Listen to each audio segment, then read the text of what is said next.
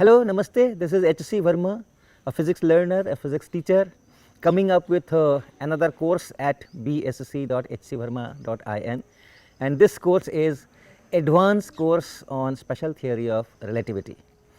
As you know, this website bsc.hcverma.in has been created by IIT Kanpur Center for Continuing Education under the project Pandit Madan Mohan Malviya National Mission on Teachers and Teaching, in collaboration with Shiksha Sopan.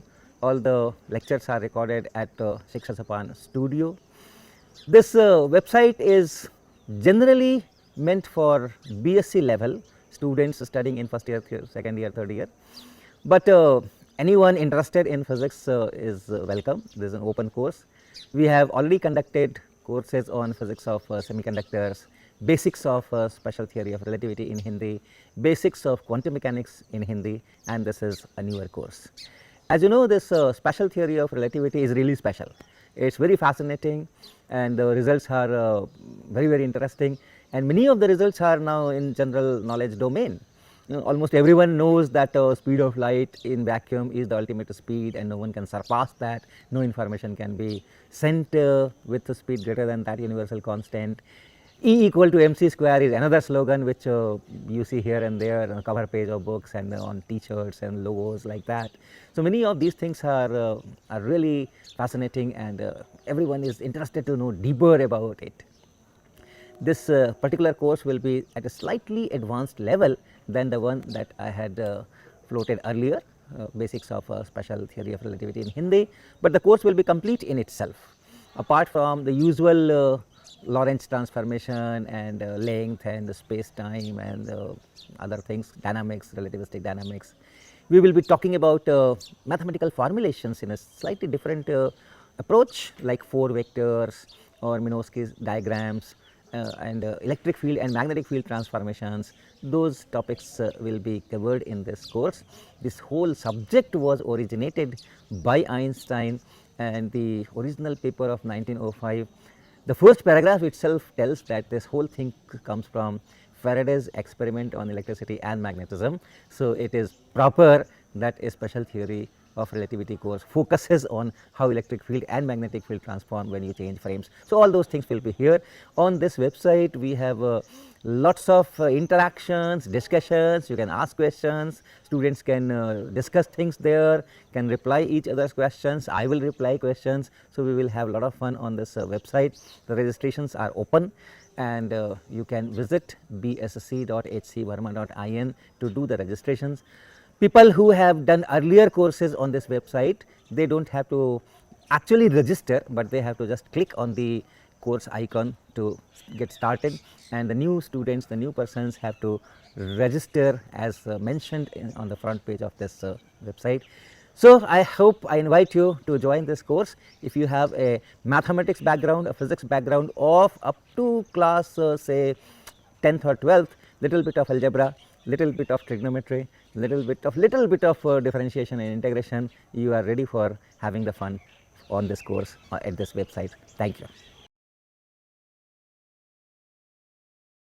So welcome to this course on special theory of relativity. As you know, this particular topic, special theory of relativity, is a topic of general talk. Even non-physicists keep talking about the speed of light in vacuum, why things cannot be accelerated to speeds greater than that, and E equal to mc square, energy mass conversion.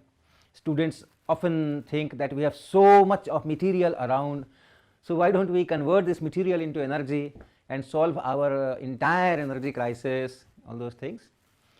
And for physicists, it is a fantastic experience to learn the details of special theory of relativity.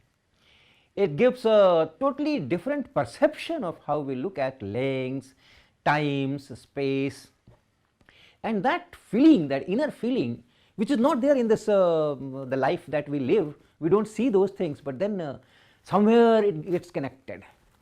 So that is a really very interesting topic. And I had given very recently a course on special theory of relativity, basics of special theory of relativity in Hindi. And this course will be at a slightly advanced level. We will be talking of 4 vectors and electrostatics, electrodynamics, relativistic, all those things, and that's all given in the introduction page. So I will start with the original Einstein's paper of 1905, where he has proposed this special theory of relativity. So let me read the first opening paragraph of that. So the title of this paper, in which this special theory of relativity is formulated, is On the Electrodynamics of Moving Bodies. Okay, the title is On the Electrodynamics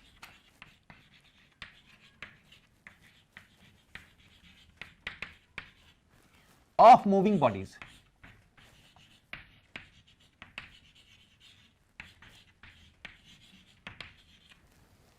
This is somewhat less known, that special theory of relativity which talks about space and time and length contraction and time dilation and all those things, starts with electrodynamics, and the title of the Einstein's original paper is On the Electrodynamics of Moving Bodies. Let me read it.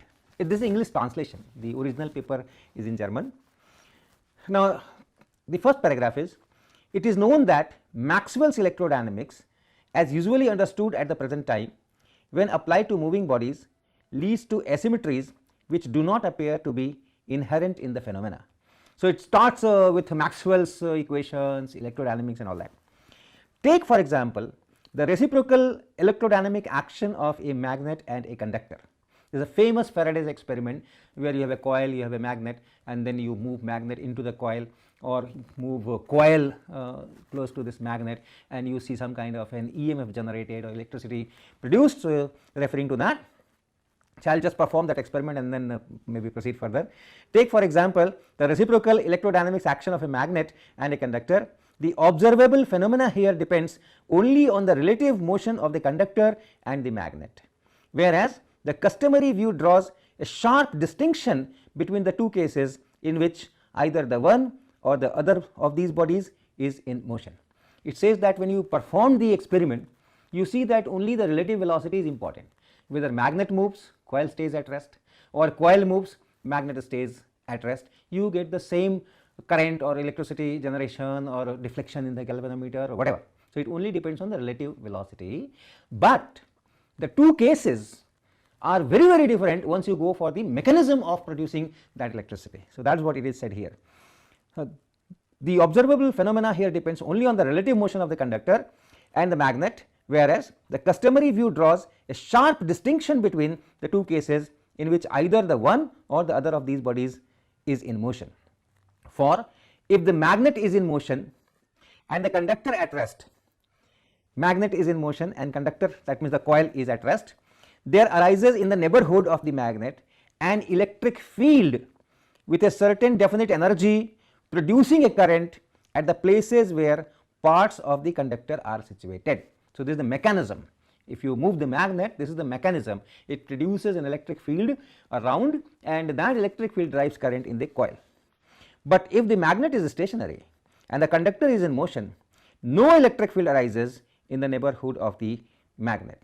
In the conductor, however, we find an electromotive force to which in itself there is no corresponding energy, but which gives rise, assuming equality of relative motion in the two cases discussed, to electric currents of the same path and intensity as those produced by the electric forces in the former case. So let me perform this experiment and discuss these two mechanisms, and then we will proceed further in this. So here is the coil, and the two ends of the coil are connected to this galvanometer here, and I have a magnet. This is a magnet, and this is just a handle to hold the magnet. So first let me move the magnet. The coil is at rest, so I am holding the coil and moving the magnet, and you look at this galvanometer, famous school experiment. So when I do that, you can see that, okay, as this magnet goes into the coil, there is a deflection. It is inside the coil and there is no deflection, only when it moves. When I bring it out, again there is a deflection on the opposite direction, and finally it goes to the middle position. So that is it. If you move the magnet, around this near this coil, magnet going inside that space within the cavity and coming out, okay, you have deflection. Even if you move your magnet not going into the coil, but it is moving close to the coil, even then you can see the deflection. So Einstein is talking of this experiment, and what is the phenomena, why this current is being produced. So as I mentioned there, when this magnet moves, when I am moving this magnet this way, that way, this way, that way, there is an electric field around. Electric field is created by the moving magnet, and that electric field drives current in this. When I have this magnet here moving, it produces electric field, and that electric field goes here also, and that drives these free electrons, and that creates a current which leads to this deflection. The second case is when the magnet is stationary. So I'll just keep this magnet stationary and move the coil. So I can move the coil, I can move the coil, and you see that once again you have similar kind of deflection in the galvanometer. So now there is no electric field. Einstein discusses that in this case, since the magnet is not moving, there is no electric field created around, but these turns here, the free electrons here, they themselves are moved, and because of that motion of the conductor in the magnetic field, you have current in the coil. So these two are very, very different phenomena. Einstein is pointing to that. So the puzzle is, these two mechanisms are very different. A moving magnet or a changing magnetic field creates an electric field, which we call induced electric field, and then that electric field exerts force on the free electrons of the coil, and then the free electrons start moving systematically in some direction, and that creates a current. This is one mechanism. Another is you have magnetic field, and then you move this conductor in the magnetic field, and then there is a force F is equal to q v cross b on the free electrons, and because of that force it moves. So these are two totally different things. If your magnet is moving, if the magnet is moving, it is creating electric field, some kind of electric field it is creating, depends on how it moves and all that, some kind of electric fields, and then you have conductor and you have coils. So this electric field exerts force, and the equation is like this, governing equation is like this. In the other case, the magnet is fixed, it also has a magnetic field, this magnet also has a magnetic field, but then the current is not generated because of this magnetic field, but because of this electric field. Whereas if this is stationary, and if that coil is moving, in that case it is this magnetic field which is here, that field exerts force on these free electrons, and that is governed by q v cross b, where v is this velocity. So if this v and if this v, if they are same, then the current which results from these forces on the free electrons here and here, they are also same. So Einstein smells that something is very intrinsically governing this. This cannot be a coincidence. So there is something, some rule is there, some law is there, nature has yet another law which dictates these two currents to be same. So that is mentioned in the first paragraph. Now the second paragraph is examples of this sort, together with the unsuccessful attempts to discover any motion of the earth relatively to the light medium. So now he is talking of attempts which were made, we will be talking about those attempts, in fact one of them Michelson Morley experiment, to measure the speed of earth in a supposed medium in which the light travels at certain velocity. So the idea was that light is waves, and therefore it will need some particles, some mediums to create disturbances in terms of which the wave will move forward. So that hypothetical medium which was assumed to be there, it was named as ether. So the whole universe is filled with this medium ether, because light can travel anywhere in the whole universe. So those were the days, even including Maxwell's, they thought there must be, they were convinced that must be a medium which we are in general not able to experience, but it must be there, particles must be there which vibrate, and in terms of those vibrations the light wave travels. So if that ether is all around and earth is moving through it with 30 kilometers per second, let us try to measure that velocity. So, there were the attempts, but they were all failed. So, examples of this sort, together with the unsuccessful attempts to discover any motion of the earth relative to the light medium in which light travels, suggest that the phenomena of electrodynamics as well as of mechanics possess no properties corresponding to the idea of absolute rest. So, whether it is electrodynamics, this coil and magnet experiment, or it is mechanics, vibrations of ether or wave propagation. So, everything is nothing is suggesting that there is an absolute rest. So, that is what he is writing. They suggest rather that, as has already been shown to the first order of small quantities, the same laws of electrodynamics and optics will be valid for all frames of reference for which the equations of mechanics hold good. So, this is the starting opening remarks with which he then develops this special theory of relativity based on two postulates. One is principle of relativity and the other constancy of speed of light in vacuum. So, first thing is that okay, so let me write. One is principle of relativity.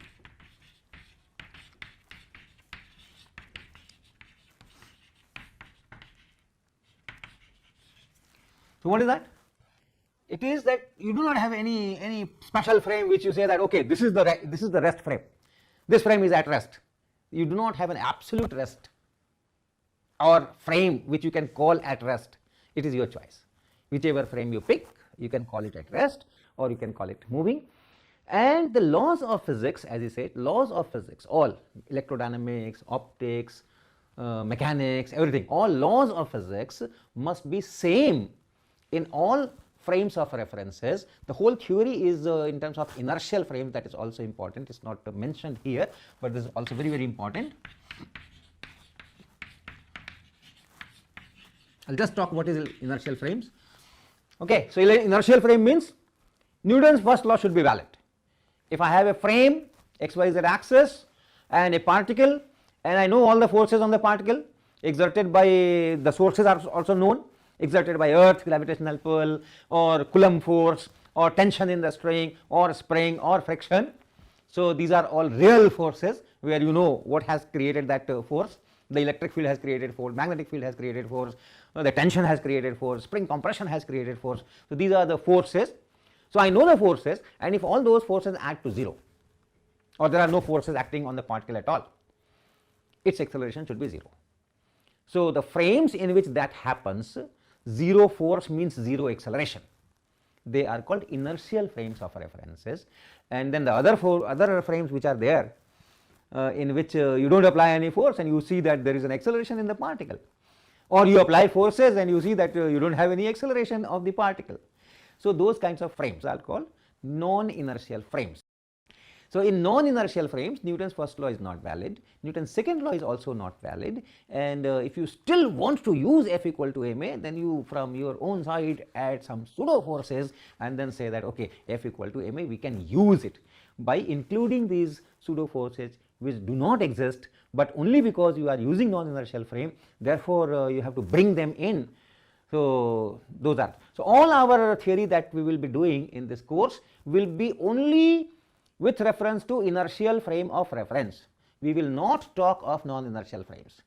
The large number of questions will be there. What happens if the frame is non-inertial? How this equation will change and this and that? I will not respond to that. It is a totally different topic and totally different physics and totally different mathematics for that. So, we will confine to inertial frames.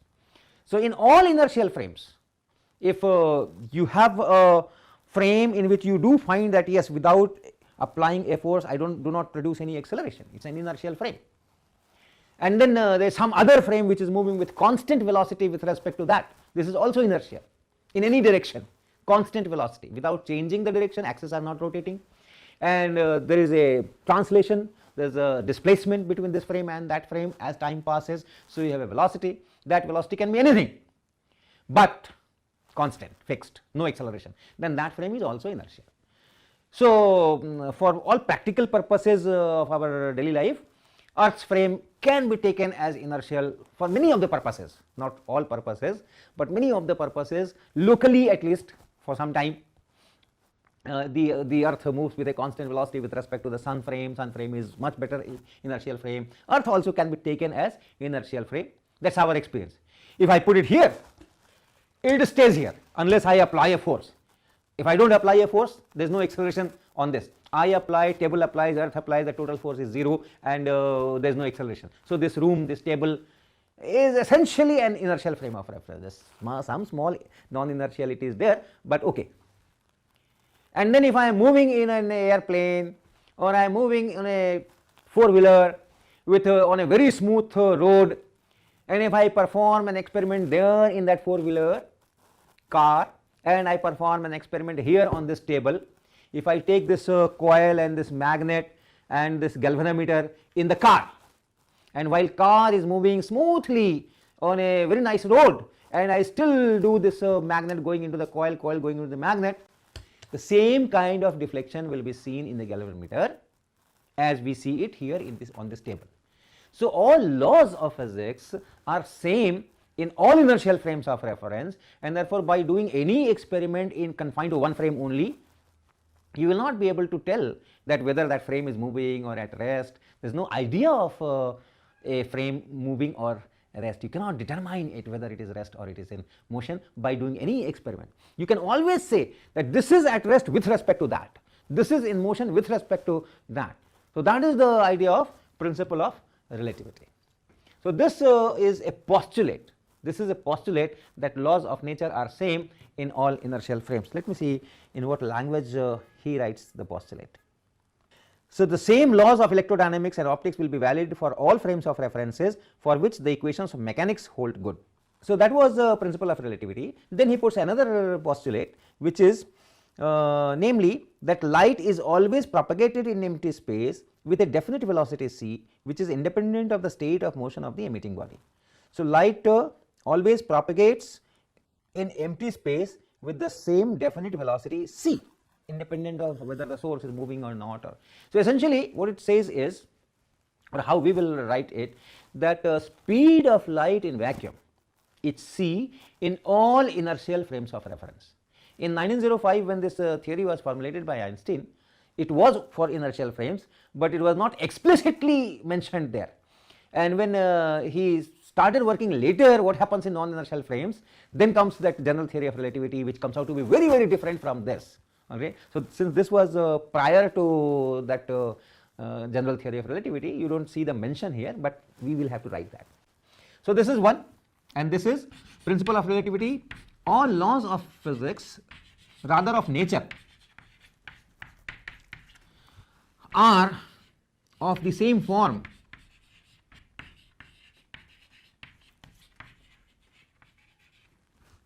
in all inertial frames.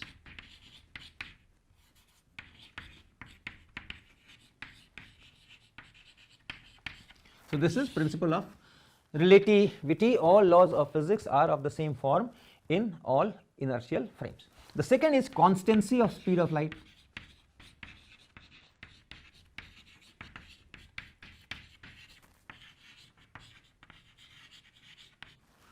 Speed of light in vacuum.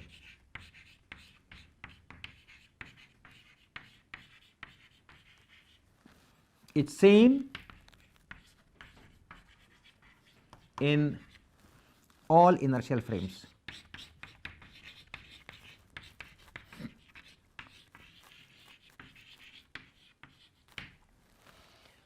So with these two as postulates, not to be questioned, of course they are coming again from the experiments. All physics theories come out of experimental observations.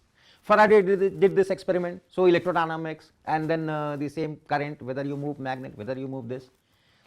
Then experiments where people try to measure the speed of earth in ether and deduce from that you change the frame and the speed of light remains the same.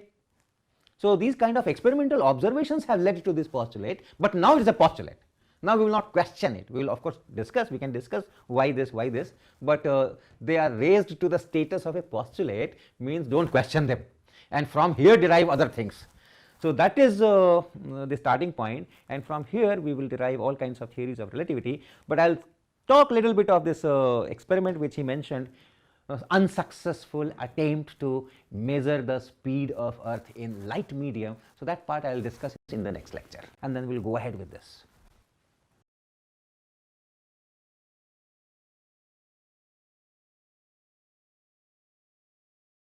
So in the first lecture, I told you about how Einstein reached this special theory of relativity. The driving things were the electrodynamics experiments and the so-called unsuccessful attempts to find velocity of Earth through ether. So two postulates I wrote last time. One is principle of relativity. I will talk on that in more detail. And the second was that speed of light is same in all inertial frames. Speed of light in vacuum, it's same in all inertial frames, independent of whether source is moving or not moving, or who is observing which inertial frame, it is constant. So these two are the postulates of special theory of relativity. Now this constancy of speed independent of frame, that comes from a famous experiment which is known as Michelson-Morley experiment.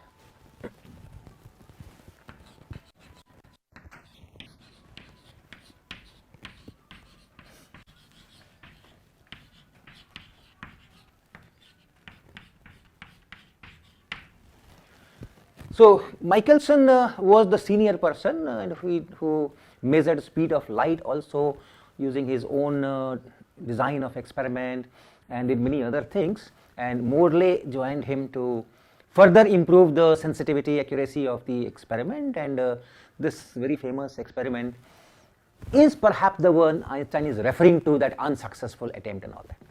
So let me go a little bit into the history of this, or history of light itself. So as you all know, Newton has done a lot of work on light. He had done lots of experiments using sunlight through a window, small hole in a dark room, and prisms and everything. On colors he has done a lot of work, experimental work. So all these things are listed in his book Optics, right? Optics by Isaac Newton. A detailed description of all those experiments, and the results are given here. And he has tried to explain all those results by taking light to be particles on which forces act, and then the particles accelerate, particles move in straight lines with constant velocity if forces do not act, and all those things like that. Then you also know that contemporary was Christian Huygens, who looked on these experiments in a very different way, and he proposed that light should be a wave. And these things went on. There was no exclusive experiment which can decide that it is wave or it is particle till, say, the beginning of 19th century, when Thomas Young came up with a double slit experiment and showed the interference of light. So the interference is some kind of a signature of wave nature, and there, and together with many other experiments, speed of light in water is less than speed of light in vacuum, and many other experiments by Fraunhofer, Fresnel on diffraction. So those things combined, 19th century, beginning 1801 to 1805, let us say, it was established that light is a wave. But then wave needs a medium. That was the understanding. What is wave? Sound wave, for example. So essentially, sound is nothing other than the vibrations of air molecules in a particular fashion. So when sound propagates, we say that, okay, this part of air is compressed or rarefied, and then it exerts force on the other neighboring part, and there you have compression and rarefaction, and that is how the wave propagates.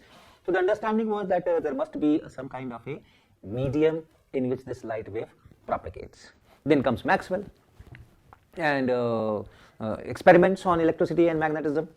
And two things. One is that once you do the experiments, find epsilon naught, find mu naught from the experiments, and then put the values, and you see that this 1 by square root epsilon naught mu naught turns out to be very close to 3 into 10 to the power 8 meter per second from purely experiments on electricity and magnetism. You do an electricity magnetism experiment, get the value of epsilon naught, get the value of mu naught, and then calculate this, and it turns out to be this. which is very close to speed of light, and this establishes that there is some close relation between this light and this electricity and this magnetism. And then comes Maxwell, who writes the entire theory of electric field, magnetic field, charges, currents and all those, and those Maxwell's equations, I am not writing the equations, that will be in the course on electrodynamics, but these equations tell that one can have electromagnetic wave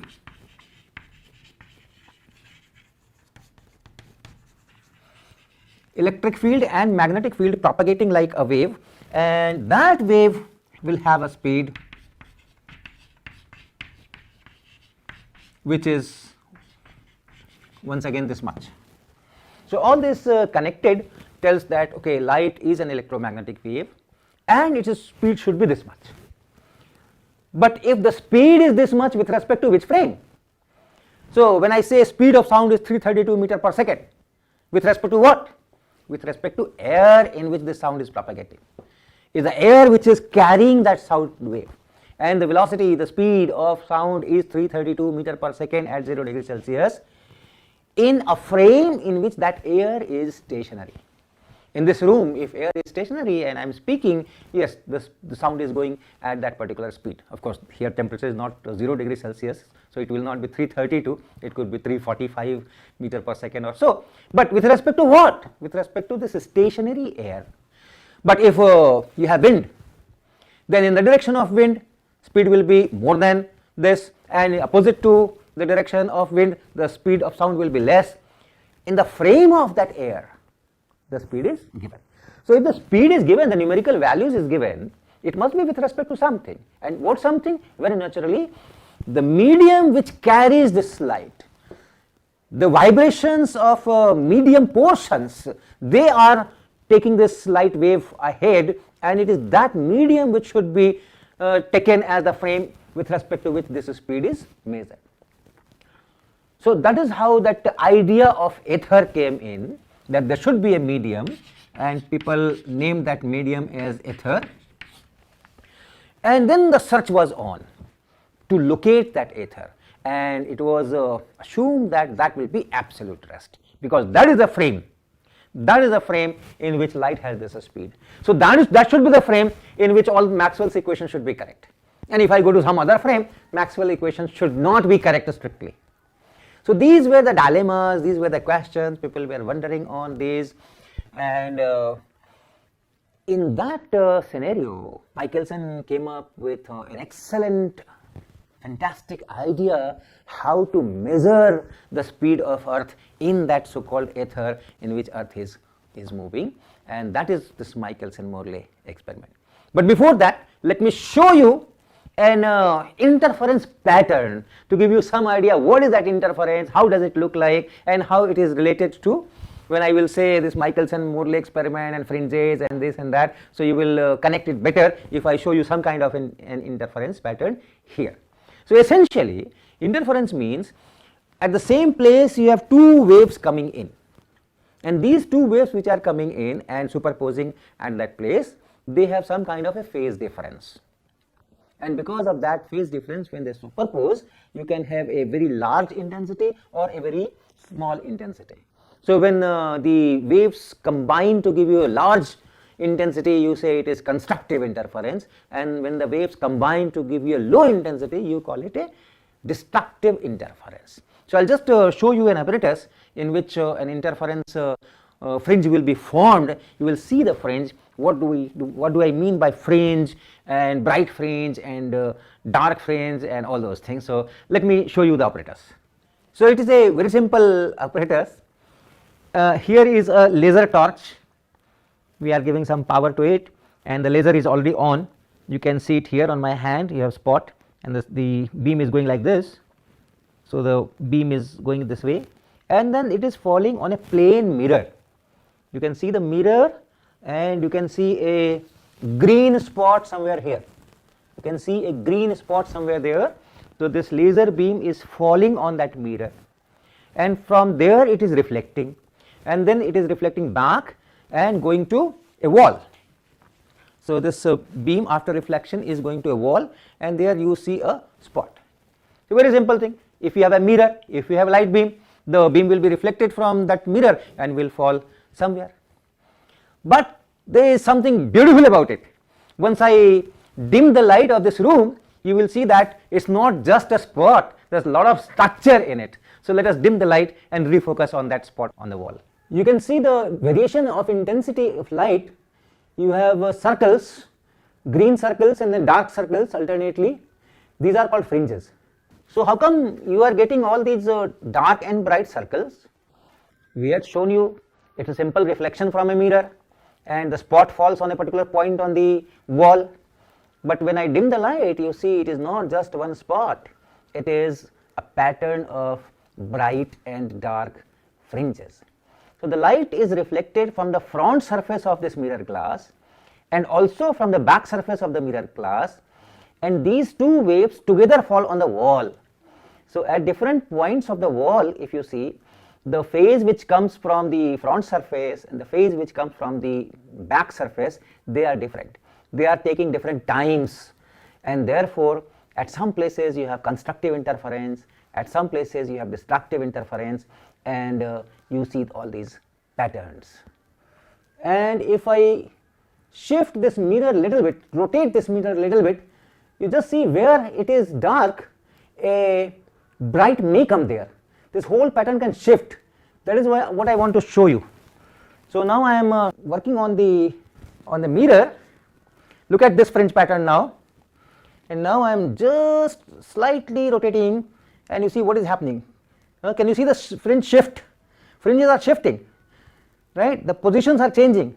The position of the bright, which is now any bright, you focus on any bright ring and then see what happens as I rotate this mirror a little bit.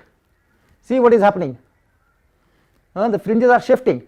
So that shift I want you to focus on. If I somehow do something to the mirror, the fringes are shifting. So now let me come to Michelson-Morley experiment.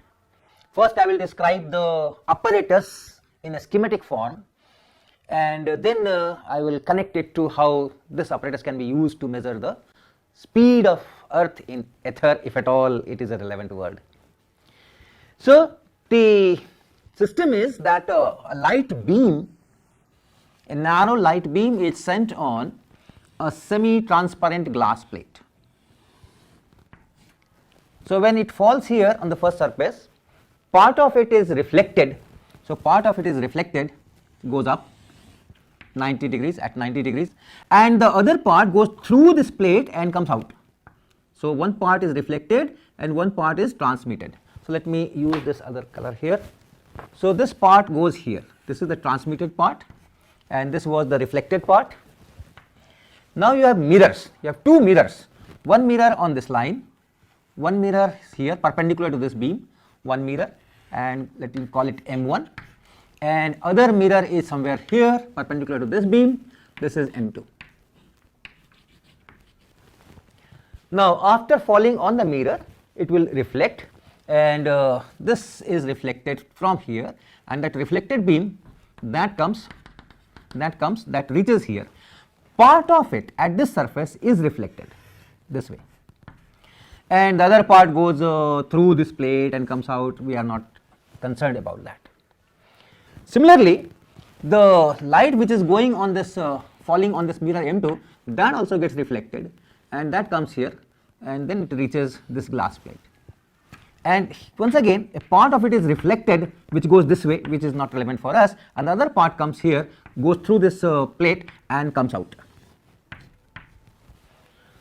Okay, so let me repeat. I have a beam, then beam splits at this glass plate, which is at 45 degrees to the beam, and part of it is going in this direction, part of it is going in that direction. Then you have mirrors perpendicular to the beams. These mirrors reflect the beam, and then again they come to the glass plate. Part of it is reflected, part of it is refracted and transmitted, but the part which is going in this direction, in this one direction, that is relevant, and this is captured in a telescope. So you have a telescope and this beam is taken here. So there is a phase relationship. This same beam is split here and here. So they start with the same phase. You have some changes because of the thickness of the plate and reflection. All those things are details which I am not going into. Assume that it is a very, very thin plate and so on. In fact, in the actual apparatus you have yet another glass plate to compensate this thickness in the path and so on, but those things are for details. The essential theory, if you understand, is that here the two parts are split from the same beam, therefore they have the same phase relationship. But then they are traveling this much of distance, it will take some time. This one is traveling this much of distance, it will take some time, and these time may be different. And if these two times are different, then the two beams which are entering the telescope, they will have a definite phase difference. And then depending on that phase difference, you will have intensity. And it's not just one ray. Just now you saw we have a laser beam falling on the mirror. Of course, I am using the reflection from the back surface and the front surface. Here that is not the case, it's only that one reflection which is being used.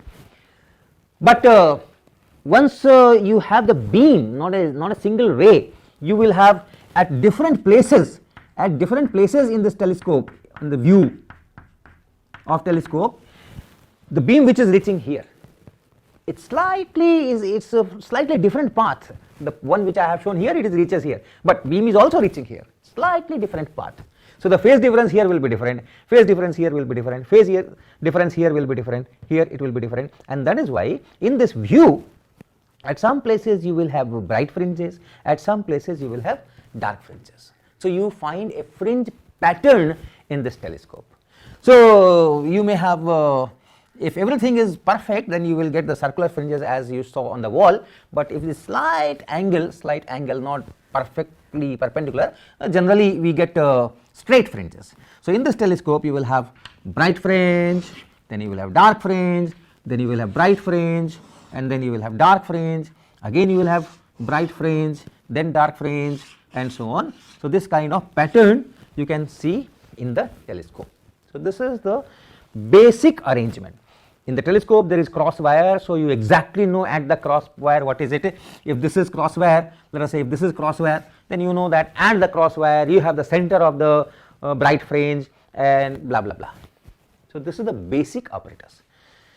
Now comes the theory of it, the physics of it, why Michelson designed this kind of apparatus. So first let us talk of speed of light, because I am interested in time, how much time this beam takes and how much time this beam takes. The difference in those two times, that will decide the phase difference. So how much is time taken by the light going from here to here and coming back, then here going from here to here and coming back. After this time is same, and I assume that thickness is small and other things. Okay, so what is the speed of light here? Speed of light is c, but speed of light is c with respect to the ether frame. This is earth frame. Is it ether frame? Same as ether frame? Not necessarily.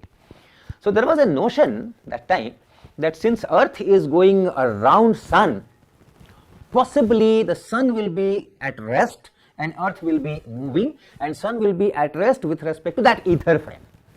So if you have sun here, let us say you have sun here, and if the earth is going in this orbit, and supposing that okay, sun is at rest in ether frame, then what happens on the earth? Since earth is moving in the sun frame, earth is moving this way, and the speed is about 30 kilometers per second. If you know the radius, you can, and 365 it has to make one full round, so you can calculate the speed. That speed is something like 30 kilometers per second. So if sun is at rest in the ether, so your ether is here at rest, and in ether this earth is moving at this speed v in this direction. So as seen on the earth, what is ether doing? On the earth if you are sitting, and in that earth frame if you are looking at, then the ether is going in the backward direction. So that means if this is earth and here is our whole apparatus, then ether is going this way. Ether is going this way with velocity v. So there is a wind of ether, and if there is a wind, ether wind, then speed of light will be different in different directions. Only in the ether frame in which the light wave is moving, one can say that in all directions the speed is same. But if I am in some other frame, and in our frame ether is moving and speed of light is same in all directions in the ether frame, then in my frame it will depend on the directions. So in our experiment, in this Michelson-Morley experiment, light goes from G to M1 back to G and then comes here. Light goes from G to M2 and then M2 to G and then it goes here. Any calculations on the fringe formation, if we have to make, we have to find the time difference between this path and this path. And for that we need speed of light in direction GM1 and speed of light in direction M1G, speed of light in the direction GM2 and speed of light in the direction M2G, and all these will be different, and depending on how much is the wind speed and in which direction is the wind speed, wind velocity, that will decide all these 4 different time intervals and hence the fringe formation. There is yet another point. We say that on the earth there is a wind, but then my laboratory, my apparatus can be somewhere on the globe. It has to be somewhere on the globe, and depending on where this laboratory is on the globe, the direction of this ether is different. At one position the same direction is vertical, and at some other position the same direction can be horizontal, because we have a globe. So suppose you have a direction like this, suppose you have a globe here and the ether wind is like this, so here it is vertical, here it is horizontal. So depending on the location of the laboratory, and the earth is moving, okay, so location is not fixed. I am here, after some time I am there, after some time I am there, and so on. Earth is rotating, earth is going around the sun, so all those things are to be taken into account. And finally we need the time difference, and which will make these fringes. So in the next class I will be assuming that the situation is so favorable to us that this ether wind is parallel to one of these 2 arms, say this arm. So this ether wind is going this way. So we will just assume that ether wind is parallel to one arm, and then we will make the calculation how much should be the path difference, phase difference here, and then we will talk about the genius of Michelson. You get fringes, fine. So whatever be the wind velocity or whatever is the time difference, etc., you will get the fringe pattern. So from this fringe pattern, how to deduce that ether velocity v, that is the genius of Michelson, and we will talk those things and do some calculations in the next lecture.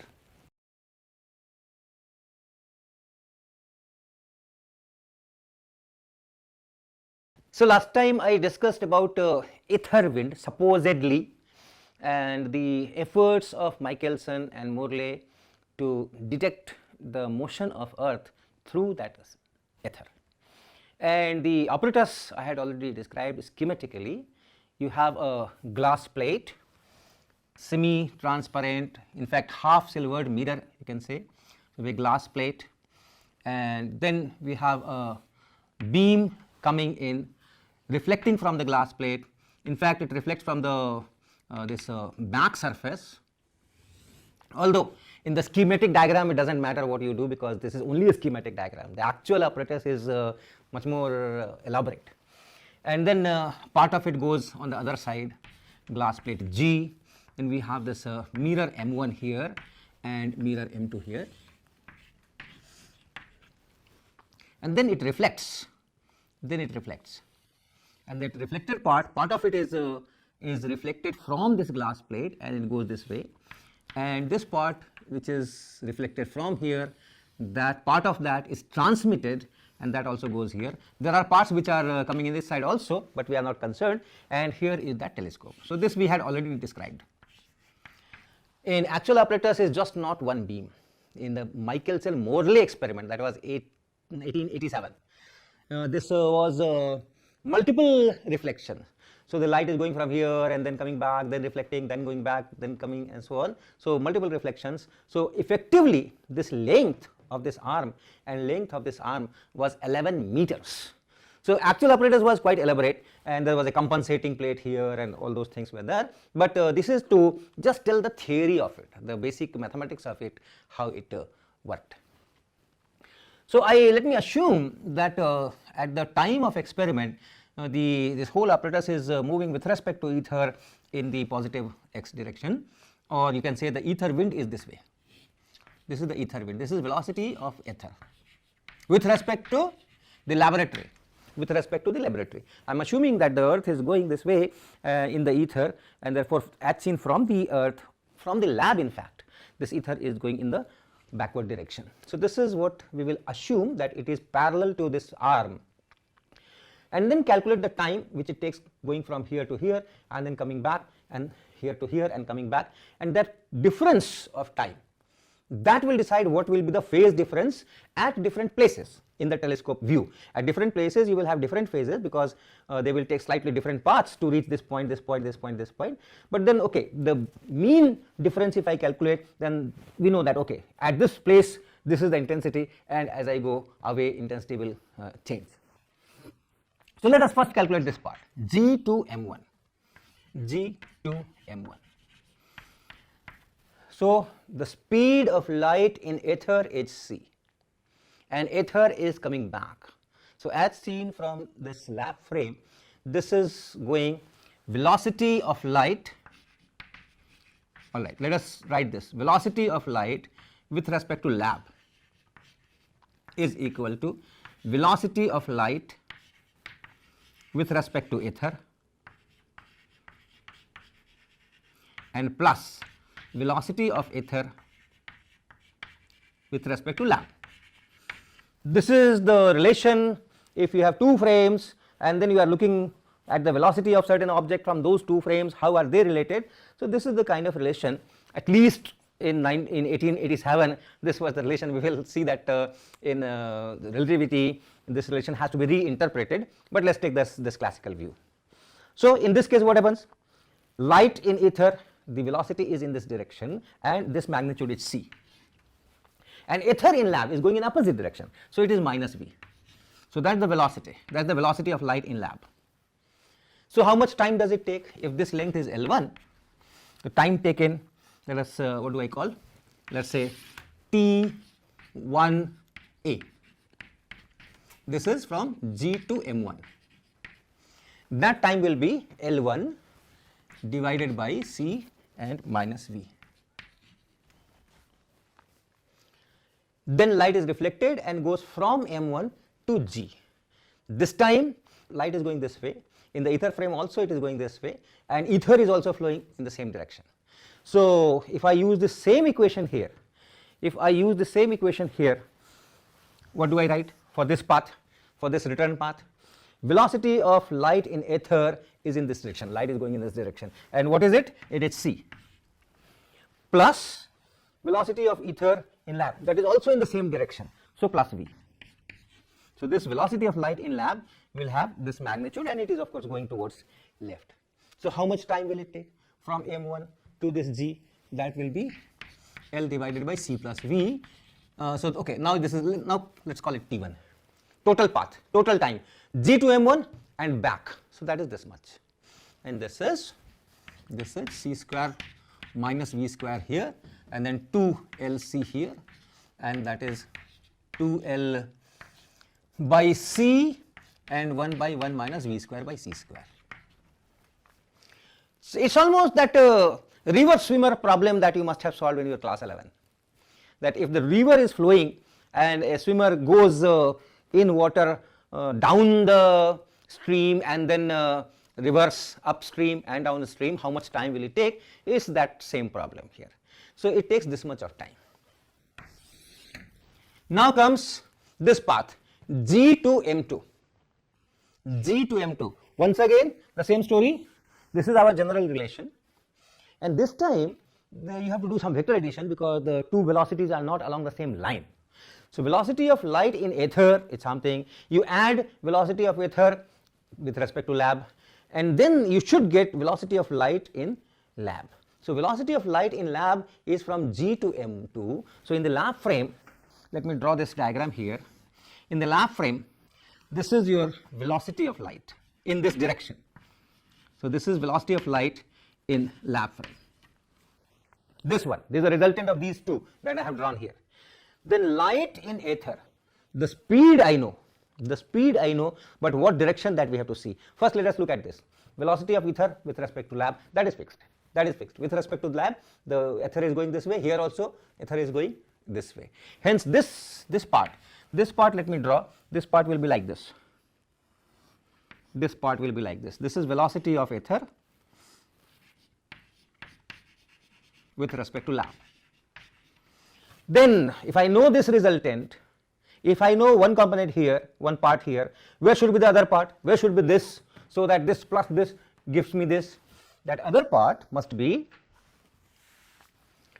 like this, something like this. If I draw this here, let's say this is V here, this is that small v here, and then the other part must be of this type. This should be velocity of light with respect to ether, and this is velocity of light in lab. Okay, check once again. This is the standard relation, and this I am writing here in this diagram.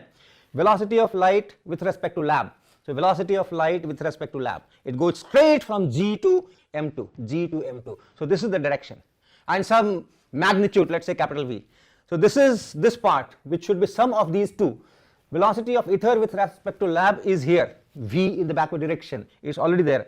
Therefore this must be slant, this must be inclined, so that this plus this gives you this, that is the parallelogram law of vector addition. So this is the diagram. And velocity of ether in lab, that magnitude we know, that I am writing V. Velocity of light in ether, that magnitude I know, that magnitude is C. So this vector, this magnitude is C, this magnitude is V. Then very easily you can say what is this capital V from this parallelogram. So if this is V, in this parallelogram this will be V, this line, this will be V, and this is hypotenuse, and therefore you can use the relation V is equal to square root of C square minus V square. This capital V is equal to the C square and minus V square square root, so V is equal to this much. So relative to lab, with respect to lab, the speed of light should be this much. And how much distance it is moving from G to M2? If I call it M2 L2, then that T2 is equal to, the first part is L2 divided by capital V, and that is L2 divided by square root of C square minus V square. It's only one part, it's going. Now coming back is the same story. Only thing that this diagram will be inverted. So in the lab, the direction is M2 to G. So this arrow will be inverted. This is our resultant, this one. This V is already there. So this V is already there. And this capital V should be resultant of this one and this one. Okay. So that is the velocity of light in ether, and therefore its magnitude is C, and this is velocity of ether in lab, so this velocity is V, and once again capital V is C square minus V square square root, and hence it will take the same time coming from there to there. So T2 is this much. And after G to the telescope, that is same path for each of the two. So the time difference at the center of this telescope, that crosswire where you set the mean position here, that time difference of these two waves reaching here will be T2 minus T1 or T1 minus T2, that is 2 times L2. This you can also write 2L2 divided by, let's take this C here, C, and then 1 by square root 1 minus V square by C square. So 2L2 by C, 1 by square root 1 minus V square by C square, and then minus 2L1 by C and 1 by 1 minus V square by C square. This I am writing L1. So this is the time difference, and if you look at the time period, one time period means a phase change of 2 pi. So this much of time one can calculate what is the phase change. So if this is delta t, so the phase change delta phi will be this delta t divided by capital T into 2 pi. What is that capital T? This capital T is time period, 1 by frequency. Okay, this is 1 by frequency, and frequency is related to wavelength. The wavelength and frequency, they are related. Time period is what? Length by velocity, so it is lambda by c. Okay, so you can write T also as lambda by c. So that you can write here and bring everything in terms of lambda also if you so wish, because lambda is better known, 500 nanometer, 600 nanometer wavelength of light, so you can write it in terms of that also. So this is delta T and divided by capital T, which is lambda here and c here, and into 2 pi, that is the phase difference, delta phi. So what? So what? Let the velocities be different this side and this side. What you are going to see is just a fringe pattern. Depending on this value, at the central position may be bright, may be dark, and in bright also middle of the bright or slightly away from that. So those things will be decided, but then from this you cannot get what is this V and difference in velocity in the two arms, that you cannot get. Now this whole experiment, when it was designed, when it was conceived by Michelson, so that time the real idea for which this experiment has to be praised, and this is one of the best experiments I will say in the history of physics, was that what if I rotate this whole apparatus by 90 degrees, and for that this whole apparatus was mounted on some heavy stone, all vibrations, this and that must be removed, and all those things, those technical details are also very, very interesting to read. And this whole thing was floated in a pool of mercury, so that very gently you can rotate the apparatus. On that pool of mercury, it is floating, so very gently you can rotate the apparatus.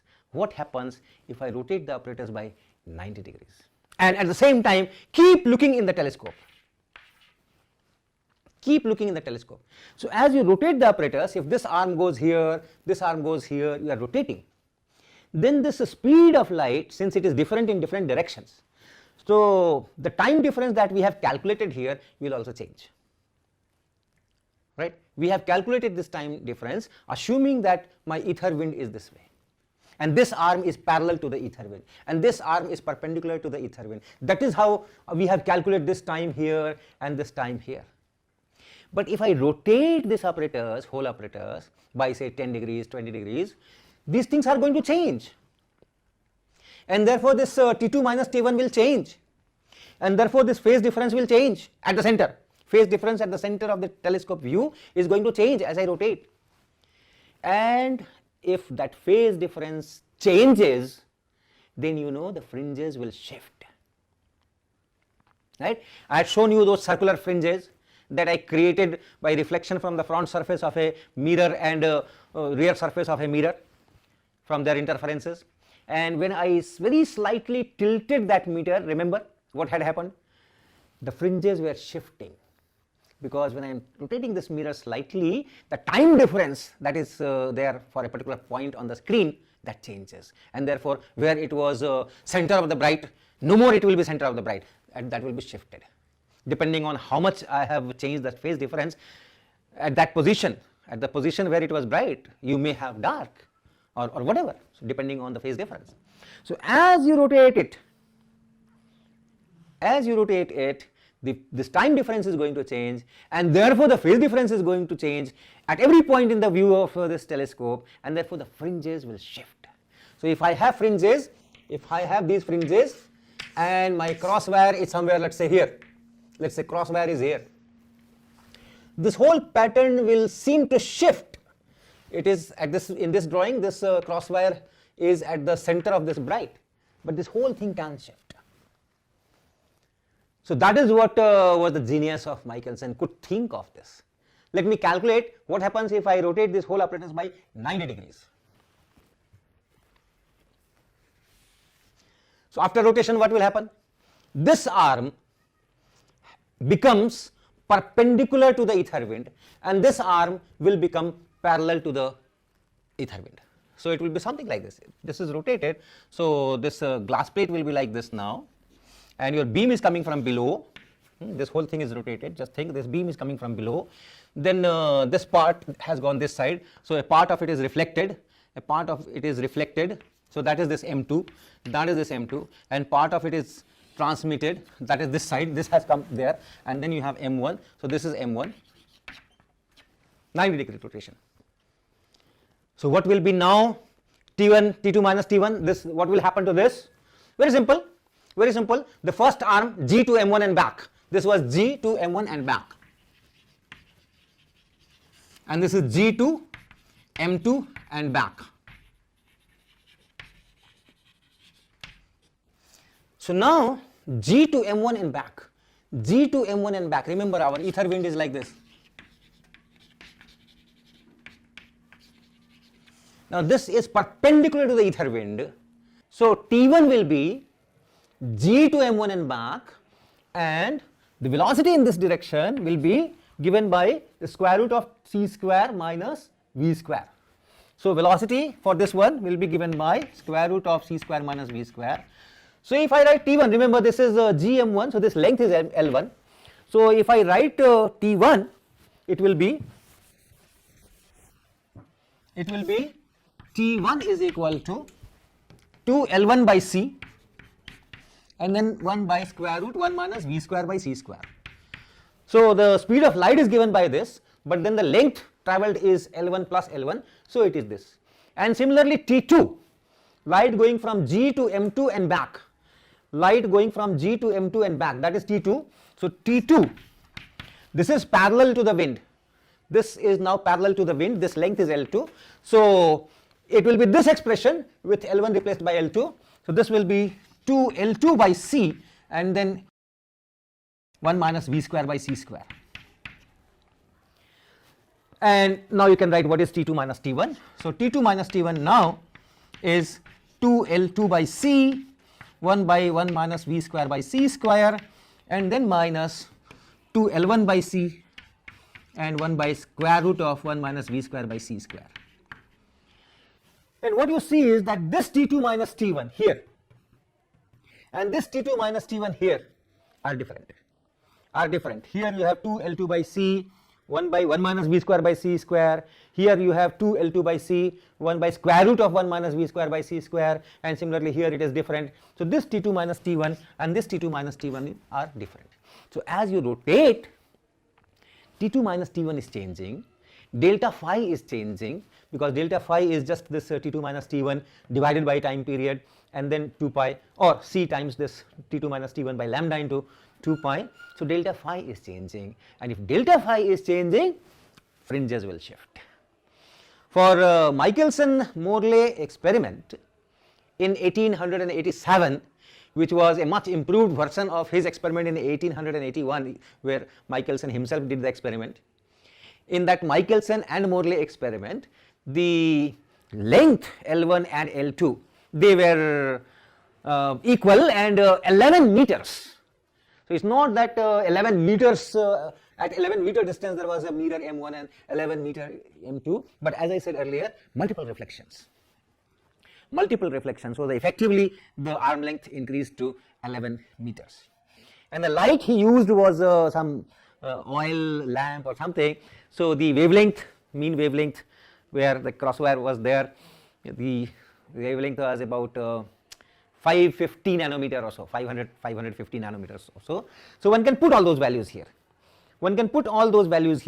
And then calculate how much is the difference between delta phi and delta phi prime. This delta phi prime is this T2 minus T1, that is delta T, and divided by capital T and into 2 pi, which is same as this one, C times this delta T, this new delta T, T prime, divided by lambda into 2 pi. So the change in delta phi prime and this delta phi in Michelson-Morley experiment, when you put all these things, lambda 500 nanometer, L1, L2 11 meters, and from there if you calculate how much should be the fringe shift. Remember, if your phase difference changes by 2 pi, one full fringe will be shifted. That means this bright will come here. If this is center of the bright, one fringe shift means this will come here. So from there one can calculate how much fringe shift should be there. So if I have this delta phi prime and delta phi, this is the change divided by 2 pi. If this changes by 2 pi, one fringe shifts. So this is the number of fringe shifted. And in Michelson-Morley experiment, assuming that this v ether velocity is 30 kilometers per second, and then L1, L2 and all those things, this calculated part was 0.44. These many fringes have to shift. What do I mean by these many? 0.44. If it is 0.5, then this center of the dark will come here. The fringes will shift so that the center of the dark will come here. That is 0.5 fringe shift. So 0.4 or 0.44 means not right at the center, but the dark fringe will come here. So that is the expected fringe shift. But the observed fringe shift was almost within experimental error. The accuracy of this apparatus was such that a shift of 0.01 fringe could have been detected, and the observed fringe shift was of that order, 0.02, 0.03, like that. So that is what is called failed experiment or null result, that they could not observe any significant fringe shift during the rotation of this apparatus. Now there can be many things that we should question. First assumption is, in the beginning, I assumed in all this calculation, in the beginning one of the arms was parallel to the ether wind, but I do not know where the ether wind is, what direction the ether wind is. So that's one. But then if the ether wind is horizontal, and is to start with, my arm is not parallel to that, but I can always do the experiment again with new starting orientation. After all, my apparatus can be rotated on mercury pool. So you can start with one orientation, you don't see anything, start with some other orientation, start with some other orientation, start with some other orientation. In some case it will be parallel. So that is one. Even if it is not parallel, these calculations will not be there, but then some fringe shift will be there if there is an ether wind. So that was one thing. Second thing, we are putting v equal to 30 kilometers per second to get this number. So we are assuming that ether is at rest with respect to sun, and earth is moving 30 kilometers per second with respect to sun, and therefore earth is also moving 30 kilometers per second with respect to ether. That is also only assumption. Maybe the ether is not at rest in sun's frame. Earth is going at 30 kilometers per second in sun frame. Ether is also going at 30 kilometers per second with respect to sun. In that case, the velocity of ether in ground will be 0. So this v will become 0, and if this v becomes 0, then doesn't matter which orientation you are, the speed of light will be same. So that is also a possibility. But then the earth is going round in 1 year. So in 6 months it is changing its direction by 180 degrees. So if ether is there and earth is also moving with the same velocity, so that the relative velocity of ether with respect to earth is 0, after 6 months, when ether goes in the same direction but earth is going in the opposite direction, the velocity of earth in ether, or velocity of ether in earth's frame, will be 60 kilometers per second. So if in this month I am doing experiment, I don't find any fringe shift, maybe after 6 months I will find double of this fringe shift. But this experiment was repeated several times in different months of the year, during day-night different times and with different orientations. In no case any significant fringe shift was observed. So it suggests that velocity v of ether with respect to earth is all the time 0. So there were various hypotheses, people came up with different kinds of explanations and suggestions. One was ether drag, that ether is being dragged by the earth locally. So although the ether is there, and but then when the earth is moving, it is dragging ether together with itself, and therefore the relative velocity of the immediate neighborhood ether is 0 with respect to earth. Varieties of suggestions people came out, but one observation or the other contradicted each and everything. Most famous is that Lorentz contraction hypothesis, that in the direction of motion the lengths contract by a factor, and therefore the length which is parallel to the ether wind, that contracts. The length which is perpendicular to the ether wind does not contract. If you take that, then yes, then the two times are same. The speed here, the time taken here and here, lengths are different, the speeds are different, but then the time taken will be same. So that hypothesis was also very good, but somewhere some problems were always there, and that is where Einstein came up with a neat and clean solution that forget ether. Forget ether, there is no ether, and light travels at speed c in all inertial frames. Why ether was needed? Because light is a wave, and if light travels at some speed 3 into 10 power 8 meter per second, then you must have some particles, vibrations of which will carry this wave. So, and then the speed of light in ether frame and non-ether frame, all those questions arose. So Einstein came up with this solution, suggestion that forget ether, etc. The whole mechanism can be very different for light, and you don't need any ether, and just take it granted that the speed of light in all directions in any inertial frame, it's constant. So that is that second postulate, constancy of speed of light. So next time we will talk more about the first postulate, the principle of relativity.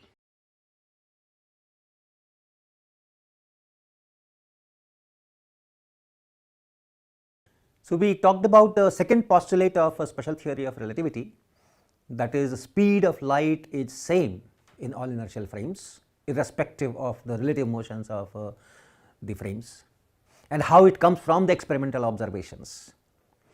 The other postulate, first postulate, is that laws of physics or laws of nature have same form in all inertial frames. So that is principle of relativity. The motion of one frame with respect to other frame is only relative. There is nothing like absolute rest, nothing like absolute motion, so it is all relative. And therefore, if you have two frames and one frame is moving with respect to the other frame, both frames are of the same status. Any of them you can call it at rest, the other is moving, and hence the laws of physics must be same in this frame as well as in that frame. And that means any experiment you do in one frame and you get some result, that is governed by the laws of physics. If you repeat the same experiment under identical conditions but in that other frame, still you will have the same result, because the laws of physics are same, and hence the result of the experiments will also be same.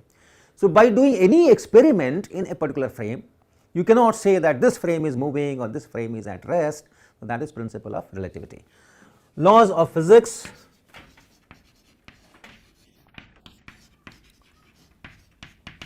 have same form in all inertial frames.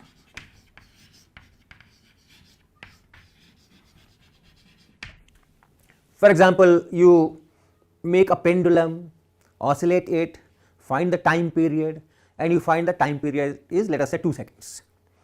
Now, if you do the same experiment, take the same pendulum in some other frame, in some other car, in some other trolley, which moves with uniform velocity in a straight line with respect to the first frame, and both the frames are inertial, in that frame also you will find that the time period is 2.0 seconds. Same experiment, same results. If you have a convex lens and you put some source of light here and you find an image, and then you see that, okay, if this is 20 centimeters, that is 30 centimeters. If you repeat the same experiment in other frame which is moving with respect to the first frame with constant velocity, you get the same relation, 20 centimeter here, 30 centimeter there. Laws of reflection, laws of refraction, all those things are identical. So that is the meaning of this particular thing. If I look at the mechanics experiments, most of those mechanics experiments are governed by Newton's laws of motion. You can write F is equal to mass times acceleration, F equal to ma. For example, this pendulum experiment, there also is the same thing. You have a tension, you have mg, then you have some resultant force, and that causes an acceleration. So most of these mechanics experiments are essentially governed by this equation. What this postulate says that if you are in some frame, F equal to ma, you go to some other frame, and in that frame you see what is the force, what is the acceleration, you still have the same relation there also.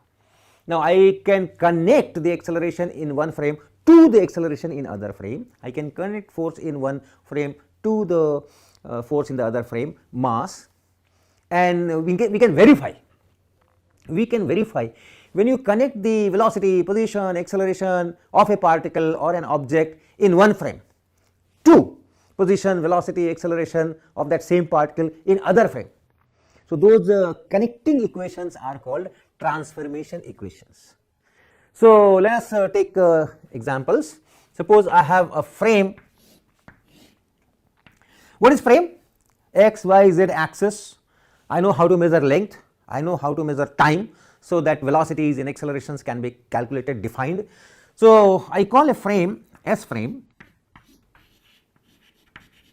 So, I have x axis, I have y axis, I have z axis, and this is x axis, this is S frame. And then if I take some other frame, the other frame may have orientation different, x, y, z orientations different, of course perpendicular to each other, and it can be moving in some direction with velocity v, which is constant in time, because we are only talking of inertial frame of reference. So, this is inertial frame.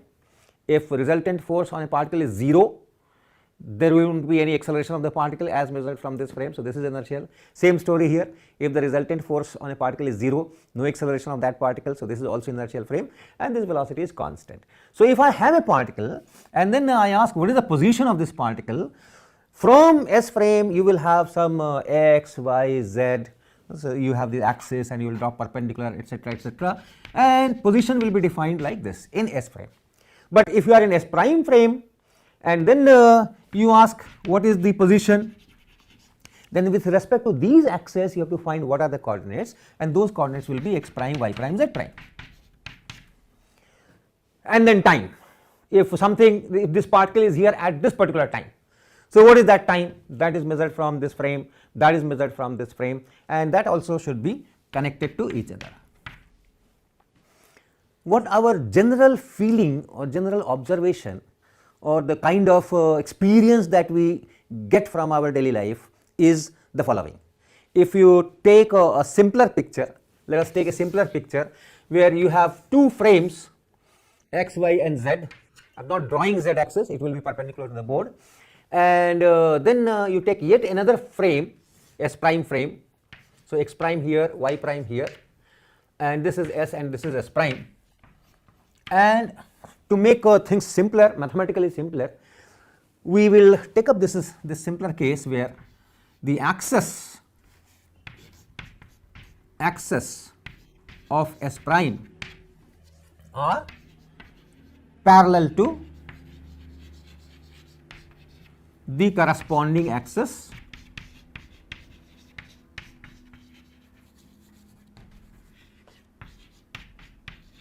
of S. So, x axis and x prime axis, they are parallel, y and y prime are parallel, z and z prime are parallel. We will go further, x and x prime axis are coincident, same, on the same line. So, this is on the same line, x axis and x prime axis are coincident, one on top of the other. So, this is one. Then second is regarding the time measurements. So, if this origin is O prime, this origin is O, then at the crossing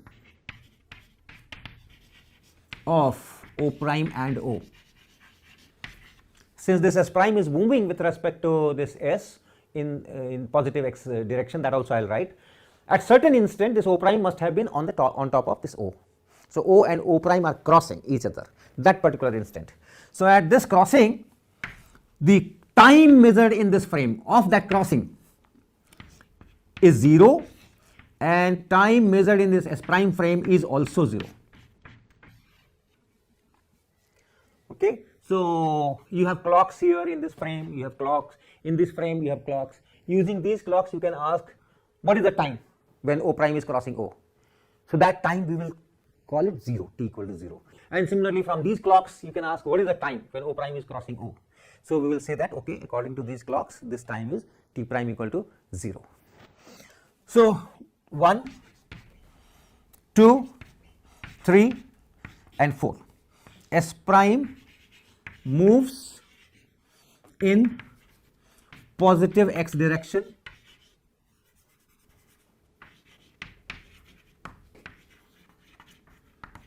with a velocity v. These are the general symbols. These are the general symbols. We will use these conventions or these simplifications when we will talk about S and S prime. Whenever I say S and S prime, this will be the relation. These will be the relations. Axes of S prime are parallel to the corresponding axis of S, and X and X prime axes are coincident. When the origins cross, that time will be called t equal to 0 in S frame, that time will be called t prime equal to 0 in S prime frame, and S prime moves in the positive x direction with velocity v. So, this just to make mathematics simple, otherwise not very difficult. If there is an orientation, if the axes are oriented at some other angle, we know how to transform, right? We know how to transform this. We can do some trigonometry, not very difficult. We can do some trigonometry and get what will be this x prime in terms of x y z, y prime in terms of x y z, z prime in terms of x y z, and so on. We can do all that trigonometry and we can write the transformation equations. But to learn relativity, that's more important than getting into this complex algebra. So we will be using these things. Now suppose I have a particle. Now suppose I have a particle out here, and this particle is here. This is called an event. Let me call this word also. I will be using this word many times. Event. Event. Something has occurred. Something has happened. That is called an event. So a particle is here at this position. This is an event. And for an event, you have to answer two questions. One is where did the event occur? And the other is when did the event occur. So it occurred at this position at this time. When you say this position and this time, you are talking of an event. So a particle is here, this is an event, and for this event, what is the position? If I ask this question to S frame, they will say that okay, it occurred at xyz. And if I ask the question when did this event occur, when the particle was here, they will say some t. But if I ask the same question to S prime frame, particle P is here, what is the coordinates, where is it? So the answer will be x prime, y prime, z prime. And if the question is when was the particle here, when did the event occur, the answer will be some t prime. So what we want is, we want to connect this and this under these definitions or these conventions. So that is the task, and this will be called transformation equation. So let me make some space.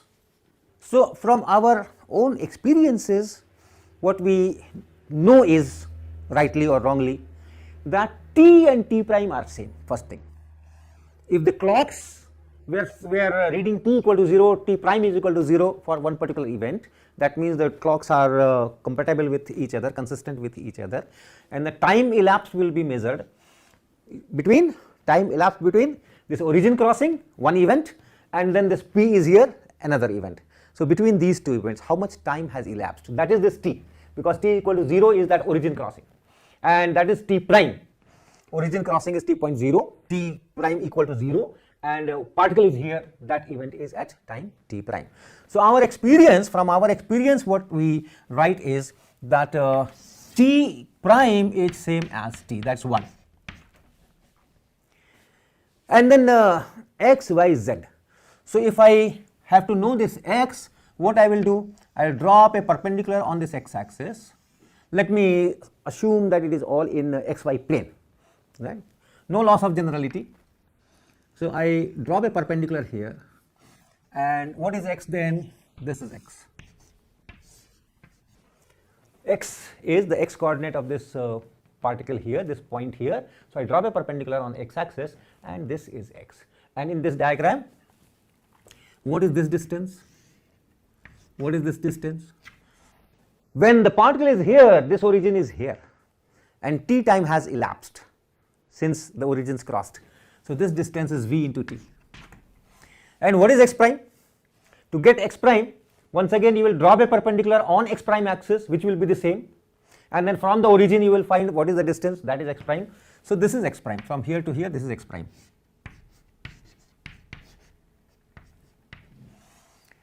And what you see is that this x is equal to this Vt and plus this x prime, or x prime is equal to this x and minus this Vt. So you write x prime is equal to x minus Vt. Okay, this is x, you drop a perpendicular, see the distance from the origin, that is the x coordinate by definition, and by the same definition this is x prime and this is Vt, so you have this relation. And y, what is y? This is y. For S frame, what is y?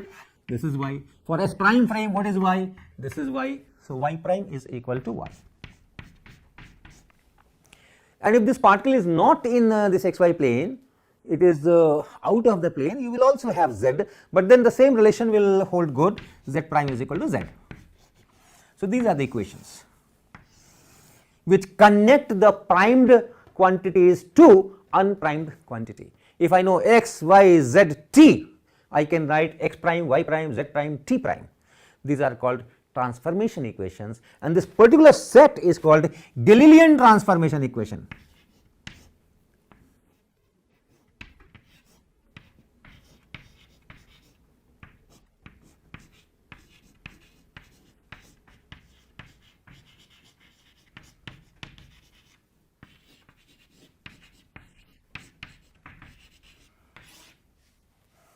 These are called Galilean transformation equations, and this is the kind of geometry that we learn from our daily life events. Now, let us look at Newton's laws and acceleration in particular. So, how are the accelerations related? This is relation between the positions. Then how are the velocities related? What is Vx? Vx is dx dt. Velocity of a particle, let me call it u, ux, particle velocity. V we will reserve for the frame velocity. So this particle at time t may have some velocity, and that velocity I am trying to write the components in S frame and S prime frame. So in S frame the x component is ux, which will be dx dt, and y component will be uy will be dy dt, and uz will be dz dt. Same definitions in S prime system, S prime frame, the x component of the velocity will be dx prime dt prime, y component of the velocity will be dy prime dt prime, and z component of the velocity will be dz prime and dt prime. And now use this, x prime is x minus Vt. So what is this dx prime dt prime? Ux prime is equal to dx prime dt prime, that is d of x minus Vt divided by dt. T and t prime are same, therefore dt prime and dt are same, so you can write this, and this is dx dt and minus v. This t dt dt is 1. So this is ux minus v. So this was for position, and now I am getting transformation equations for velocities, and that is ux prime is equal to ux and minus v first. Similarly uy prime, so uy prime is dy prime by dt prime, but then y prime is same as y, so this is dy, dt prime is same as dt, so this is dt, so this is uy. So uy prime is equal to uy, and similarly uz prime is equal to uz. So these are velocity transformation equations, Galilean transform equations for position and for velocity here. And now come to acceleration. So acceleration, you know what is acceleration? Once again, acceleration is dv dt or du dt. So ax is equal to dux dt, ay is equal to duy dt, and az is equal to duz dt, and similarly for prime, for prime ax prime is equal to dux prime dt prime, and a y prime is equal to du y prime dt prime, and then a z prime is equal to du z prime dt prime, and then you can use these equations here. Ux prime is ux minus v. So this ux prime is ux minus v.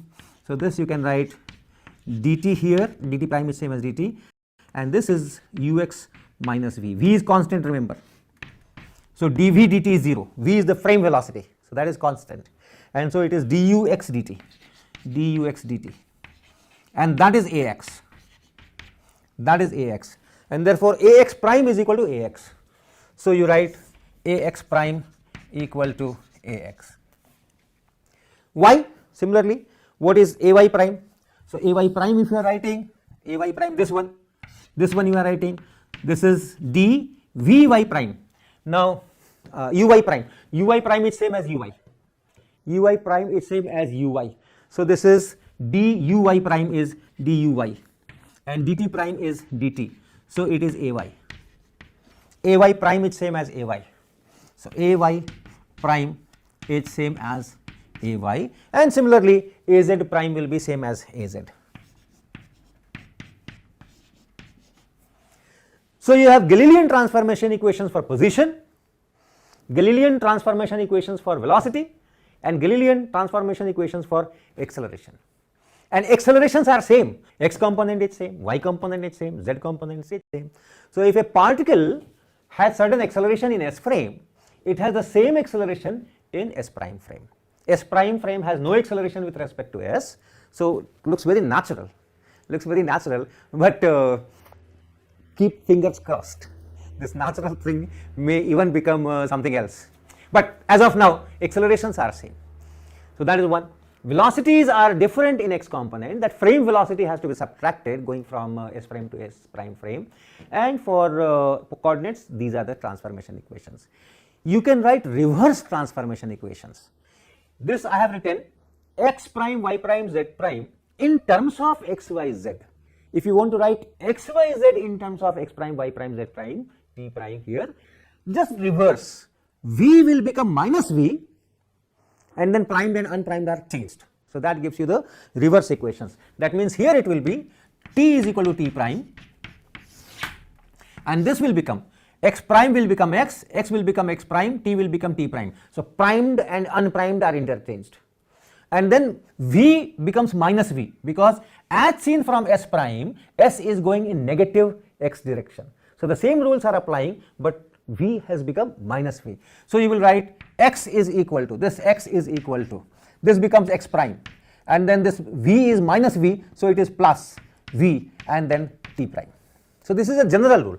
I could have just said that see x is equal to x prime plus vt and t is same as t prime, and therefore this, that is also perfect. But appreciate this, going from s to s prime, going s prime to s, what is the difference? The only difference is that s prime was moving in plus x direction, s is moving with respect to s prime in negative x direction with the same speed v. So v becomes minus v, and you have the equations, and of course y is equal to y prime and z is equal to z prime. And similarly you can write for these equations also and these equations also. So we will stop today here, and my next task is to show that Newton's law F equal to ma, the form is same as you transform from s frame to s prime frame. So if the form remains the same, F equal to ma here, F equal to ma there, then yes, the principle of relativity will be obeyed.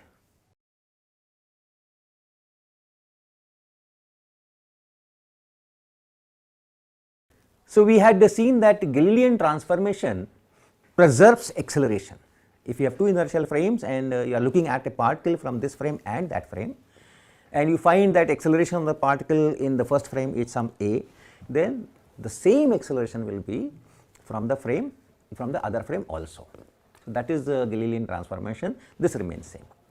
Then forces which are generated because of interaction of particles, normally they are dependent on the separation between the particles, like gravitational force or Coulomb force, and distances for low velocities at least, they do not change from one frame to other frame, and therefore the forces can also be taken as same in one frame and in other frame.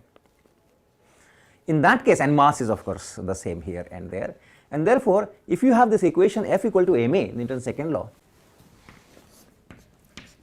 and if this is valid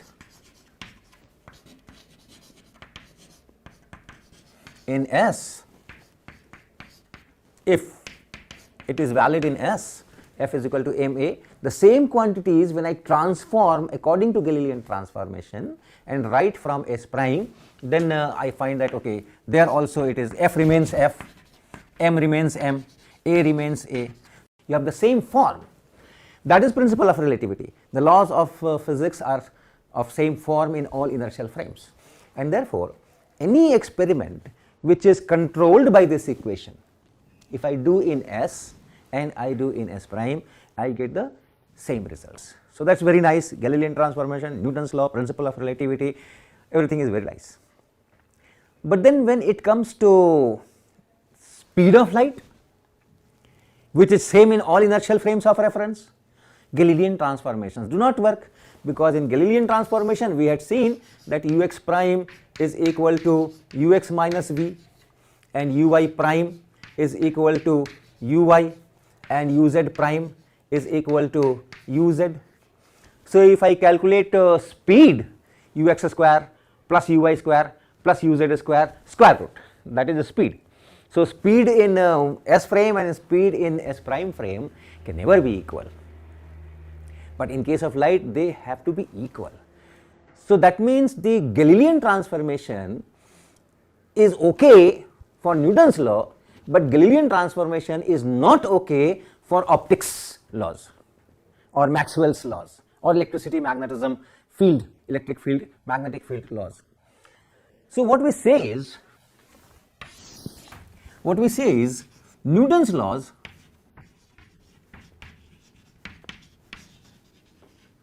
is invariant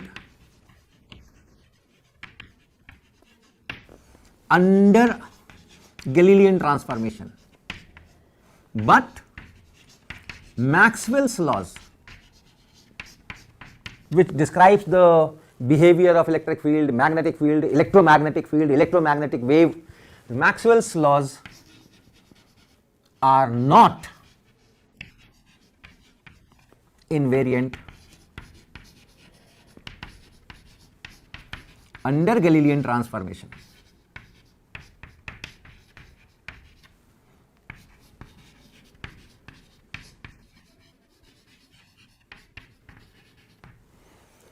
If that be the case, then if you design an experiment based on these Maxwell's laws, electricity, magnetism, optics experiment, that will give different results in different inertial frames, which is again contradictory to our first postulate of principle of relativity. So if Maxwell's laws are actually the laws of physics describing electric field and magnetic field, Galilean transformation has to be modified. That is not the way nature transforms from one frame to other frame. And if that Galilean transformations are to be modified, then that modified transformations equations, whether they satisfy keep this Newton's law invariant or not, that will be another question. But that question we will discuss later. First thing is that principle of relativity, if I put it as a postulate, it has to be believed, and constancy of speed of light has to be believed.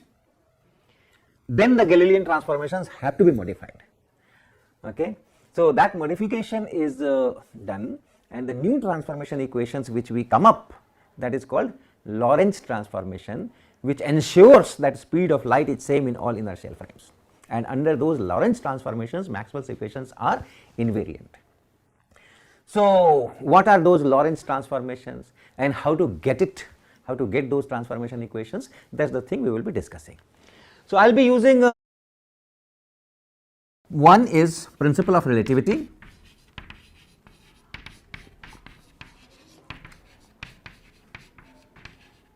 that is one. Then the second is constancy of speed of light. My Lorentz transformation must conform to this, speed of light, of course in vacuum, right? That should be understood. Then I will use two more things. One is homogeneity.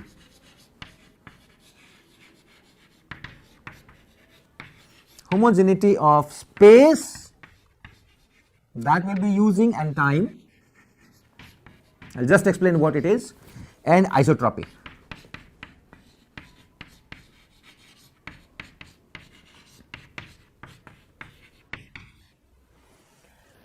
So these two we have discussed several times.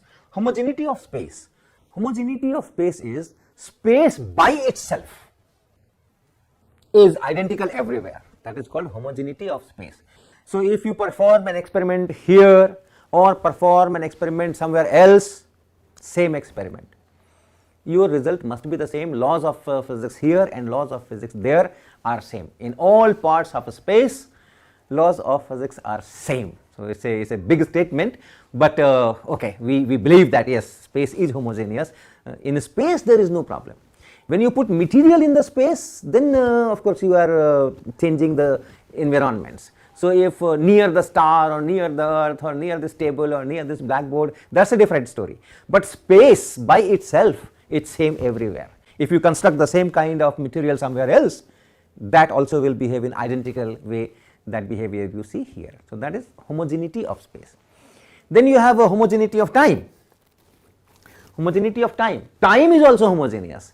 That means the laws of physics now and the laws of physics million years ago and the laws of physics yet to come million years ahead of time, it is always the same.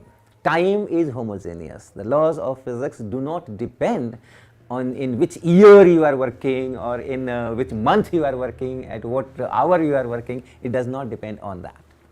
Of course, we are discovering the laws of physics, and therefore it is possible that in 19th century we had certain different laws of physics, and in 21st century we are having certain different laws of physics. Laws of physics have not changed. Our knowledge of laws of physics has changed. So that is the homogeneity of time. Time is homogeneous. And then you have isotropy of space. All directions in space are similar, are identical, are equivalent. All direction in space. When I put some material, then of course I can give the directions, special directions. If I have two materials in hand, yes, there is a special direction which is connecting these two. But space by itself, the properties of space by itself, is same in all directions. That is known as isotropy of space.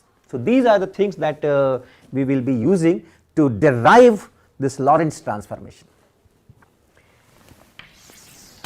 So start with two frames, S and S prime, and as I said in the previous lecture, whenever I use S and S prime, this nomenclature, the meaning will always be same.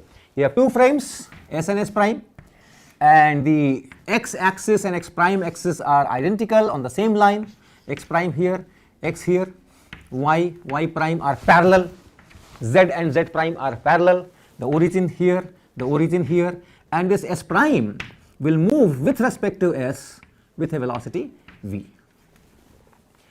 in the positive x direction. So that will be our definition of S prime. S prime will move in the positive x direction with respect to S. So it's not that S is at rest and S prime is moving. There is no absolute rest. You can very well say that S prime is at rest, S is moving, but then S is moving in the negative x direction. So this will be our the two frames S and S prime. And what we are looking at is some event somewhere. At this point, at a certain, some event has taken place. A glass has been broken there. Some event has taken place. So from S, we ask where was that event. So the answer to that where is that it occurred at this position. That event occurred at this position. At what time? The answer is at time t. And same question to S prime. Where did the event occur? And the answer is x prime, y prime, z prime. When did it occur? The answer is t prime.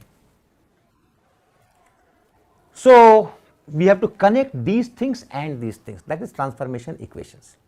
Now first thing is, if I try to write this expression of x prime in terms of x, y, z, t, I can write it as some constant times x, some constant times y, some constant times z, and some constant times t.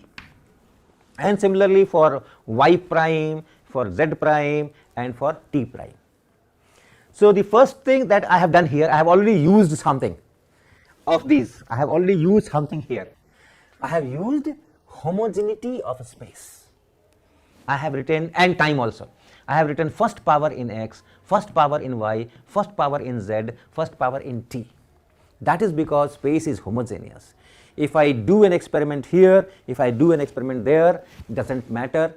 So if I have something else, say x square or x cube or something else, in that case you can very well see that it depends now where actually where is what is a value of x1, what is the value of x2, and like that. If that value is somewhere else, if the same thing is happening somewhere else and x becomes, let us say, x plus alpha and y becomes y plus beta and squares are involved, then you will see that what is happening here and what is happening there is different. So homogeneity of space is violated. So first power. So that is one thing. Second thing is, although we can start with these sets of four these kind of equations, and the book by Resnick, Robert Resnick on special theory of relativity actually does that, but I will cut short the mathematics. The final result I know and I can justify, and that is that in this expression, since the motion is in x direction, there is no motion in y direction. So this y part and z part, that does not appear in this expression of x prime. So it is not an assumption, we can justify, we can derive, but I will cut short that mathematics. I will just write that as, let us say, some constant times x and some constant times t. Time is there, time is, we are keeping time, and we will see that yes, it will be there. The space part transformation also involves time, first order, of course, time is also homogeneous, but this is there, so we just keep it. Y prime is y. In y direction there is no motion between s and s prime, and y coordinate does not change. Once again, it is just not an assumption, we can derive it, we can justify it, but I am not going in that much of mathematics. Take this.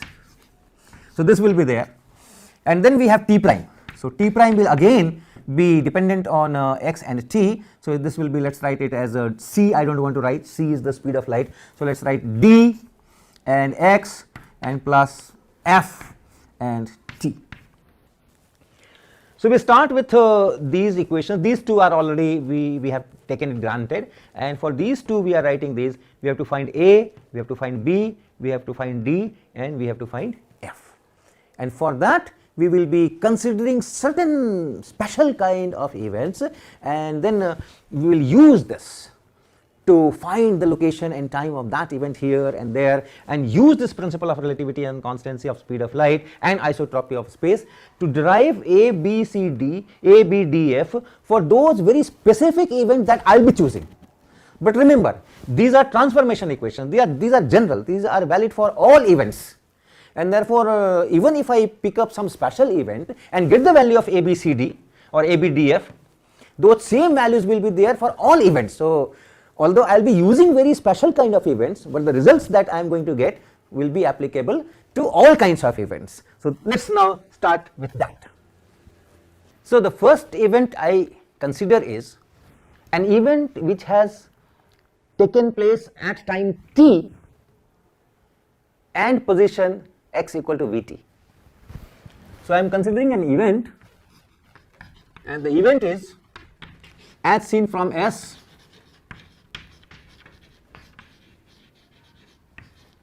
it occurs at x coordinate vt, y coordinate 0, z coordinate 0 and time t. So I am just looking from S, and remember, when origins cross, O prime and O cross each other, that is our t equal to 0 and also t prime equal to 0. So with that t equal to 0, when origin O prime was crossing O, that was t equal to 0 here, and then an event occurred at time t where vt comma 0 comma 0, that means from here vt distance away on the x axis, and that is the position of O prime. because this S prime is moving with velocity v as seen from S. So as seen from S, this origin O prime is also moving with velocity v, and hence the origin O prime will move v into t distance in time t. So this event has actually occurred at the origin O prime. So if it occurs at vt 00 at time t, that means this occurred at O prime, and therefore from S prime frame, what is the coordinate of that event? Where did that event occur? That event occurred at x prime equal to 0, y prime equal to 0, and z prime equal to 0, at the origin O prime itself. So this occurs at O. So from S prime, this occurs at x prime equal to 0, y prime is equal to 0, z prime equal to 0. This was x, this was x, x is equal to vt, y was 0, and z was 0. Now use this equation, x prime should be equal to ax plus bt. X prime is 0, x is vt, and t is t. So use this equation, this particular equation. What do I get? 0 equal to, x prime is 0, so 0 is equal to a into x, x is vt, x is vt, plus b into t. Take t common, av plus b into t. And this equation is correct for all t. You can take any event which are related by this equation. Take t equal to 10 seconds and then calculate vt and consider this particular event. Take t equal to 20 seconds and then construct this vt, 20 seconds into velocity, x is equal to that, and then here 20 seconds, you write an equation, 30 seconds, 5 seconds, 0.5 seconds, whatever, minus 2 seconds, whatever. So this equation is valid for all varieties of t. Whatever value of t you put here, this equation will be valid. And that means that this is 0, av plus b is 0. av plus b is 0, or b is equal to minus av. So let me put it here. Let me put it here. What do I get? X prime is equal to, x prime is equal to ax plus bt, and b is minus av. So minus av into t, and therefore x prime is equal to ax minus vt.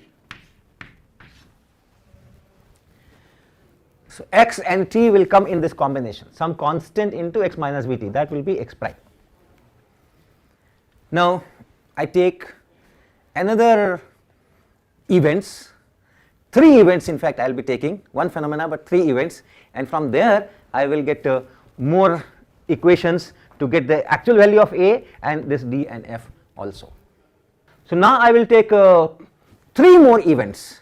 We will take one phenomena and or one actually one event, and that will result in 3 events. And what is that event? Let me tell. That event is that when the origins were crossing each other, when the origins were crossing each other, that is t equal to 0, t prime equal to 0, at that time a pulse is generated, an electromagnetic wave is radiated, short pulse but which spreads in all directions. So and a light pulse, let's call it a light pulse. A light pulse is radiated from the common origin.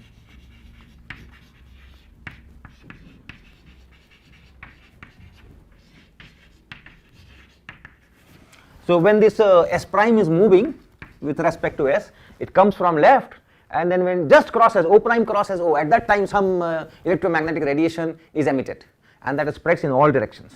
So it is radiated from the common origin and spreads in all directions. After that we will take some events.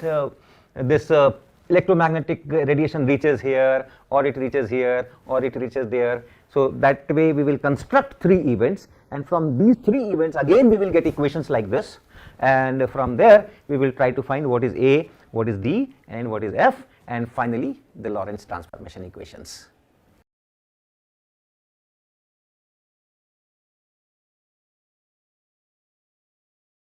So we discussed that Galilean transformation cannot be the right kind of transformation for our nature, for our world, because that second postulate, the constancy of speed of light in vacuum, that cannot come out from Galilean transformation, and the second postulate has come from the experiment, so we believe that. So the Galilean transformation has to be modified to take care of these 2 postulates. Then together with homogeneity of space, homogeneity of time, isotropy of space, we started writing equations, and we reached to a stage where x prime was some constant times x minus vt, and t prime was some dx plus ft. So we have now 3 unknowns, and of course we had taken y prime is equal to y and z prime is equal to z. So we have 3 constants a, d and f. These are 3 constants, and therefore we need 3 equations, and to get those 3 equations, what we are considering is, suppose we have this frame S, origin O, and then frame S prime which is just crossing this F, origins crossing.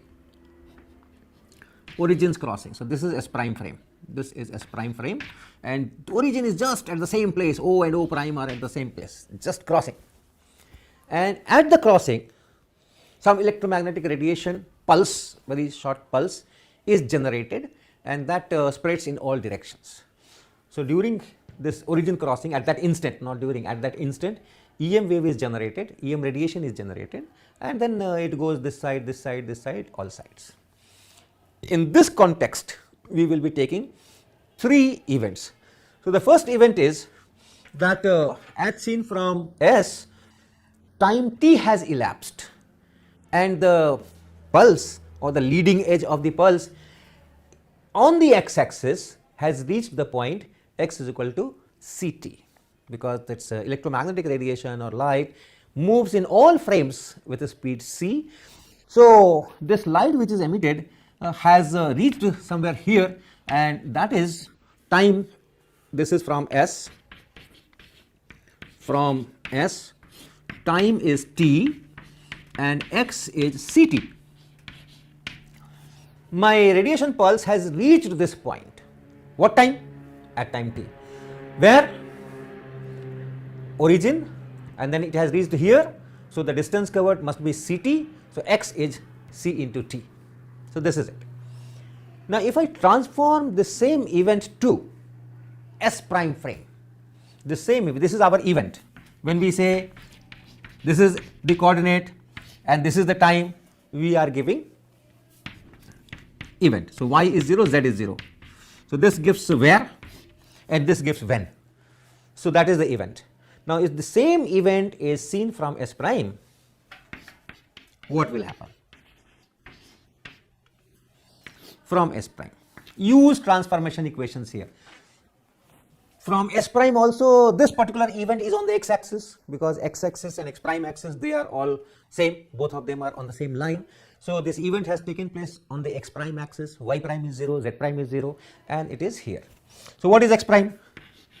X prime is equal to a times x minus vt, that is a times x is Ct, so this is Ct, then minus Vt,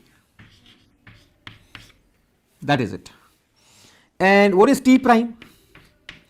In S prime frame, when did it occur? T prime. So T prime is given by this equation. So d into x plus f into t, that is d into x is Ct, so it is c into t, and then plus f into t, and of course y prime and z prime are 0. The event is on the x prime axis, and even otherwise y is equal to y prime, z is equal to z prime. So, it is this. How much is the distance covered by this light pulse in S prime? The distance covered is x prime, because in S prime also it was generated at the origin, and then at t prime at this time it is at x prime, and it is on the x axis, that radiation, that pulse, the leading edge of the pulse. And hence, if you divide this x prime by this t prime, that must be c. So, x prime must be equal to, or x prime by t prime, this should be c. X prime by t prime should be c, or x prime should be c into t prime. X prime should be c into t prime. Divide here. What do you get?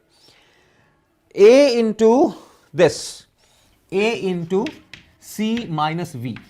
When you divide, this t is going to cancel out, this t here, this t here, this t here, this t here. So, in numerator you have a into c minus v, and in denominator you have dc plus f, dc plus f. So, that is x prime by t prime, that must be c. So, this should be equal to c.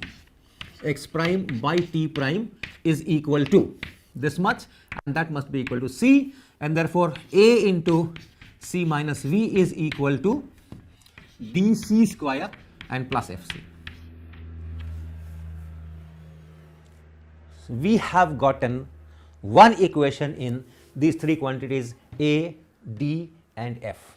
That is, these are the constants coming a, d and f. So, we have gotten one equation. We considered one event and we got one equation. Now, consider another event, and this event is that we have a pulse is also going, this radiation is also going in the negative x direction. So, as seen from S, the pulse has reached this point here, which is x is equal to minus ct. The pulse has reached here at time t. Okay. So, let us write that event 2, this is event 1. Let us write event 2, and from S, first let me write it from S. From S, time is t and x is minus ct, and y is 0 and z is 0.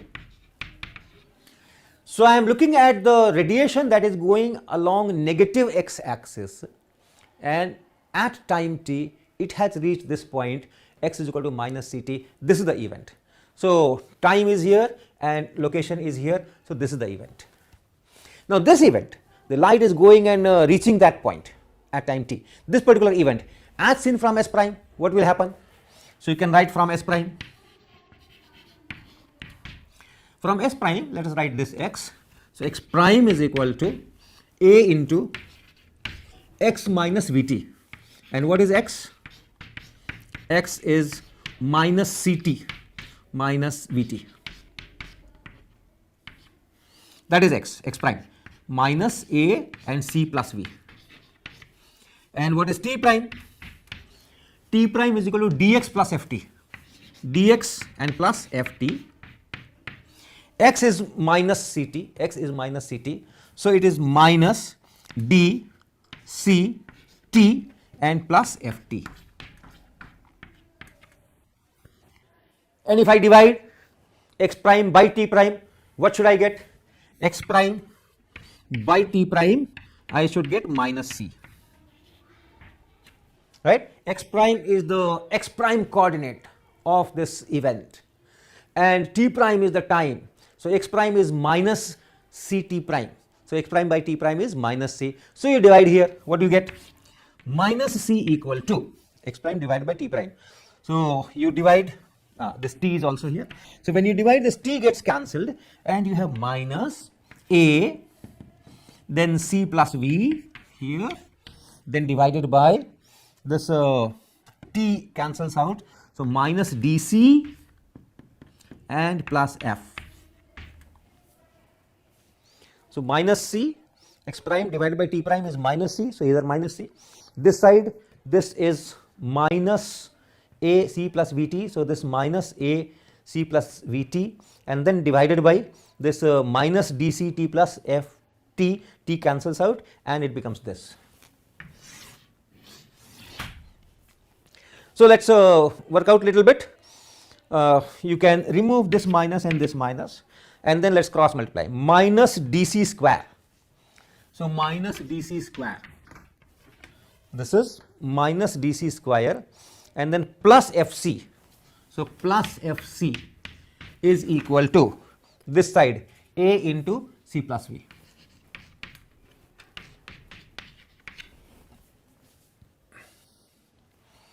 Now look at this equation and this equation. Let me write this equation again there.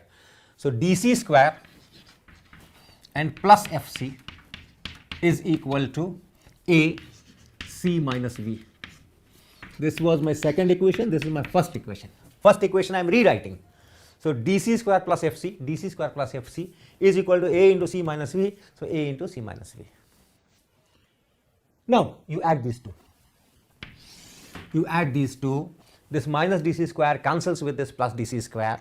Fc plus fc will be 2 times fc, and that is equal to this av and minus av will cancel out, and ac plus ac will be 2 times ac. The 2 also cancels out, c also cancels out, and you get a is equal to f. From these two equations you get a equal to f. I need one more equation, and therefore one more event. So let's try that. And the third event is from S, looking from S, the radiation which goes in y direction, pick up that. Radiation that goes along y axis and at time t reaches the point with x coordinate 0, y coordinate ct and z coordinate 0. So that is the event. So radiation is going along y axis. So at time is t and the location is x is equal to 0, it is going along y axis. Then y is equal to ct. In t time the radiation will travel this distance ct. So along y axis it is traveling a distance ct. So the y coordinate is ct, z coordinate is 0. That is the event. And this event, radiation which is going along the y axis in S and reaching a particular point of the y axis at time t. These are the coordinates and this is the time. This event as seen from S prime. So from S prime, this is my event number 3. So this is our event number 3. Event 1 was light going along the positive x axis and reaching the distance ct here on the x axis. Event 2 was light going in the negative x direction and then reaching here, and event 3 is that light going along y axis and reaching here. So x prime is equal to a into x minus vt, and x is 0. So I will put 0 here, and therefore x prime will be minus a v t. That is x prime. Y prime is equal to y prime is equal to y, and y is ct. So y prime is equal to c into t, and of course z prime is 0. So in S prime, what is the distance travelled by this pulse, by this radiation after emission? Emission was at the origin O prime. From there it started, and now it has reached a point x prime comma y prime comma z prime at time t prime. So what is that distance? X prime is here, y prime is here, and z prime is here. So the distance travelled by this pulse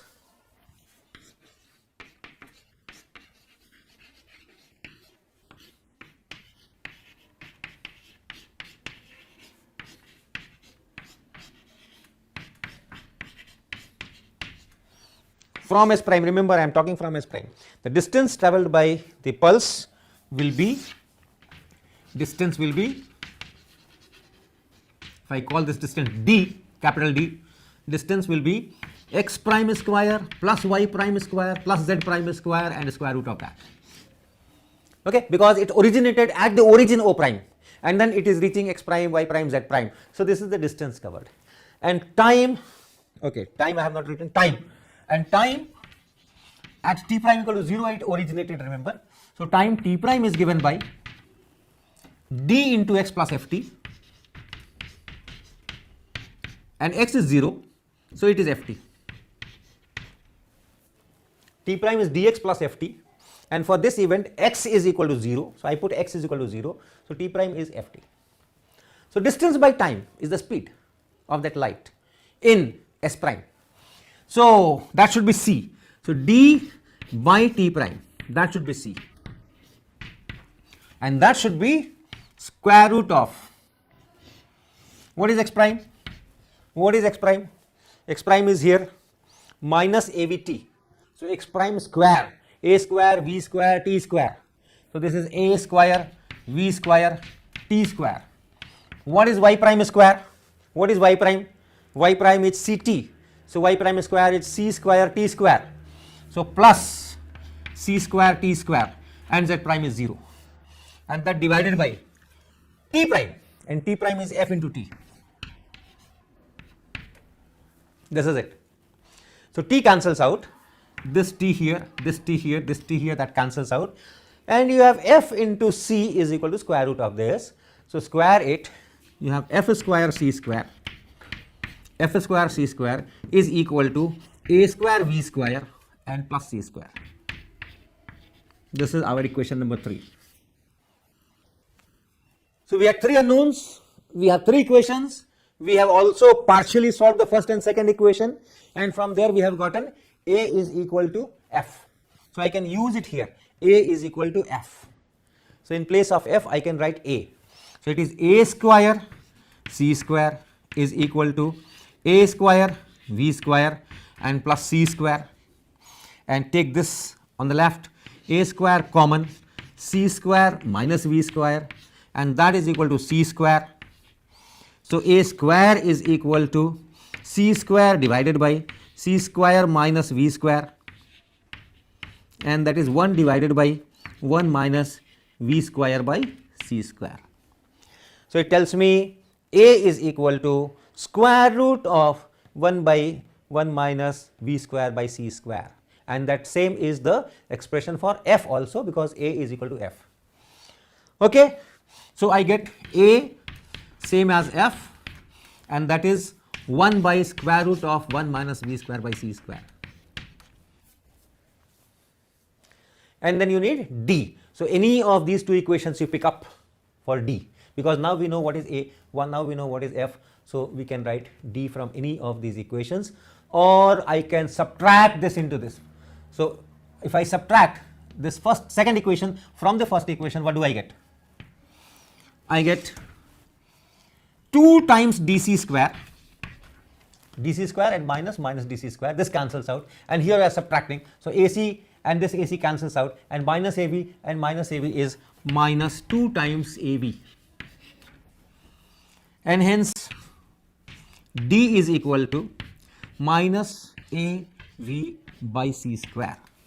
So D is equal to minus V by C square, and then A, and A is here 1 by square root of 1 minus V square by C square. So I have all the 3 things with us.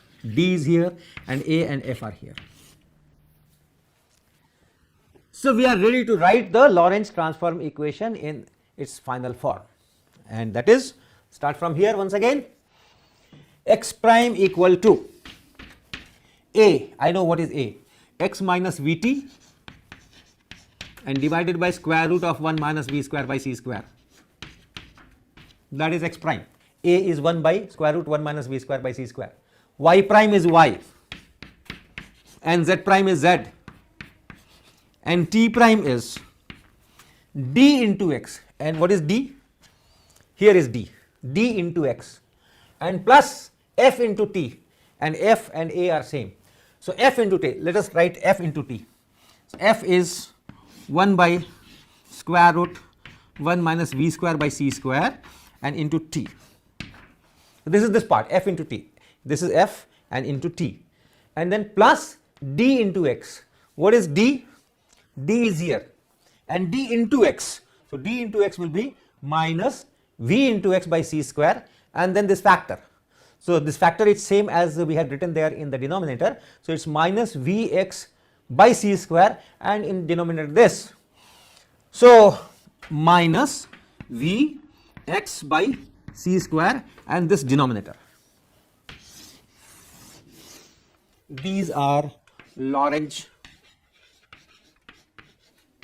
transformation.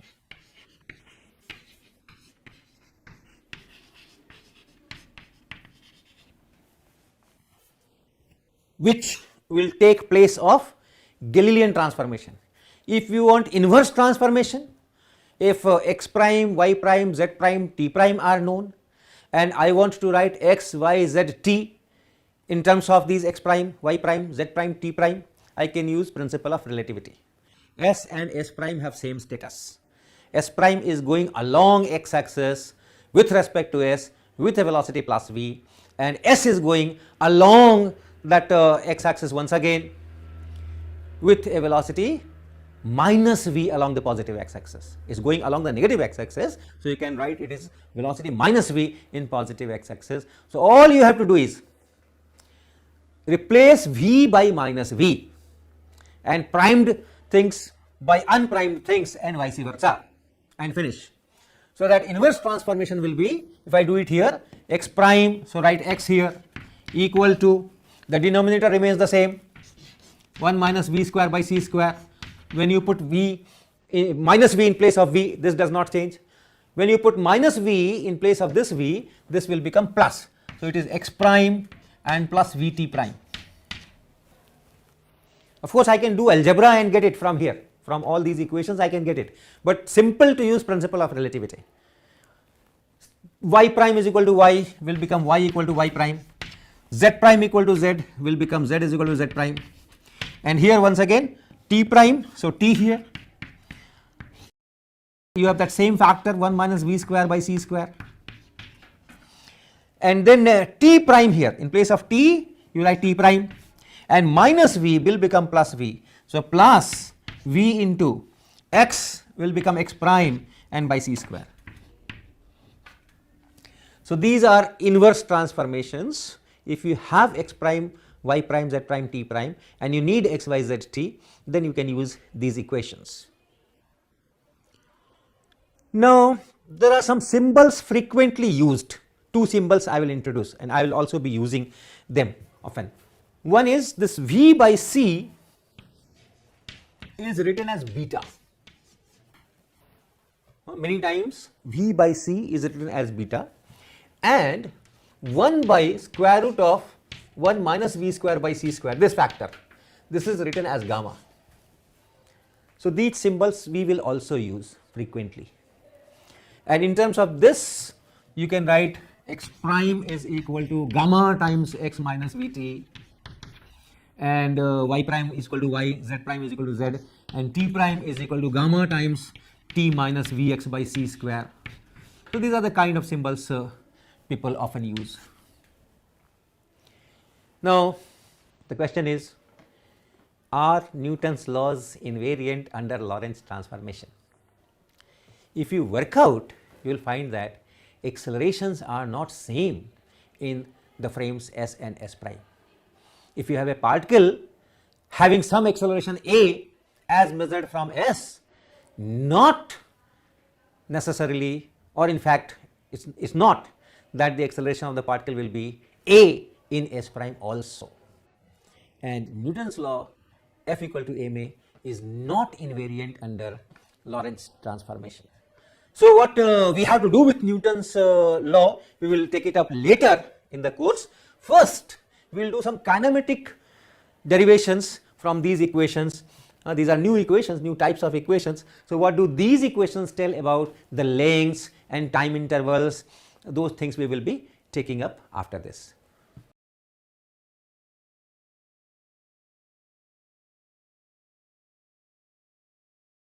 So we have deduced Lorentz transformations between two inertial frames, which is consistent with the two postulates of special theory of relativity, and the transformation equations that we got are x prime is equal to x minus vt over square root 1 minus v square by c square, y prime is equal to y, z prime is equal to z, and t prime is equal to t minus x v by c square, and then square root 1 minus v square by c square.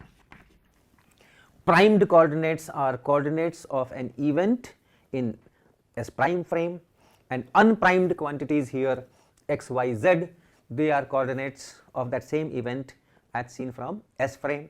Similarly, t prime is the time of that event as seen from the clocks of frame S prime, and t is the time of that same event as seen from S. And S and S prime, they have a very definite relationship, because under that only we derived all these things. S prime is going in positive x direction with velocity v, that v is here and in x direction, positive x direction, and x and x prime axis are coincident, y and y prime are parallel. So, all those things are there under which this is deduced. Now, if this is the transformation equation, then we have several beautiful results that can be derived from here. The first one is length contraction. So, what we call length contraction.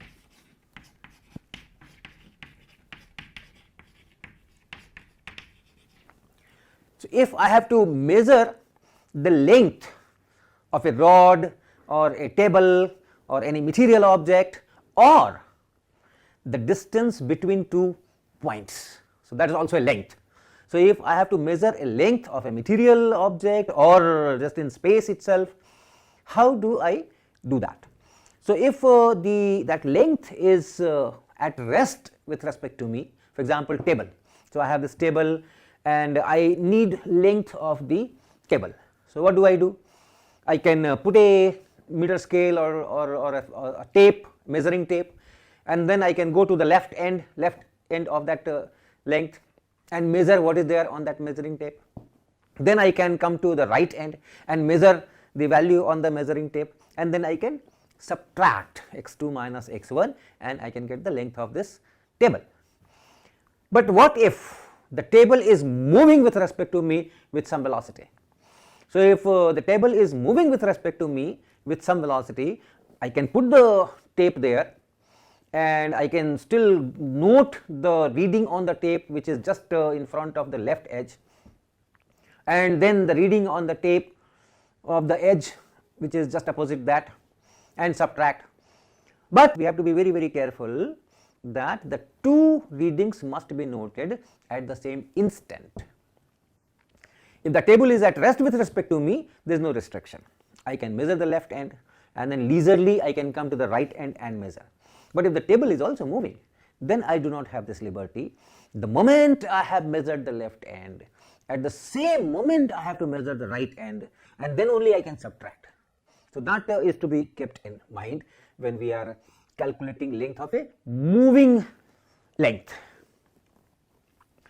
So, let us say we have a frame S prime, and in that S prime frame there is a length from here to here. This point is, let us call it A, let us call it B. You can take it like a rod AB, and this is the left end of the rod, this is the right end of the rod, and I need the length of this, and this length is parallel to the x axis, let us say x prime axis. So, what is the length? What is the x coordinate of this A? That is x A prime. What is the x coordinate of this B? That is x B prime. So, I have two events, in fact, measuring the end A and measuring the end B, and then the difference between these two will be the length. So, let me call it L naught. Let me call it L naught. L naught is equal to xb prime and minus xa prime. And there is no restriction. You can measure this end at any time, and you can measure this end at any other time or same time. There is no restriction on that. This will be the length of this rod. Now, this is called rest length. This is called rest length. Why? Because it is measured from a frame in which this length does not move. This A remains at the same position, B remains at the same position, same coordinates. When I say same position, means same coordinates, x A prime and some y prime, z prime 0 you can take. So, same position. So, since this length is not moving within this frame, and the measurements are being done from this frame only in which it is at rest, and therefore, it is called rest length. What if we have to measure length of this rod from S frame. So, if I have S frame, and in that S frame I have my observers, my measuring tape and everything, and from this frame I want to measure the length of this AB, then what I have to do? I have to measure the two positions, the x coordinates of the two ends A and B at the same instant and then subtract. So, first event will be your first event is E1, measure the left end. So, suppose I get a value xa, the coordinate there is xa, and when? At time t. So, xa and some ya and za, and the time is, let us say, t. And then I have second event E2, and the second event is I have measured the right end. So, measured the right end at the same instant. Remember, now I have to measure the two ends at the same instant because the whole thing is moving, so I cannot afford to do one measurement and then relax and then go to the other end. So, at the same time, and the coordinates will be, let us say, xb, and time is t. So, these are the measurements, and therefore, the length of AB will be xb minus xa. This is the length of AB as seen from the frame S. Now, these two events E1 and E2 we will transform to S prime using Lorentz transformation. So, these two events E1 and E2, I know the position, I know the time, I know the position, I know the time. So, this event, if I take the S prime frame, what is the corresponding coordinate, what is the corresponding time? So, for that we will be using Lorentz transformation. So, from S prime, event E1, what is the coordinate? This will be, let us say, xa prime, which will be xa and then minus v into t divided by square root 1 minus v square by c square. That is the Lorentz transformation. X prime is x minus vt divided by this factor. So, xa prime will be given by xa here and then minus v into t. So, this is E1, xa here and t here. Now, come to E2, event E2, the x coordinate is xb and the time of this event is this t and this t have to be same. So, xb and t, from there you can write for E2 xb prime is equal to xb minus vt divided by square root 1 minus v square by c square, and therefore, length of AB in frame S prime is xb prime minus xa prime equal to xb prime minus xa prime. So, when you subtract this vt is same here, vt is same here, and therefore, when you subtract this will cancel out and you will get xb minus xa and then divided by this. This is equal to xb minus xa and then divided by square root of 1 minus v square by c square. Why this is a length? Let us look at the time also. Let us do the transformation equation for time also. So, if I do the transformation equation for time, the first event, the left end was measured. When did it happen? So, you can write Ta prime. So, Lorentz transformation, this will be Ta minus xa v by c square divided by square root 1 minus v square by c square. And similarly, you can write for Tb prime. Tb prime will be Tb minus v xb by c square and then divided by square root 1 minus v square by c square. So, you can see that Tb prime and Ta prime are not same, but does not matter, if the coordinate of left end A is this much at some time Ta prime, it will always remain that because in S prime this AB is not moving. In S prime AB is not moving. So whatever is the coordinate of left end A at one instant, that will remain there all the time, and therefore this is the coordinate of left end A. And similarly, whatever is the coordinate of right end B at some time TB prime, this will remain this much for all time, and therefore even if these two measurements are done at different times, TA prime is not equal to TB prime, even then it remains the left end coordinate and this remains the right end coordinate, and therefore xb prime minus xa prime is the length of AB in frame S prime, and that is the rest length L naught. And what is xb minus xa? Xb minus xa is the length of this AB in S frame, which is the moving length. This is the moving length. I am measuring the length of AB, and AB is moving with respect to me. So now let us write this in words. This is rest length. This is rest length. So rest length is equal to, and this is moving length, xb minus xa. This is moving length. Xb minus xa is the length measured from a frame in which this length was moving. So this is moving length. This is moving length. So rest length is equal to moving length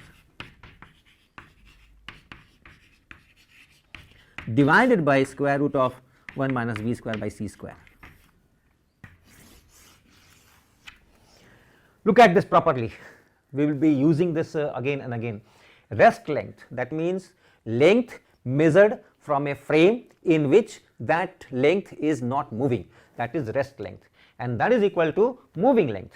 So now I am using a frame in which this length is moving with a velocity v, and that will be moving length. So rest length is equal to moving length divided by this, and remember this square root of 1 minus v square by c square, this is a number less than 1, and if you are dividing by a number less than 1, you are increasing the magnitude. So rest length is greater and moving length is smaller.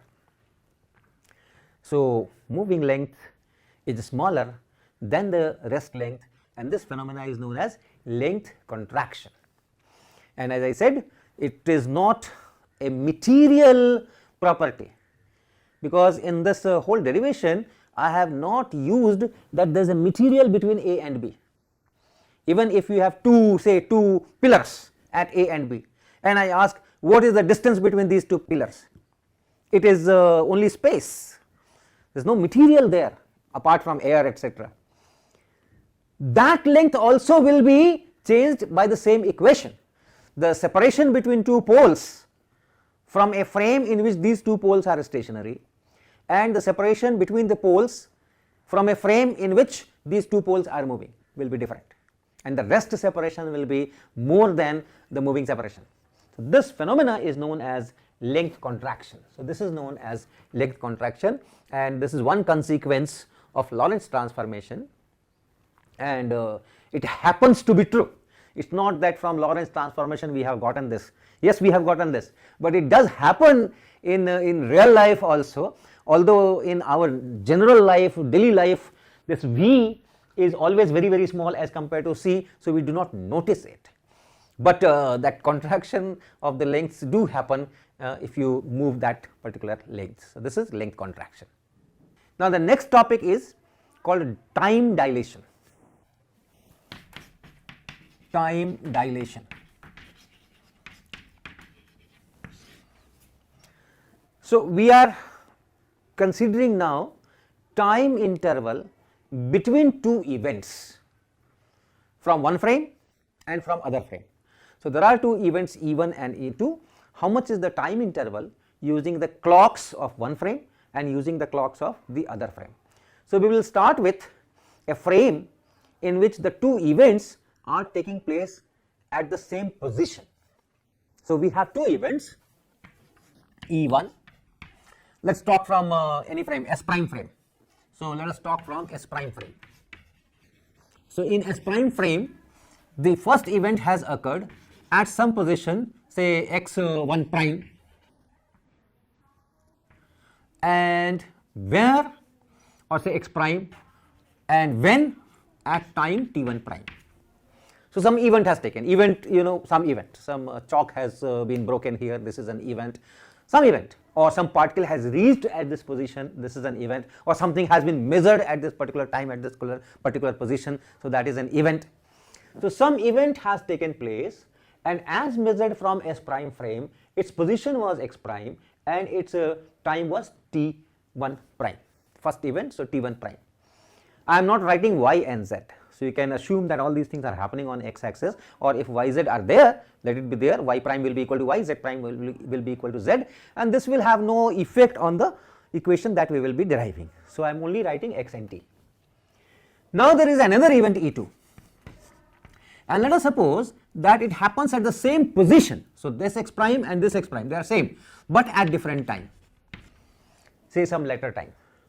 So I have a bulb, suppose I have a bulb here, and then I put on the bulb, and after some time I put off the bulb.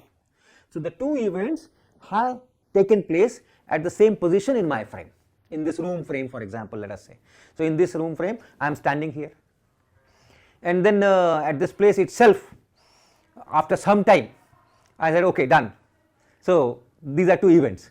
My lecture starts, when I am here my lecture starts, one event, and then my lecture is over, that is another event, if I am not moving here and there, and my final, I can move here and there, but finally the second event is again at the same place.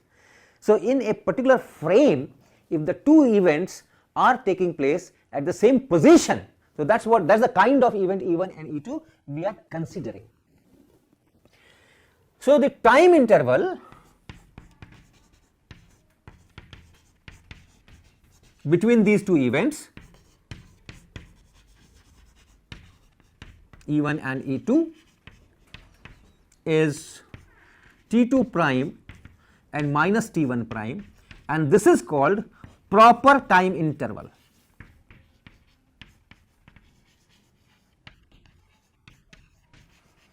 This is called proper time interval between the events.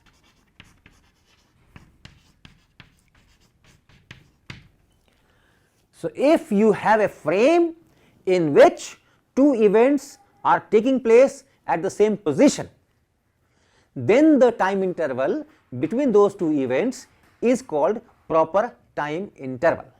So here we are taking these two events of that kind where they are occurring at the same position, and therefore this time interval which is measured in this frame is called proper time interval. Now let us calculate the time interval between the same two events as seen from the frame S. Okay. So now we are writing from S frame, and in S frame we are writing the time of this E1, time of this E2, and look at the interval. Same story, S prime is moving with respect to S. In S prime you have at the same position two events, and in S frame first event has taken place, frame is moving. So second event has taken place somewhere else, right. So if in S prime frame these two events have taken place at the same position, same x prime, but at different times. So when this first event E1 has taken place, that time, suppose bulb is put on, bulb is put off. So bulb is put on at this position, but then after some time the bulb is put off. But in this time the bulb has already moved, and therefore the second event is at some other position. Now I am not interested in position, I am interested in time. So what is T1 for E1, for this event E1? It is here. What is T1? From S frame, what is the time of this event? That T1 will be given by the Lorentz transformation, reverse transformation. So reverse transformation will be x is equal to x prime plus Vt divided by square root 1 minus V square by C square, and y is equal to y prime, z is equal to z prime, and t is equal to t prime and plus and x prime V by C square divided by square root 1 minus V square by C square. So I will be using this. I will be using this. So T1 is equal to T1 prime. So T1 prime plus x prime into V. So x prime for E1, x prime into V by C square divided by square root 1 minus v square by c square. And then second event, for the second event, what is the time, when did it occur, as seen from S frame? So here it is t2 prime, and in S frame the time will be t2.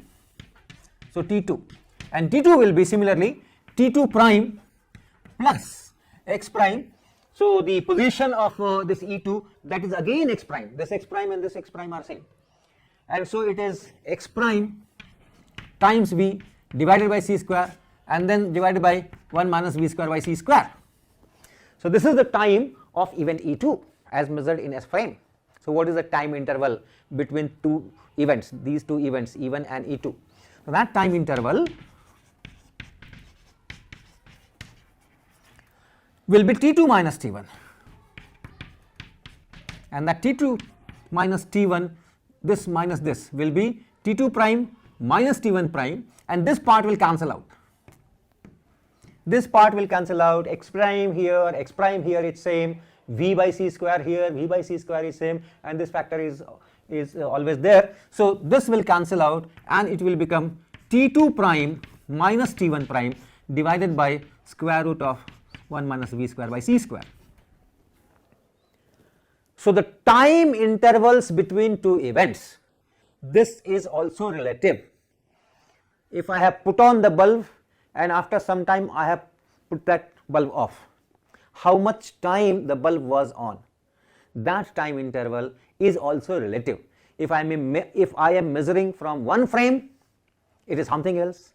If I am measuring it from some other frame, it is something else.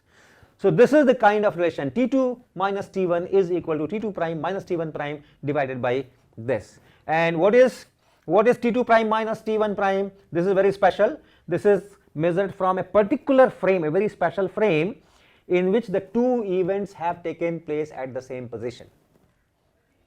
In all other frames which are moving with respect to this property will not be there, and hence this is called proper time interval. So this is proper time interval and this is improper time interval. So improper time interval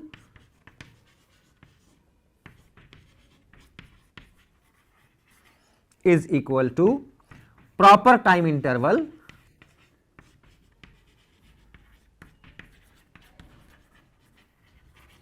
divided by square root of 1 minus v square by c square.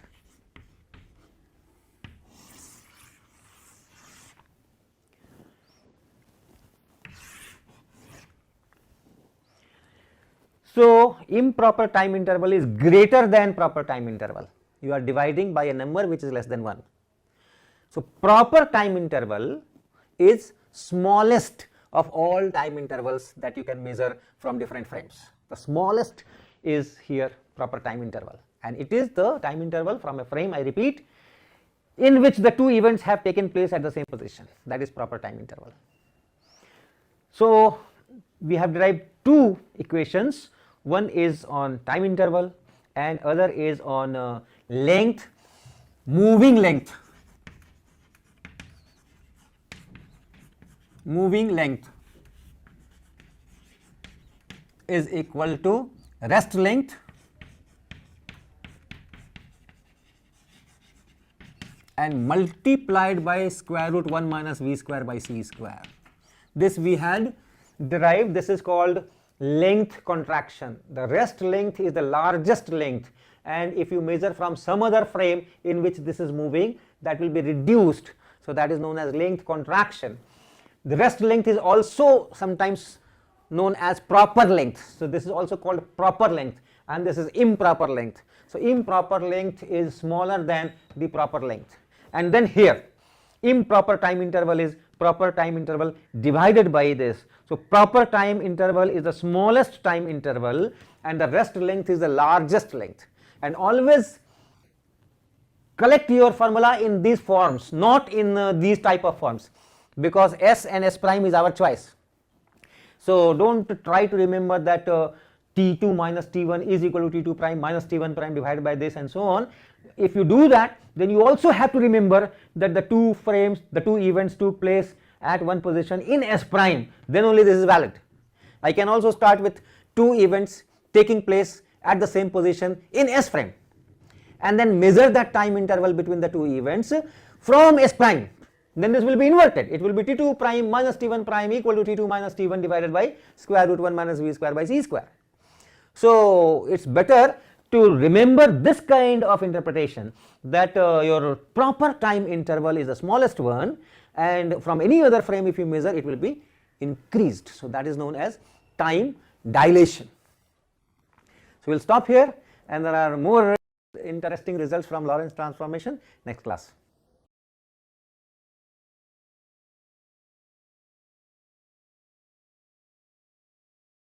So we talked about two phenomena coming from Lorentz transformation. One was length contraction and other time dilation. So length contraction is when you have a length to be measured, length of a material object or just distance between 2 points, any length that you are measuring. If you measure it from a frame in which that length is not moving, that is the largest length, called rest length or proper length. And if you see from any other frame in which this length is moving in its own direction, then in that direction the length is less. So that is known as length contraction. Of course, the lengths perpendicular to the direction of motion, they do not contract. Y prime is y, z prime is z. So is the length parallel to the velocity, that is smaller than the rest length. So that is length contraction. We say that proper length or rest length, same as rest length, that is equal to, this should be largest, and therefore it should be improper length or moving length,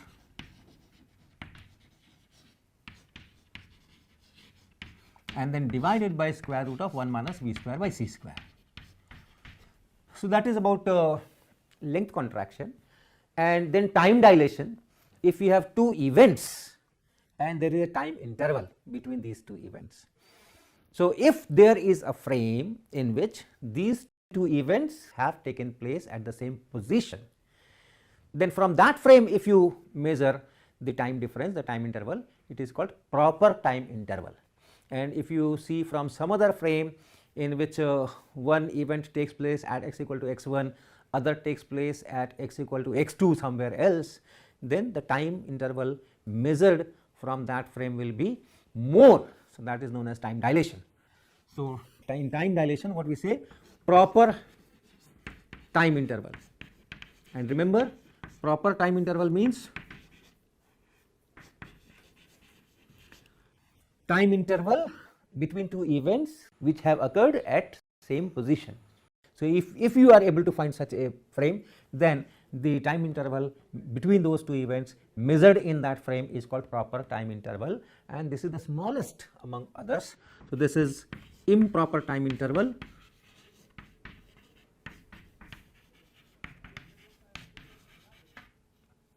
and then multiplied by square root 1 minus V square by C square. So these are two very famous and important results which come from the Lorentz transformation, and which are verified, or which they do occur in nature in this particular fashion. In experimental labs, it's not very difficult nowadays to have particles with a speed close to c. Particle accelerators are there. So in those accelerators, the speed of the particle is taken to very high values, and therefore all these results can be verified, can be checked. The mathematics done with these results, they only reflect the results of those experiments and other things. So must believe it. Now this proper time interval and improper time interval, they are connected by this. This can also be termed in a different fashion, how the clocks run. So suppose you have a clock, and that clock is suppose you have a clock, and this clock tells the time t equal to t1. This is event e1, and after some time this same clock that gives me time t equal to t2. So these are two different events: clock reading time t1, that is the first event, and then clock reading time t2, that is the second event, and the time interval between this time interval delta t is t2 minus t1. That is the time interval. And this is proper time interval. I am looking from a frame in which this clock is fixed, and therefore, the two events have taken place at the same position, and hence this time interval is the proper time interval. What happens if I see it from some other frame? Suppose this frame, let us write this frame as S frame. So, in this frame, this is fixed, x is equal to some x naught, this position is fixed, and then first event is this and second event is this, and this is the time interval. Now, suppose I look at these events from some other frame, S prime frame, event. So, that this will take place at t1 prime, that will be t1 and minus x naught v by c square divided by square root 1 minus v square by c square. Okay.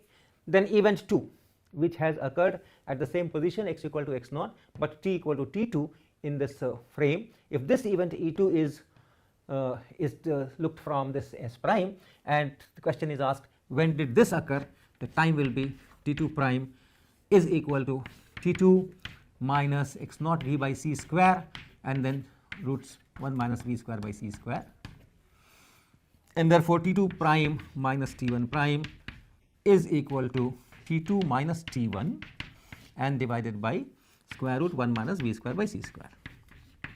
Same equation that we got for improper time interval and proper time interval, because this is proper time interval and this is improper time interval. In this frame, the first event has taken place somewhere and the second event which has taken place at a later time. So, this clock must have moved to some other place and therefore improper. So, that same relation is here, but now you can interpret it as how the clock is running as seen from S prime frame. How much time elapsed? This much time elapsed, and the clock advanced from t equal to t1 to t equal to t2, because the reading is t equal to t1 and here the reading is t equal to t2. So, this clock has advanced on its dial t2 minus t1, whereas the time elapsed, I am talking from here, time elapsed is this much and that is this much, and this is greater than t2 minus t1. So, time t2 minus t1 by square root 1 minus v square by c square is elapsed, but the clock has advanced only by t2 minus t1.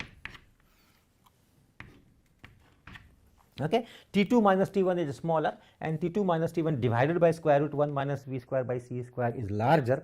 So, a larger time has elapsed, but on the clock it is showing a smaller advancement.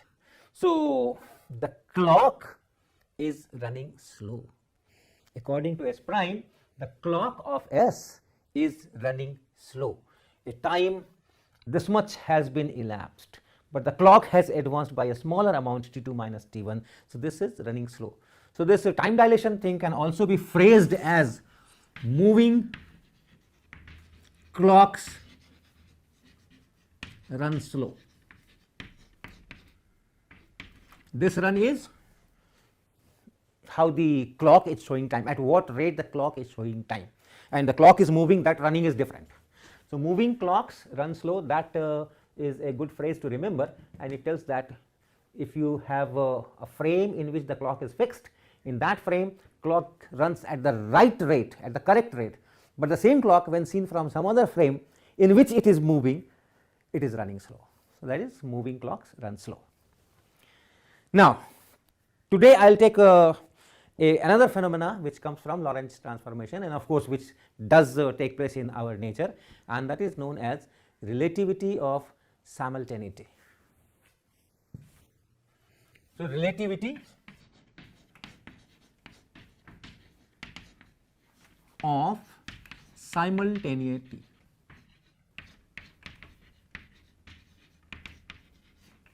What does it mean? Two events are simultaneous. That means they occur at the same time, at the same instant. This simultaneity is also relative. In one frame, the two events may be simultaneous, but in other frame, they may not be simultaneous. One has occurred before the other. That is possible. So, simultaneity is not a universal thing. Two events have taken place at the same time. It is not a universal fact. It depends on the frame, from which frame you are looking at, and therefore, different frames will look at these two events. The ordering of those two events may be different in different frames. So, that is known as relativity of simultaneity. First, let me take an example. Suppose you have a long tube box, and here there is a door D1 and here there is a door D2, and right at the middle there is some source of light, and then this emits light in all directions, one going in this direction, one going in this direction. At the same time, the pulses are emitted, and the mechanism is such that when this light hits this door D1, when this light hits door D1, this is in fact one event, I can just rename it, and then the door D1 opens. So, our electronics is such that this light falls here, and then this door D1 that opens. So, this is one event. Next event is this pulse which falls on that D2. So, light hits D2, this is another event, and you can rename it door D2 opens. Now, if this light source is right at the middle of this D1 D2, then obviously the two events have taken place simultaneously. Door D1 and D2 have opened simultaneously. Now, if you look at this whole experiment once again from a frame, let us say this frame is S, and I look at from a frame S1, and with respect to this S, this S1 is going towards right with some velocity. So, from here I am looking at. So, from S1 what I will see? I will see that this whole tube is going towards left. So, at a certain instant the source was put on and it emitted two light beams. Light beams are going, or light pulses are going in frame S1 also at a speed c, because the speed of light in vacuum is same in all inertial frames. So, this light is going with speed c, this light is going with a speed c, this door D1 is going towards left with velocity v, D2 going left with velocity v. That is the scenario from here. So, from this frame, if you analyze things, it is that this light is emitted, and this is going at c, this is going at c, but then this door D1 is going towards left with velocity v, and this door D2 is going towards left with velocity v. So, you can see that door D1 is going towards left, and this light has to catch up with that, and therefore, this meeting of this light pulse and this door D1 is not going to be here, it is going to be somewhere here, extra distance, and so this light has to travel this much distance to reach this door D1. On the other hand, when light pulse is emitted, D2 is here, and therefore, the D2 is coming in this direction. So, meeting of this pulse and D2 will be somewhere to the left of this D2, and hence this pulse will travel a smaller distance, but then the speed is same, the speed of this pulse and this pulse is same. So, it has taken longer time and this has taken shorter time, and therefore, this D2 opens before D1. So, the two events which are simultaneous in S are not simultaneous in S1. D2 opens before D1. You can think of yet another frame S2, which is going in this direction, And from this S2, if you look at this whole experiment, from this S2, if you look at this experiment, this whole tube is going towards right, and hence it's something like this. You have D1 here, D2 here, this is going towards right, this is going towards right. From the middle, the light pulses are emitted, and since it is going towards the light pulse, the meeting point will be somewhere here, shorter distance, and this is going in the same direction as this light pulse, meeting will be somewhere here, so longer distance. So this door D1 will open before D2. So you can see in one frame D2 opens before D1, in some other frame D1 opens before D2, and in some other frame the two are opening together. So two things are simultaneous. This is also relative. You can see this from Lorentz transformation also. If you have two events occurring at say x1 and x2 and time t, let us say time t is simultaneous here. At the same time an event occurs here, at the same time an event occurs here. This is, let us say, S prime. Now if these two events are seen from S prime frame, what will be the time? So if this is event E1 and if this is event E2, then for E1 you can write, T1 prime is equal to T minus x1 V by C square by square root 1 minus V square by C square, and for E2 you can write T2 prime is equal to T2 and minus x2, here it is x2 V by C square, and then divided by square root 1 minus V square by C square. And if you subtract T2 minus T2 prime minus T1 prime, you subtract, this is at same T, so here it is T, this T2 and this T1 are same as T here and T here. So this is T1 and this is T2, both are T. So both here also you have to write T and here also you have to write T, and you subtract and this cancels out. This cancels out, and then if you take this minus V by C square common, x2 minus x1, and then divided by square root 1 minus V square by C square. So what do you see? T2 prime minus T1 prime is not 0. So they are not simultaneous. x2 minus x1 in this diagram is positive, and you have a minus sign here. So you find that T2 prime is, this is positive, so the whole thing is negative, so this is smaller than T1 prime. So the things which are simultaneous in one frame are not simultaneous in the other frame. And if you take another frame which is not S prime, this we are writing from S prime frame, and remember S prime goes in the direction positive x axis. So if you have the third frame which is going in the opposite direction, only thing you have to do, write V equal to minus V. So if you do V equal to minus V, then this whole thing will become positive, and then T2 prime will be greater than T1 prime. So in some frame it is simultaneous, in some frame this event occurs before that event, and the other frame it is opposite. So ordering of events may not be same in all frames. That is the relativity of simultaneity. But then if x2 minus x1 is 0, suppose x2 minus x1 is 0, x2 and x1 are same position. In that case, if two events are occurring there itself and they are simultaneous, they will remain simultaneous. So this is about relativity of simultaneity. The next topic will be very interesting, and that is synchronization of clocks. If you have two clocks, normally if they are, everything is all right, they should be synchronized. That means at the same time I look at this, at the same time I look at this, the two readings on the clock should be same. We say that it is synchronized. Now in one frame I have so many clocks, and by meticulous mechanisms we synchronize everything. All clocks are showing the same time at any given instant, they are synchronized. What happens if I look at these clocks from a different frame?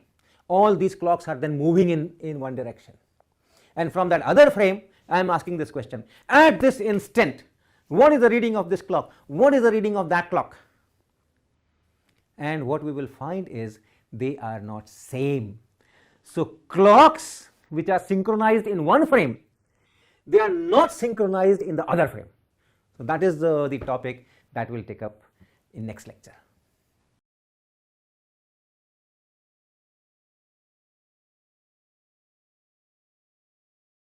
So we talked about relativity of simultaneity. If two events are simultaneous in one frame, they need not be simultaneous in other frame, and one may precede the other, and the ordering of event can itself be changed when you are changing the frame.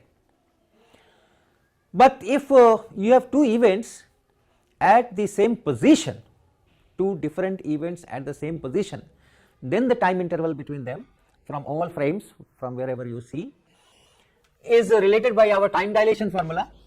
Improper and proper time interval depends on which you say delta t, which you say delta t prime. You can write both ways. The essential part is that the proper time interval will be the smallest. The frame in which the two events are at the same position, time interval measured from that frame will be smallest. So depends on which you call delta t prime, which you call delta t. In this particular case, this is the proper time interval and this is the improper time interval. The essential thing that I want to convey is that if delta t is positive, then delta t prime is also positive, and if this delta is negative, delta t is negative, delta t prime is also negative. So the ordering of event cannot be changed by changing the frames in such a case. So if you have two events at the same position, the ordering is fixed once for all. If you have two events at different positions, one is here, one is here, one event is at x equal to x1, other is at x equal to x2, and this is at t equal to t1, this is at t equal to t2. So one event is occurring earlier than the other, t1, t2 may be different. So do I have a frame in which this ordering can be changed? Surely, if there is a frame which is moving in such a way that at this time the frame is here and at this time the frame is here. So if you have a frame which is moving this way and this frame is present at this event as well as at this event, and this velocity will be then x2 minus x1 by t2 minus t1. So if you have this kind of a frame, in this frame the position of these two events will be same, and therefore whatever is the ordering in this frame, that will remain the ordering from all other frames.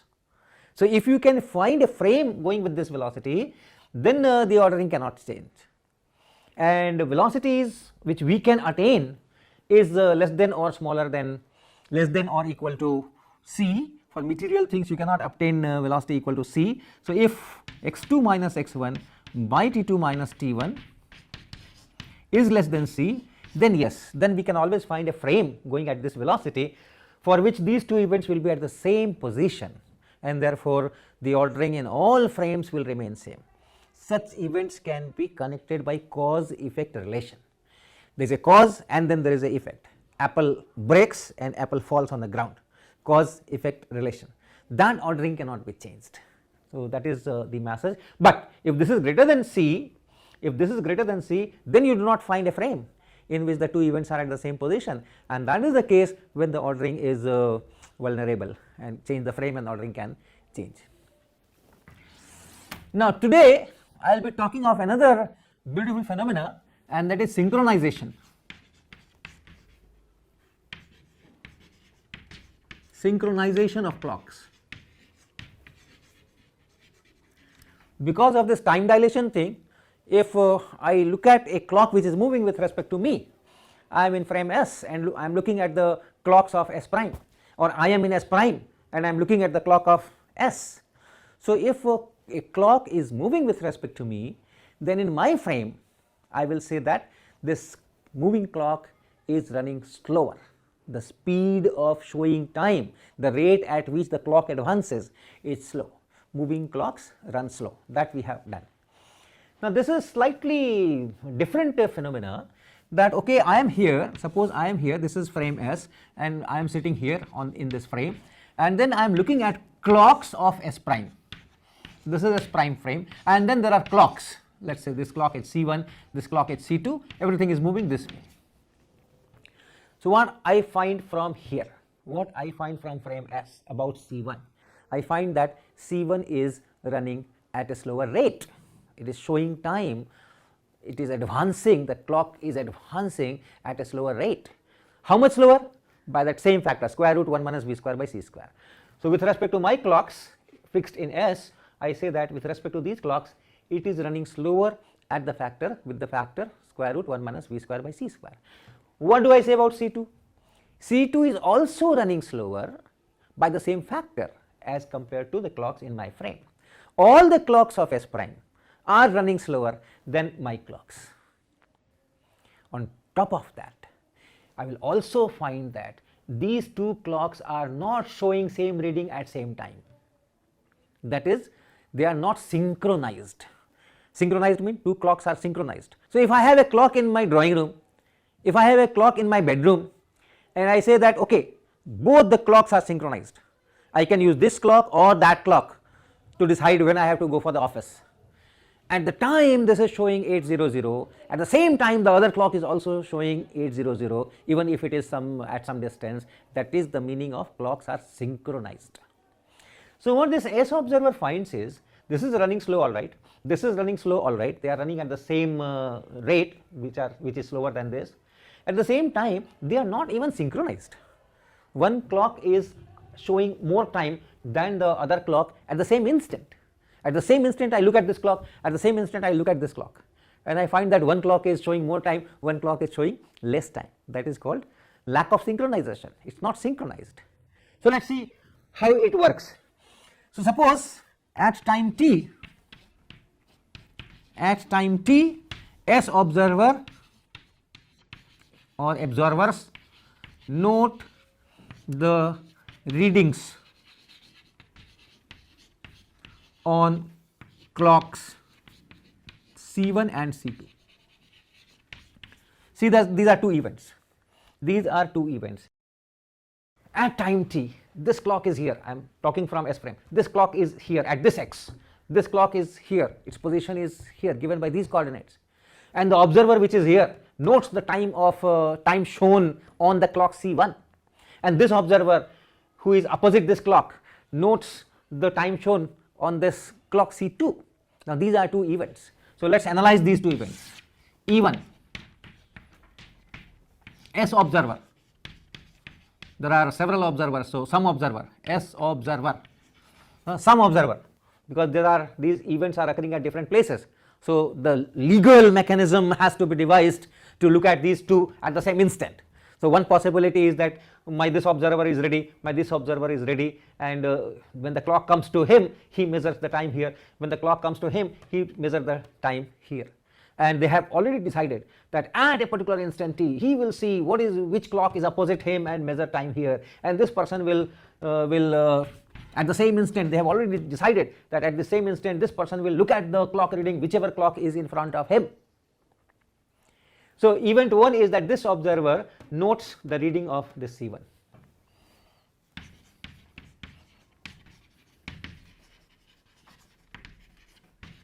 And similarly E2 is once again S observer, maybe a different observer, notes the reading. This is C1 and this is C2. From S frame, what are the coordinates? Where did the event occur and when did the event occur? So from S frame, the first event occurred at, say, x is equal to x1 here x is equal to x1, and at time t is this t. Event E2 that occurred here, x is equal to x2, so x is equal to x2, and at the same time, at the same instant, they are looking at C1 and C2. What is the time in of these two events in frame S prime? So we can use Lorentz transformation, and for E1 we can write T1 prime is equal to T minus x1 v by c square and then divided by square root 1 minus v square by c square, and for E2 we can write T2 prime is equal to T minus x2 v by c square square root 1 minus v square by c square. And so T2 prime minus T1 prime is equal to minus v by c square, you can take common, x2 minus x1 and divided by square root 1 minus v square by c square. So you see that T1 prime is not equal to T2 prime, and T1 prime and T2 prime are the time observed noted by these as prime observers of these two events E1 and E2. So these are also the clock readings. That is the meaning of clock. The clock is meant for that. So whatever is the time of event at a particular location, the clock there must show that time. That is why the clock is there. And hence the clock reading here is T1 prime, the clock reading here is T2 prime. And S observer notes that okay, this clock is showing T1 prime, although the time is T, but this clock is showing T1 prime. That is perfect. And this observer says okay, the time is T, but it is showing T2 prime. And the fact is that at the same instant these two clocks are showing two different times, T2 prime and T1 prime, and this is the difference. And since in this picture x2 is more and x1 is less, so this is positive, x2 minus x1 is positive, then because of this minus this thing is negative, and that means T2 prime is smaller than T1 prime. So this clock here is showing a smaller time and this clock here is showing a larger time at the same instant t. So for S frame this C1 clock is ahead of C2 for all time. They are not synchronized. And the rule we will formulate that since the clocks are going towards right, this is the rear clock and this is the front clock. So the rear clock is ahead of front clock. So it is opposite. In the motion for this translation, this is the front and this is rear, this is ahead and this is behind. But for showing the time on the dial, it is other way, this is ahead and this is behind. So we say that the rear clock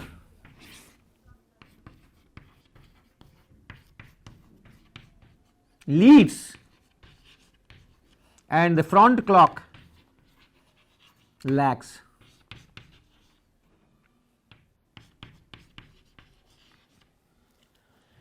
By how much?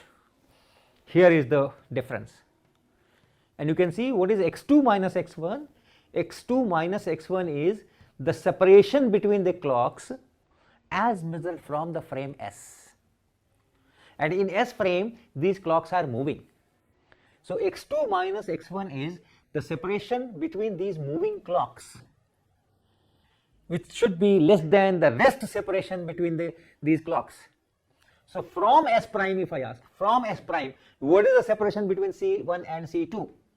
That is the rest separation.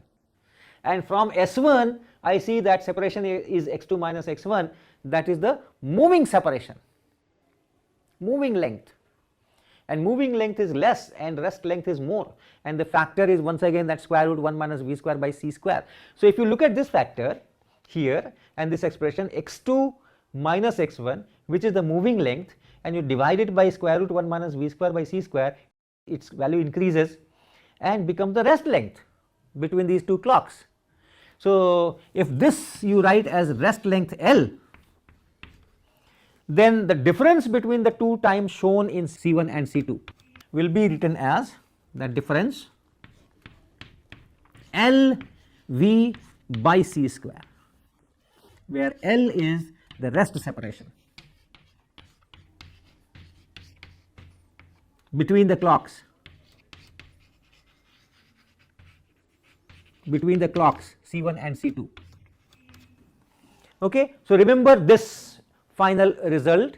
If you have two clocks which are moving with respect to yourself parallel to the line joining the clocks, then the one which is at rear will be showing more time, the one at the front will be showing less time, and the difference of time will be the rest separation between the clocks multiplied by the speed of these clocks and divided by c square, L into V by c square. So, that is the lack of synchronization.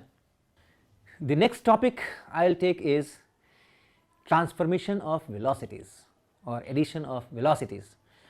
If you have two frames and you look at some object from this frame and the other frame, then how these two velocities and the frame velocity, they are related, that is under transformation of velocities. So, Galilean transformation we know very well. If I have two frames S prime and there is some object, then the velocity of the object with respect to S, velocity of the object with respect to S prime, and velocity of S prime with respect to S, just vector addition, simple. But in Galilean transformation the things are reasonably okay for low velocities only. For high velocities we have to bring in Lorentz transformation, and then let us see how the velocities transform. So, velocity addition.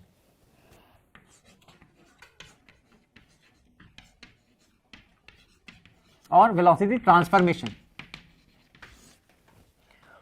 So, I have a frame S, I have a frame S prime as usual.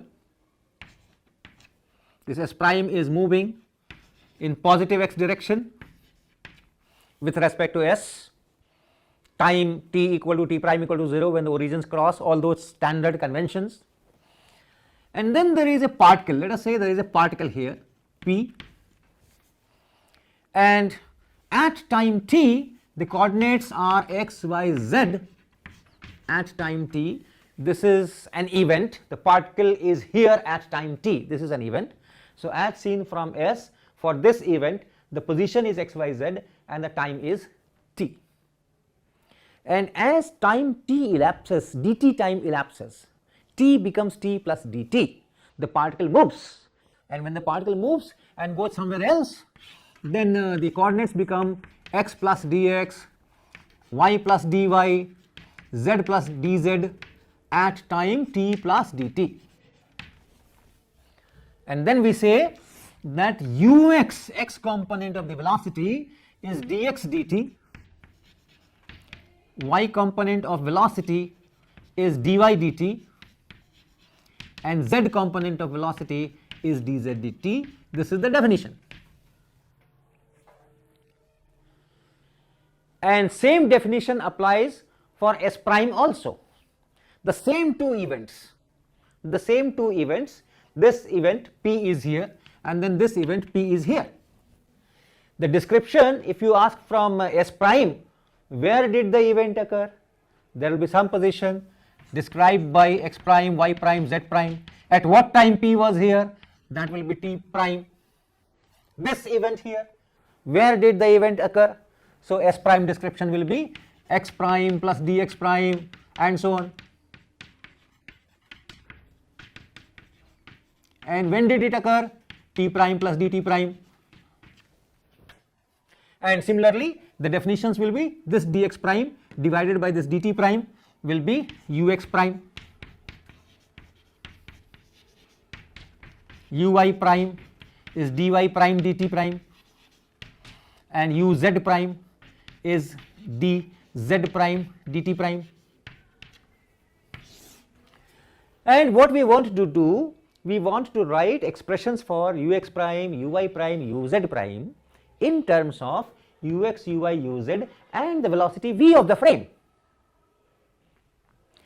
So, we can start from Lorentz transformation equations for position. X prime is equal to x minus vt and then divided by square root 1 minus v square by c square, and from here you can write what is dx prime. I can, since this v is constant, it is the frame velocity, as time passes this v does not change. So, I can write this as x minus vt times gamma. Gamma is independent of time, gamma does not change with time. So, dx prime you can write, dx prime will be dx and minus v dt times gamma. Similarly, start for time, you have t prime is equal to t minus x v by c square multiplied by gamma, and therefore you can write what is dt prime. Dt prime will be equal to dt and minus dx v by c square. So dx v by c square and times gamma. We have expressions for dx prime and we have expressions for dt prime, and we start from x prime is equal to x minus vt square root 1 minus v square by c square, and this factor we are writing gamma, which is independent of time, and therefore dx prime is this and dt prime is this. Now let us calculate what is this ux prime. So ux prime, which is dx prime dt prime, is equal to, here is dx prime, dx minus v dt times gamma. So dx minus v dt gamma, and here is dt prime, dt minus v dx over c square and times gamma. So cancel these two gamma first and divide numerator and denominator by dt. So what do you get? This is equal to dx dt minus v, this dt cancels out, we are dividing by dt, so dx dt minus v, and denominator also you have to divide by dt, so here it will become 1 and minus this v, and then this is dx dt c square and dx dt, and this is dx dt is ux, dx dt is ux, so ux and minus v and divided by 1 minus this is ux v ux by c square. So that is one rule, ux prime is equal to ux minus v divided by 1 minus v ux by c square. In Galilean transformation you have ux prime is equal to ux minus v. So this is the new factor which is coming in. So you have this relation, remember this, we will be collecting these things. So this is one equation that we have obtained, ux prime is equal to this. What about uy prime, component of velocity in y direction? The position is same, y prime is equal to y. So y prime is equal to y, and therefore dy prime is equal to dy, but uy prime is not equal to uy, because uy prime is dy prime dt prime, uy prime is dy prime dt prime. So dy prime is this, but dt prime is not dt, dt prime we have written here, dt prime is here, dt and minus dx v by c square gamma. So this is dt and minus dx times v, or you can write v dx divide into gamma, this is dt prime, this is dt prime, dt minus v dx by c square times gamma. So uy prime is equal to dy prime dt prime, that is the definition of uy prime. In y direction, how much is the displacement? From y it has gone to y plus dy, so this dy dt is uy, component of velocity in y direction. So you have uy prime is dy prime dt prime, and that is equal to dy and divided by dt prime, that is dt minus v dx times gamma, and this is equal to again divide by dt in numerator and denominator. So you get dy dt here, and this becomes 1, and dx dt becomes ux, so v into ux by c square also. dt prime is dt minus v dx by c square, so it is this, and gamma here, okay, gamma here, and 1 by gamma will be square root of 1 minus v square by c square, so I can write that factor here, 1 minus v square by c square.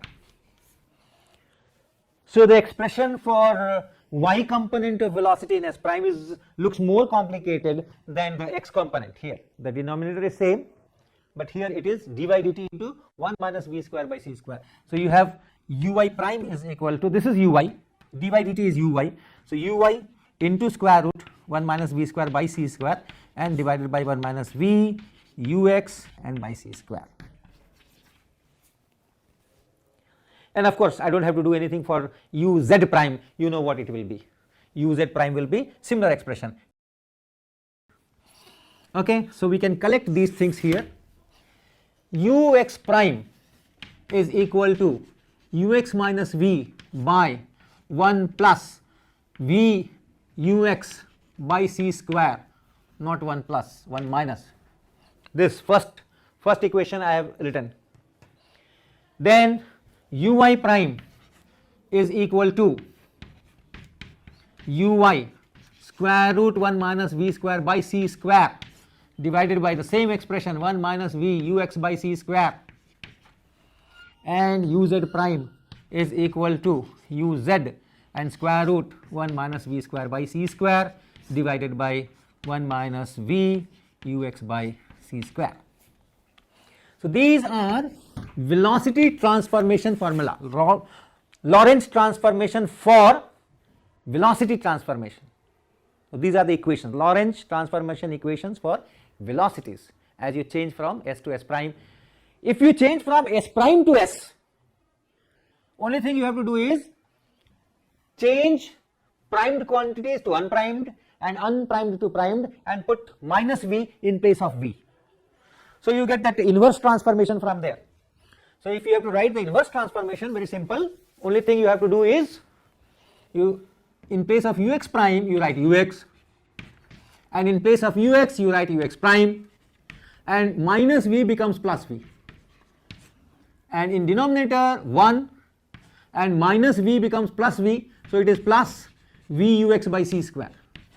And similarly here uy is equal to uy prime square root 1 minus v square by c square divided by 1 minus v ux by c square. Remember, in transformation of y component of velocity you are also using ux, the x component of the velocity of the particle, so that also should be noted.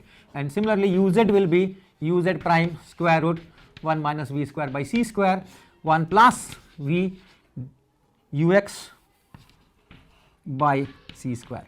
So these are the inverse transformation equations. If you know the velocity is in s prime, velocity of a particle in s prime, you can write the velocity of that particle in s prime. Okay, so we will stop here.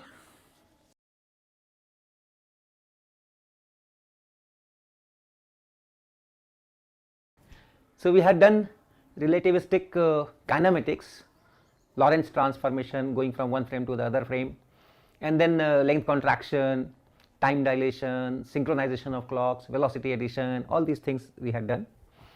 And today the agenda is to solve some problems so that these equations that we have derived are practiced well. So our first problem is the following: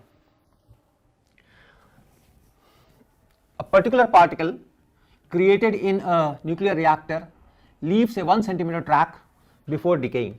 So in nuclear reactor you have varieties of nuclear reactions taking place, new particles are created and then those particles move, and then in the detector system, there is some kind of detector system, when the particle moves through the medium it leaves a track, and when that particle decays then the track is terminated. So particular particle created in a nuclear reactor leaves as 1 centimeter track before decaying. Assuming that the particle moved at 0.995 c, calculate the life of the particle, one in the lab frame and then second in the frame of the particle. So when the particle is created, the track starts because the particle is moving, and when the particle decays, that particular track is terminated. Maybe some other particles will be created and this more tracks will be created, but that particular track is terminated. So the length of the track is 1 centimeter, the speed is 0.995 c.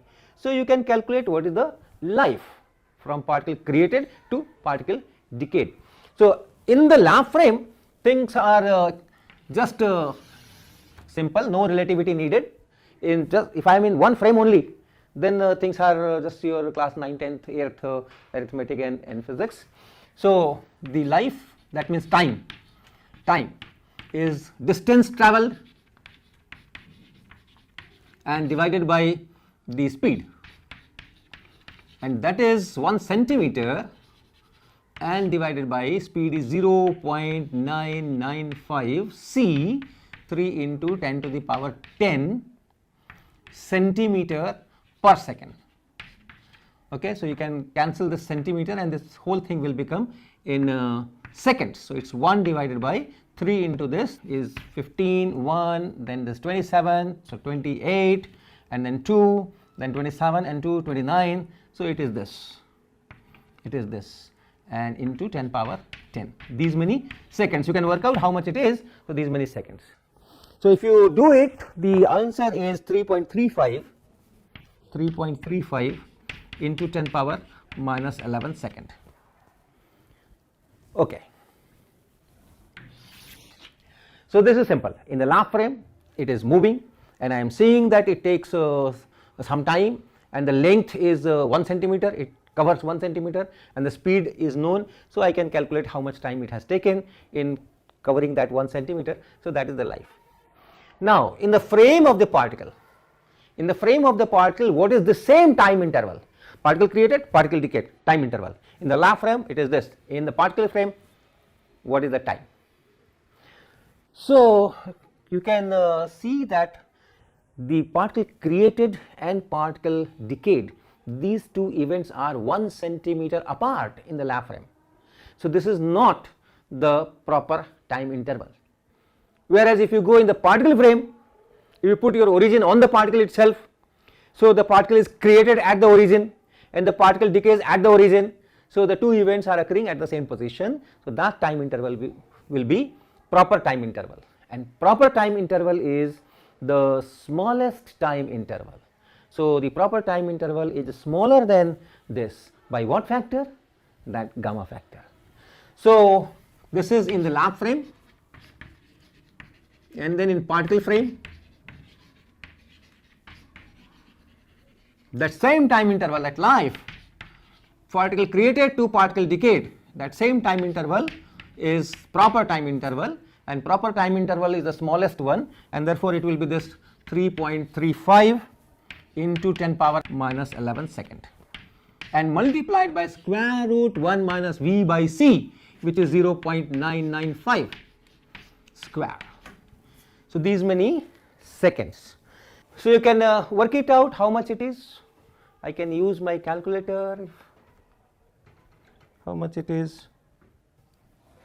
This is 3.35 into 10 power minus 11 second, and then multiplied by, that is 0.0998 and so on, 7, something like that.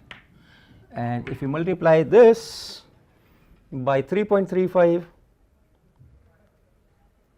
it is 0.33. It is 0.334, like that, 5, 8, and that into 10 power minus 11 second, or you can write it as 3.35 if you want to round it off, into 10 to the power minus, you have multiplied, so you have to divide, minus 12 seconds. So almost a factor of 10. If you see here and you see here, it's a factor of 10. So 10 times is the is smaller. This proper time interval is 10 times smaller than this. Okay. So let's go for the next question. So here is the next question. A person standing on a platform finds that a train moving with velocity 0.6 c takes 1 second to pass by him. Find A, the length of the train as seen by the person, and B, the rest length of the train. So you have a platform, and on that platform some person is standing, and then the train, there is some train, and that train is moving, and moving with 0.6 c. These numbers 0.6 c and 0.8 c you find many times in the problems, because when you see 1 minus v square by c square square root, these are very handy. Okay. So that square root 1 minus v square by c square will be 0.8, and if this is 0.8 c, then that will be 0.6. So very handy. So find the length of the train as seen by the person, and the person finds that it takes 1 second to pass by him. The train takes 1 second to pass by him. That means the engine is here, and then the last coach is here, the rear end is here. So the train has passed by him and it takes 1 second. So you know how much is the length, how much is the engine moved in 1 second? It has moved at this speed. So this is for that platform, this is for the person frame. So the time taken is 1 second, and the speed is 0.6 c, and so the distance covered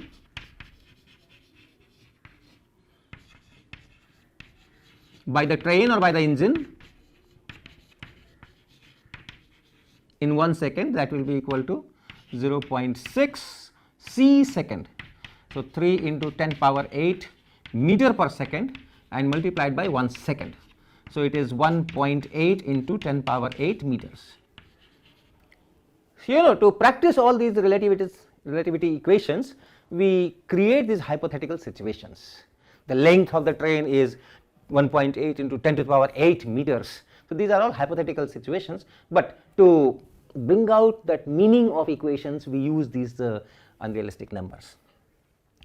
So at 1 second, that last rear part is here and the engine is at this distance, so that is the length of the train. So this is the length of the train.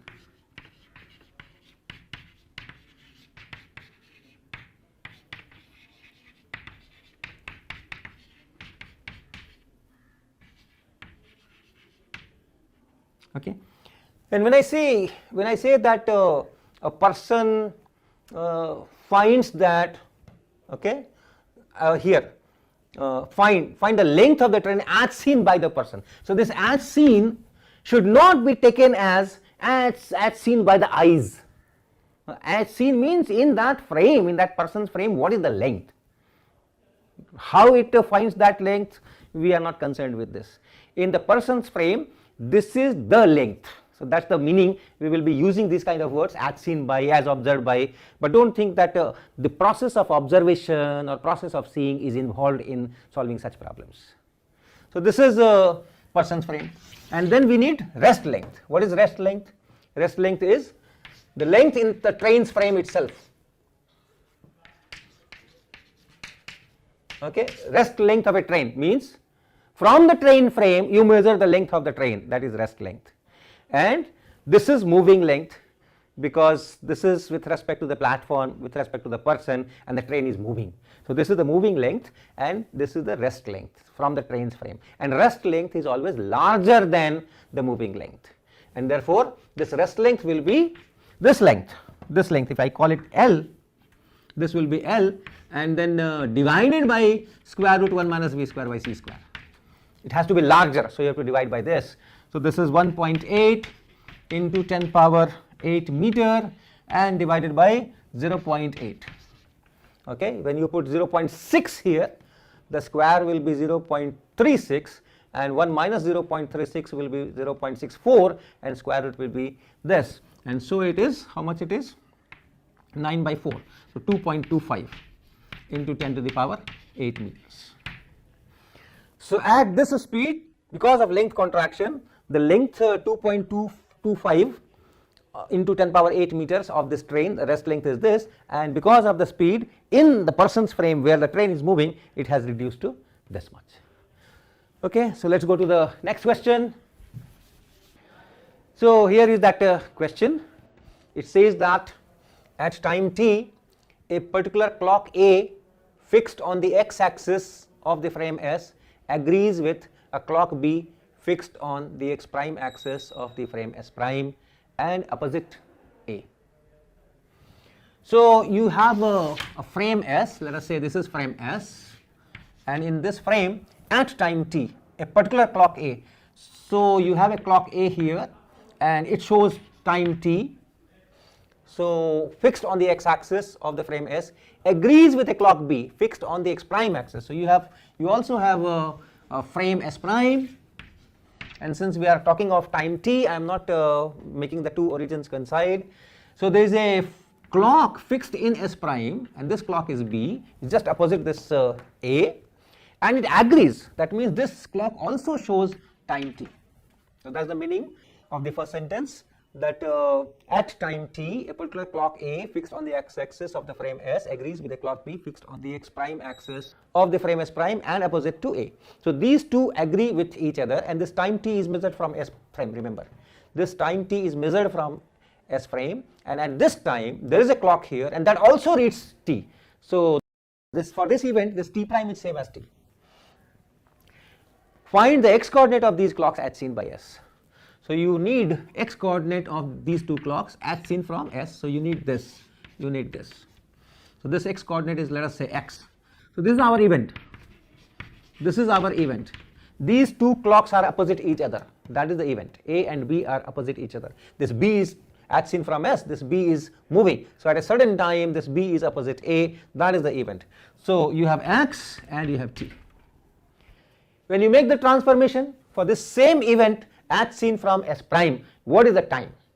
So since the event is occurring here, the clock here will read that time, and that time is t, it should be t prime. So this is in S, and therefore in S prime, for the same event, t prime should be equal to t minus xv by c square, and then square root 1 minus v square by c square in denominator. And this is equal to t. It agrees. These two clocks agree. And the question is, what is this x? How much is this x? So you can work it out from here. It is t and 1 divided by square root 1 minus v square by c square and minus 1. So what I have done, I have written this term and I have written this term. So minus 1, and this should be equal to, so I have taken this thing here and I am taking this thing on that side. So it is x v by c square and then square root 1 minus v square by c square. Okay, so in this equation I am transposing. This t comes to the left, and this minus x v by c square divided by this, that goes to the right side. And so from here you can write what is x. If you multiply by this square root 1 minus v square by c square, it is t times 1 minus square root 1 minus v square by c square is equal to x v by c square, and hence x is equal to c square by v into t, and then into 1 minus square root 1 minus v square by c square. So that is the coordinate. At this coordinate, the clock of S frame, and at the same position the clock B of S prime, they coincide, the readings coincide. Okay, they agree with each other. This is t, this is t. So that is our first part. Now the second part is, what does the clock C fixed in S prime opposite to the origin of S? So clock C is opposite to the origin of S read. What does this clock C read at this instant t as observed in S? So in S frame at time t, these two clocks are agreeing. At the same time t, there is some clock of S prime. Alright, there is some clock of S prime which is opposite to the origin. This is the origin of S. So there is some clock here, C. This is the clock C. They are all moving. They are all moving. But at this instant t, this clock is opposite to the origin, and the question is, what does this clock read? How much is this clock read? So this is the question. Okay. So let me make some space. Now this event, this clock C is opposite to the origin. What are the x and t as seen from S, and from there we can get what is the reading of this clock. So our event is C comes opposite to the origin O of S. This is the event. Now in S frame, where did this event happen? It happened at x is equal to 0. At what time? T equal to t. At this instant t. So the timing of this event is t, and the position of the location of this event is x equal to 0. So what should be t prime? What should this clock read? According to S prime, when did this event occur? And that will be read by this clock, because this clock is here. So in S prime frame you will have T prime, which is T minus xv by c square, and then divided by 1 minus v square by c square, and x is 0, so T prime is T divided by square root 1 minus v square by c square. So that is it. So this clock is reading T, and this clock is reading T divided by square root 1 minus v square by c square at the same instant. At the same instant T, this reads T and this reads this much. And the third part is show that the rear clock C leads the front clock B by LV by C square, where L is the rest separation between the clocks. So you see this T prime is greater than T.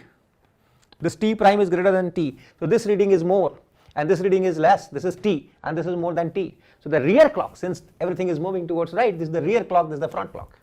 Rear clock leads. By how much does it lead? So you can subtract. This reads T and this reads T divided by this much. So you can find how much is the difference. So let me write it here. This C leads B by how much? T divided by square root 1 minus v square by c square and minus T.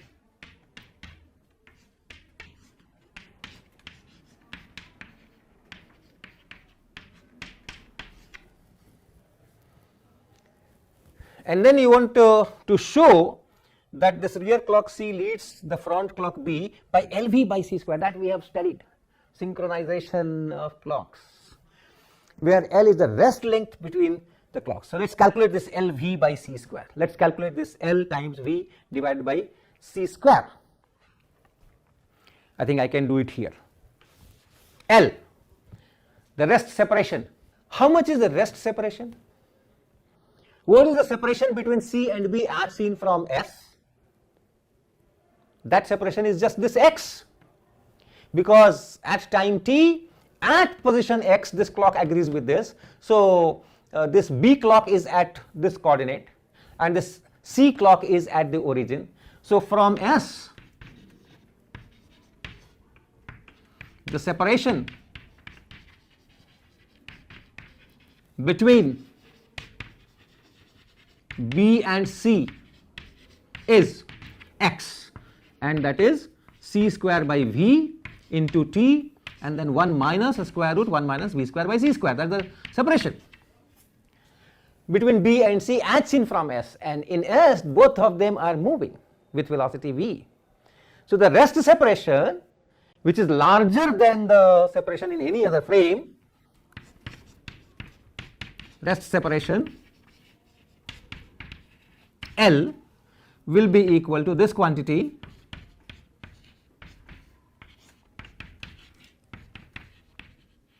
it's larger, so remember you have to divide by square root 1 minus V square by C square. Okay, so this is equal to C square T by V, and then 1 minus this is 1 divided by this, and yeah, so 1 divided by square root 1 minus V square by C square, and then minus 1, so it is minus 1. This is L. So what is LV by C square? L times V divided by C square. This is your rest separation L. So LV by C square is equal to V by C square. So this cancels out and you are left with T, and then 1 divided by square root 1 minus V square by C square and minus 1, and that is same as this. That is same as this. Okay, so everything is consistent. This rear clock leads the front clock by LV by C square, where L is the rest separation. So let me go to the last question of this lecture, and that will be on velocity addition. So the question is, two rockets, each of length L0, its rest length, remember when I say each of length, its rest length L0 are approaching the earth from opposite directions at the same speed c by 2. Find the length of the one rocket in the frame of the other rocket. So that's the question. So you have two rockets and the rest length is L0 here and then here, and then they are approaching each other, and not each other, yeah, each other also, and there is Earth somewhere. So this is at speed c by 2 and this is c by 2. So they are approaching the Earth at the speed c by 2. So in Earth frame this is c by 2, in Earth frame this is c by 2. The question is, what is the length of this rocket as seen or as measured or as observed in this frame? And remember, seen is not seeing with the eyes. Okay, so first we calculate the velocity or the speed of this rocket with respect to this one. So if I call it B, if I call it A, then velocity of B in the frame of A or with respect to A. Okay, if it is Galilean transformation, it will be c by 2 plus c by 2 equal to c. But here it will be V will be equal to V1 plus V2 and then divided by 1 plus V1 V2 by c square. That is the equation. So c by 2 plus c by 2 divided by 1 plus c by 2 into c by 2, so that is 1 by 4, and then c square by c square is 1. So it is c, this is 5 by 4, so it is 4 by 5c. So speed of this rocket in the frame of this rocket will be 4 by 5c according to Lorentz transformation. Now you can work out what will be the length of this rocket as measured in this frame, because now this we are talking from this frame, and from this frame, from this rocket frame, the other rocket is moving at a speed 4 by 5c, that is 0.8c. It's moving like this, and therefore the length should be contracted. Length of B, this is B, is equal to, as in from this A, is its rest length, which is L0, and then contracted by this factor 1 minus V square by C square, that is this 0.8 square, and that is 0.6 L0. So that's the length measured in this frame, length of this rocket measured in this frame. So these are the kind of questions, these are the kind of numerical problems that we solve in relativity. Remember, you have to consciously, because it's not coming from our common sense, so you have to consciously use the equations, frames, which frame, this frame, that frame, rest length, moving length, proper time interval, improper time interval. So you have to be conscious.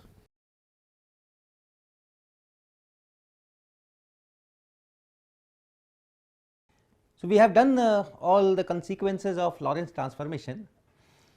There is a very nice geometrical representation of all these transformation equations.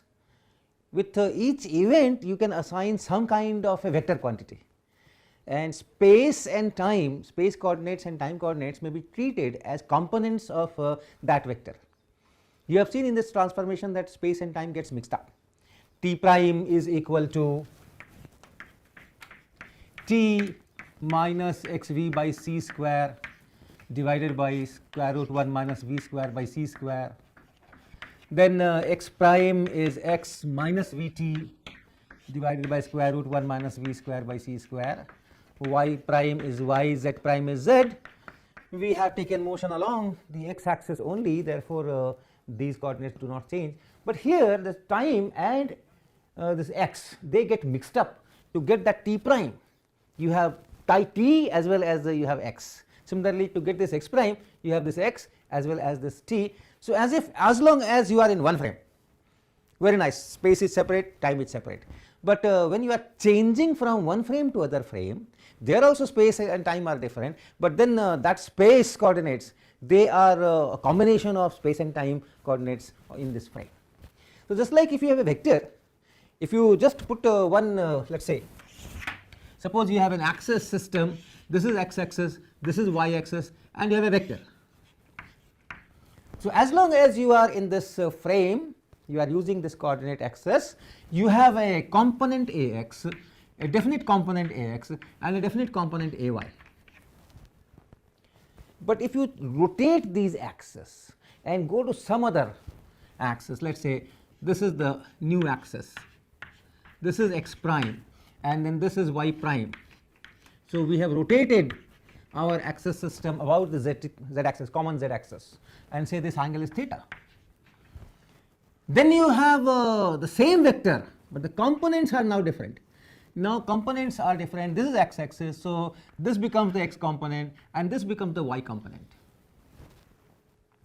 And if you write this component ax in terms of ax prime and ay prime, you see that the two x and y components will get mixed up. So let me draw this diagram slightly magnified form. So let us say I have these are the new axes, and then I have a vector A, this is some vector, or let us say position vector. Let us say this is a position vector. So the coordinates are x and y. So if I drop a perpendicular here, this is x and this whole thing is y.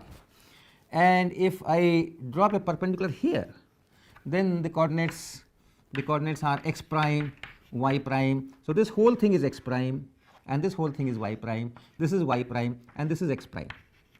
You can drop a perpendicular from here, you can drop a perpendicular from here. If this angle is theta, this angle will be theta, and then you can write x, try to write x. What is x? This is x. This x is equal to,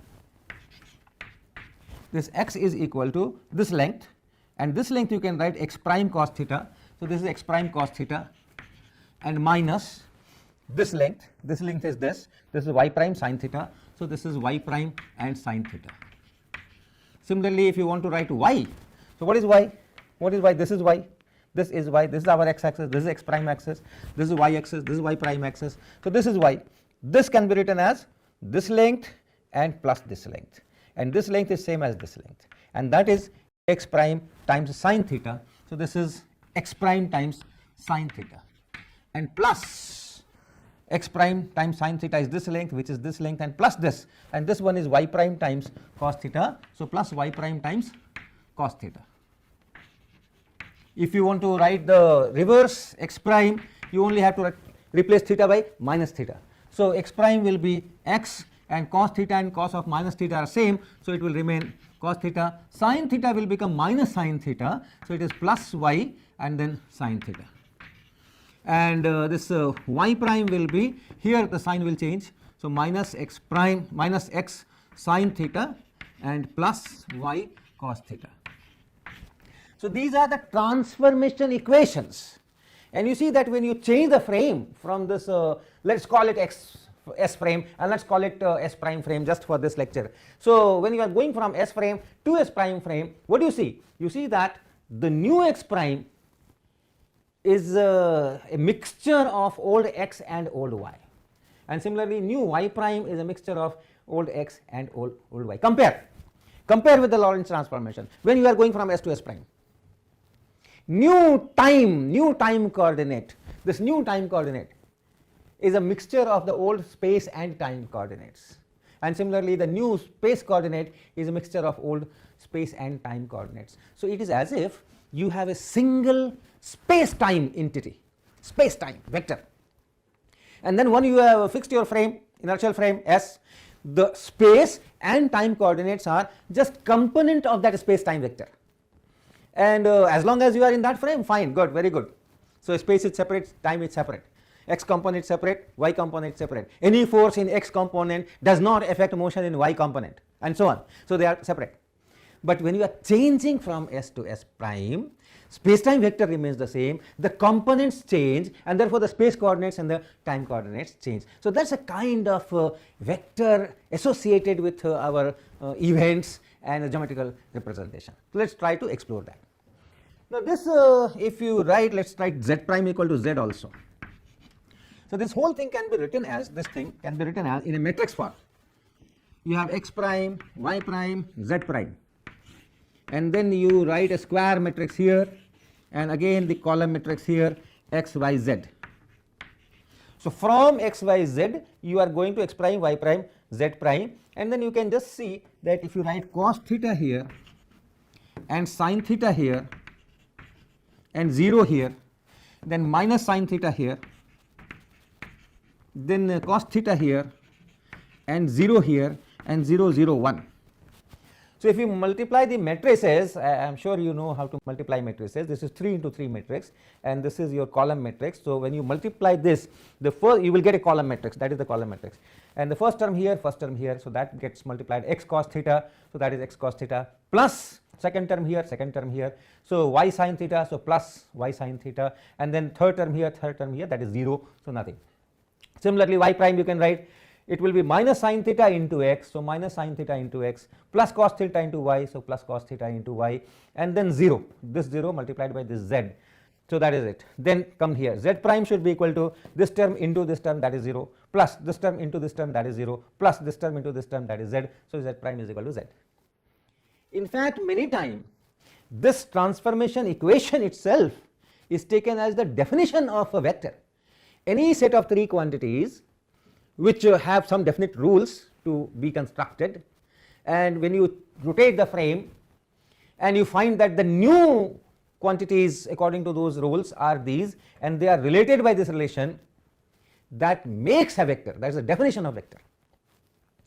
Now let me work on the Lorentz transformation, this one, and let me multiply the first one by c, so it is Ct prime is equal to Ct and minus x v by c, and then this whole thing divided by square root 1 minus v square by c square, and let me write it as Ct and minus x into beta and times gamma. So I put gamma here, I put gamma here. You know, gamma is 1 by square root 1 minus v square by c square, beta is v by c. I am using the symbols, gamma is 1 by square root 1 minus v square by c square. Ct prime is this, then x prime is equal to x gamma and minus beta into Ct, this is v by c, so this becomes minus vt, and then gamma. Y prime is equal to y and z prime is equal to z. So you can write Ct prime, x prime, y prime, z prime equal to, let me write a square matrix here, and this side it is Ct, this side it is Ct, and then x and y and then z. What I should fill here, Ct prime is equal to Ct into gamma, so Ct into gamma, I should put gamma here, then minus x into beta gamma, so x is here, so minus beta gamma and then 0 0. Just check, if I do this matrix multiplication, first row and first column, that gives me this 1 1 component. So gamma times Ct, it is here, minus beta gamma times x, it is here, then 0 times y is 0, 0 times z is 0, so that first transformation equation comes from here. Second, x prime, second row and this column, so Ct minus beta gamma, so this is minus beta gamma, and then x is multiplied by gamma, so this x is multiplied by gamma, and then nothing, so 0 0.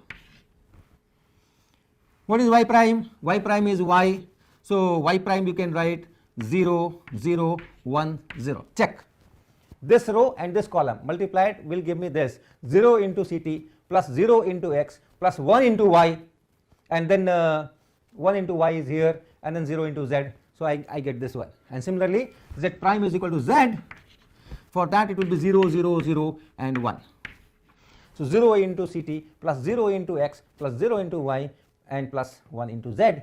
So it looks like I am doing this kind of a transformation, right? I have 4 components now. Here there were 3 components, and then there was a matrix 3 by 3 matrix, and that theta decided that new frame from the old frame.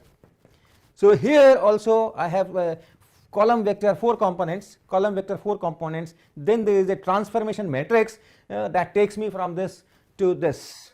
So it's a kind of transformation, and from S to S prime the key factor is that V. So that is in this beta gamma. Here the key factor was theta, so that theta was coming here. So here the key factor is that V, so that V is coming here. So that's the kind of idea try to conceive. It's an abstract idea, it's a mathematical representations only. So try to conceive, you have a single vector for an event, a single vector, we call it the space time vector, okay, you can call it that way. and then space coordinates and time coordinates, they are components of this in the when you are in S prime.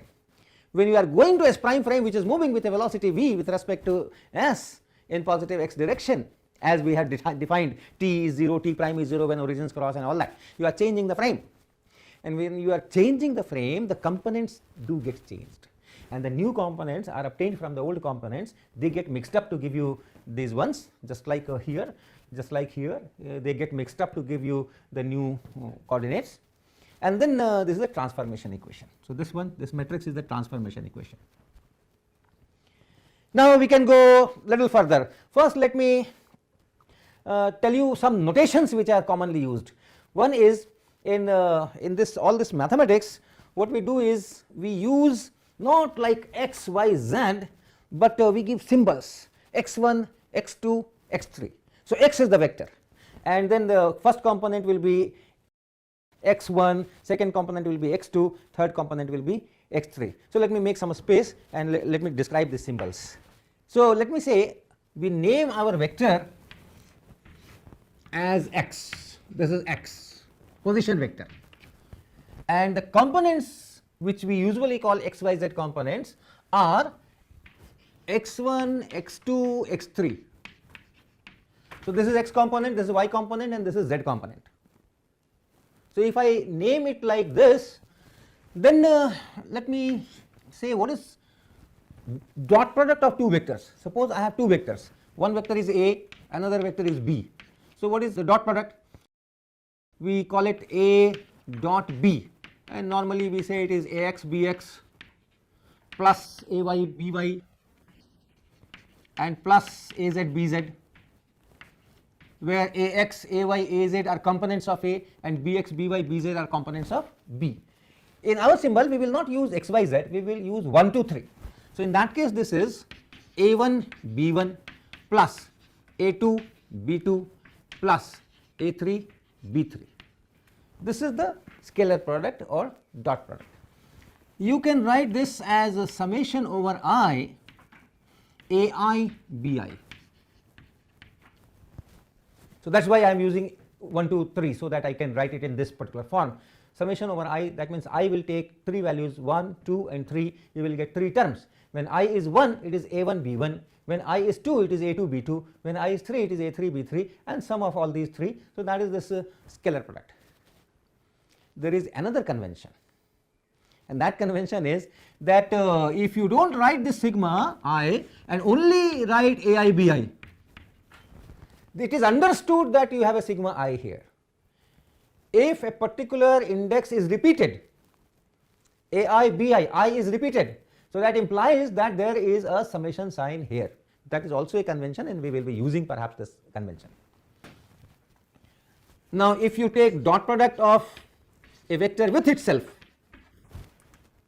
then it will be summation over I ai ai. So it is summation over I ai ai, and that is a1 square plus a2 square and plus a3 square.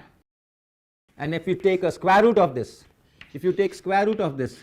what you get is magnitude of a.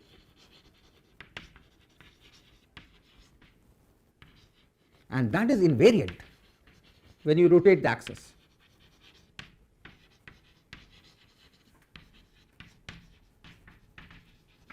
So when you rotate the axis, this magnitude does not change. A1 changes, A2 changes, A3 changes, components change, but this thing will not change, magnitude will not change, this dot product will not change, it will remain there.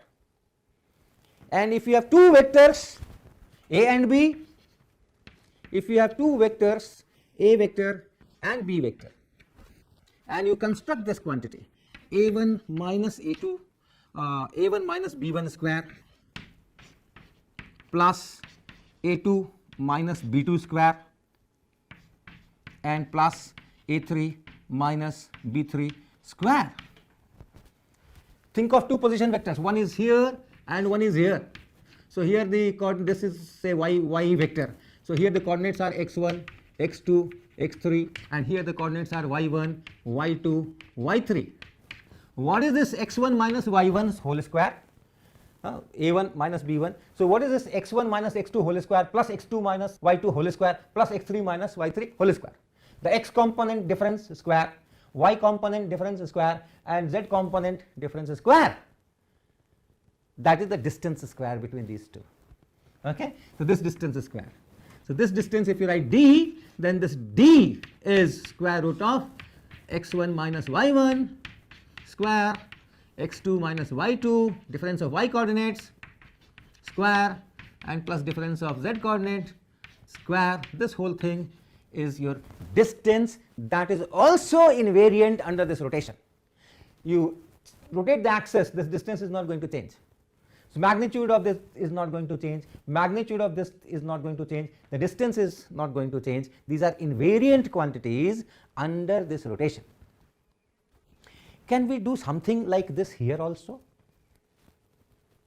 So let us start with defining magnitude.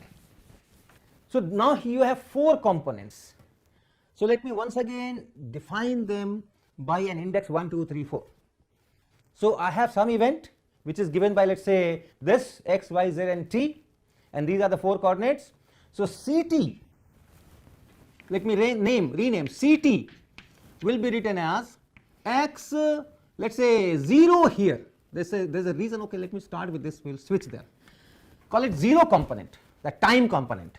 This time component, let us call it 0 component. Instead of 1, 2, 3, 4, we will go 0, 1, 2, 3. So this is 0 and 1, 2, 3.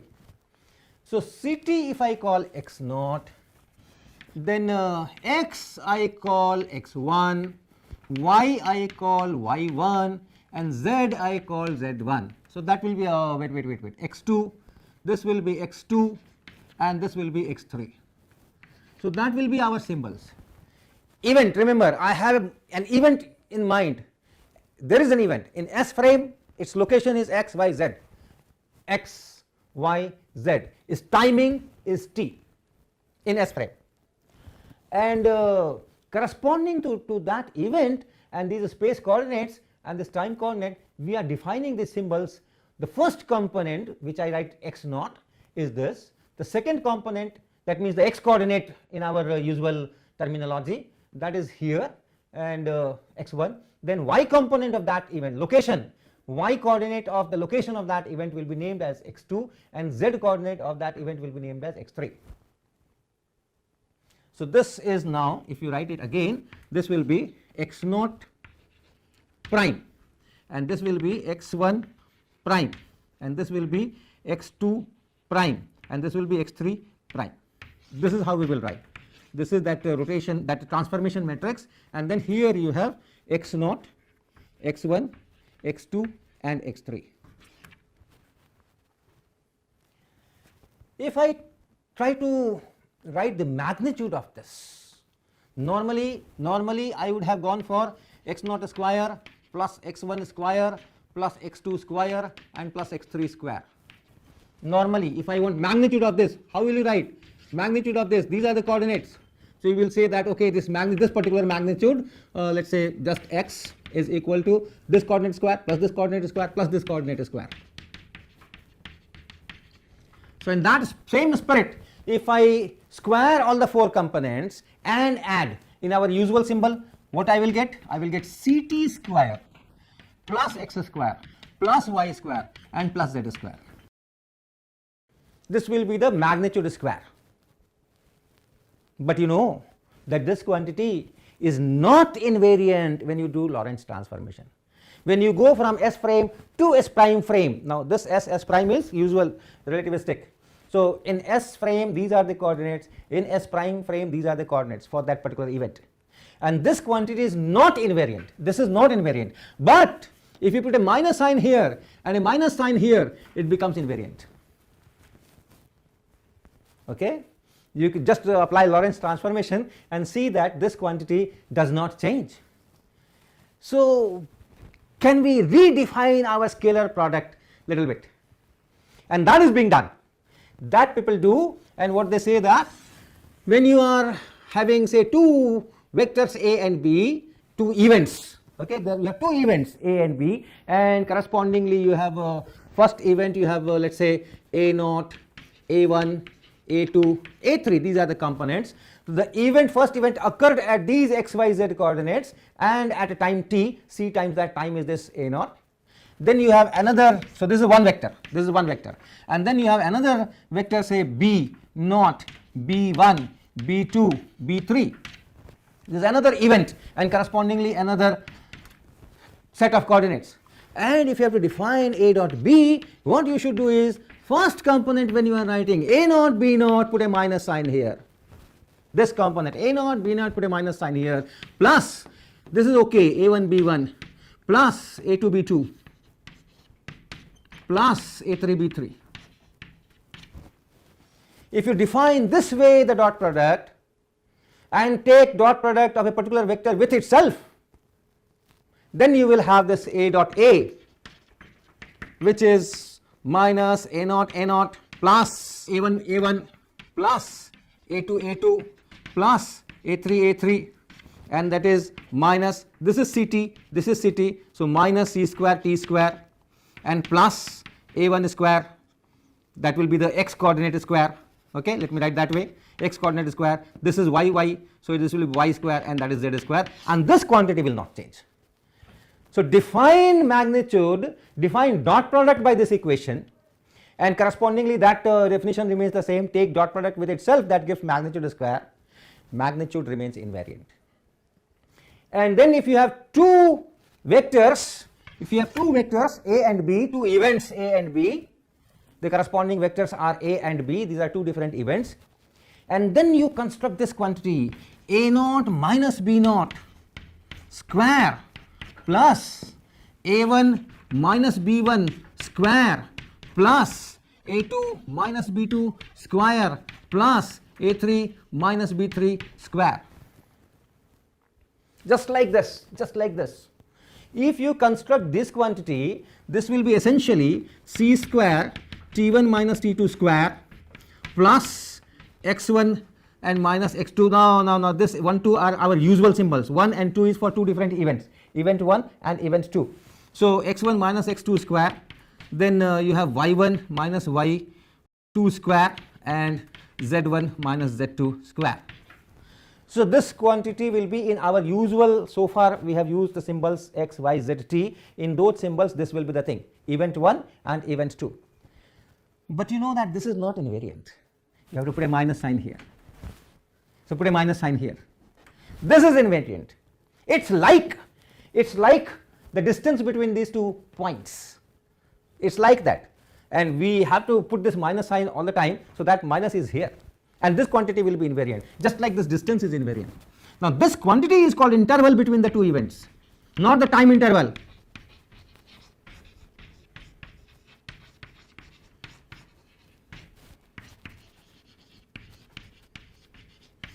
Remember, not the time interval.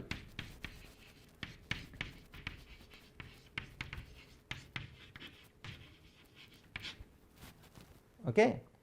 So this quantity is called interval, you can write it as I, and this is again a Lorentz invariant. This does not change, just like this distance does not change. So these are the analogies from our geometrical vector space. We have taken the analogy and we are constructing a 4-dimensional vector space in which the components are CT, 0th component we call it, then x coordinate first component, y coordinate second component, z coordinate third component, and then we construct our algebra, vector algebra. We define magnitude of that vector, we define dot product between these two vectors, then we define interval between these two vectors. So that vector algebra can be constructed. It's very, very useful. Now such vectors, when we define such vectors which are transformed when you go to S prime according to this Lorentz transformation, are called 4 vectors. We call them 4 vectors. We write it this way. 4 vectors. It will have 4 components. If you just define an event, and for that event you have time coordinate, x, y, z coordinate, and then you construct this these 4 components, CT, x component, y component, z component, this particular vector which gives you one event, one particular event in one particular frame. These are the coordinates. This is the time, this is the position. If you change the frame, then of course the components change, the time changes and x, y, z coordinates may change.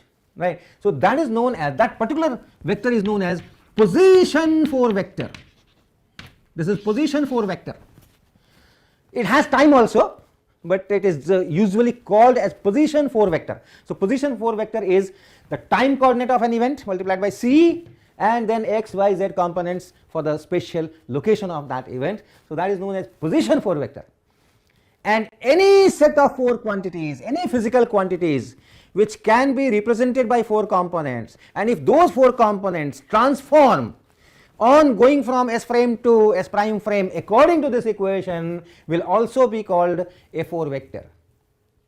Here you have position vector, but you also have many other vectors: linear momentum vector, you have angular momentum vector, you have force vector, you have velocity vector. All the vectors obey the transformation equation when you rotate the frame, the same transformation equation, same matrix.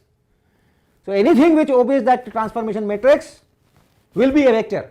Similarly here, Ct, x, y, z, they obey this transformation equation, this Lorentz transformation equation.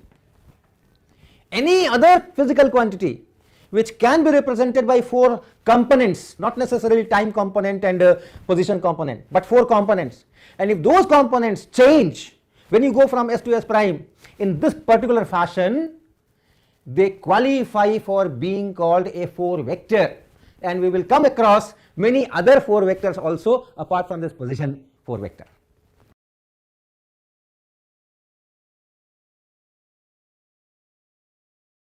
So you have seen how Lorentz transformation works, and when we go from one frame to other frame, things change, and space and time, x, y, z coordinates represents space and time represents time coordinate. As long as we are in one frame, we can talk separately x, y, z as one part and t as other part. But when we change frame, and once again in that frame we can talk separately space and time, but there x, y, z coordinates, if I am writing in terms of the x, y, z and time here, they all gets mixed up, and so we say that it is one entity, that is space time, and space and time, they act as components, and when you change frame the components change but the space time remains the same. So we described a 4 vector concept where there are 4 components. One is time component c into t naught, and then you have x, y, z.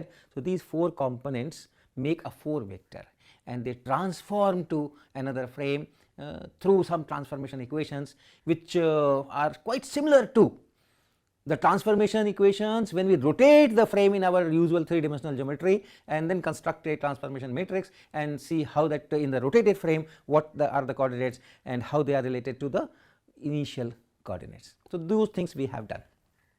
Now let me move to dynamics, and dynamics means this is the force and this is the acceleration and this is the motion and this is the linear momentum, this is the kinetic energy. So all those things which involve mass and forces, that makes it dynamics, right. In kinematics so far, velocity addition or length contraction, we did not talk of mass, we did not talk of force acting on it and then motion being generated. So those things we will be now doing, which is relativistic dynamics. Now the dynamics is controlled by Newton's laws of motion in our daily life. We know that the force is mass times acceleration, and from there we do all kinds of conservation laws and this and that, and then we describe varieties of motion in this world. But Newton's laws are not invariant under Lorentz transformation, and if Lorentz transformations are describing the nature, then Newton's law cannot describe nature because they are not invariant under Lorentz transformation, and principle of relativity, if you honor that, then these are inconsistent. So when we go to high speeds, we do see deviations from Newton's laws, and therefore yes, Newton's laws are to be modified. Only in low velocity limit, when Lorentz transformation also reduces to Galilean transformation, Newton's law become valid to describe motions.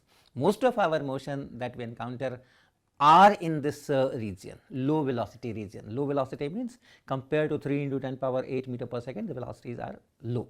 So most of the world that we see or we experience, that contains only the low velocities, and therefore Newton's laws are very good, we use it, with all respect and everything, we make use of Newton's law, we derive our solutions, and they work out very well to describe everything that we see. But in laboratories, where I can accelerate an electron or an ion or a proton to high speeds, there Newton's laws are to be modified. So, that is the thing that we will be doing. So, first, from Newton's law or otherwise, we know there is a principle called conservation of linear momentum, extremely important principle.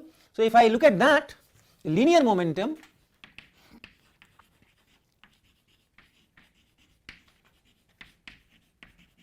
P, we write, it is related to force also. So, if you have a single particle and then there is a force on it, this force is related to rate of change of this linear momentum dp dt. In Newtonian mechanics, we define P as mass times velocity, and mass is a constant quantity, it is a characteristic property of that particle itself, and therefore, when you put it here, this becomes m dv dt, and that is m times a, F is equal to ma. And if you have a system of particles, a collection of particles, and there are forces on these particles from each other and from outside, then you have this equation still valid, but then this F is the total forces all taken together, and you call it F external, that is equal to dp dt. That is still valid. The internal forces, they occur in pairs and therefore they cancel out, and hence if this is 0, if external force is 0, dp dt is 0, and therefore P is constant. This is known as principle of conservation of linear momentum.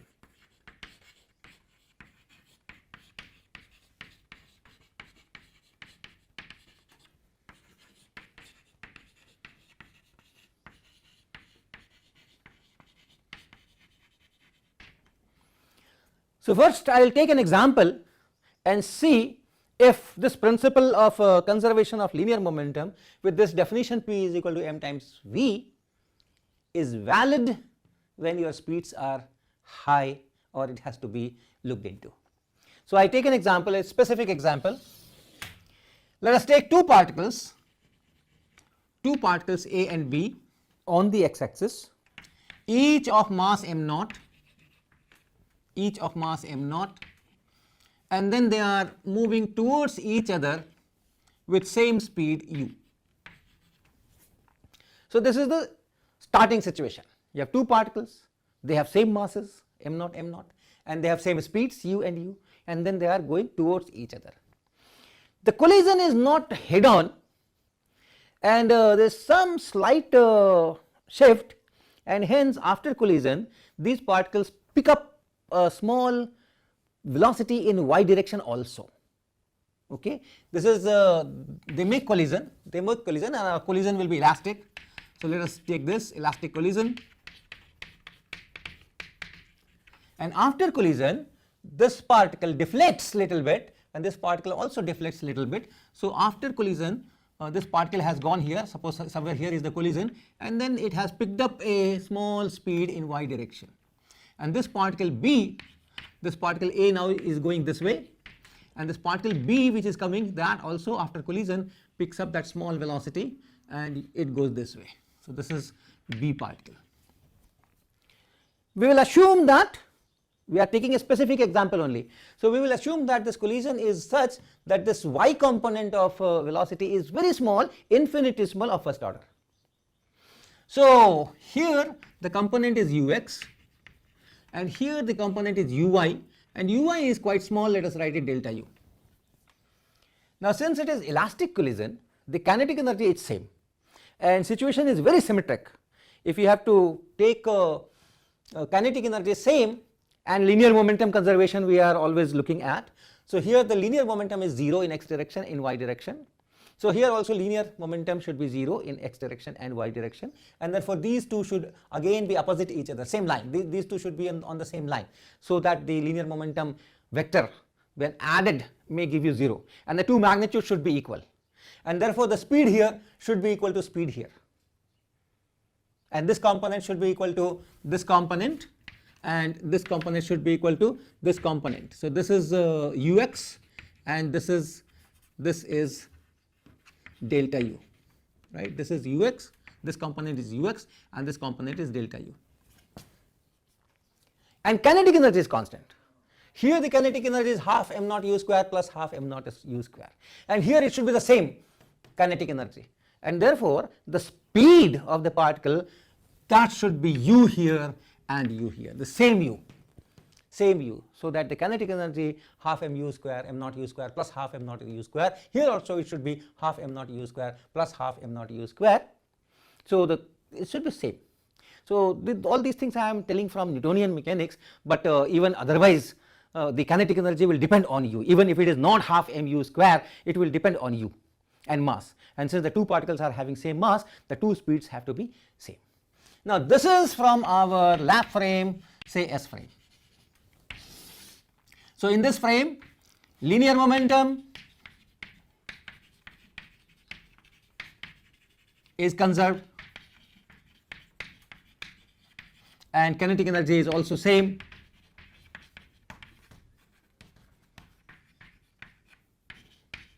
Before and after collision.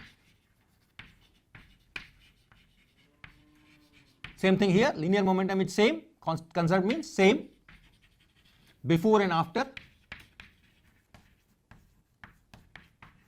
collision. Very nice.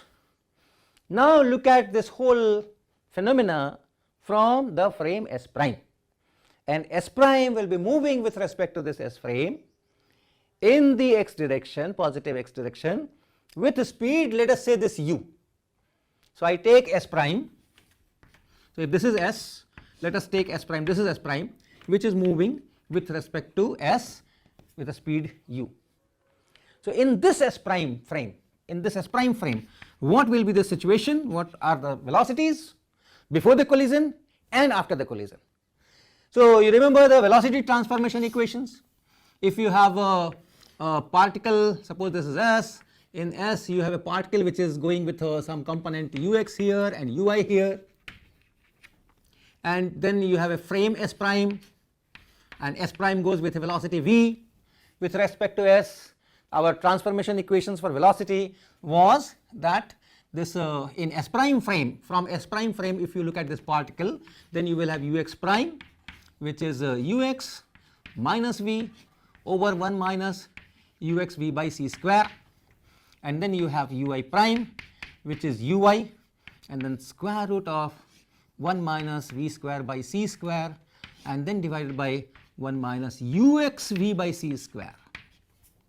These are the velocity transformation equations, we had derived this. So using these equations, I can write what will be the velocities, speeds, the components in S prime before the collision and after the collision. But before going that, let me do something else. Since we have taken delta u as a small quantity and infinitesimal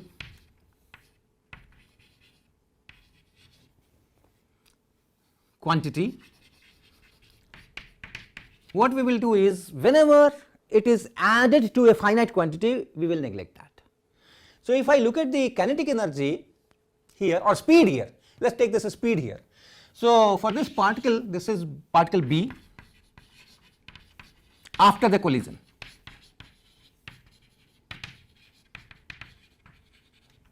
What is the speed? The speed is u. So this u, this is the speed, square is equal to ux square and plus this delta u square. So ux square is equal to u square and minus delta u square. So you can see that this is a finite quantity and this is infinitesimal. So in presence of this, I neglect this, and hence this is u square, and hence I can write ux as u. Okay, so this ux is u and this ux is u. So let me write that. here I have this particle here going in this direction, there is a small y component which is delta u, and the x component still remains u, and this speed is also u. Okay, it may look very peculiar, but remember delta u is a small first order small quantity as compared to u, and therefore just like sin theta by theta goes to 1 when you have small theta, similarly this u square plus delta u square will go to u square when this delta u is small as compared to this u. So we have taken that particular case, and therefore your components are u and delta u here, and similarly u and delta u here. So now let's use transformations to these transformations to get the speeds, to get the components in S prime frame. So now I am writing from S prime frame. Now this particular particle is going with a speed u in the lap frame, and this frame S prime is also going in the same direction with the same speed.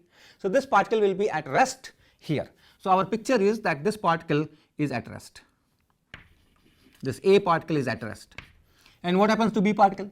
This B particle is coming in this direction.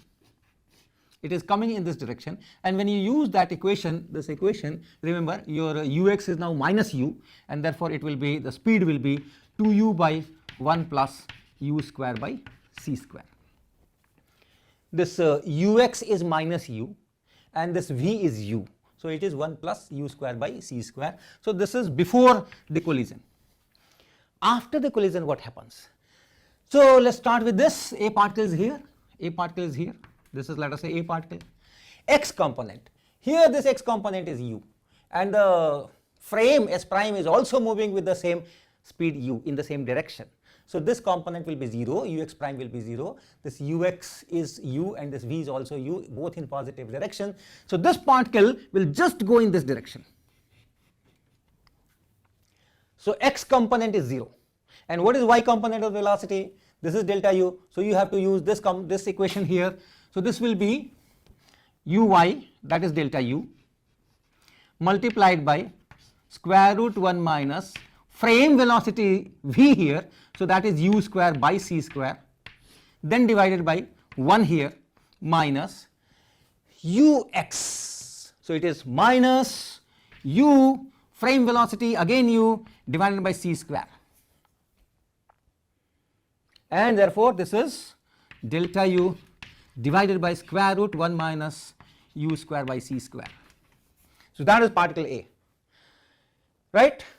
This particle A comes from this side, makes a collision here, deflects, goes this way. So this is A particle, and the x component is u, the y component is delta u, and then we are making transformations, and in the transformation I have ux coming here, and this v coming here. V is the frame velocity, this v is the frame velocity, frame speed, and this ux is the component of velocity in S frame, in S direction, x direction. And therefore when you use this in this frame, this A particle is here, and its x component is u. So for ux you will be writing u. So all this ux here you will be writing u, and that's what we have done. And then v is the frame velocity, which is also u, and therefore it is this. Come to this B particle. This is the B particle. So come to this B particle. What is the velocity in x direction? The particle is going in u with speed u in minus x direction. The frame is going with speed u in plus x direction, and therefore in S prime it will have a speed in this direction, and that will be again 2u by 1 plus u square by c square. And y component is delta u here, so similar transformation, the y component will be here, and that will be what? That will be delta u, look at here, uy, this is uy, and then square root of 1 minus v, frame velocity, which is u here, so u square by c square, divided by 1 minus ux is the velocity of the particle in x direction, x component, ux, this ux I am writing, this ux here, it is the velocity of the particle x component in S frame. So here is the velocity in x direction, x component in S frame, and that is minus u. So for this ux I will be writing minus u, and therefore it will be plus here u, and this is frame velocity, which is again u, so it is plus u square by c square, so plus u square by c square. now you see, if I define the linear momentum as mass times velocity, so the mass here is m naught, the mass here is m naught. In x direction if I see, in x direction if I see, the momentum here is p is m naught times velocity, velocity is this 2u by 1 plus u square by c square in negative x direction, that is the linear momentum here. Py is 0, so this is the whole linear momentum. Px is this and py is 0. What about this picture after the collision? In x direction if you see px, so here the px will be, see, p is mass times velocity, so px is mass times x component of velocity, and x component is this, so it is minus m naught 2u by 1 plus u square by c square.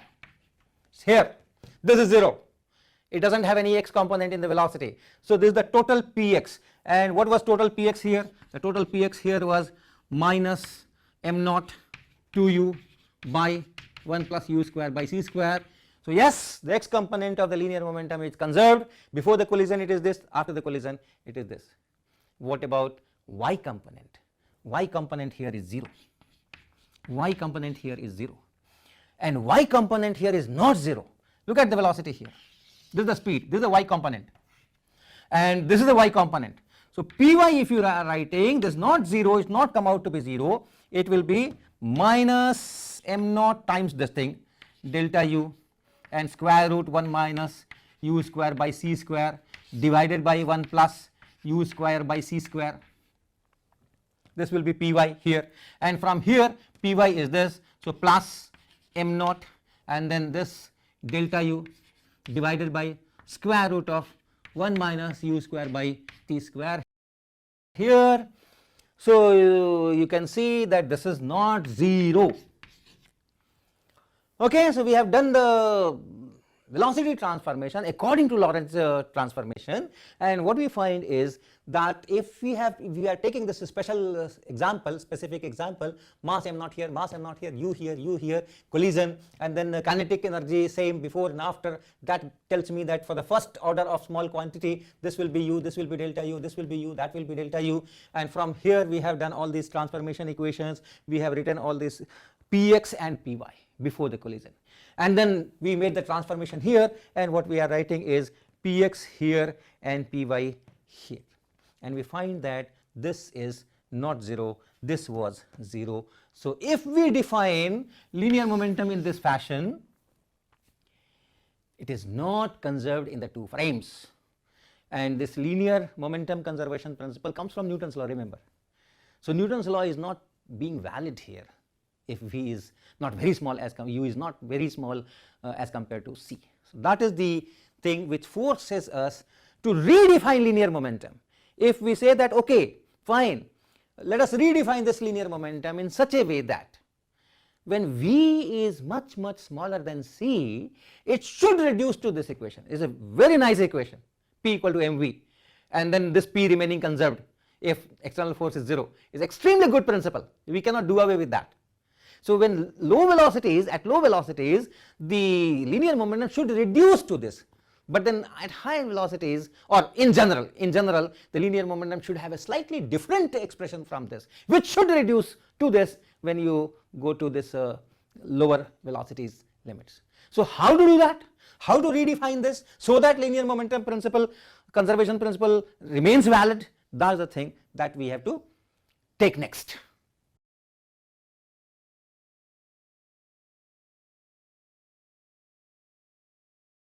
So we had seen that the usual definition p equal to mass times velocity does not work well with Lorentz transformation. We took a simple example of elastic collision between two particles of equal mass, and then we solved all these equations, and we found that in S frame the linear momentum is same before the collision, after the collision, but if I go to some other frame, S prime frame, then we saw that the linear momentum before the collision was 0 in y direction, and after the collision it is not 0 in y direction. So, the law of conservation of linear momentum is valid in S frame, not valid in S prime frame, which is against the principle of relativity that laws of physics have same form in all inertial frames. So, if we still want to go with linear momentum conservation, then the definition of linear momentum has to be modified, and that is what is the topic I would like to address today. So, how do I modify this linear momentum is equal to mass into velocity? So, the linear momentum as we define in classical mechanics, Newtonian mechanics, is P is mass times velocity, and we modify it by multiplying a factor which will depend on the speed, because it is the speed which is crucial. Low speed works, high speed does not work. So, it depends on the speed in some other fashion.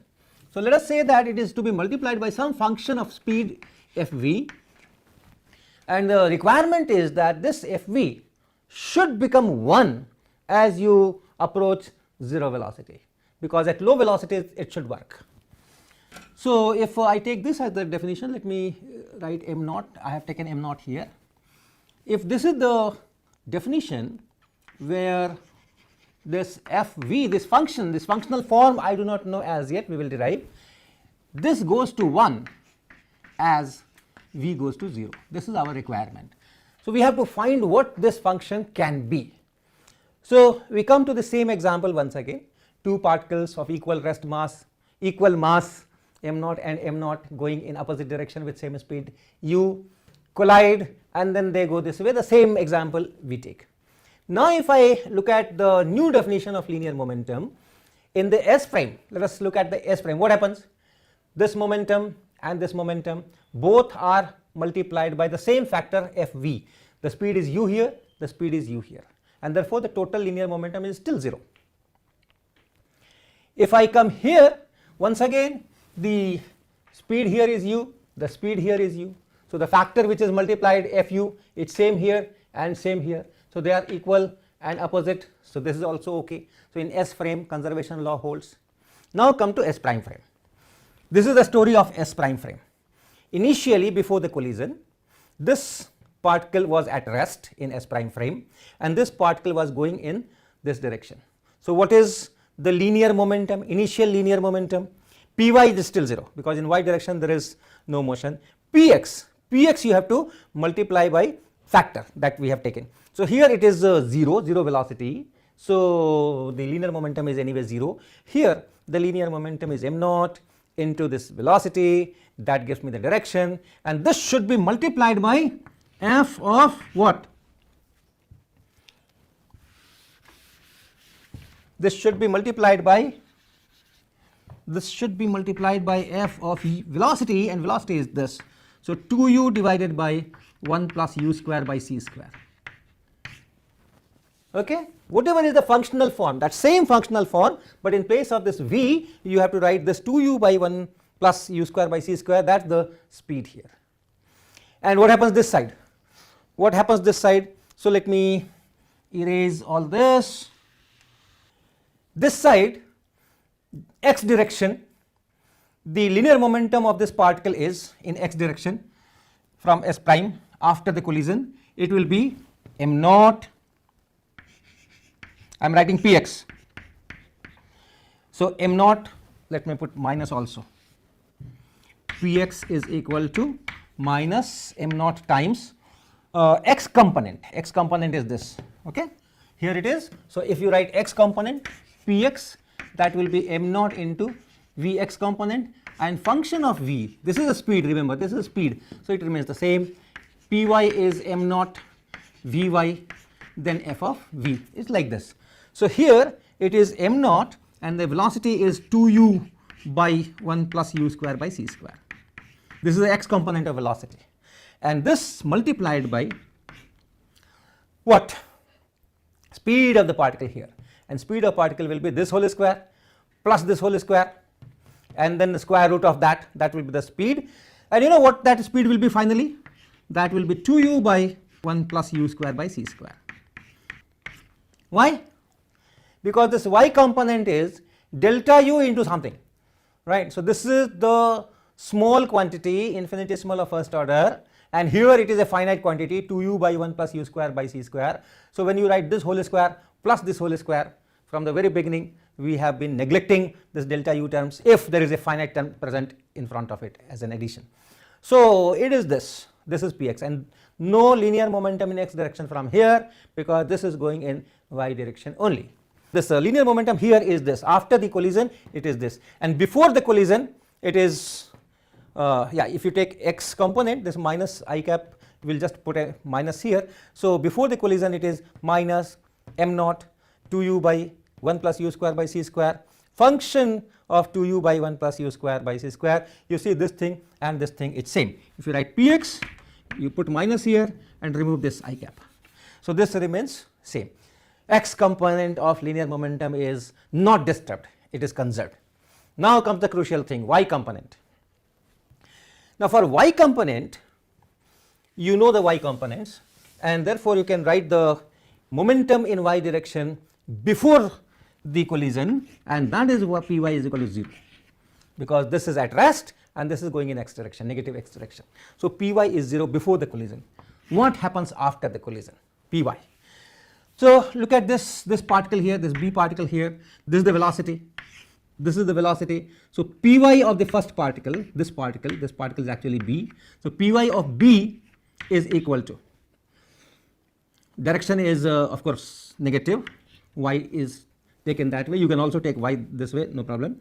So yb will be mass of the particle m naught, then component of velocity in this direction, that will be delta u, and square root of 1 minus u square by c square divided by 1 plus u square by c square, and f of speed of the particle. What is the speed of the particle? Speed of the particle is this much, right? This is that first order small quantity. So speed of the particle, this is speed, it's same as this speed in our approximation, and therefore it is 2u by 1 plus u square by c square. So this is the linear momentum of this particle b in y direction. And what is the linear momentum of particle a in y direction? That also you can write. This is in positive y direction.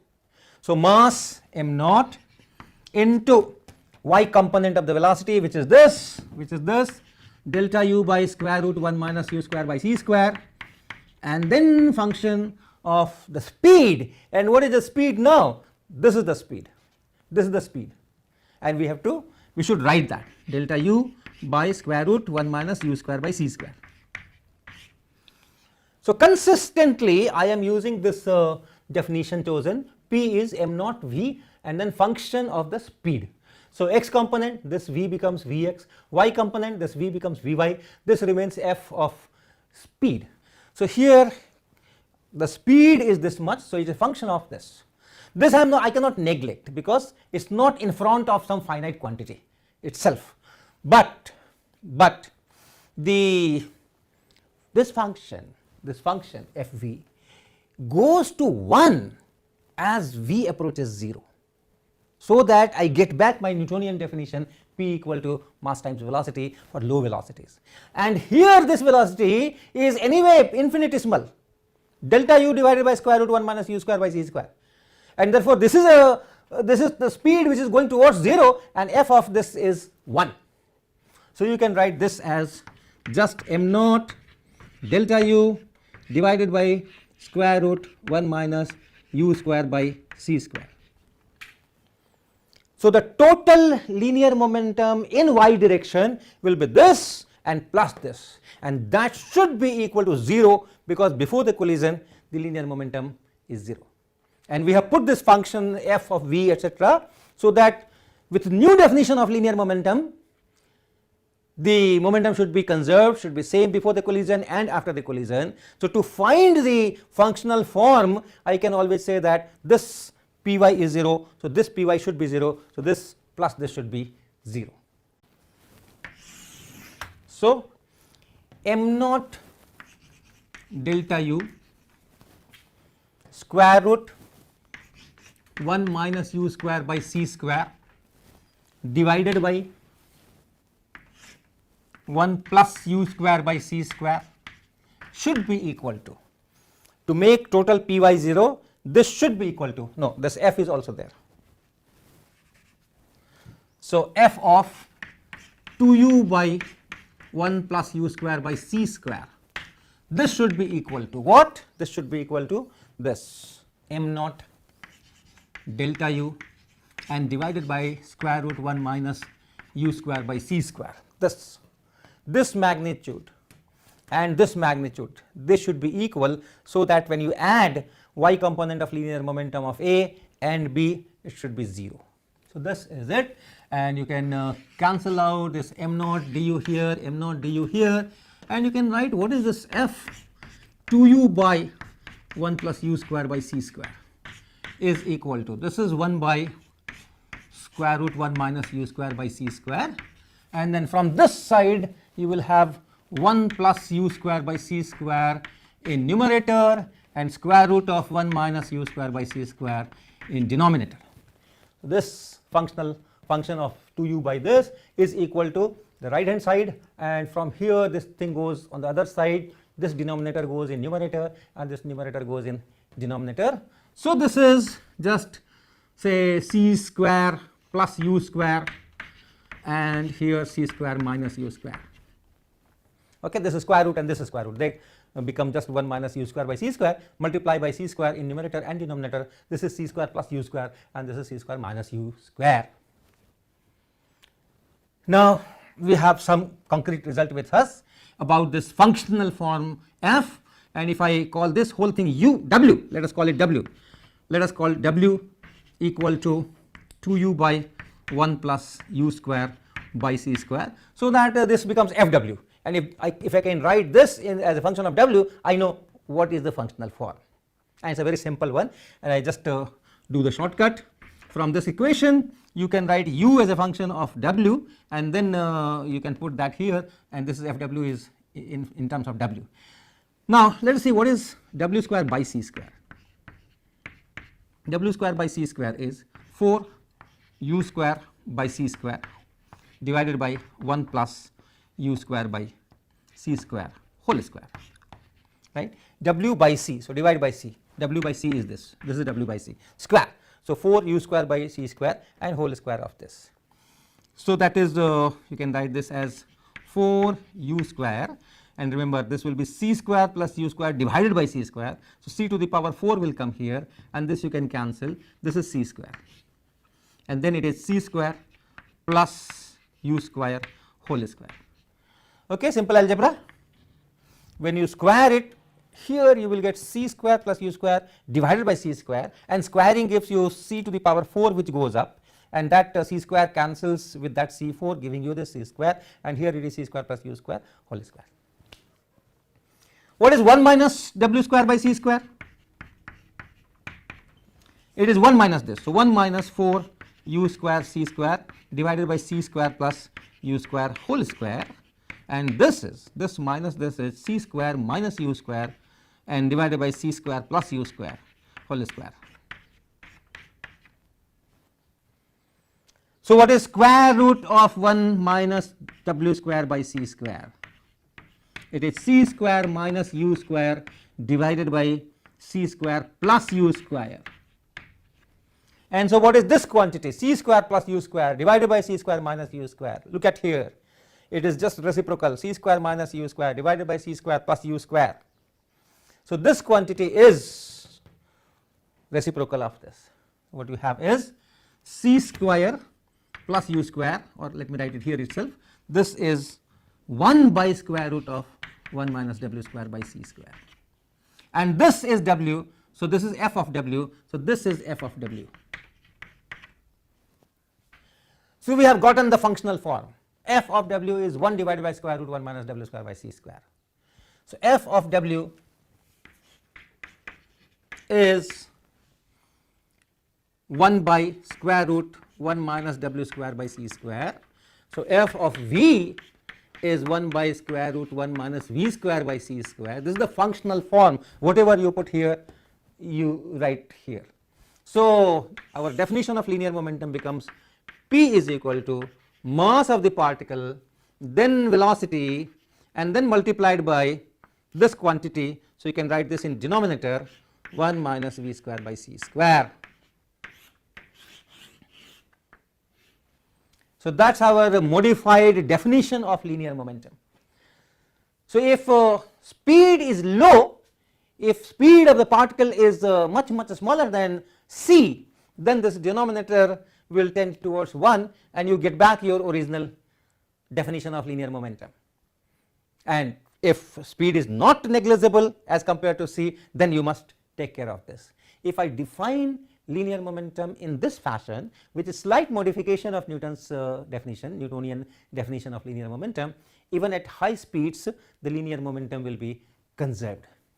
So, we have gotten all this using this specific example, but it is valid everywhere. Whatever example you take, whatever situation you take, if you take this as the definition of linear momentum, the principle of conservation works very well.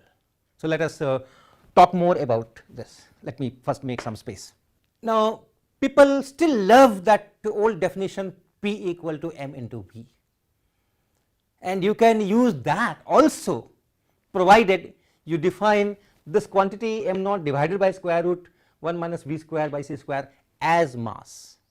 So, if you define, let m is equal to m naught divided by square root 1 minus v square by c square.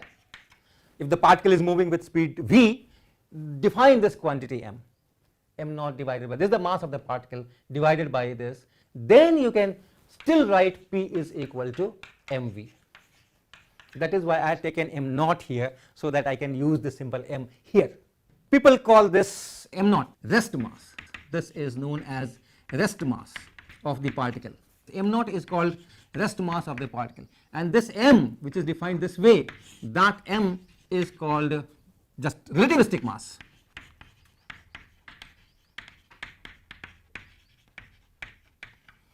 So, if you use this word relativistic mass and define that as the mass of the particle which is quoted in the textbooks, the mass of the electron is 9.1 into 10 power minus 31 kg and all that. So, use that mass of the particle here, construct this quantity which will depend on speed.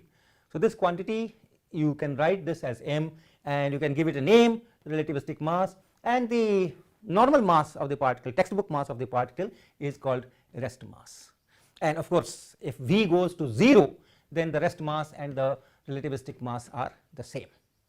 The characteristic property of the particle is the rest mass m naught, and the relativistic mass is a mathematical construct. We have constructed a quantity and called it m. Perhaps the sole inspiration is to keep this definition, form of the definition P equal to mv as intact, but it does not go a long way. The kinetic energy, for example, in Newtonian mechanics, low velocity, your kinetic energy is half m naught v square. But if you are at a larger velocity, if the particle has a large velocity and you say that okay, its mass has increased and therefore the kinetic energy will be half into that increased mass into v square, it will not work. For linear momentum, yes. For linear momentum, yes. If you are at a higher speed and use this quantity here, P equal to mv works, but kinetic energy does not. So, it is not really a mass increasing, it is not that. The mass is there, which people call rest mass, but because of speed you define a new quantity, a new mathematical quantity, and say that okay, this will be like this. You can also preserve this P equal to mv definition, keeping the mass as same, do not define any extra, and define a new kind of velocity. This is a new kind of mass you are defining. We can also define a new kind of velocity here. We can say that okay, P is equal to ordinary mass into velocity, ordinary velocity divided by square root of 1 minus v square by c square, and let us say that this is something different and we give a name for it. Let me give a name, I will justify later. It is proper velocity. Let us call it proper velocity. This v is ordinary velocity.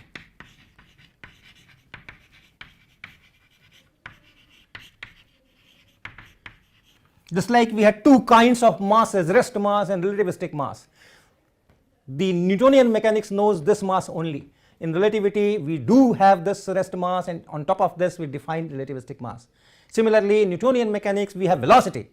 Velocity as we know it, dr by dt, vector dr by dt, velocity. But then we define another kind of velocity, v divided by 1 minus v square by c square, and give it a different name. Here also we gave it a different name, proper velocity, and give a different symbol also. Here also you have two symbols. So here also you give a symbol, and let's call it eta. This is proper velocity.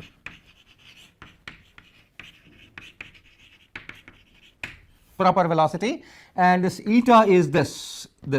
Eta is v divided by square root of 1 minus v square by c square. Then also you can write p is equal to mass times this proper velocity. So you can call it relativistic mass times ordinary velocity, or you call it rest mass times proper velocity. What is the significance of this? Is there a significance of this eta, this proper velocity? Why we are calling it proper velocity? How you define ux? You define ux as dx dt. So if the particle is here at x, y, z at time t, and at t plus dt it goes to some other place, x plus dx, y plus dy, z plus dz, and this is time is t plus dt, you define ux as dx by dt. But these two events, the time interval between these two events is not the proper time interval. They are occurring at two different places. What is the proper time interval? If you take that proper time interval and then you construct this quantity dx over that proper time interval between these two events, and similarly dy d tau dz d tau, d tau is the proper time interval between these two events. These are actually the components of that eta. So we will talk more about this eta, and we will show that yes, this is a useful quantity in relativity.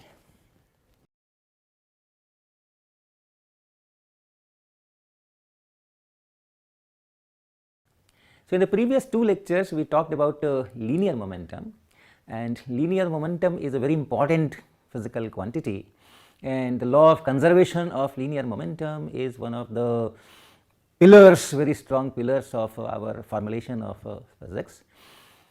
But then the way we generally define it, p equal to m times v, mass times velocity, this quantity mass times velocity does not remain conserved even if there are no interaction, no forces, external forces on the system, and therefore we need to redefine this linear momentum so that we can still use that conservation ideas and the things which are derived from them.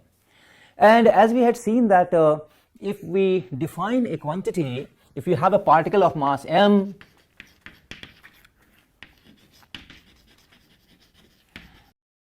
and then it goes with a velocity, let us say v, so velocity is v, and then we define a quantity p which is mass times velocity and then divided by square root of 1 minus square of this speed square, v square by c square. If we define a quantity like this, then this quantity is conserved in collisions and situations where no external forces act, and this can act as a linear momentum. Now this redefinition of linear momentum dependence on velocity in this particular fashion is, it works very well in all conditions, and therefore we stick to it. But then people are somehow tuned towards that old definition p equal to mv, and they want to preserve that. So there are two ways of doing that, right? So one is that, okay, there are three ways. One is that you accept that momentum is not defined mass into velocity. Momentum is defined as mass times velocity and then divided by this factor. So this is one way. But then if you want to stick to no p is equal to mv, one way is that the mass of the particle, give another symbol to it, and then construct a mathematical quantity which is this. So let us change our symbol. Mass of the particle, let us write it as m naught, and then this quantity, this whole quantity, this much, we name it m, and then we say that it is mv. So p equal to mv, right? So this is our old, very familiar, beloved equation. So we can still say that, okay, linear momentum is mass times velocity, but the mass is, this mass is different from the mass of the particle as we know, as it is written in the textbooks. Mass of the electron is 9.1 into 10 power minus 31 kg, proton mass this much, neutron mass this much, mass of a helium nucleus this much. So that mass is a property of the particle, just like a particle has a particular charge. Similarly, a particle has a particular mass, electron has a particular charge, electron has a particular mass. E by m ratio has played a very crucial role in development of all this modern physics, you know that. So mass is something which is a property of the particle, and then if the particle moves with a speed v, then you construct this mathematical quantity which depends on what speed particle is moving, and you will have to give a different name. This is not mass, so you will have to give a different name, and that name given is, so this is m, this m is m naught divided by square root 1 minus v square by c square, and this is called relativistic mass.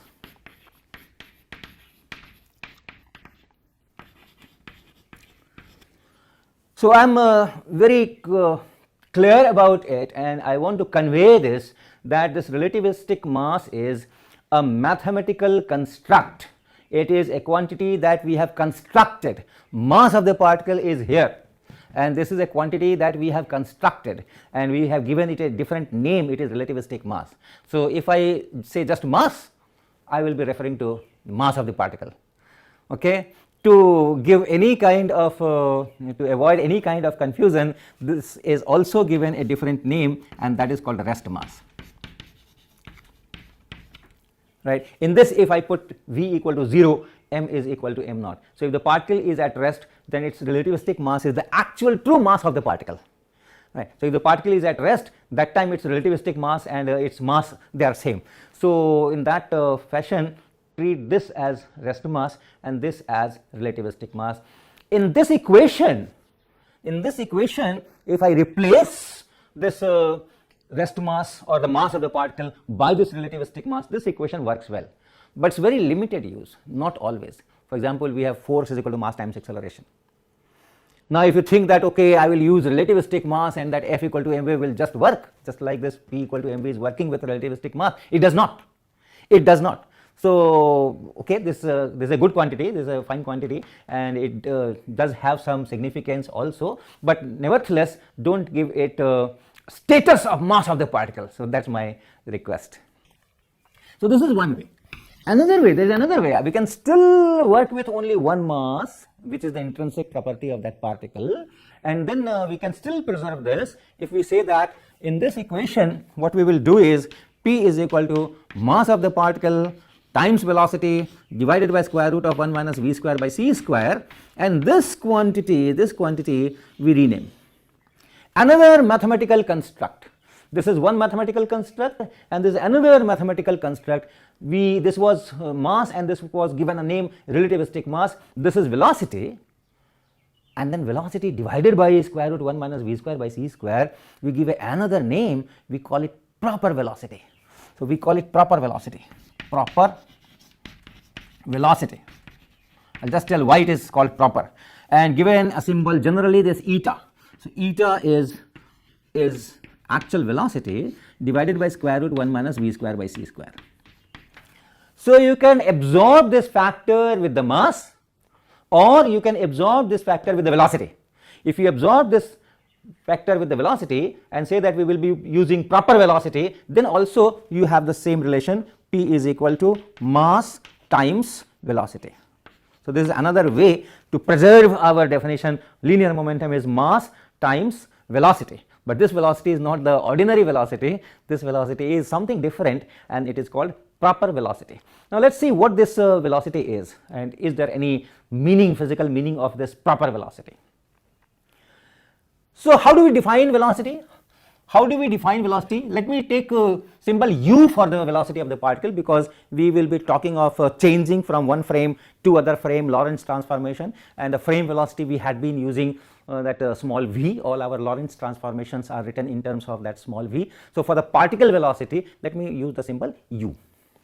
Okay. So, how do we define ux, x component of the velocity of the particle? This is dx dt, and that means what I do is I take two events. Particle is here at x, y, z at this location and at this time t, and then as time elapses, a very short time interval, t plus dt, the particle reaches somewhere else.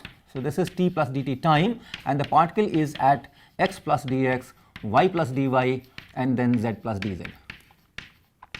Proper calculus language should be used. We can write this some delta x and then delta x tending to 0, etc. But essentially this is what the physics is. At time t, the particle is at x, y, z. At time t plus dt, the particle is at x plus dx, y plus dy, z plus dz. And then we say that this dx, change in the x coordinate, divided by this dt is this ux. Of course, you have to take limits and all that. So, you have two different events, one event, another event, and then take this dt and take this dx, and that gives you ux. Similarly, uy and uz. Similarly, uy is this dy by dt, and then uz is this dz by dt. What is eta x? Look at here. What is eta x? Eta x is ux divided by square root 1 minus u square by c square. Right? Particle speed here and velocity here, x component, so x component, so it is this. So, this is equal to dx dt, ux is dx dt, and then square root 1 minus u square by c square. Now, look at these two events. These two events are occurring at two different positions in this frame. In whatever frame we are using, the frame in which the particle is moving with velocity u, in that frame we are talking, and this event occurred here and that event occurred somewhere else. So, these are two events occurring at different positions, and the time interval between these two events is dt, which is not the proper time interval. What is the proper time interval between these two events? You remember? What is the if you change frame, this time interval will change. So, if you can find a frame in which the two events occur at the same place, the time interval between these two events in that frame is called proper time interval, and which is the shortest of all such time intervals. So, if I say that this is in frame S, this whole picture is from S frame, and we go to some other frame which is moving in x direction with velocity ux, okay, moving with respect to S with a velocity say ux or u in fact,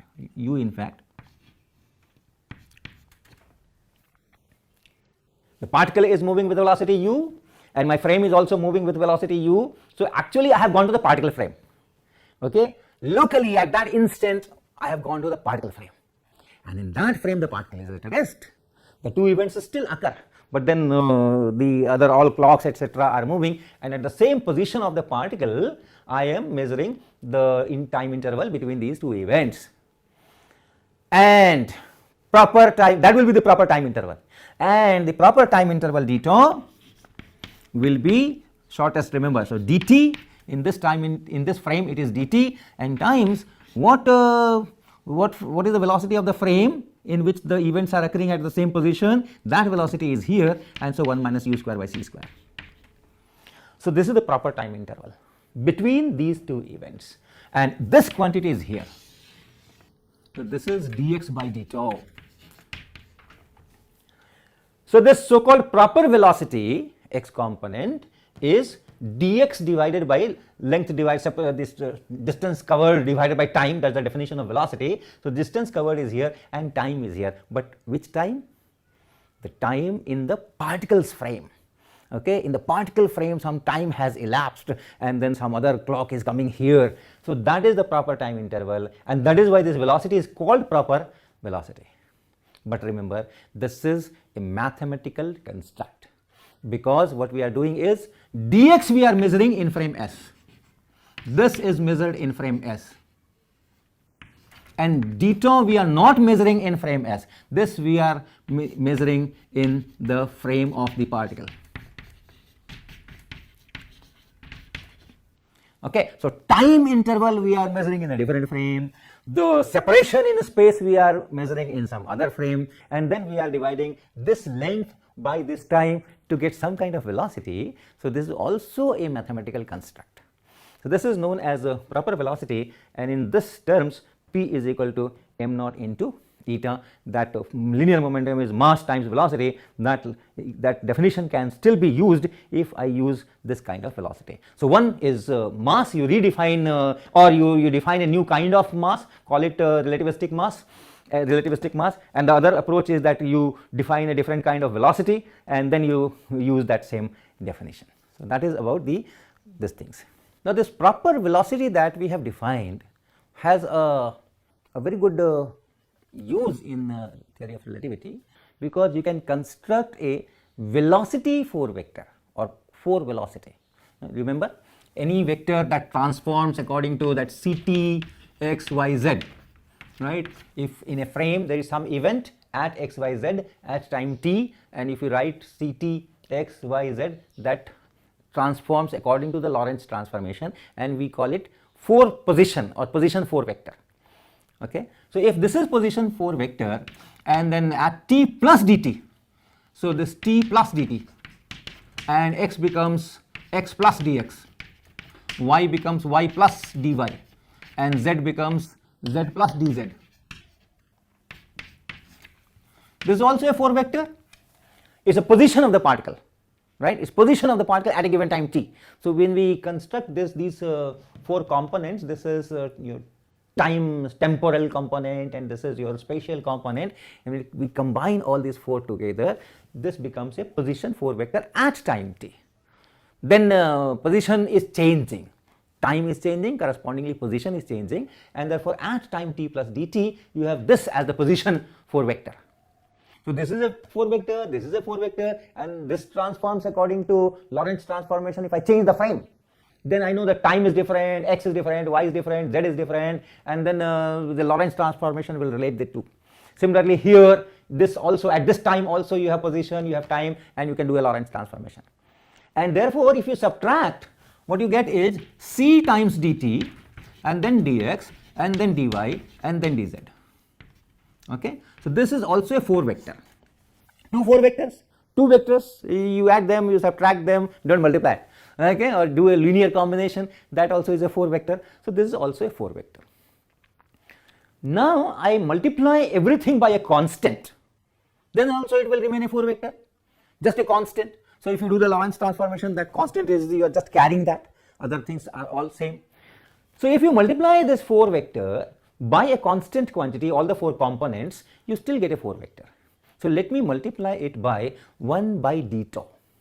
There is a proper time interval between these 2 events.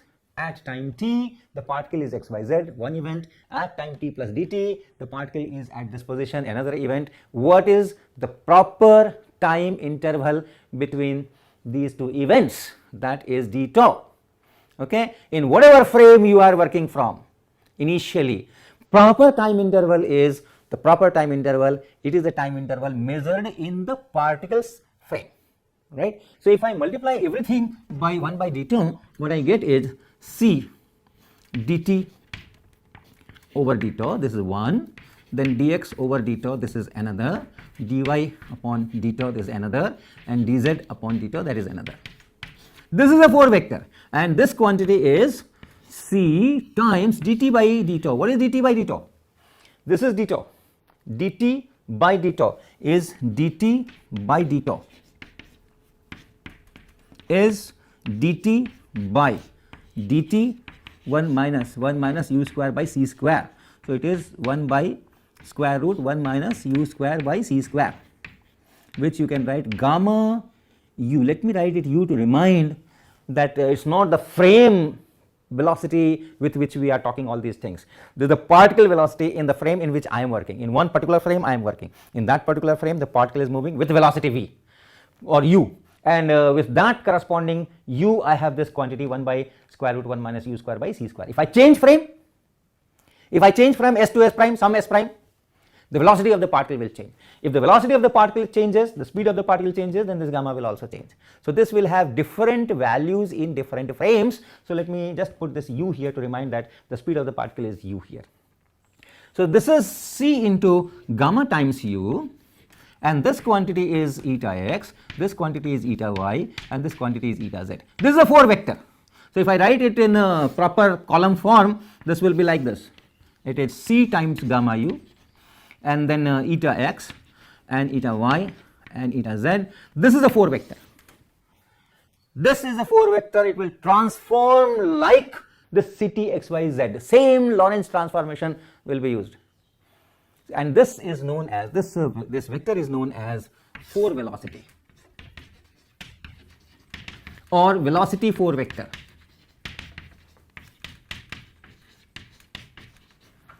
Okay. If all this is written from say frame S, if I go to frame S prime, what will happen? You will have different values of all these things. So let me put it prime here, prime here, prime here, and prime here, prime here. Here also prime. I am writing all these things from S prime frame. In S prime frame, the particle velocity is not u, it is some u prime, and therefore you have u prime here. When you are constructing this quantity, you will put u prime here. S prime frame. From S prime frame, I am writing all these things. And this will be equal to the Lorentz transformation matrix. Remember, gamma minus beta gamma 0 0 and minus beta gamma gamma 0 0 0 0 1 0 0 0 0 1. This is your Lorentz transformation matrix, and then here you write the quantities in S frame. So it is c times gamma u, and then you have eta x, eta y, and eta z. So this will be the transformation of this 4 velocity 4 vector when you go from S to S prime. In S you have these quantities, and in S prime you have these quantities, these components. So you can immediately write what is eta y prime. Okay, you remember for this transformation you have, if you write this as ct prime x prime y prime z prime, and then that Lorentz transformation matrix, and here ct and xyz, you very well know that this quantity, this third component 0 1 2, this 0th component, first component, second component, this y prime is equal to y, and this z prime is equal to z. Same story, 0th component, first component, second component, third component. So eta y prime will be equal to eta y. The y component of proper velocity remains unchanged if frame S prime is moving with respect to S in x direction. Similarly here, eta z prime will be eta z. And of course you can always write the transformation for this and transformation for this. You know how to write transformation equations for this. Exactly the same transformations will be here. So that's the meaning of being a 4 velocity. It transforms just like the disposition 4 vector using the same Lorentz transformation equations. So that is why it is this. I'll pick up one more 4 vector before I close this. So let me make some space. So this velocity 4 vector is here. Now you multiply all the components of this velocity 4 vector by the mass of the particle. And remember, when I say mass of the particle, it is mass of the particle. It is the intrinsic property of the particle, which people call rest mass also. I will also call it rest mass, but to re-emphasize, when I am saying mass, it's the mass. So multiply this 4 vector, you have this 4 velocity, sometimes it is called 4 velocity, and sometimes it is called velocity 4 vector. And that is, your components are c times gamma u, and let me write in column form only, eta x, eta y, and eta z. This is it. This is a 4 vector, velocity 4 vector. This is velocity 4 vector. Multiply it by the mass of the particle so that you put a m naught here, m naught here, m naught here, and m naught here. Right? All components multiplied by the same constant quantity. and therefore this is also a 4 vector. It has to be 4 vector. It will also transform according to the Lorentz transformation when you go from S to S prime. Now remember, what is this? What is this? M naught times proper velocity. This is linear momentum x component. This is linear momentum y component. This is linear momentum z component. So you have a m naught c gamma u and then px, py, pz. So your linear momentum x, y, z components of linear momentum are part of a 4 vector. Okay, spatial part of the 4 vector. This 0th component is called temporal part, and these 3 components are called spatial part. So the linear momentum, if I define it in this way, this m naught times v divided by square root 1 minus v square by c square if the particle velocity is v. If I define it that way, this is also a 4 part of 4 vector, and this is called 4 momentum or momentum 4 vector.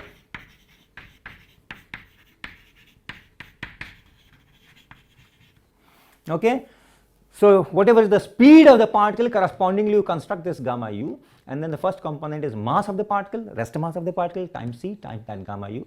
Then you have px, py, pz. If you want to write this in terms of ordinary velocity, that also you can do. You remember how to write it. That will be m naught c times gamma u here. And what is eta x? Eta x is gamma u times vx. Okay, so vx or ux times this gamma u. This is m naught and then uy times gamma u. This is m naught uz times gamma u. So this is how we had defined our eta x, eta y, eta z. Remember, eta and velocity, they are related by if it is u, then u divided by square root 1 minus u square by c square, and this is gamma u, this u here, and then the velocity u. So that is how we have defined proper velocity. So if this proper velocity you can write in terms of ordinary velocity, then it comes like this. So this is our 4 momentum vector. Okay, these 3 quantities you know, px, py, pz, these are the momentum components. What is this? What is this quantity? That we will talk in the next lecture.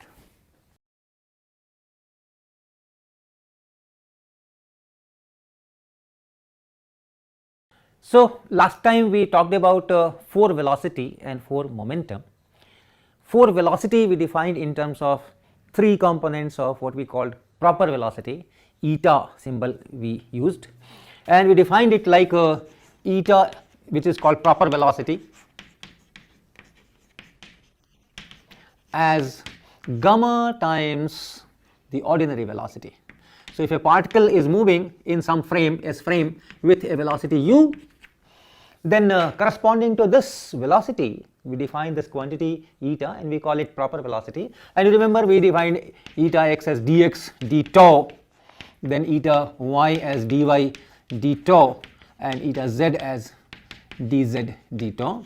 And what was this d tau? This d tau was proper time interval between 2 events, and the events were the particle is here at time t, and then the particle goes somewhere else at time t plus dt. And this location is x, y, z, and this location is x plus dx, y plus dy, z plus dz. So this is the location. So these are the 2 events, and this is the proper time interval between these 2 events. That means this time is measured in the particle's frame, whereas the displacements are measured in the lap frame in which the particle is moving with velocity u. So that's the kind of hybrid quantity we construct and call it proper velocity, and that proper velocity can be written as the spatial component of a 4 vector, and the first component is c times gamma times c times gamma, and the 3 components are eta x, eta y, and eta z. So this is our 4 velocity or velocity 4 vector. It is a 4 vector, it transforms according to the Lorentz transformation, the same transformations which are followed by position 4 vector ct x y z, the same transformation equations, and remember this gamma, this corresponds to, what is this gamma? This is your 1 by square root 1 minus u square by c square, the particle velocity which is coming here. We will also talk in terms of frame velocities, and there also we say gamma and beta gamma and all those things. This gamma is particle velocity coming here. Okay. Now we multiply all the 4 components with the rest mass of the particle, which is again a constant. So m naught times this. So we construct another 4 vector, m naught times c gamma, then m naught times eta x, m naught times eta y, and m naught times eta z. So since this is a 4 vector, this is also a 4 vector, we are only multiplying by the constants, and this we defined as, or we call this 4 vector as momentum 4 vector, or 4 momentum.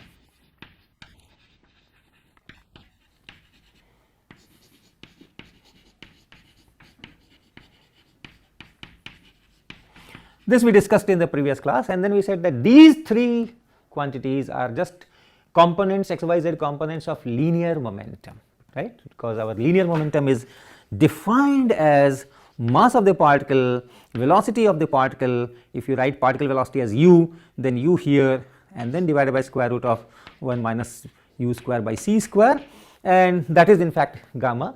So this is m naught times gamma times this velocity, and this is your eta. So this is m naught times eta, and hence these are components of linear momentum in x, y, z direction. So this is okay, this is your px, py, pz, m naught c gamma here, and then px here, py here, and pz here. And we asked the question at the end of the lecture that this, we understand this is linear momentum x component, linear momentum y component, linear momentum z component. What is this quantity? Is there a physical significance of this quantity? And yes, the physical significance is very much there, and today we will be talking about this quantity. What is this? You write it as a p0th component in our standard symbol. 0th component, first component, second component, and third component. So the question is, what is this 0th component thing? What is this thing, right? So this is these are all same. Okay, these are just symbols are different. Now to understand this quantity, we will start a new topic, and that is kinetic energy. How do we get expression of kinetic energy if the speeds are not limited to small speeds compared to c? So let's talk of kinetic energy. You know, in Newtonian non-relativistic mechanics, we know the expression, very simple, half times mass times speed square, that is kinetic energy. How do I get this? How do I get this expression in non-relativistic Newtonian mechanics? The derivation starts with work energy theorem. If you have a particle and then you apply a force on that particle, and then there is a displacement of the particle, there is work done by the force on the particle, and the amount of work done by this force on the particle is equal to the change in kinetic energy. That is the definition of kinetic energy. From there we define kinetic energy. So work done by the force, I am talking of a particle, so there is one single particle, and then whatever is the resultant force on that, work done by the force is equal to the change in kinetic energy. This is the energy due to motion. Together with, we say that at speed 0, kinetic energy is 0, right? So if you say that at speed 0 the kinetic energy is 0, and then you define the change in kinetic energy, then you have defined kinetic energy everywhere. So for a small time interval where there is a small displacement of the particle, the work done dW is f dot dr, and f you can write as dp dt. This equation also holds for relativistic speed. For any speed it holds, dot dr here, and this dr and this dt you can combine together and write this as dp dot v, right? This dr dt is the velocity, let me write it u, particle velocity, v I am reserving for the frame velocity when we change frames. So this is the work done, and this is change in kinetic energy. So you can write this as dk, okay, dk. Work done by the force is equal to the change in kinetic energy. Now in non-relativistic speeds, what we do, we say that for small speeds, non-relativistic,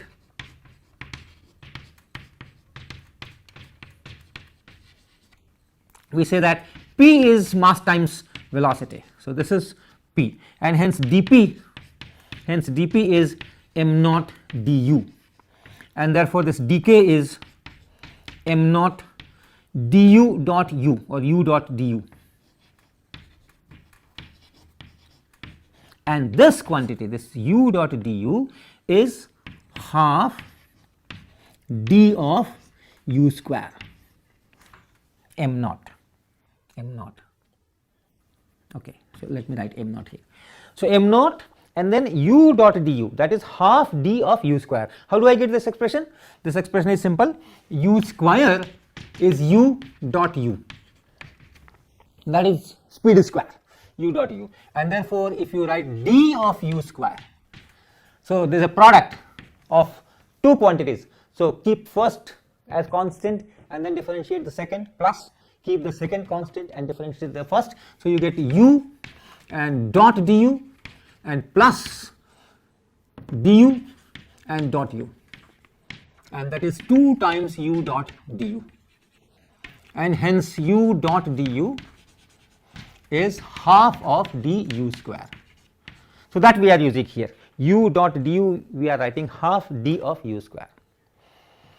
Now integrate this expression. The speed of the particle changes from 0 to u. What is the change in kinetic energy? So we integrate this expression, dk, and this side is m naught by 2, m naught, and u dot du is half d of u square. U dot du is half d of u square. So for this u dot du, we are writing half d of u square. So on this side it is m naught by 2 and d of u square. U going from 0 to u, and kinetic energy will go from 0 to k. At u equal to 0, kinetic energy is 0 by definition, and then at u, when the speed is u, then the kinetic energy is k, and hence it is k is equal to, this side is just k and this side is m naught by 2. Integration of this is u square, and then you put the limit u equal to 0 here and u here, and that is half m naught u square. So this is how that expression of kinetic energy, non-relativistic limit, half m naught u square, is derived. What we want is lift that restriction. Okay, lift that restriction. The speed can be high. Up to here it's fine. Here we are using that non-relativistic speeds p equal to mu. Here we have to make changes. So if we are in this relativistic region, what we should do is we should use the proper definition of linear momentum, and p is equal to not mass times velocity, but mass times velocity times gamma. Remember, this gamma is the same gamma, this gamma, u, particle speed is u, I am using that u to write that gamma. So momentum is defined as m naught, which is the mass of the particle, times the velocity, ordinary velocity, and times that gamma. So that I should use here. This is the place where I am first time using the fact that I am talking of non-relativistic speeds. Okay, so we pick up from here. dk is equal to dp dot u, and what is dp? So let me write u dot dp, and what is dp? dp is m naught is constant, so I can write this m naught here, and here u is here and u is here. Again there is a product, and therefore it will be u d gamma and plus gamma du. Right? This is product of the two functions, both are functions of u. So u d gamma plus gamma du, and then u dot is here. So this is equal to m naught, and then u dot u, which is u square, d gamma, u dot u is u square d gamma, plus this gamma here and u dot du here,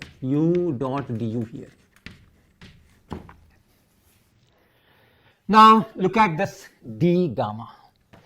Your gamma is square root 1 by 1 minus u square by c square, or 1 minus u square by c square power minus half.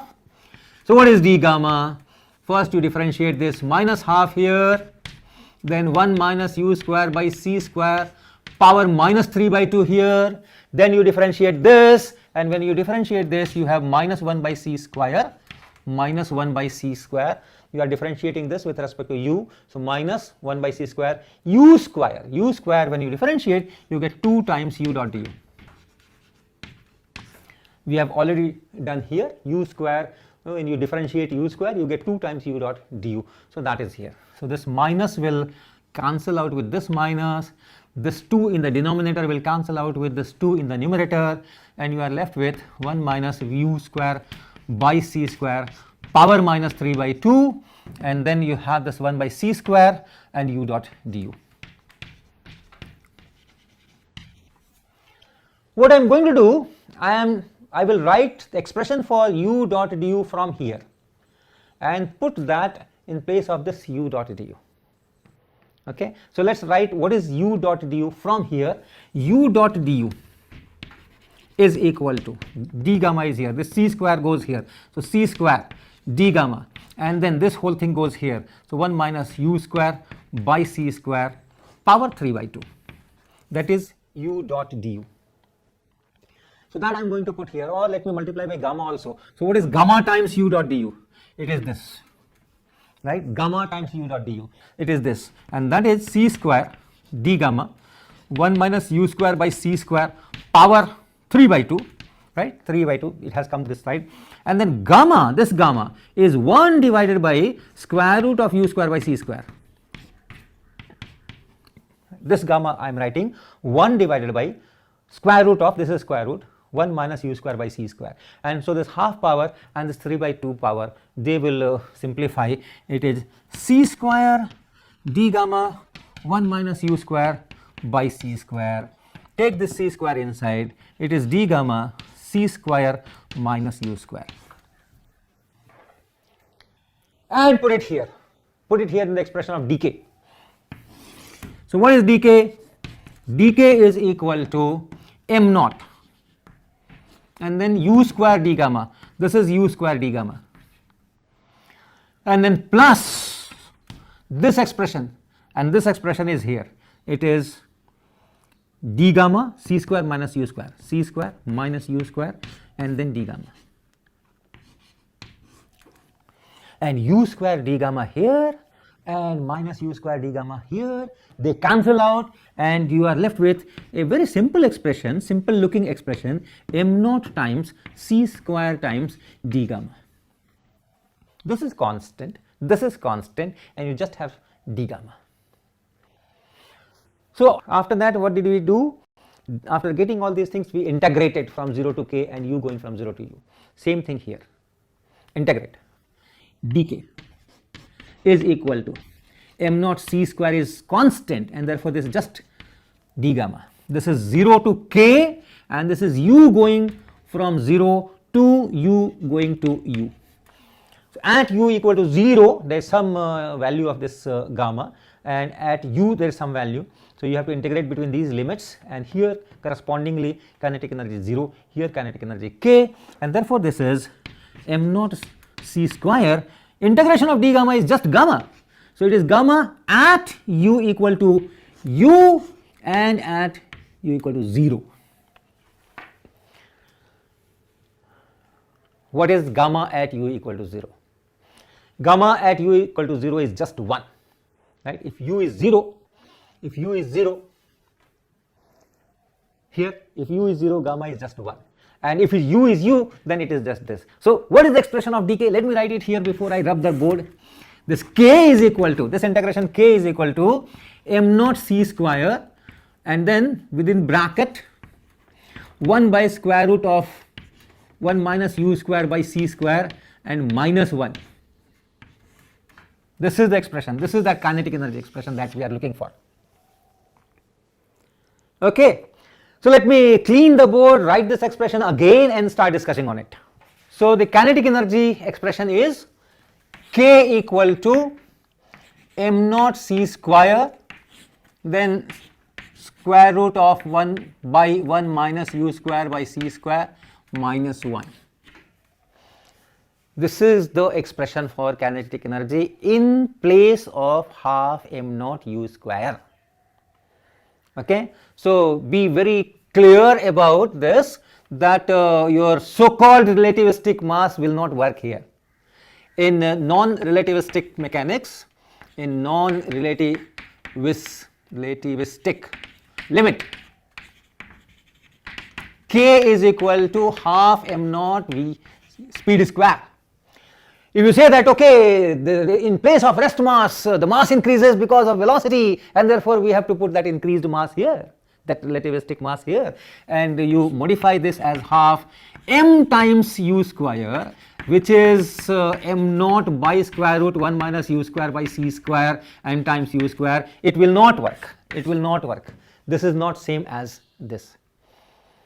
So the concept of relativistic mass, once again I emphasize, is for limited use. Linear momentum, yes, your definition is P equal to mv. In place of rest mass, you put that relativistic mass, you get the right expression of P. But kinetic energy, no.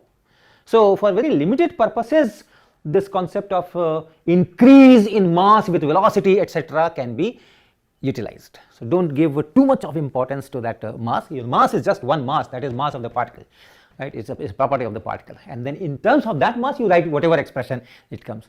We will see that this finally reduces to this. If your u is small, it's very simple algebra, everyone can do and check that it does reduce to this. So this is the right definition of kinetic energy. So once again, take this, let me write this as k equal to m naught c square divided by square root 1 minus u square by c square and minus m naught c square, just opening the bracket, and then take this to the left side, k plus m naught c square is equal to m naught c square here, square root of 1 minus u square by c square here. And this quantity is relativistic mass. If you want to write that, m naught divided by this is relativistic mass, and then c square, mc square, and this quantity, kinetic energy plus m naught c square, this we define another physical quantity, we define it as total energy. We call it total energy and use the symbol E for this, total energy. This is called rest mass energy. This quantity m naught c square is called rest mass energy.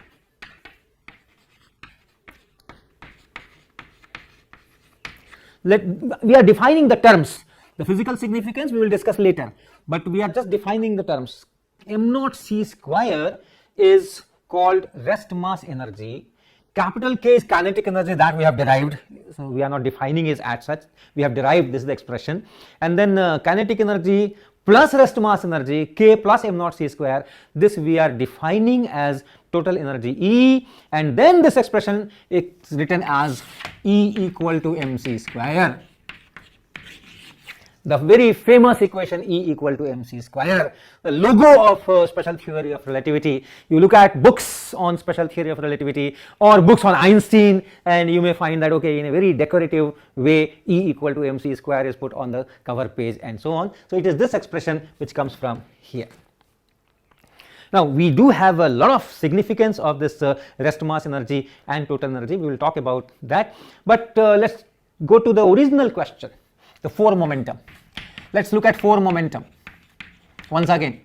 And in 4 momentum, you had these 3 components were px, py, pz, and this component here was m naught times c times gamma. And if you see from here, it is E is equal to m naught times c square times gamma, right? This is m naught c square, and this is gamma. So this is gamma. And here the 0th component is m naught c gamma. So m naught c square gamma here, m naught c gamma here. So it is nothing but capital E by c. This is nothing but capital E by c. Total energy by c, px, py, pz. That is your 4 momentum. That is your 4 momentum or momentum 4 vector. So these three components give you momentum, and the 0th component gives you total energy. Capital E by C is here. So that is the expression. This is a 4 vector. It transforms like that CT XYZ, the same Lorentz transformation. If you are changing frame, so in prime frame, let us say these are the quantities. Now I am changing frame, going to S prime, from S to S prime, moving with velocity v, and then there is a gamma corresponding to that v, and then you know what is the Lorentz transformation. It is gamma minus beta gamma minus beta gamma, gamma 0 0 0 0 0 0 1 0 0 0 0 1. That's Lorentz transformation. And then in S frame, the total energy is E. So E by C here, and then Px Py Pz here. Okay, so this is how they will transform. If your frame is moving along the x-axis, you know how to write Px prime in terms of these. Py prime will be equal to Py, Pz prime will be equal to Pz, and how to write this E prime in terms of these. They get mixed up. Energy and momentum get mixed up. Okay, there the time and the space coordinates were mixing up in Lorentz transformation. X, Y, Z, and that t, x and t, they got mixed up. Here correspondingly energy, total energy and momentum, they will get mixed up. So we will talk more about rest mass energy, kinetic energy, total energy, conservation of energy, all these things in the coming lecture.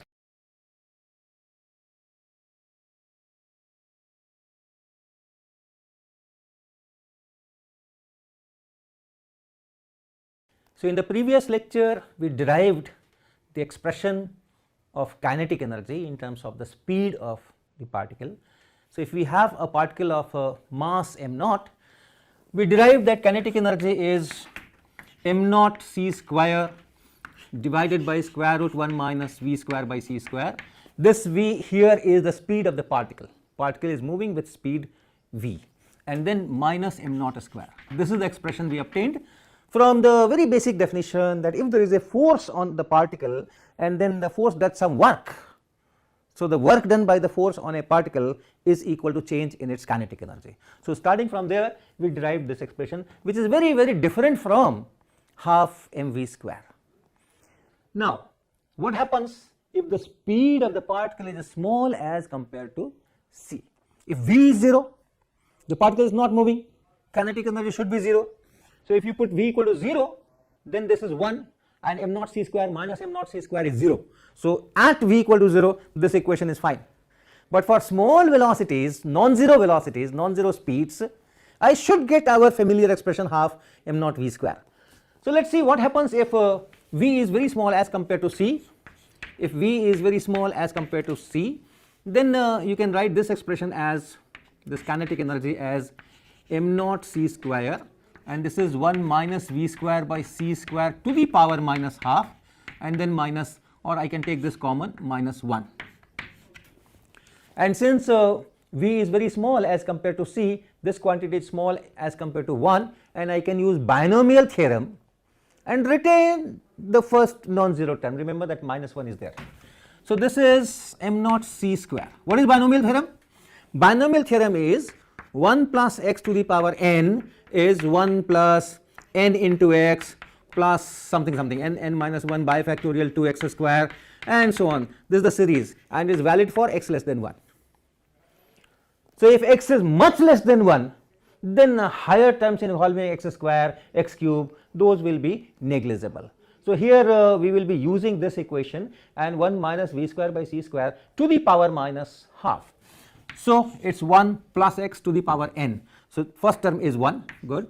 Next term is plus nx, this exponent, and into this x. So this minus half into minus v square by c square. So it will be plus half into v square by c square, and then the higher terms, x square, x cube, so v square by c square, square and cube and all those things, and minus 1 is here.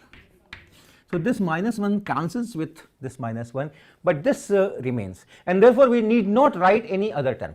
Next term will be v4 by c4, square of this. This is already small, and square of this. So the first non-zero term we will retain. That's the way we do approximations.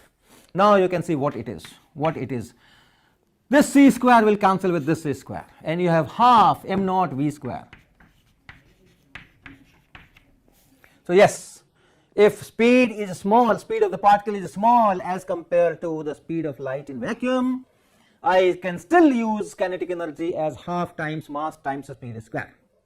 But if it is large, if it is comparable to c, then of course I cannot do this analysis, because then V by C is not very small as compared to 1, and I must retain higher terms also. Then you have to use this exact expression. This is the exact expression. So that is about the low velocity limit. Now let us talk about this rest mass energy once again. This we call rest mass energy.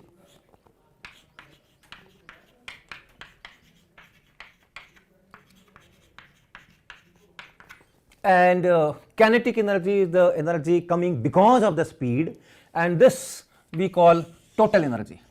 This we call total energy, E. So of total energy E, you have a part which is rest mass energy and a part which is kinetic energy. So if I have a particle which is not moving, we still say that it has energy, and that energy is its rest mass energy. Because of the mass there is an energy, and that energy is m naught rest mass into c square, and you give kinetic energy that is added on top of this rest mass energy. So for a single part it is fine. What about a particle which has subparts? For example, this chalk here, it has large number of molecules. So if I use this chalk as my particle or my object and it is at rest, so what is the rest mass energy? I can think that okay, for each subpart, for each molecule, whatever calcium carbonate or whatever, for each molecule we can calculate the rest mass, and then we can add that. What will be the rest mass of calcium carbonate? You have calcium, you have carbon, then you have oxygen in a particular fashion, bonded in a particular fashion. You may think that it will be the rest mass of carbon, calcium, and then all that 3 oxygens I can add to get that. But that really does not work out. That does not work out. For example, take hydrogen atom. It has 2 particles in it, proton and electron. So let us talk of hydrogen atom. You know, hydrogen atom is made of a proton and an electron, and they are bonded. So P and E, and they are bonded. The simple picture that we draw in schools is that you have a proton here and an electron is going on a circle. This is a simple picture which we draw. Whether it goes on a circle or not, hydrogen atom is a combination of proton and electron bonded together. And we say that in ground state, in the lowest energy state, the energy of hydrogen atom is minus 13.6 electron volt. So you must have done all these things in schools, that the ground state or lowest energy state, the energy is, that is how we write, minus 13.6 eV. What is this energy E? This is not same as this energy E that we write here, total energy. No, this is if this proton and this electron, if they are not bonded, and we supply some energy and we separate, we ionize this hydrogen atom, we remove this electron from this atom. So now the electron is separate and the proton is separate. Separate means the separation is now large. So if you have a proton and an electron which is not bonded, no bonding, this is a combination of proton and electron. But when they are bound, it becomes hydrogen atom. Now compared to this energy, if you call this energy as 0, then this energy is minus 13.6 eV. So when we draw our diagrams, this is energy equal to 0, and then we say that energy is minus 13.6 eV. This is when the proton and electron are separated, and this is when they are bonded. This is when they are bonded, and bonded also can be in different fashions. So you can have ground state, you can have excited, first excited state, second excited state. In first excited state, the energy is minus 3.4 eV. Then you have second excited state and third excited state, and so on, and finally you have E equal to 0. The rest mass energy of this combination is not 0. We say that if I call this as E equal to 0, then this is minus 13.6 eV. But when we consider these equations, the relativistic phenomena, we will say that proton had some rest mass, right? The proton had some rest mass, which is about 938 MeV by c square. Mass, I am writing mass of the proton, rest mass of the proton, and mass I am writing in unit MeV by c square. This is a very common unit of mass used by atomic physicists, nuclear physicists, then people working with quantum mechanics. They use these kind of units for mass. You know, E is, energy is mc square. So m is E by c square, and energy, one unit of energy is electron volt. SI unit is joule, but then you also talk of electron volt. So you know how many electron volts will make 1 joule, or how many joules will make 1 electron volt, that conversion, you know. So by c square. So if I measure this energy in electron volts, this unit will be electron volt by c square, and MeV is mega electron volts by c square. So this is unit of mass. So mass of the proton is this, and mass of the electron is 0.511 MeV by c square, or 511 keV, kilo electron volt by c square, that is electron. So if you have a proton and an electron which are separated from each other, no bonding, it's not hydrogen atom, then the rest mass of this combination will be this plus this. But if it is 0, then this energy is minus 13.6 electron volt, right? So if this energy is 938 MeV by c square plus 0.511 MeV by c square, it's 930. It's not. We'll say no. The energy here is 938.511 MeV c square.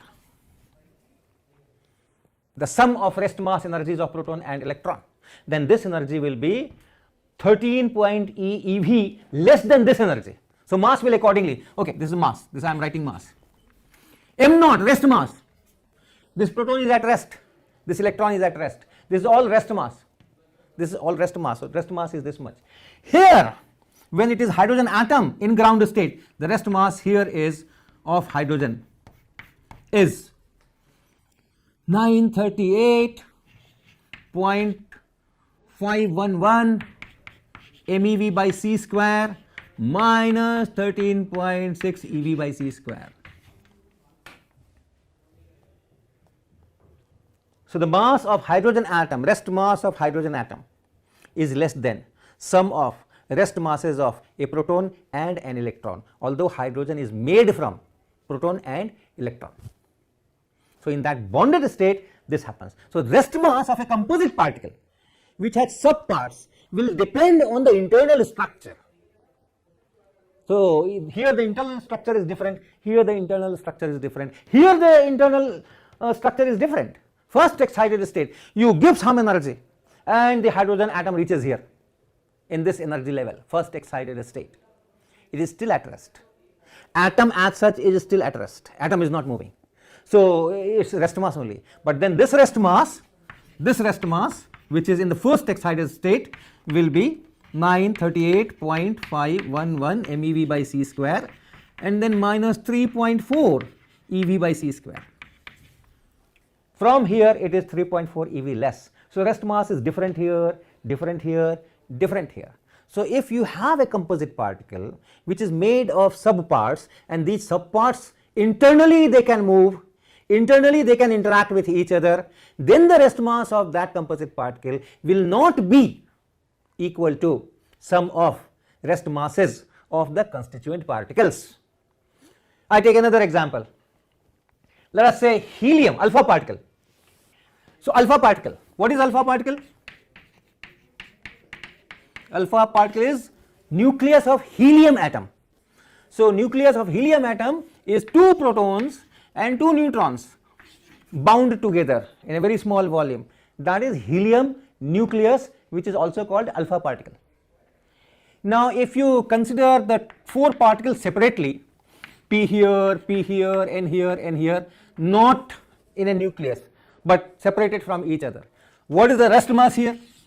The rest mass here will be, m of this will be rest mass of proton into 2 and plus rest mass of neutron into 2, or rest mass energy if you write in this combination.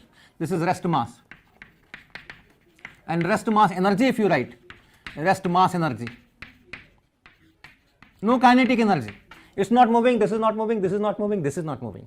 So for this combination, the rest mass energy is c square, this multiplied by c square. So it is 2 mp plus mn times c square. So just addition of 2 proton rest mass energies and 2 neutron rest mass energies. But then when it becomes a alpha particle, when these 4 particles are bonded together so that they make a nucleus, helium nucleus, which we call alpha particle, now the rest mass energy is less. Rest mass energy of helium nucleus or alpha particle, this is this quantity 2 mp plus mn c square, this quantity minus about 28 mega electron volts, 28 point something mega electron volts. So this rest mass energy is less than the sum of rest mass energies of proton, proton, neutron, neutron. Correspondingly rest mass will be just this divided by c square. So rest mass of helium nucleus, if you write, that rest mass will be 2 mp plus mn and then minus 28 MeV by c square. And these are experimentally measured quantities. Now I am saying you can very accurately measure mass of proton, mass of neutron, mass of alpha particle. You have instruments and you have methods. So very accurate measurements are available for all the nuclei in fact, and from those measurements we know that rest mass of helium is about 28 MeV by c square, less than 2 times proton rest mass energy plus 2 times neutron rest mass energy.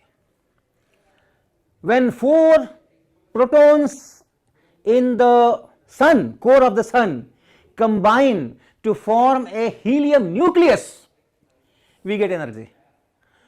We get energy from where that energy is coming? It is coming from this difference only. If we have 4 protons, and separated from each other, and then 2 of them are converted into neutrons, and then they all combine to make a helium nucleus, this kind of nucleus ppnn.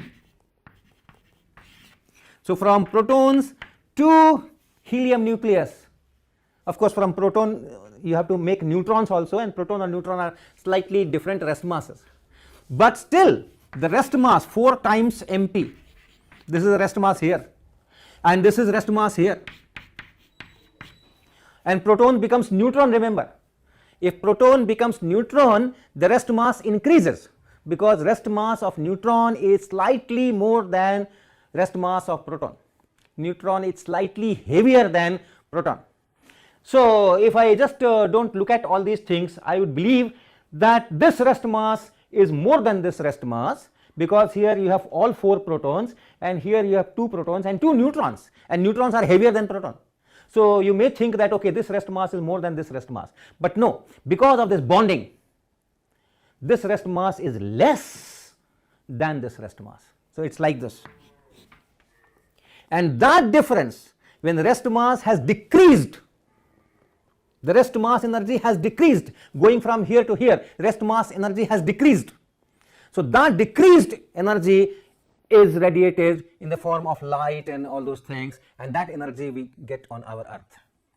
So this is kind of mass energy conversion. Here the mass is decreasing and we are getting energy out of it. So the mass is being converted into energy, but the particles remain like that. The particle is proton, neutron, so we know everything. Come back to this hydrogen atom. If you put the hydrogen atom in first excited state, you say that it de-excites, and then a photon of this minus this 10.2 eV photon is, we will talk of photons, photon is emitted. This much energy is emitted as light. So what is happening?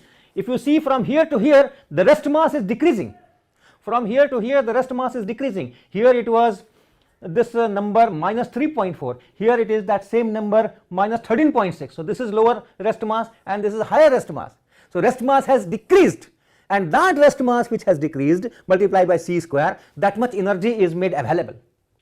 So the mass is converting into energy, and that energy that you obtain, this energy here, is delta m, the decrease in rest mass times c square. Similarly, if you increase the energy of those subparticles somehow without changing the overall kinetic energy of that composite particle, the rest mass has increased. So suppose you have a spring. Suppose you have a spring in its natural length, and then you compress the spring from the two sides. You apply a force from this side, you apply a force from this side. So this end moves in this direction, you have a positive work done by the applied force. From here also you have positive work. So if you apply a force here, if you apply a force here, and then you compress it, you compress it, you apply a force here and you have applied a force here, and finally if you apply a particular amount of force, you will compress it by a particular value.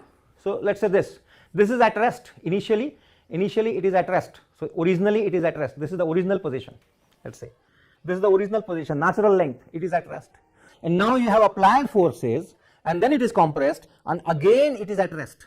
This spring is not moving, right? So this value of compression and this force, they are related. F is equal to k spring constant times delta x, and then it's all in equilibrium, nothing is moving. So the kinetic energy is 0, kinetic energy is 0. It's only rest mass energy. But if you have applied a force and then there is a displacement of that point of application, a positive work is done here, a positive work is done here. So on the spring I have done positive work and therefore its energy has increased. So this energy is more than this energy, there is no kinetic energy, and therefore this rest mass is more than this. A spring in a compressed state is having more rest mass than the same spring in its natural length. And similarly, if you extend the spring from its natural length, once again you are doing positive work, you are applying forces outward and the ends are also moving outward. So you are doing positive work, you are increasing the energy, but there is no kinetic energy. Finally that spring is at rest. So increased energy, where has it gone? It has gone into the rest mass energy, the rest mass has increased. So a compressed spring or an extended spring has more rest mass than the same spring in its natural length.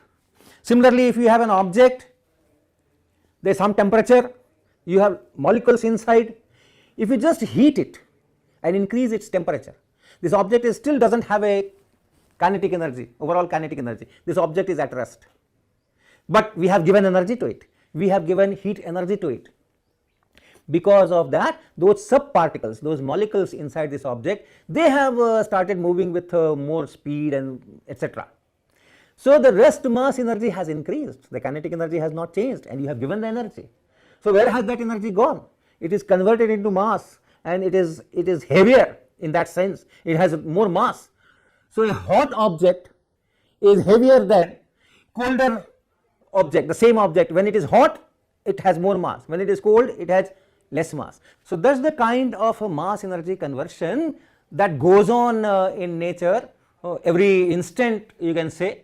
We most of the time when we cook something in kitchen, what we are doing?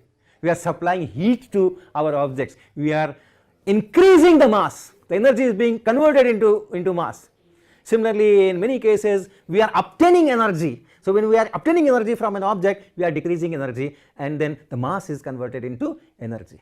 We have a different kind of energy mass conversion that I will take in the next lecture.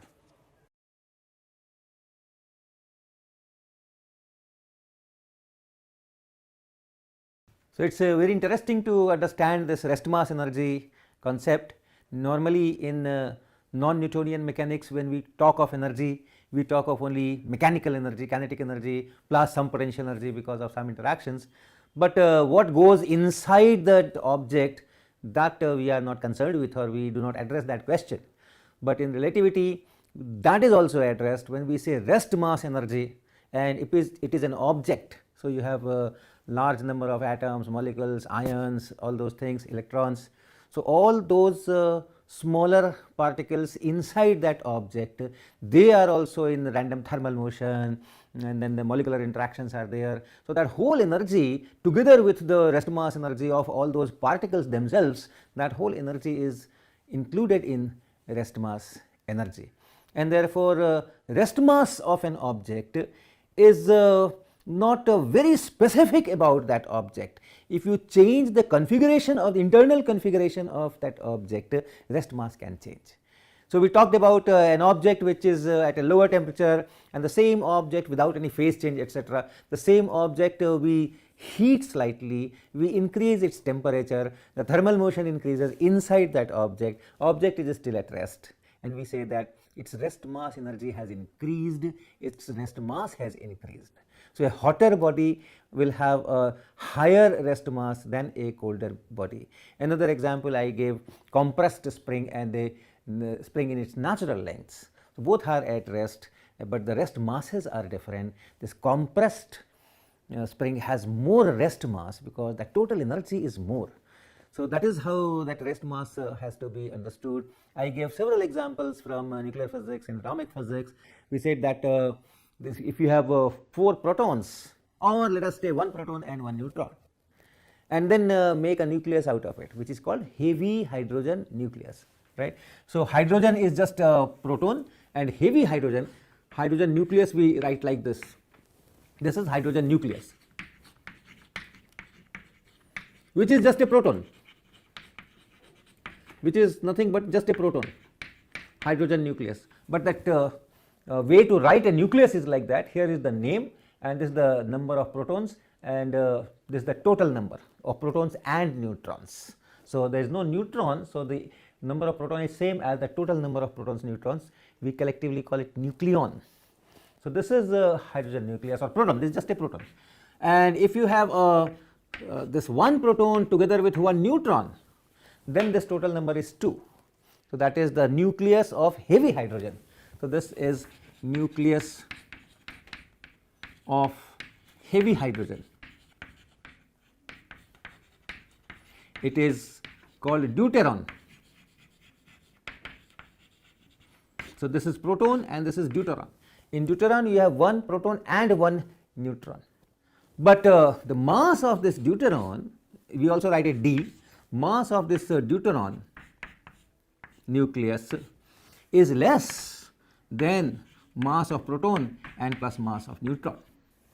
It contains 1 neutron and 1 proton, but still its mass is less than the sum of masses of these two, and the difference is about 2.2 mega electron volt per c square divided by c square. Mass is energy divided by c square. So, that is how things work. We have fission reactors. We have 21 fission reactors in India. The best ones are here only in terms of the operation, continuous operation, safety. Our 21 reactors are rated very high among the total 450 or so reactors in the world. So, in this what we do, we have some uranium nucleus, 236 uranium 92, right. We have 235, then we put neutron and we make this, and this breaks in another nuclei X plus Y, and then some electrons, etc., and then some neutrinos, and then that's all, then energy. So, when it breaks and you get this energy which is used to create electricity and all those things, but if you think of rest masses, the number of protons, the number of neutrons and number of particles, that rest mass is there, but then the rest mass of the product is small than the rest mass of this, and it is this difference delta m times c square, that is that energy which we obtained. So, in a way we have converted mass into energy, but we have not destroyed any particle. The protons are still there, neutrons are still there, electrons are still there. In the deuteron problem, if you make a deuteron, what you get? you start with a proton and a neutron and then combine and then do this. So, this mass from here I am making this deuteron d, and then some energy is available because this rest mass is small, this rest mass is more, and therefore it gives me something like 2.2 MeV by c square, like that. So, this delta m times c square is that 2.2 MeV. So, if I am making a deuteron out of proton and neutron, I am reducing the rest mass, and that reduction in rest mass, that is made available in the form of energy which is 2.2 MeV. So, that kind of mass energy conversion goes on very regularly. You heat the object, you do a chemical reaction, and mass energy conversions are always there. But there is another kind of conversion of mass and energy with the same equation, delta E is delta m times c square, and that is the particles are absolutely destroyed. Here the particles are not destroyed. When I am making this nucleus, that the d nucleus, the deuteron nucleus, the proton is still there, the neutron is still there, and here also you have one proton and one neutron. But now what I am talking is particle disappears and energy appears. So, mass has been converted into energy. So, I take specific example of electron positron annihilation.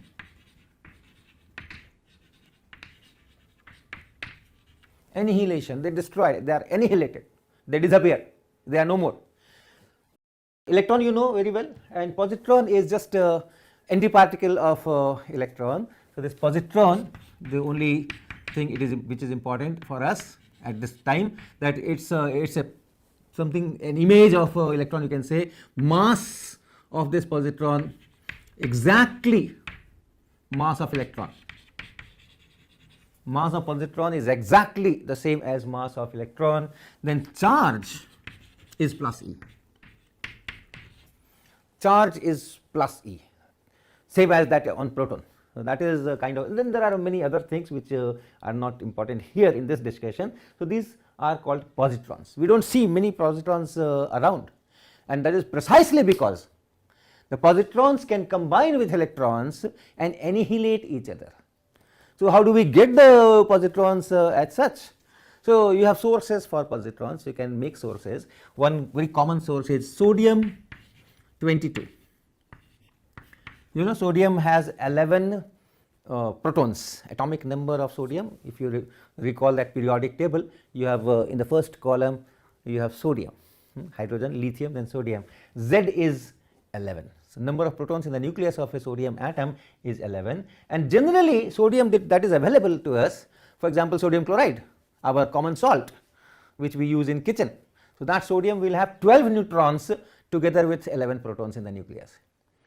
But if you take out one neutron and start with this 11 sodium 22, that decays into, right, that is a radioactivity chapter, different, sometimes we can have a course on that, but then this decays, a proton converts into neutron, a proton converts into neutron. So, 11 protons becomes 10 protons, and 10 protons is that noble gas at the rightmost column of the periodic table, that is neon. So, this becomes neon 10, and of course, this is 22 because here you have 11 protons and 11 neutrons, and here you have 12 neutrons because one of the protons has converted itself into a neutron. So, and then when proton converts into neutron, then you have another particle, and this is positron comes out, some neutrino and energy and so on. Okay, so, if you have the source which is available by scientific companies, then if you have some source here, let us say this is a source or some solution of this sodium 22 Cl, salt solution, but sodium is no more, not sodium 23, it is sodium 22. So, from there all this reaction will take place and positrons will come out. So, you can have positrons in the laboratory. Now, this positron, if it combines with an electron, the positron is destroyed forever and the electron is also destroyed forever, and what you obtain are two gamma photons, electromagnetic waves.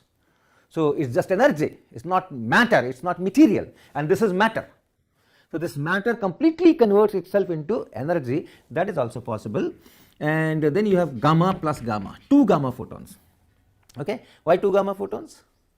If you have an electron, if you have a positron, and they are just close to each other to start with, and this whole mass is converted into energy. How much is mass of an electron? Mass of electron and mass of positron both are 511 kilo electron volt by c square.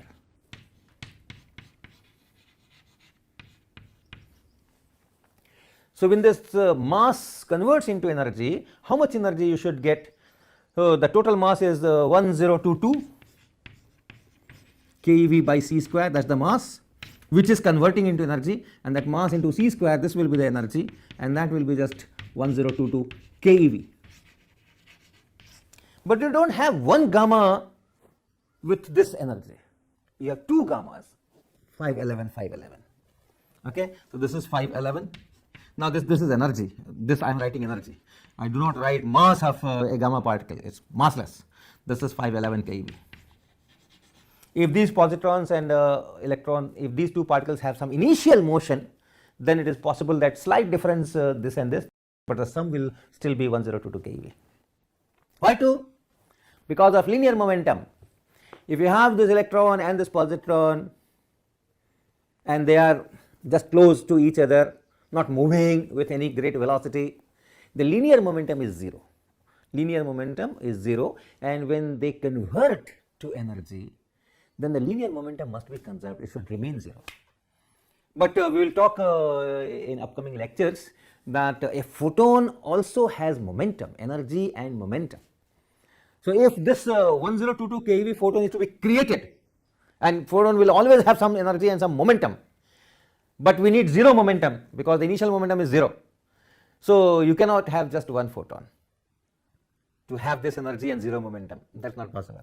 So, there are 2 photons going in opposite directions, one photon in one direction, one photon in opposite direction, and 511 keV energy here, 511 keV energy here. The momenta are also equal in magnitude, opposite in direction, and the total becomes 0. So, this is direct conversion of material into energy. The reverse is also possible. From the energy, you can create material, you can create particles which never existed. So, this example itself can be taken, the reverse of this. If you have some kind of material here, generally in nuclear physics laboratories they have detectors, varieties of detectors, solid here and gamma ray comes here, and then there is some process by which it loses energy here and that is trapped, and from there we know what was the energy of the original gamma ray. So, if you have this kind of a detector, and if there is a gamma ray coming in with energy which is greater than this 1022 keV, then all the detection system detects photons which are this much less than the original energy.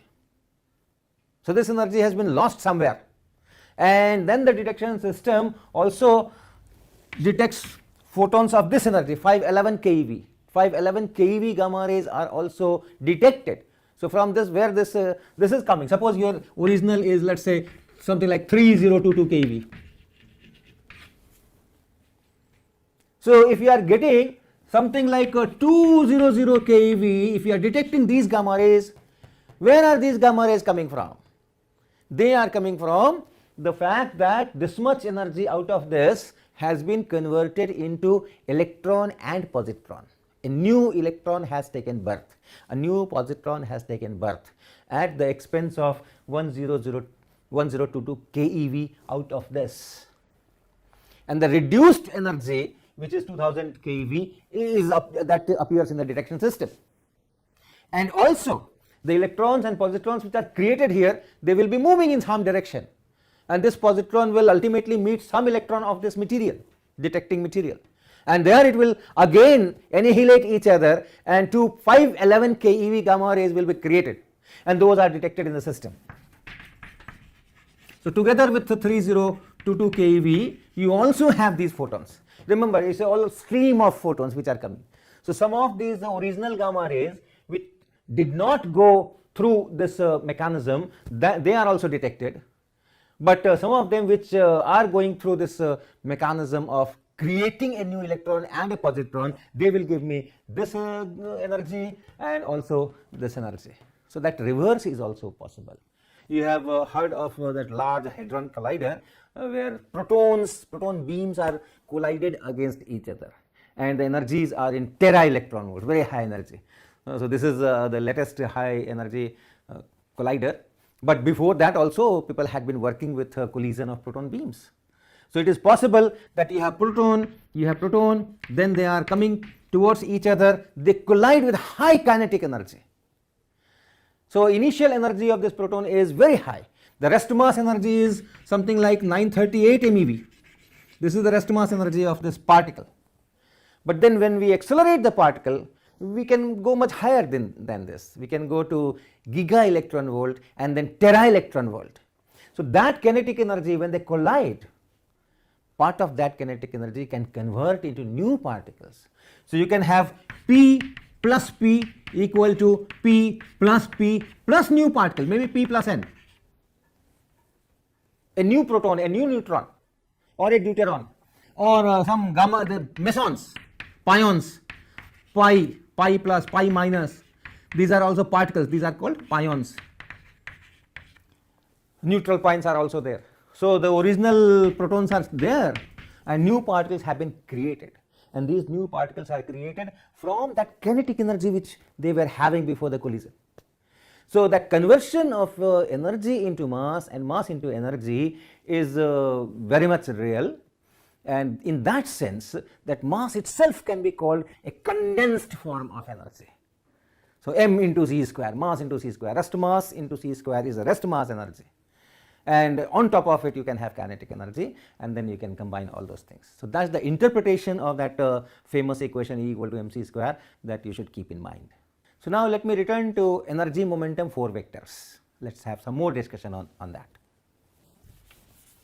So energy momentum 4 vector, you remember we write it as E by c, and this is your total energy. This E is total energy, and then px, py, pz. So this is energy momentum 4 vector, and you remember when we had this position 4 vector, ct, x, y, z, position 4 vector. Now these quantities have a very good combination which is invariant, and that is minus c square t square and plus x square plus y square plus z square. It is invariant quantity. Invariant means if we change the frame from S to S prime, this does not change, and we just called it magnitude of this vector. Just like in our normal 3-dimensional geometry, the magnitude of a vector, of course square of that, is x square plus y square plus z square, position vector. So here for 4 vector we define a similar quantity, and that will be minus c square t square and then plus x square plus y square plus z square, and that quantity remains invariant. So it's a kind of magnitude square of this vector. So when you change frames, when you rotate frame in 3-dimensional geometry, the components change, x, y, z components change, but the length of the vector does not change. So in that same spirit, when we are going from S to S prime, these components will change, but this quantity which is magnitude square will not change. And since the transformation of this 4 vector and this 4 vector are identical, that is why they are 4 vectors. That same matrix you have to write there. If you want that primed coordinates, you have to put a square matrix here, gamma minus beta gamma 0 0 minus beta gamma gamma 0 0 0 0 1 0 0 0 0 1, and this transformation, this is a Lorentz transformation essentially. So that same transformation equation is valid for this 4 vector, and the same transformation matrix is applicable for this position 4 vector.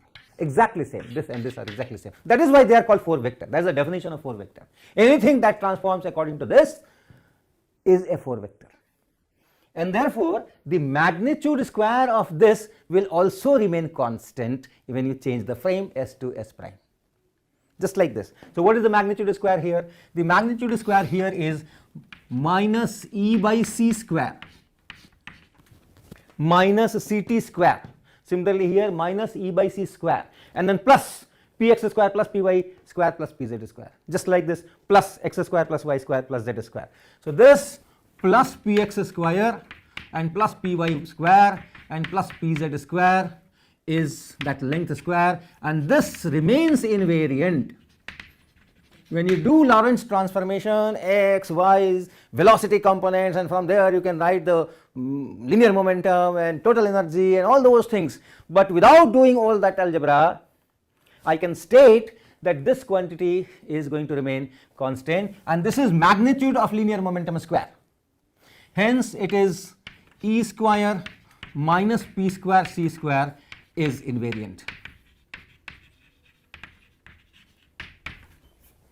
So when you change frame, this will not change. And for one particle it doesn't change. Even if you have two particle system, particles are moving with respect to each other, or they are going, colliding, doing something. If you have a system of two particles, you can write what is the total energy of those two particles, E1 plus E2. You have two separate particles going with some velocity, this going with some velocity. What is the total energy of this system? Energy of this plus energy of this. And what is the total momentum?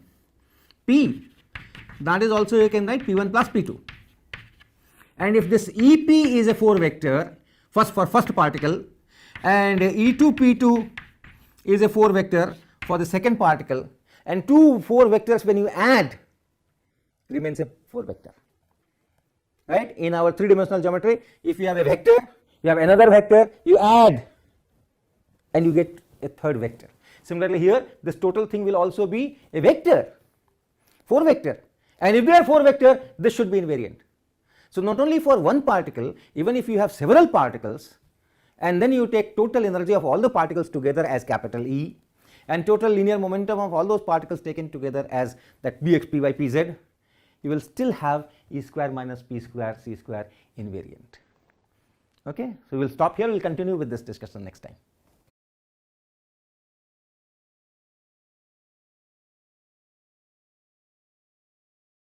So using 4 vector property of energy momentum, we derived last time that E square minus P square C square should be invariant under Lorentz transformation, because the vector is E by C, that is the 0th component, and then Px, Py and Pz, this is the 4 vector, and magnitude of this vector squared is minus of this quantity and then plus this square plus this square plus this square, which is P square. So this is like a magnitude of the vector square, and hence you go for transformation, change to different frame. You are essentially multiplying this quantity with that transformation matrix and you get new components. So energy is different, Px, Py, Pz are different in the new frame, but then the magnitude square of the vector, that does not depend on the frame, and hence this is constant, and therefore E square minus P square C square is invariant. That is what we discussed. Now we can check this for a single particle. A single particle means inner structure does not change. If inner structure does not change, if there are subparticles, if there are parts, and that parts, the movement of parts or interaction of those parts, if that does not change, we can treat it as a single particle. So for a single particle, you know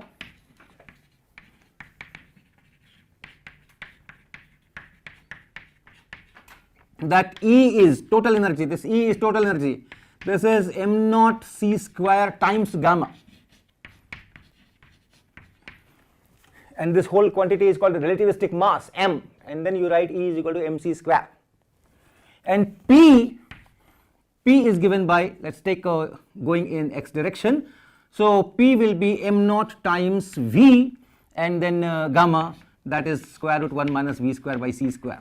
If you take vector, it is this, that is P. So what is E square minus P square C square for this particular case, a single particle? You can calculate from here. So E square and minus magnitude of linear momentum square and into c square is equal to square of this. So m naught square and c power 4 divided by 1 minus v square by c square, and then minus p square and c square. So square this, magnitude square this, and multiplied by c square. So it is m naught square v square c square. So m naught square v square and then c square, and divided by 1 minus v square by c square. So you have 1 minus v square by c square here, and then m naught square c square you can take common, so you will get c square from here and minus v square by from here, and this you can write as c square minus v square by c square, and this is m naught square c square, and then you have c square minus v square, cancel this, bring it up, and this is m naught square c4. All right. So this is invariant anyway, because when you change frame, go from one frame to the other frame, and this particle, the same particle you are seeing from this frame and that frame, so that inner structure is not changing. So only the speed is changing, velocity is changing, correspondingly total energy is changing, momentum is changing, but this rest mass m naught remains the same, and therefore m naught square c4 remains the same, and therefore e square minus p square c square remains the same. So for a single particle you have another good relation, E square minus P square C square is equal to m naught square C4. Useful, very useful equation. E you can write as square root of P square C square plus m naught square C4.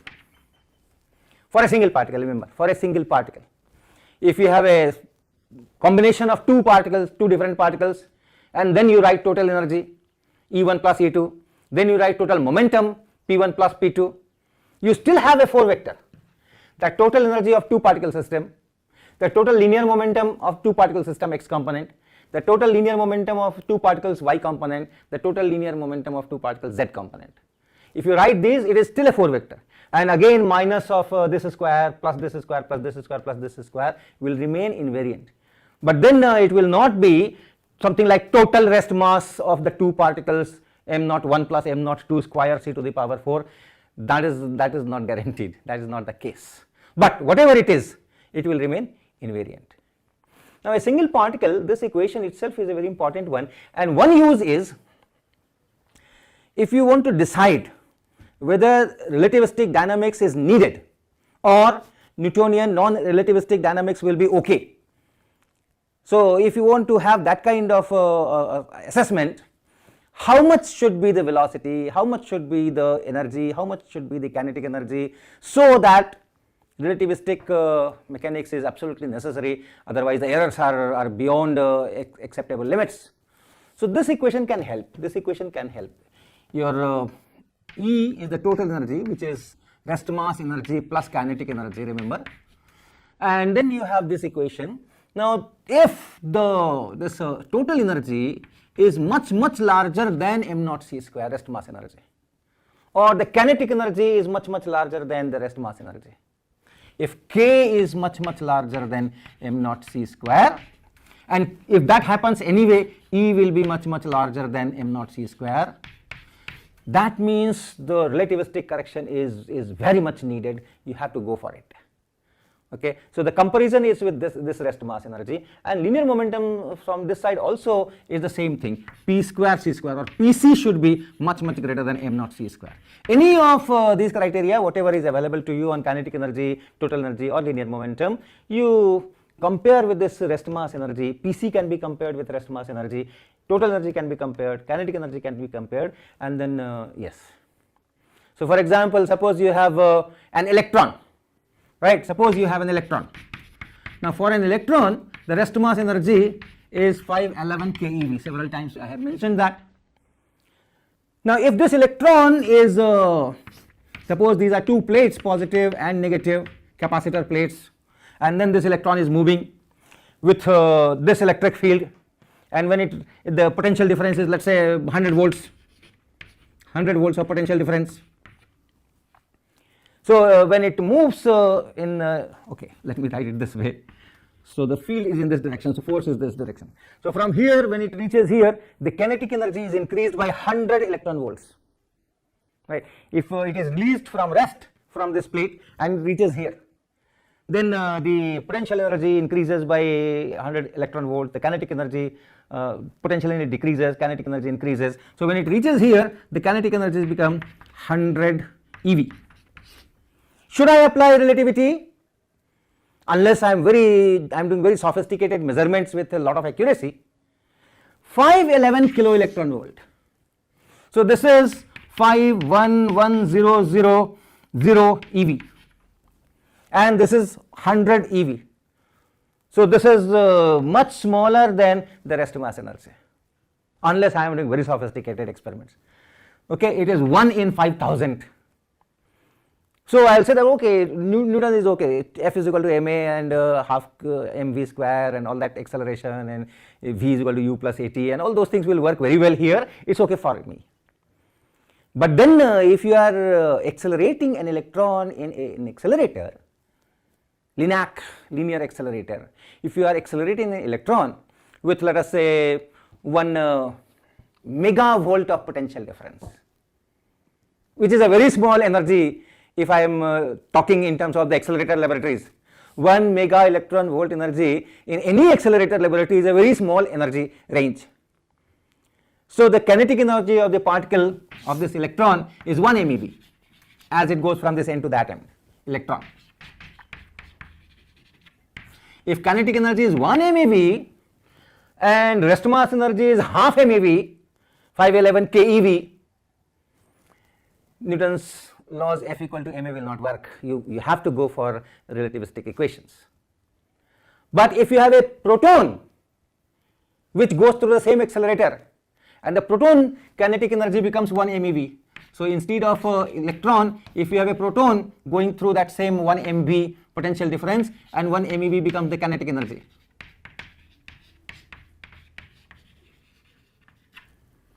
You can still use Newton's laws, because the proton rest mass energy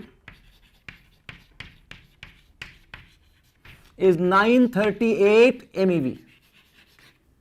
So if it is 1 MeV in front of 938 MeV, if you are not doing with sensitive instruments, etc., it is acceptable perhaps, but with the same setup, 1 MeV electron, it is not acceptable. So this equation can be used for these kind of considerations also. Let me make some space. Now we had been talking of S and S prime, and these notations are for a very specific situation. From the very beginning I have said that whenever I will use S prime, I will have this convention that S prime moves in positive x direction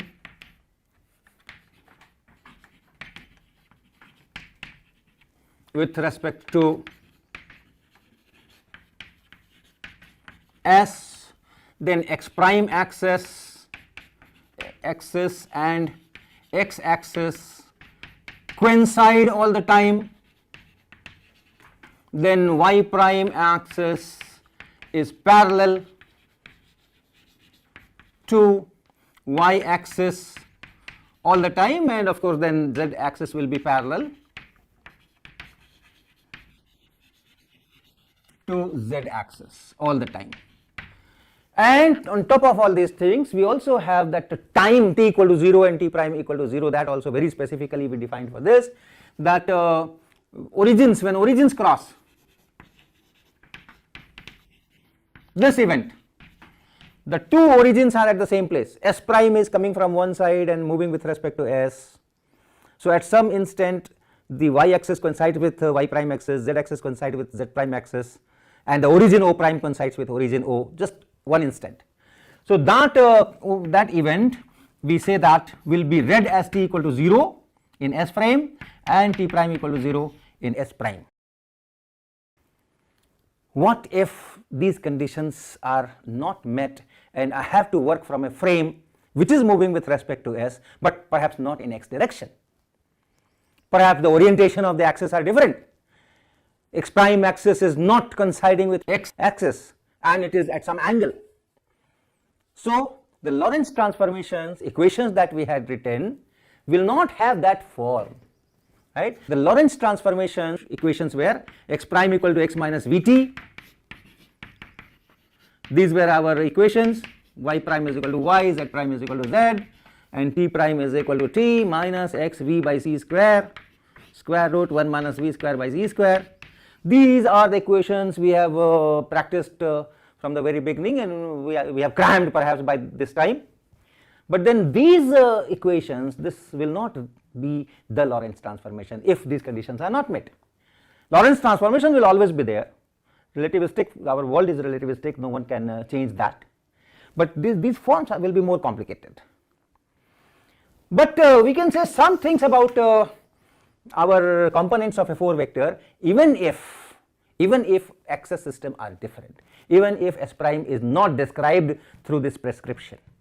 If we have our E by C, Px, Py, Pz, prime, prime, prime, prime, you will have a transformation matrix. If these conditions are fine, then I know what is the transformation matrix. Just coming from here, I know what the Lorentz transformations are, equations are, and then I can write this in a tabular form, and you have gamma minus beta gamma 0 0, that matrix.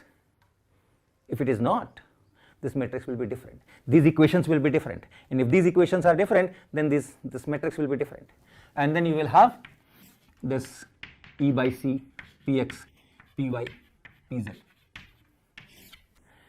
So now I don't know how to get E prime from these quantities, how to get this Px prime from these quantities. Py prime will no more be Py, it will have some combination. So depending on what kind of S prime I have chosen, this matrix will be different and relations will be different. But one thing I can be very sure of, if I consider this quantity E prime by C square with a negative sign plus Px prime square plus Py prime square and plus Pz prime square, and here I construct this quantity minus of E by C square and plus Px square and Py square and Pz square, they are going to be the same, whatever this matrix is. After all, it's only changing the frame. So when I am changing the frame, I am not changing the magnitude of a vector. In 3-dimensional geometry, when we have xyz axis and there is a vector, the length of the vector will not change if I reorient the frame.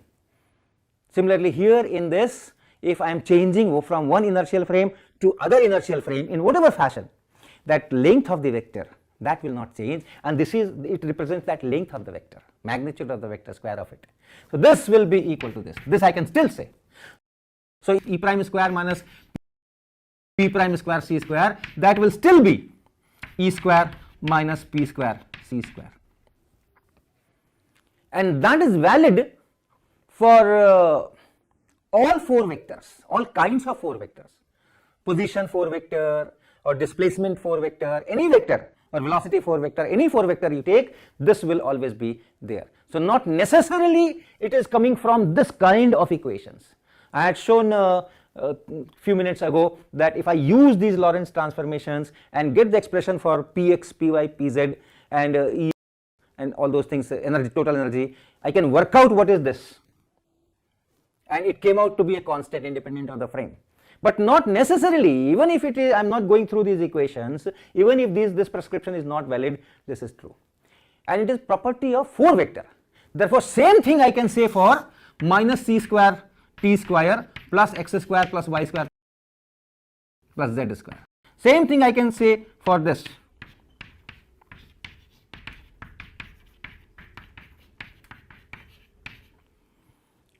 No matter how you are going from one inertial frame to other inertial frame, whether the axis of other inertial frame you have chosen which are parallel to the original axis of the first frame or not, whether the second frame is moving in x direction or not, whatever, this quantity is not going to change. Although x prime cannot be obtained from this equation, T prime cannot be obtained from this T prime cannot be obtained from this equation. Y prime and Z prime, they cannot be so simply obtained from these equations, but then this equation will still remain the same. Okay, so those are the kind of properties of 4 vectors which we can employ and get some relations even if our frames are different. Now the last thing I want to say in this lecture is the conservation of energy momentum.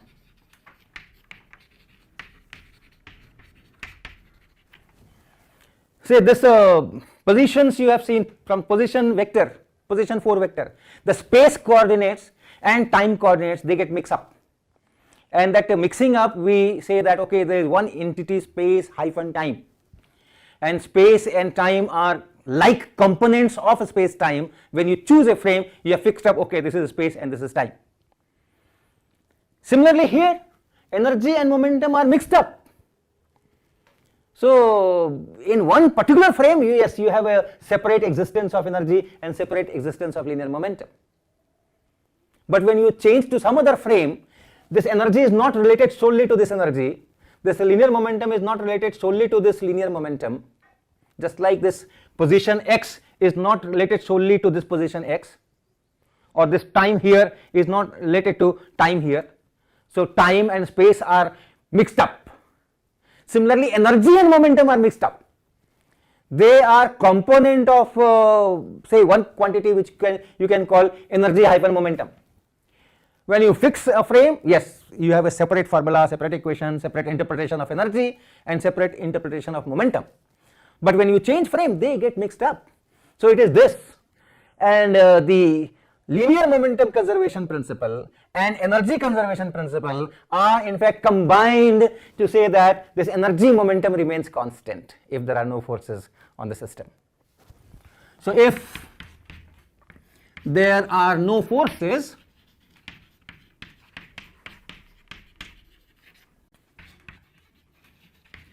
on the system, this energy momentum remains constant.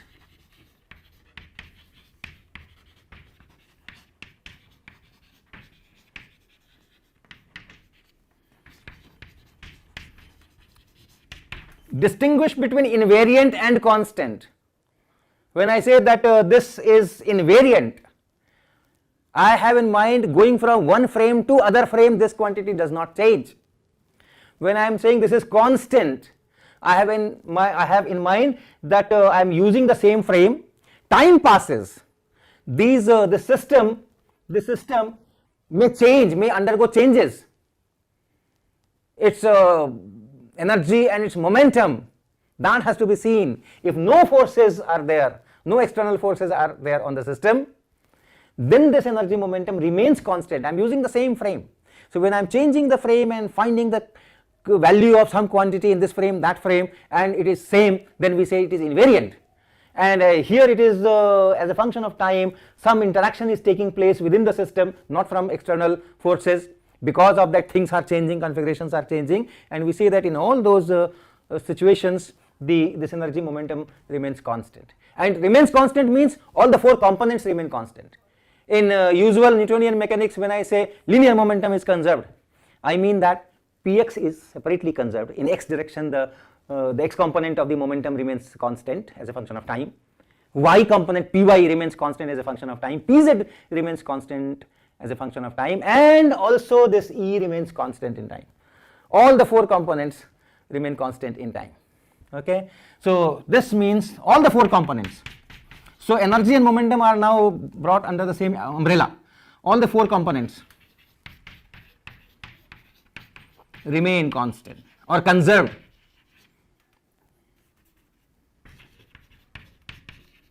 So that is the principle of conservation of energy momentum.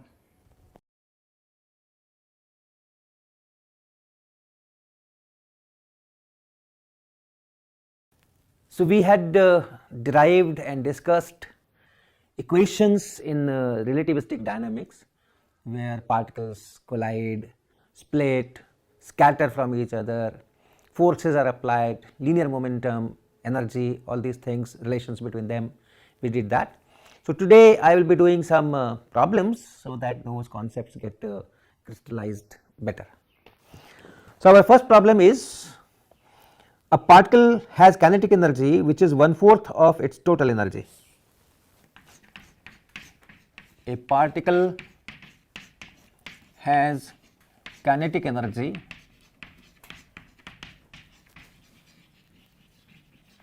which is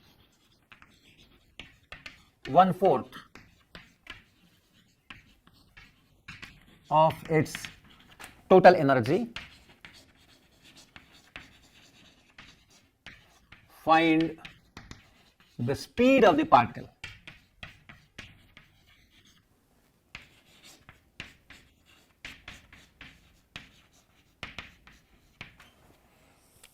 So, a particle has kinetic energy which is 1/4 of its total energy. Now, what is kinetic energy and what is total energy? Kinetic energy we had defined K, that is m naught c square divided by square root of 1 minus v square by c square and minus m naught c square. How do I remember that? Kinetic energy is total energy minus the rest mass energy. So, this is the rest mass energy and this is total energy. Total energy is m naught c square divided by this. So, total energy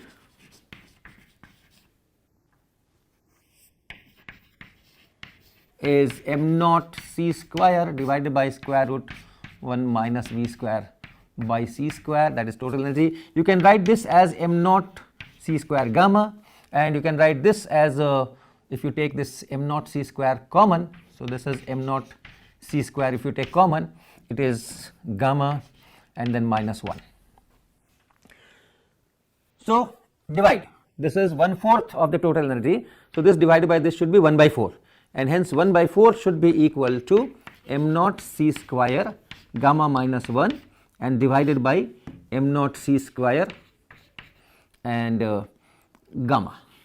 So, it tells me that this cancels out, gamma minus 1 divided by gamma, that is 1 minus 1 by gamma. So, you can see, you can take this 1/4 on that side, 1 by gamma on this side. 1 by gamma is equal to 1 minus 1/4, that is 3/4, and 1 by gamma, you know what 1 by gamma is? It is the square root of 1 minus v square by c square, because gamma is 1 by square root 1 minus v square by c square. So, this is 1 by gamma, this is equal to 3/4. So, square 1 minus v square by c square is equal to 9 by 16.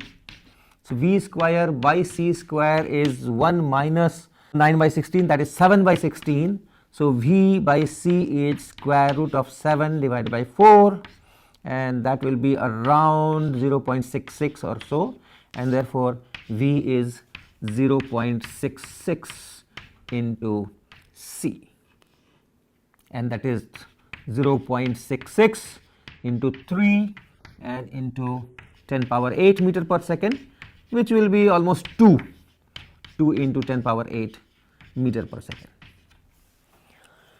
So, 67% or 66% of the speed of light, then the kinetic energy will account for 1/4 of the total energy.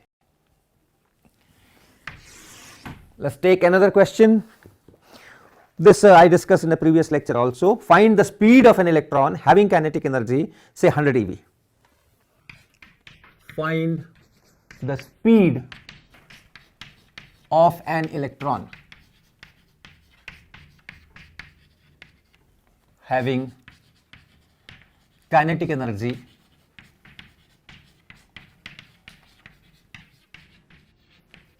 (100 eV). So, what is the speed? And this is electron, remember. So, the kinetic energy is 100 eV and the rest mass energy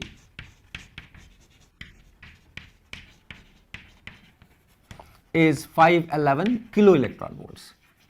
So this 100 eV is much smaller than this 0.1 keV, and this is 500 keV, so 1 part in 5000 or so, and therefore one can use non-relativistic equations unless you are doing some very sophisticated experiment. So I can use this half mv square, k is half mv square, and that is 100 eV. We have to find this mass, this speed. So we can write v square is equal to 200 eV divided by, right, v square is 2 into this divided by mass. Mass I can write 511 keV per c square, like this, because mc square is 511 keV, that's the rest mass energy. So the rest mass is this 511 keV divided by c square, which you can write in this fashion. So this c square can go here, and from here I can put it here. So it's v square divided by c square, which is equal to 200 eV, and then you have 511 and into 10 power 3 eV. So eV cancel out, and you have this equation. This is now you can solve it. 200 by 511 into 10 power 3.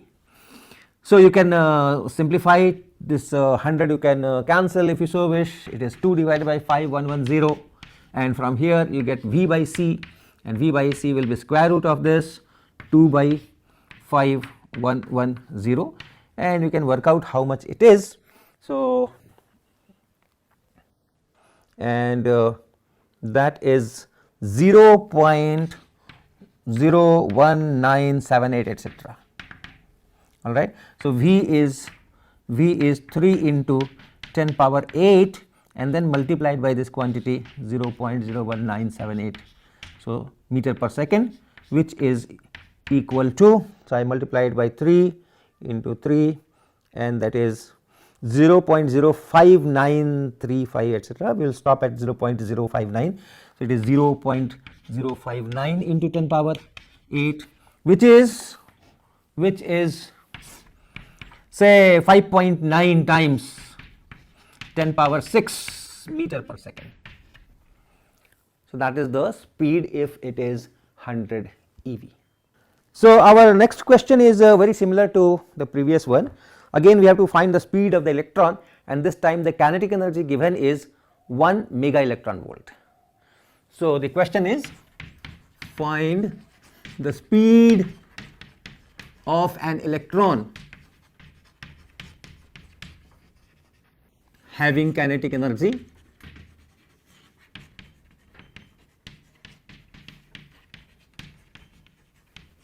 (1 MeV). So now the kinetic energy is not small compared to rest mass energy. In fact, it is more than rest mass energy. The kinetic energy K is 1 MeV, that is 1000 keV, whereas the rest mass energy m0 c square is 511 keV. So kinetic energy expression, relativistic expression must be used here, and that expression is m0 c square and then gamma minus 1, and this is m0 c square here. So you have 1000 keV is equal to 511 keV and then into gamma minus 1. So gamma minus 1 is equal to 1000 and divided by 511. Gamma minus 1 is equal to 1000 divided by 511.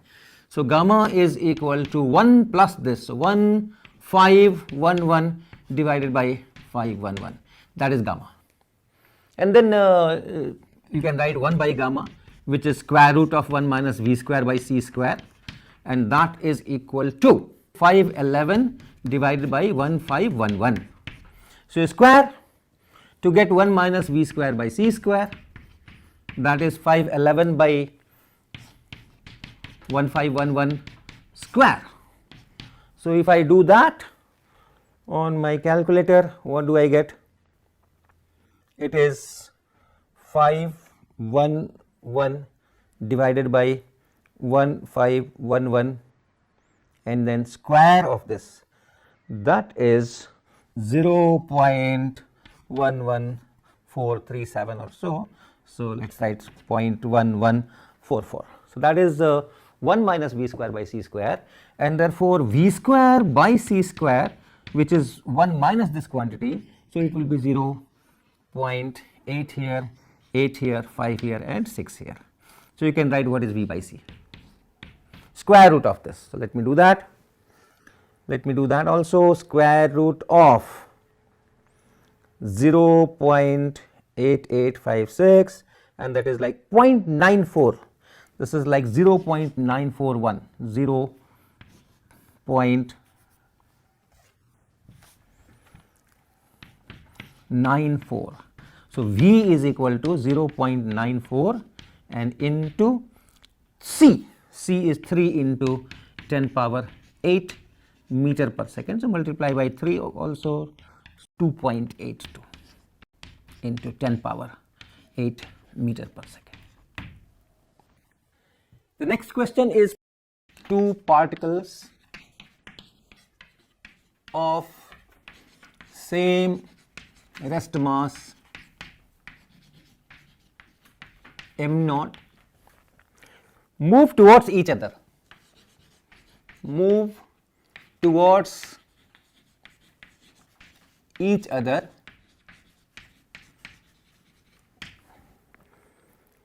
with equal speed v,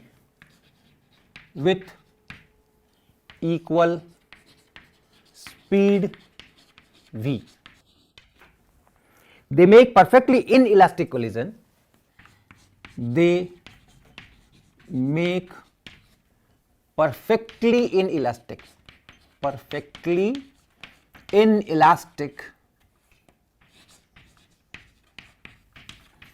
Collision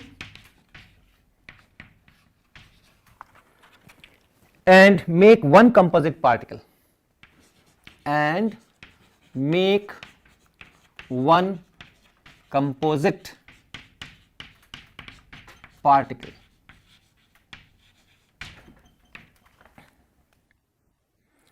Find the rest mass of this particle. Find the rest mass of this particle.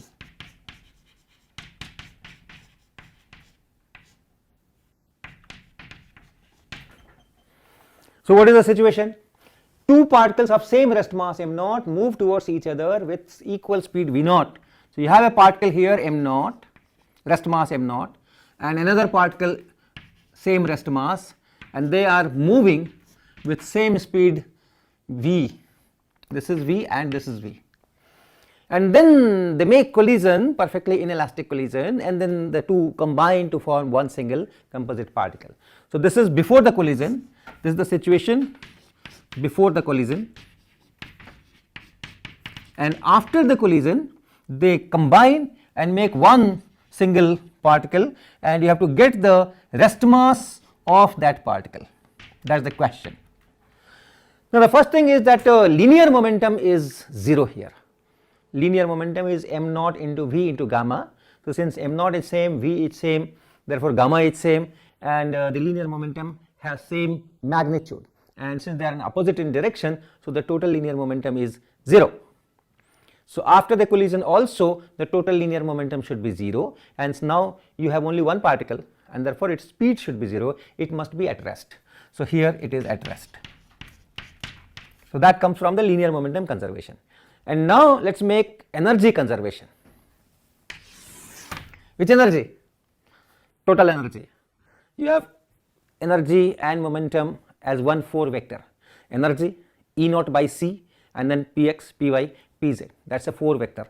They are separately conserved if no forces, no external forces act on the system.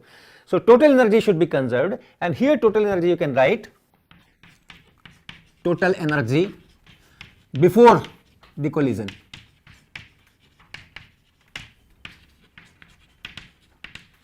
You have same total energy for this and for this. So, it is E is 2 times, and then m naught c square by square root 1 minus v square by c square gamma.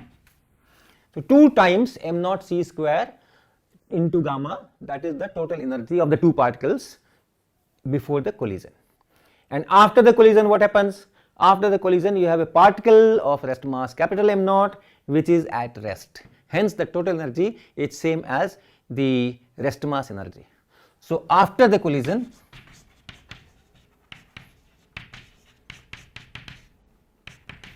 the total energy is just rest mass energy m naught c square. And since total energy remains conserved, even if it is in elastic collision, in non-relativistic mechanics, when we say inelastic, perfectly inelastic, we mean that the kinetic energy is lost. Here we say that kinetic energy is not lost, total energy remains constant. Kinetic energy is lost, but then this rest mass energy should appear. So, let us see. So, this total energy should be conserved. So, 2 times m naught c square and square root 1 minus v square by c square, that is capital M naught c square. So, capital M naught is 2 times m naught divided by square root 1 minus v square by c square. So, that is the rest mass, and you see that this rest mass is greater than the original rest mass. Before the collision, the rest mass was 2 m naught. After the collision, it is 2 m naught divided by this quantity. So, it is more. So, rest mass energy has increased. So, whatever kinetic energy was here, which was lost because it comes to rest, that kinetic energy is converted into the rest mass, and the rest mass of this particle is more than the rest mass of combined rest mass of these two particles.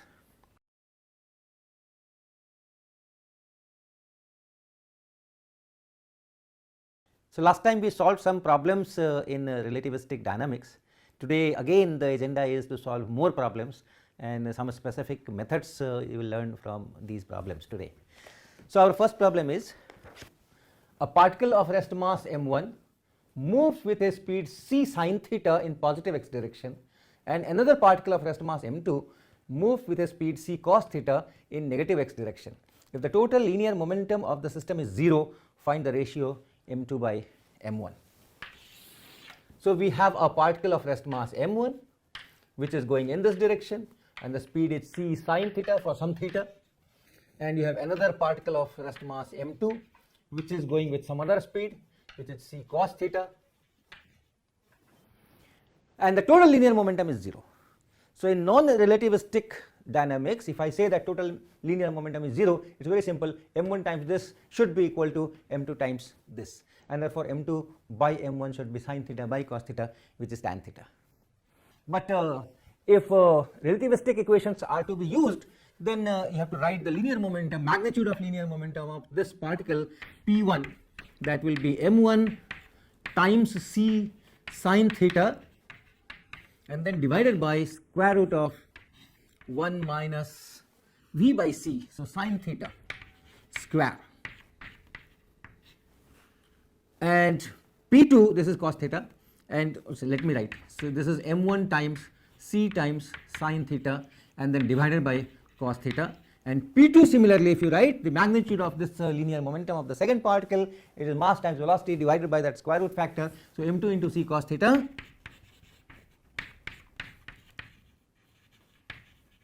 and divided by square root 1 minus v by c whole square, that is cos theta square. So, it is m2 and then c cos theta by sin theta. So, if total linear momentum is 0, these two should have the same magnitude, and therefore, this should be equal to this here. So, m1 sin theta by cos theta should be equal to m2 cos theta by sin theta, and hence m1 by m2 will be, or m2 by m1 we need. So, m2 by m1 will be sin square theta by cos square theta, that is tan square theta. Right. So, this will make the total linear momentum 0. So, let us go for the second question. So, here is the second question. It says that a particle of rest mass m naught moves at a speed v towards a stationary identical particle.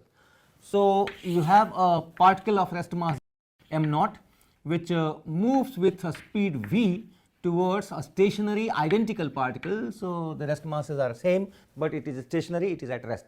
Find the velocity of the frame in which the total linear momentum is 0. So, this is our lap frame, and in this lab frame you have total linear momentum. Linear momentum of this particle is 0, but this will have linear momentum. So you have to find the frame in which the total linear momentum of the two particles is 0. So if that frame is moving with some velocity, let us say capital V, this is the frame in which the total linear momentum is 0, then in this frame what is the velocity of this particle and what is the velocity of this particle? Velocity of the second particle is very simple. In this frame from S prime, if I see, then this particle, second particle m naught, will move in this direction with this velocity capital V, and this particle, first particle, that will move some velocity, and that velocity is given by, that velocity will be given by velocity transformation equation V minus capital V divided by 1 minus V capital V by c square. That is the velocity of this particle in this frame. And if the total linear momentum is 0, then the magnitude of this linear momentum should be equal to magnitude of this linear momentum. And since the rest masses are same and linear momentum is given by, let us say this particle, it is m naught times capital V divided by square root of 1 minus V square by c square. And here if this is u, then this will be m naught u divided by square root of 1 minus u square by c square. So if these two are to be equal, this u should be equal to this v. If you have the same rest mass particles and then they are moving towards each other and the magnitude of linear momentum should be 0, total linear momentum should be 0, then their speeds must be equal and opposite. So this u is same as this v. So our equation is this v small v minus capital V divided by 1 minus a small v capital V by c square, that is this quantity, and this should be equal to capital V. So this should be equal to capital V.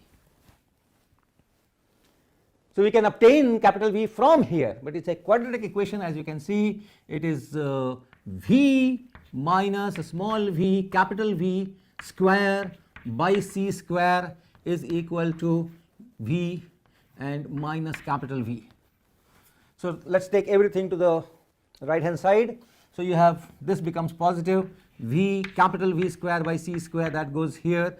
Then you have this v coming here, so it will be minus 2v, and this is plus small v, this is equal to 0, or v capital V square minus 2c square into v and plus vc square is equal to 0. So I can use my class 10th, class 9th algebra. This v I have to find. So v is equal to, capital V is equal to minus b, that is 2c square, and plus and minus the square root of b square minus 4ac. B square is 4 times c4 and minus 4 times a into c. A is small v and c is vc square, so it is v square c square, and divided by 2a, so it is 2v. So first you can cancel this 2 from everywhere, and this will be c square and then plus and minus square root of c4 and v square c square. So c4 here and minus v square and c square here, and divided by v. So if you take a c square common here or c4 common here, so square root of c4 you take here, so this is c square, so this is equal to c square and then plus and minus c square here, and then square root of 1 minus v square by c square, and this whole thing divided by v. So this is equal to c square by v, and then 1 plus minus a square root 1 minus v square by c square. Okay, c square take common, c square by v is here, v is in the denominator. So 1 plus minus square root of 1 minus v square by c square. Now this is capital V.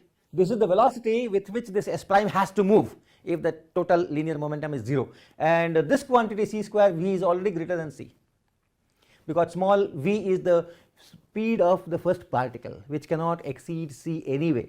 it has to be smaller than c. So this quantity is already greater than c, and this capital V also cannot be greater than c, and therefore this plus sign is ruled out,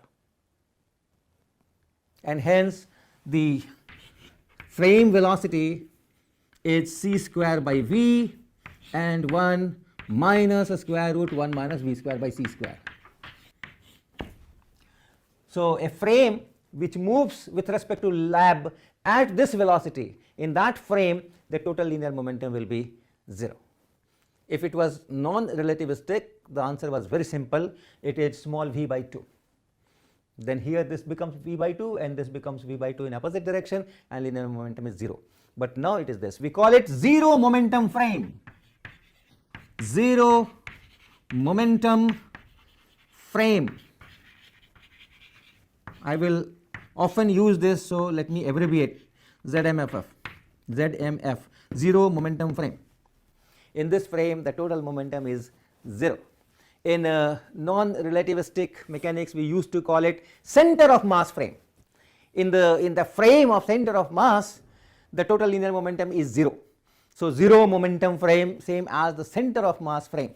Whether you want to still have that word center of mass frame or not, I think that's your choice, but I will call it zero momentum frame. So this is the question. Two protons move towards each other with same speed v and collide. So you have two protons, say rest mass m0, rest mass m0, and they move towards each other with same speed v and collide. As a result, a new proton and an antiproton is created. So because of this collision, this is before collision, and after collision you have 4 particles now. You have a particle, this particle are there, the protons are there, and you have another proton, new proton, and some antiproton. This 4 particles are there, they may be moving in some directions. So as a result, a new proton and an antiproton is created. Find the minimum value of v for this to happen. So what we are doing, we are colliding two protons moving towards each other, and then because of this collision, kinetic energy is being used to create new particles. So the original 2 protons are here, and one more proton is created, and corresponding antiproton which has the same rest mass is also created. Now to create these 2 new particles you need some minimum value of this v, and that minimum value has to be obtained. It's a very regular experiments, a regular kind of experiment. 2 proton beams are colliding each other, new particles are being created and being studied in our LHC, and before that many more accelerators have done these kind of reactions. So what is the minimum value of this v? So the linear momentum must be conserved, this is important. The linear momentum must be conserved, and here the linear momentum is 0. The 2 particles are identical rest masses m0, m0, and then the speeds are also identical. So the total linear momentum is 0, they are in opposite direction. Here also the total linear momentum should be 0, and therefore our arrows must be different ones. Some of the arrows should point opposite direction, so that the total linear momentum is 0. So the kinetic energy here and kinetic energy here, the difference is creating this new rest mass, and therefore if you want minimum value of this v, then the kinetic energy here should be minimum, should be 0. So that this entire kinetic energy is converted into rest mass, and that is possible. All the 4 particles at rest, so this configuration is just some p and p bar all at rest. This is possible because it follows principle of linear momentum conservation. The linear momentum is 0, here also linear momentum is 0, so this is possible. And if this is possible, then this will correspond to the minimum value of v there, because we are not creating any kinetic energy, no more kinetic energy here. The energy which is available to create this new mass is this kinetic energy and minus this kinetic energy. So in order to reduce that, I should reduce this, and we can reduce it up to 0. So this should be 0, and then for that case the kinetic energy here, how much is the kinetic energy here for this particle? Let us say for this particle the kinetic energy is m0 c square 1 by square root 1 minus v square by c square and minus 1. right? You remember this was the expression for kinetic energy for this particle, and similarly for this particle, and therefore the total kinetic energy is this. And the total energy is m naught c square plus m naught c square and plus this kinetic energy.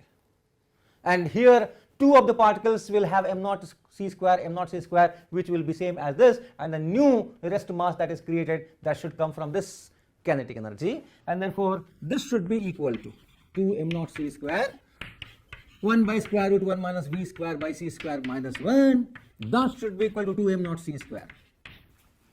This is the new rest mass energy that has been created due to collision. The two particles, one extra proton and one antiproton, that rest mass energy is here, and that is coming from this kinetic energy. So now you can work out, this is 1 by square root 1 minus v square by c square is equal to 2. So square root of 1 minus v square by c square is 1 by 2. So 1 minus v square by c square is 1 by 4. V square by c square is 3 by 4, and therefore v should be equal to square root 3 by 2 into c.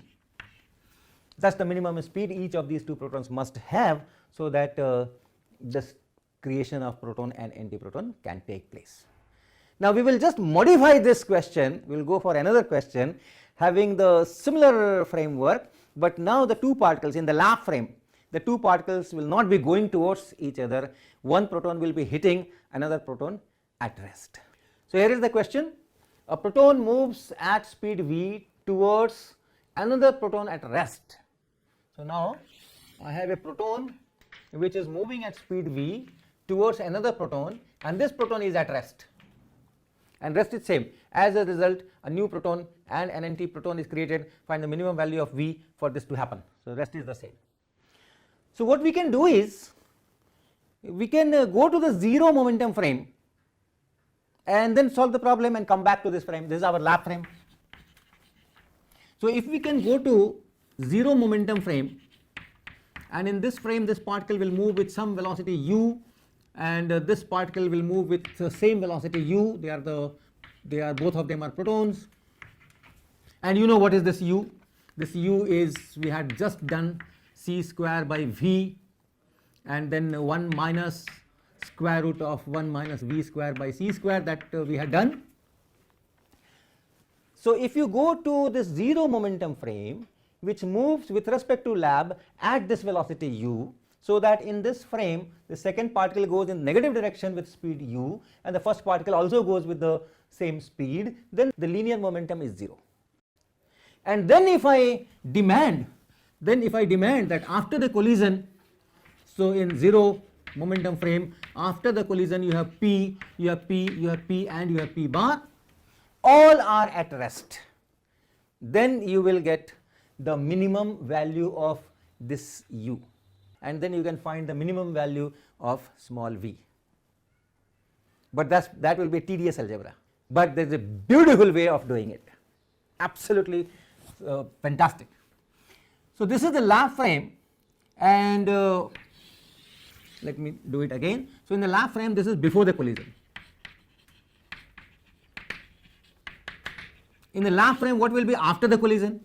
You will have 4 particles, and 4 particles must move because there is a momentum, and therefore the 4 particles must move, and hence you have the 4 particles p, p, p, p. You should have a forward momentum, so I don't know which way, but maybe something like this, maybe something like this. The particles are moving, 2 protons original, 1 new proton and an antiproton, and they are all moving, so that the linear momentum is same as this linear momentum. And this is because before the collision, after the collision, the linear momentum does not change, the energy, total energy does not change, that energy momentum conservation principle.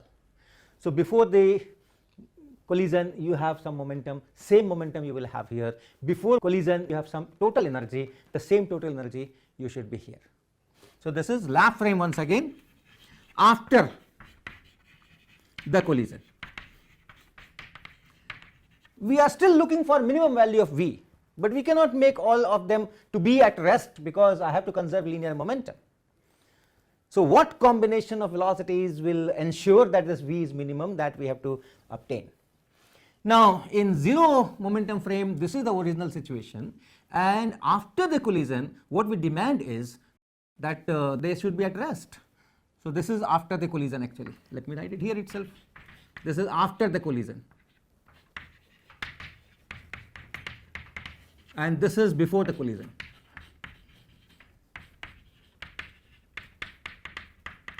So in zero momentum frame, before the collision both are going with the same speed, and then after the collision all of them are at rest, corresponding to the minimum value of V. Now think of this quantity, total energy of the two particles is E, and total linear momentum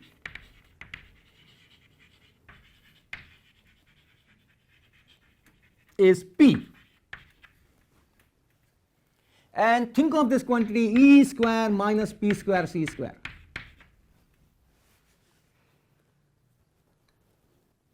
If I go from here to here, from the lap frame before the collision, again in the lap frame after the collision, E does not change, P does not change because of law of conservation of energy momentum, and therefore this E square minus P square here, P square C square, and this E square minus P square C square here must be same.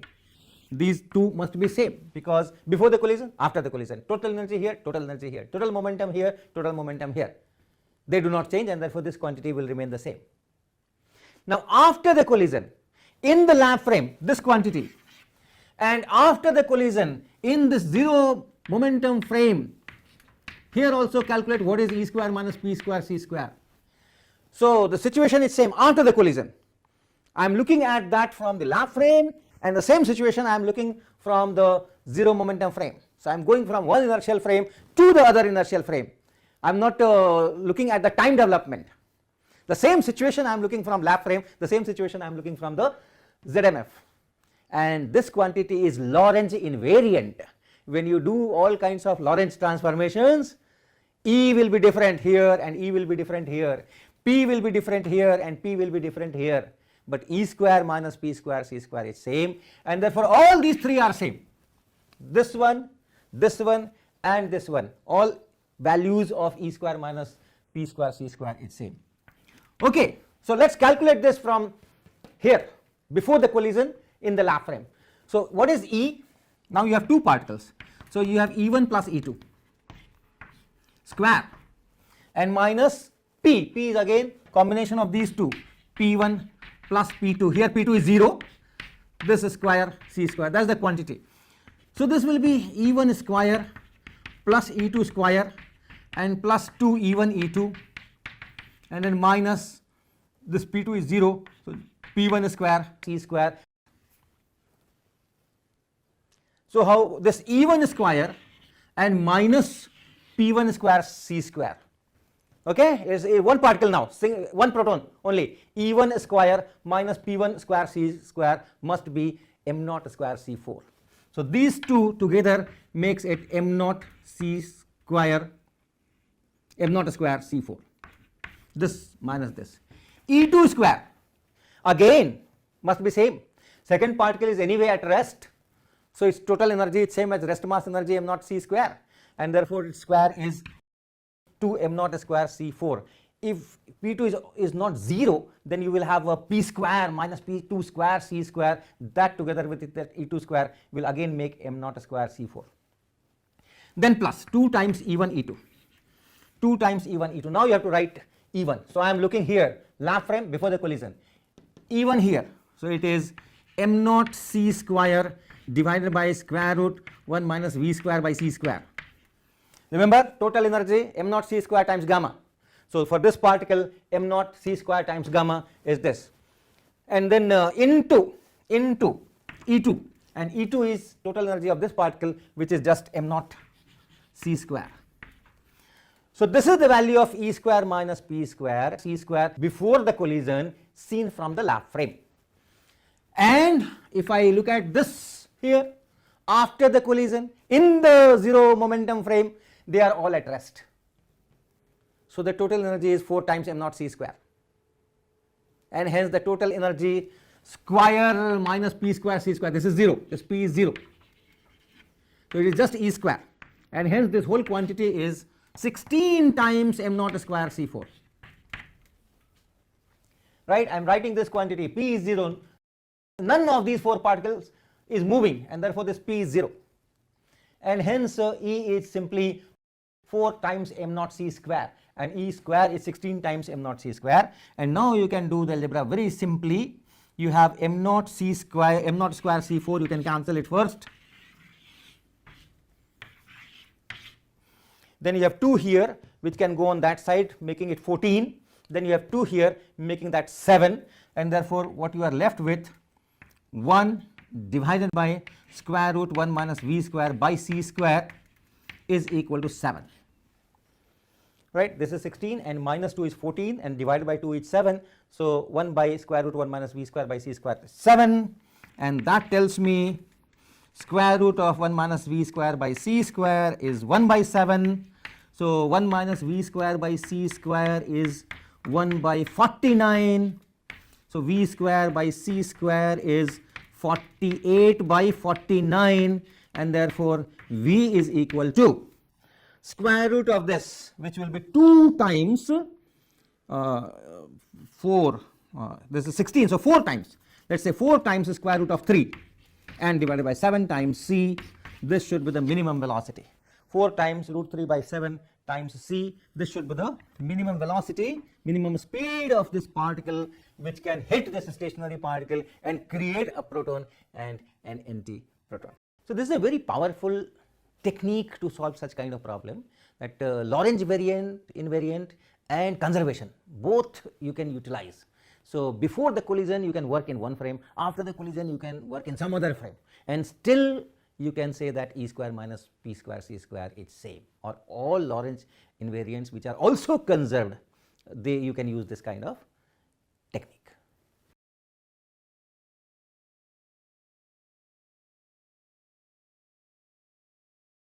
From the very beginning we had been talking about light. The whole discussion of relativity revolves around light, speed of light in vacuum, independent of frame of reference, Maxwell's equations giving electromagnetic wave having that particular speed, and all those things. Now this light itself has an extremely interesting history of wave particle dilemma and then finally wave particle duality. In many cases, as Maxwell did, light is treated as electromagnetic waves going with a particular speed in vacuum, which is around 3 into 10 power 8 meter per second and all that. But there are instances where this light has to be taken as a stream of particles, countable separate energy packets. You know the Niels Bohr's model. So when hydrogen atom is in excited state, and one atom when it de-excites from this excited state to ground state or to a lower excited state, then the difference of energy is that comes out as one packet, which we call photon. So you can count how many electron transitions are there, those many packets of light have been emitted. So in that sense you can count that one packet, another packet, another packet. So it's like stream of particles coming one after the other. Photoelectric effect, you know, is another. Einstein got a Nobel Prize for explaining that photoelectric effect in terms of wave particle duality. So when light is treated as a photon or a particle, it has energy, it has momentum. From Bohr's theory, etc., you very well know that the energy of the photon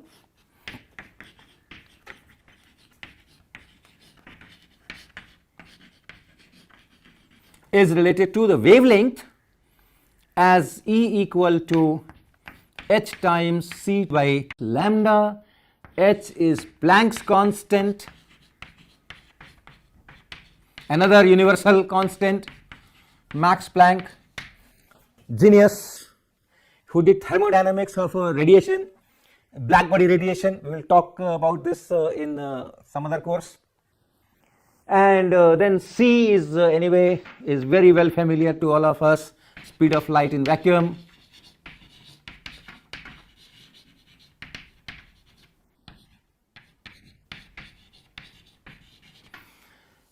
And lambda is a wavelength. It's very interesting that we are talking of a particle we are talking of a particle, we are treating light as a stream of separate photons. Each photon has its own individual existence, and then we are also talking of the wavelength. So that there comes this concept of dual nature of light. The same light can be treated as a photon when you talk of energy of an individual photon, and that same light can also be treated as a wave. That time you talk of wavelength. So it is this, and in your Bose theory you have excited state and lower excited state, then this energy comes out, and then the light is emitted or radiation is emitted, and the wavelength of that radiation is given by this equation.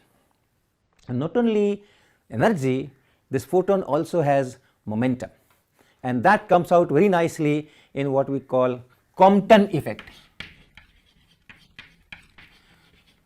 American scientist got a Nobel Prize for what I am going to describe, Compton effect. If you have X-rays, or in this particular experiment they used X-rays, and those X-rays falling on some material,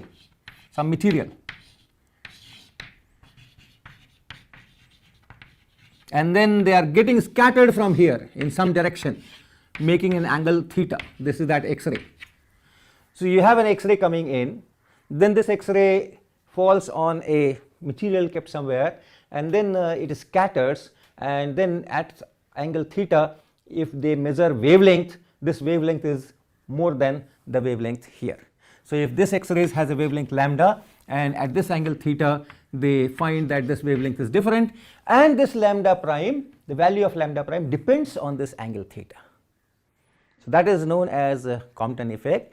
And experimentally you put your detector here, measure lambda prime, put your detector here, measure lambda time, put your detector here, measure lambda prime, and this way lambda prime as a function of theta can be measured, and that measurement, those values, that pattern is adequately described only if you consider this photon to have a momentum and energy and treat it as one particle. Although we are talking of wavelength because we can measure the wavelength of X-rays, but then when it behaves like a particle, behaves like a photon, that time you talk of energy and momentum, and energy relation is here, and the momentum relation is P is equal to E by C or H by lambda. So if you treat this as a particle, this X-ray as a particle, stream of particles one by one, you have here you have energy of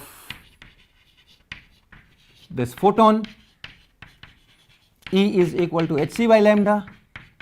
Then you have energy of electron. This is scattering is supposed to be from electron, and the electron is bound to atoms or molecules, but that binding is very weak as compared to the energy of this photon. This will be in kilo electron volts, and the binding energy will be few electron volts. So you can treat this as if there is a free particle, free electrons. Then energy of the electron you can write as m naught c square. And then you have momentum of the photon, which is h by lambda, and momentum of electron is 0.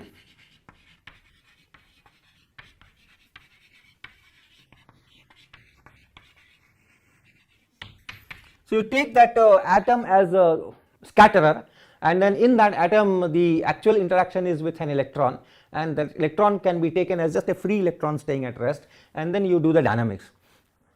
Here when X-ray photon is scattered in this direction, this electron will go in some other direction, making an angle phi. So before the interaction you have an electron and a photon. After the electron, the photon has changed its direction, and the electron is also, it recoils in some other direction. So after this event, if you write energy, now this energy is Hc by, or photon, this is Hc by lambda prime, and then energy of electron is something else. It was m naught c square in the beginning, but now it has something else, you can call it some E, and that E will be given by square root of p square c square plus m naught square c4. So, this electron now has a momentum p, you can call it Pe, okay, and you can call this as EE, electron energy and electron momentum. So, the total energy will be this plus this. Then momentum of the photon is h by lambda prime, and that of electron will be this Pe. And now you can write conservation equations, just like particle-particle collision. You have initial total energy, you have final total energy, and total energy should be constant, conservation of energy. So, you have hc by lambda and plus m naught c square. This is the initial energy before the interaction, and then after the interaction it is hc over lambda prime and plus Pe. Then linear momentum. The initial linear momentum is in x direction and is h by lambda. So, in x direction it is h by lambda, y direction 0. After this interaction in x direction, the linear momentum is h by lambda prime times cos theta and plus Pe times cos phi. This Pe times cos phi, this is the component of the total linear momentum in x direction, and in y direction originally it was 0. So, after the interaction it should again be 0. So, 0 should be equal to h by lambda prime sin theta and minus this Pe sin phi here, and this was theta, and this sin phi here.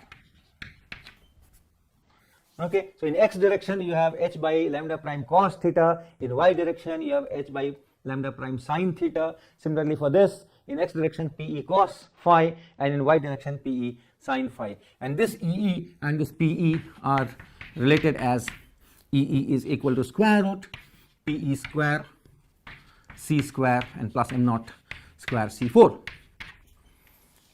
So, you can eliminate from these 4 equations, eliminate phi, eliminate Pe, eliminate EE. So, from 4 equations you can eliminate 3 quantities, and then you get relation between lambda, lambda prime and theta, and that relation now algebra, only algebra is left. So, you have 4 algebraic equations, and from this you eliminate Pe, you eliminate phi, and you eliminate EE, and you get finally lambda prime minus lambda, that is the shift, that is the change in wavelength, and that is equal to h over m naught c, Planck's constant, mass of electron and speed of light, and 1 minus cos theta. And this is yes, this is the experimental result also. Experiments also give results which are consistent with this, and which very well shows that light, when it acts as a photon, when it presents itself as photons, it has energy hc by lambda and momentum h by lambda. So, you can do all kinds of dynamics problems where photons are involved. Now, photon by definition is representing light, and light travels at a speed c in all inertial frames, and therefore photon also travels with speed c in all inertial frames. The speed of photon is that c in all inertial frames, therefore in no frame it can be brought to rest, and therefore there is no concept of rest mass relevant or applicable to photons. But if I do some mathematics and try to see that if I use that particle relation for photons, energy, momentum and rest mass, what happens? So, for a particle, material particle, we have E square is equal to P square C square plus m naught square C4. For photons, we have E equal to hc by lambda and P equal to h by lambda and therefore E square is equal to P square C square.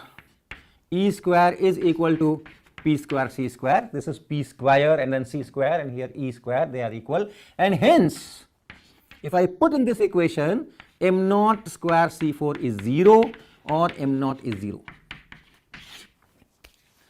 So though it is not necessary, it is not useful, it is not very practical, but still people call this m naught as rest mass energy of the photon, rest mass of the photon, and say that photon has 0 rest mass. So that this formula can be uniformly applied irrespective of whether you have photon or you have material particle. And therefore photon is said to have 0 rest mass.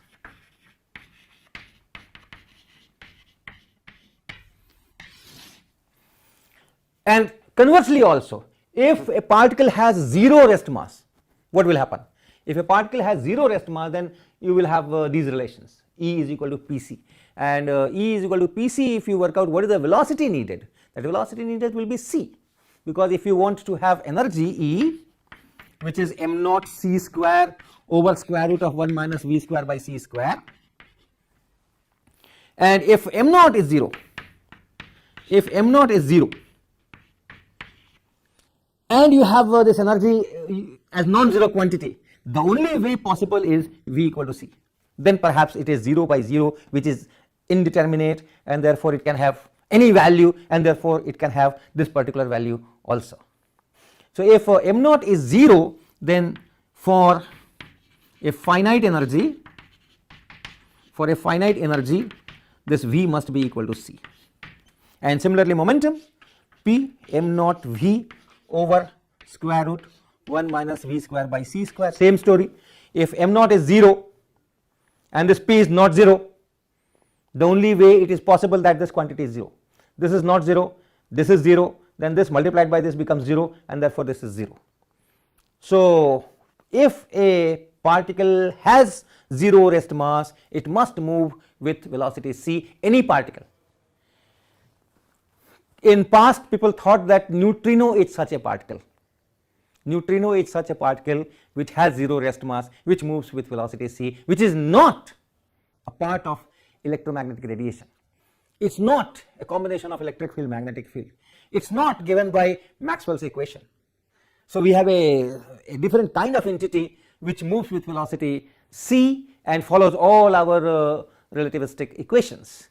But in this century, beginning of this century, there were very interesting, very meticulous experiments which established that no, neutrino does have small rest mass. How small? People are working on that, but guess is that could be around rest mass energy 10 electron volts. Remember, electron rest mass energy is 511 kilo electron volts. So that is the kind of thing which is there with photons. We say that its rest mass is 0, although that physically rest mass doesn't mean much for a photon, because never at rest in any frame, and therefore no meaning of rest mass as such. Now let me do a problem with involving this photon before I close, and the problem is on pi meson. There are particles called pions or pi mesons, 3 kinds. One is neutral, and one has positive charge, and one has negative charge. And my problem is with this neutral pion.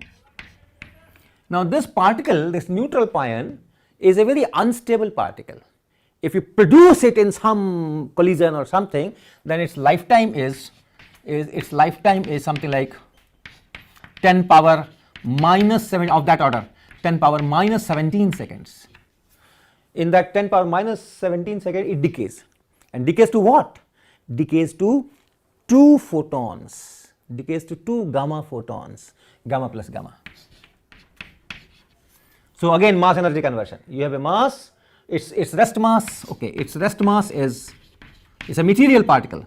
Its rest mass is some 135 MeV by c square. So it's a little more than 200 times electron mass.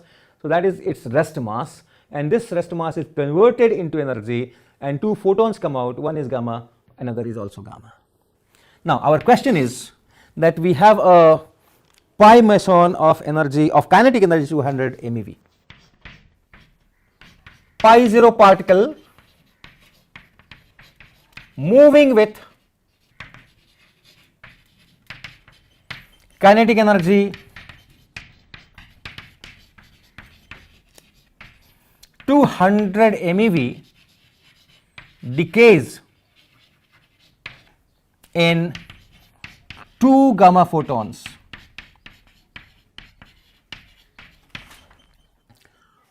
One of the photons move along the original direction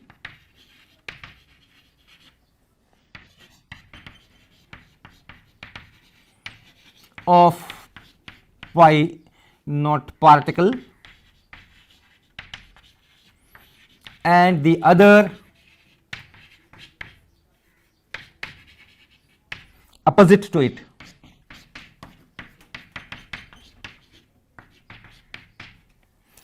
Find the energies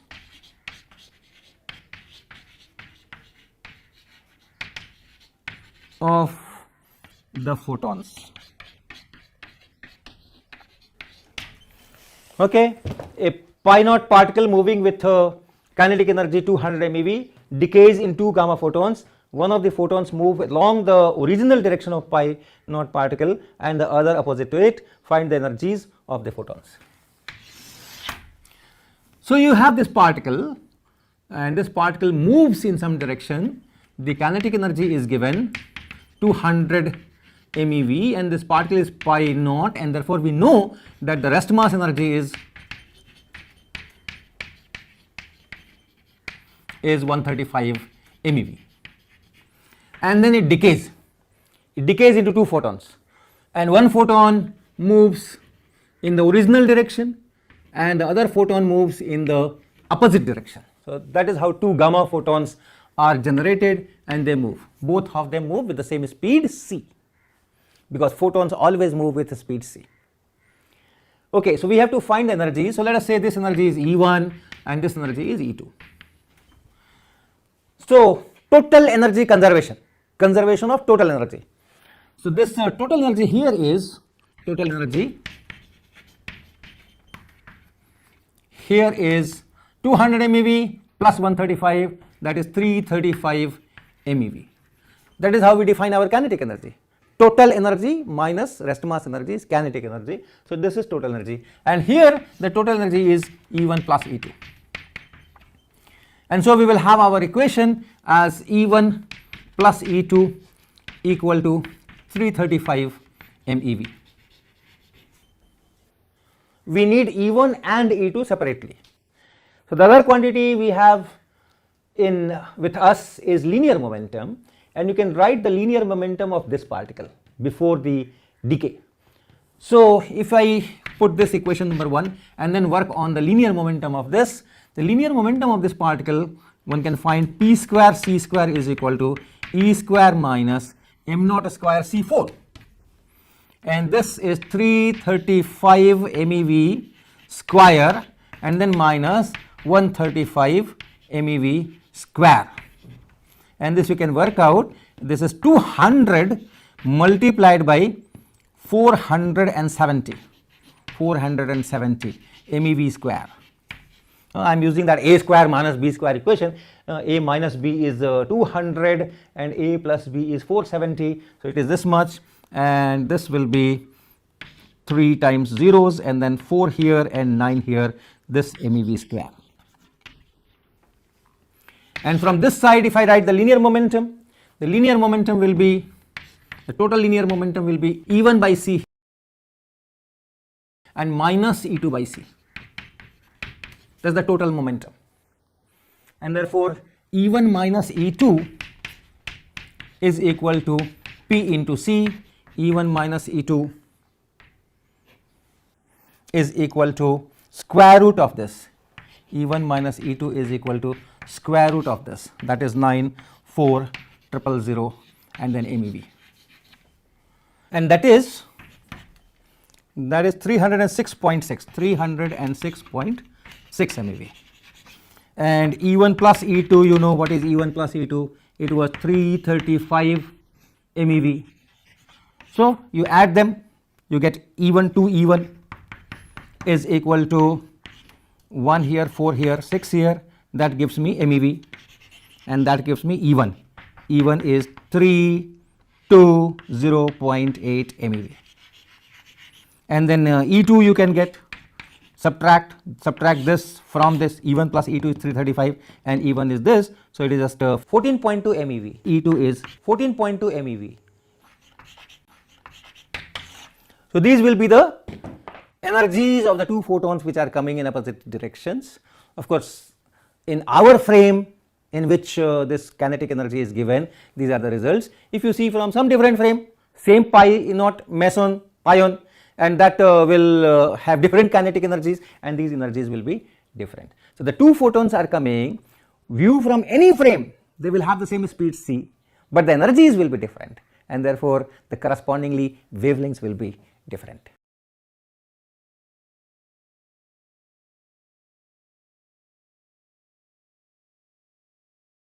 We talked about energy, momentum, then collisions, conservation laws, invariant quantities like E square minus P square C square, and these are quite helpful in solving various problems in dynamics. Now the very basic equation in dynamics, when we start our Newtonian mechanics, early school days, the basic equation that governs the entire thing is F equal to ma.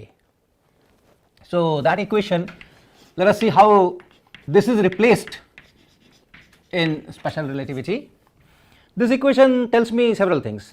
One is the acceleration, which is the rate of change of velocity, is in the direction of applied force. This is a vector equation. So this acceleration, which is dv dt, and hence in a small time interval, the change in velocity dv, this change in velocity must be in the direction of the applied force. And this we had used very extensively in our school days, that if there is a force in x direction, there is no effect of this force on the motion in y direction.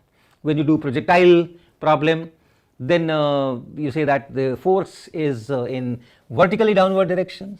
So if you have a projectile, you just throw a particle at some angle with the horizontal near the earth's surface, and then it goes in a parabolic path, and you say that everywhere the force is in downward direction, and that is mg. Everywhere the force is mg, and that is in downward direction, and therefore in x direction there is no acceleration. In x direction, whatever is the initial velocity, that initial velocity will remain there everywhere in this path in x direction, because the force is in y direction, does not have any effect in the x direction. So this we had been using very regularly. So that comes from this particular equation.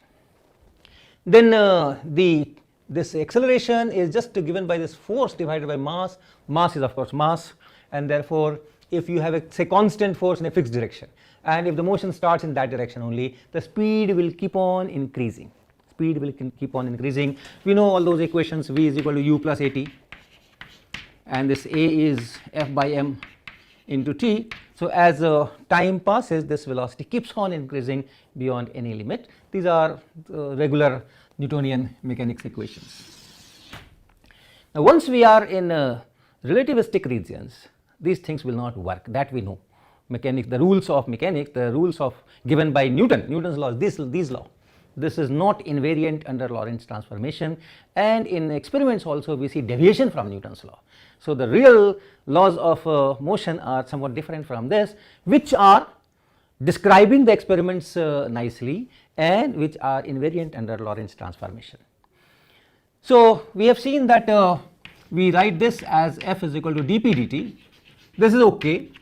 This is okay in relativistic regions also. The only thing is this p is no more mv. If I write m naught, let us say v by square root 1 minus v square by c square.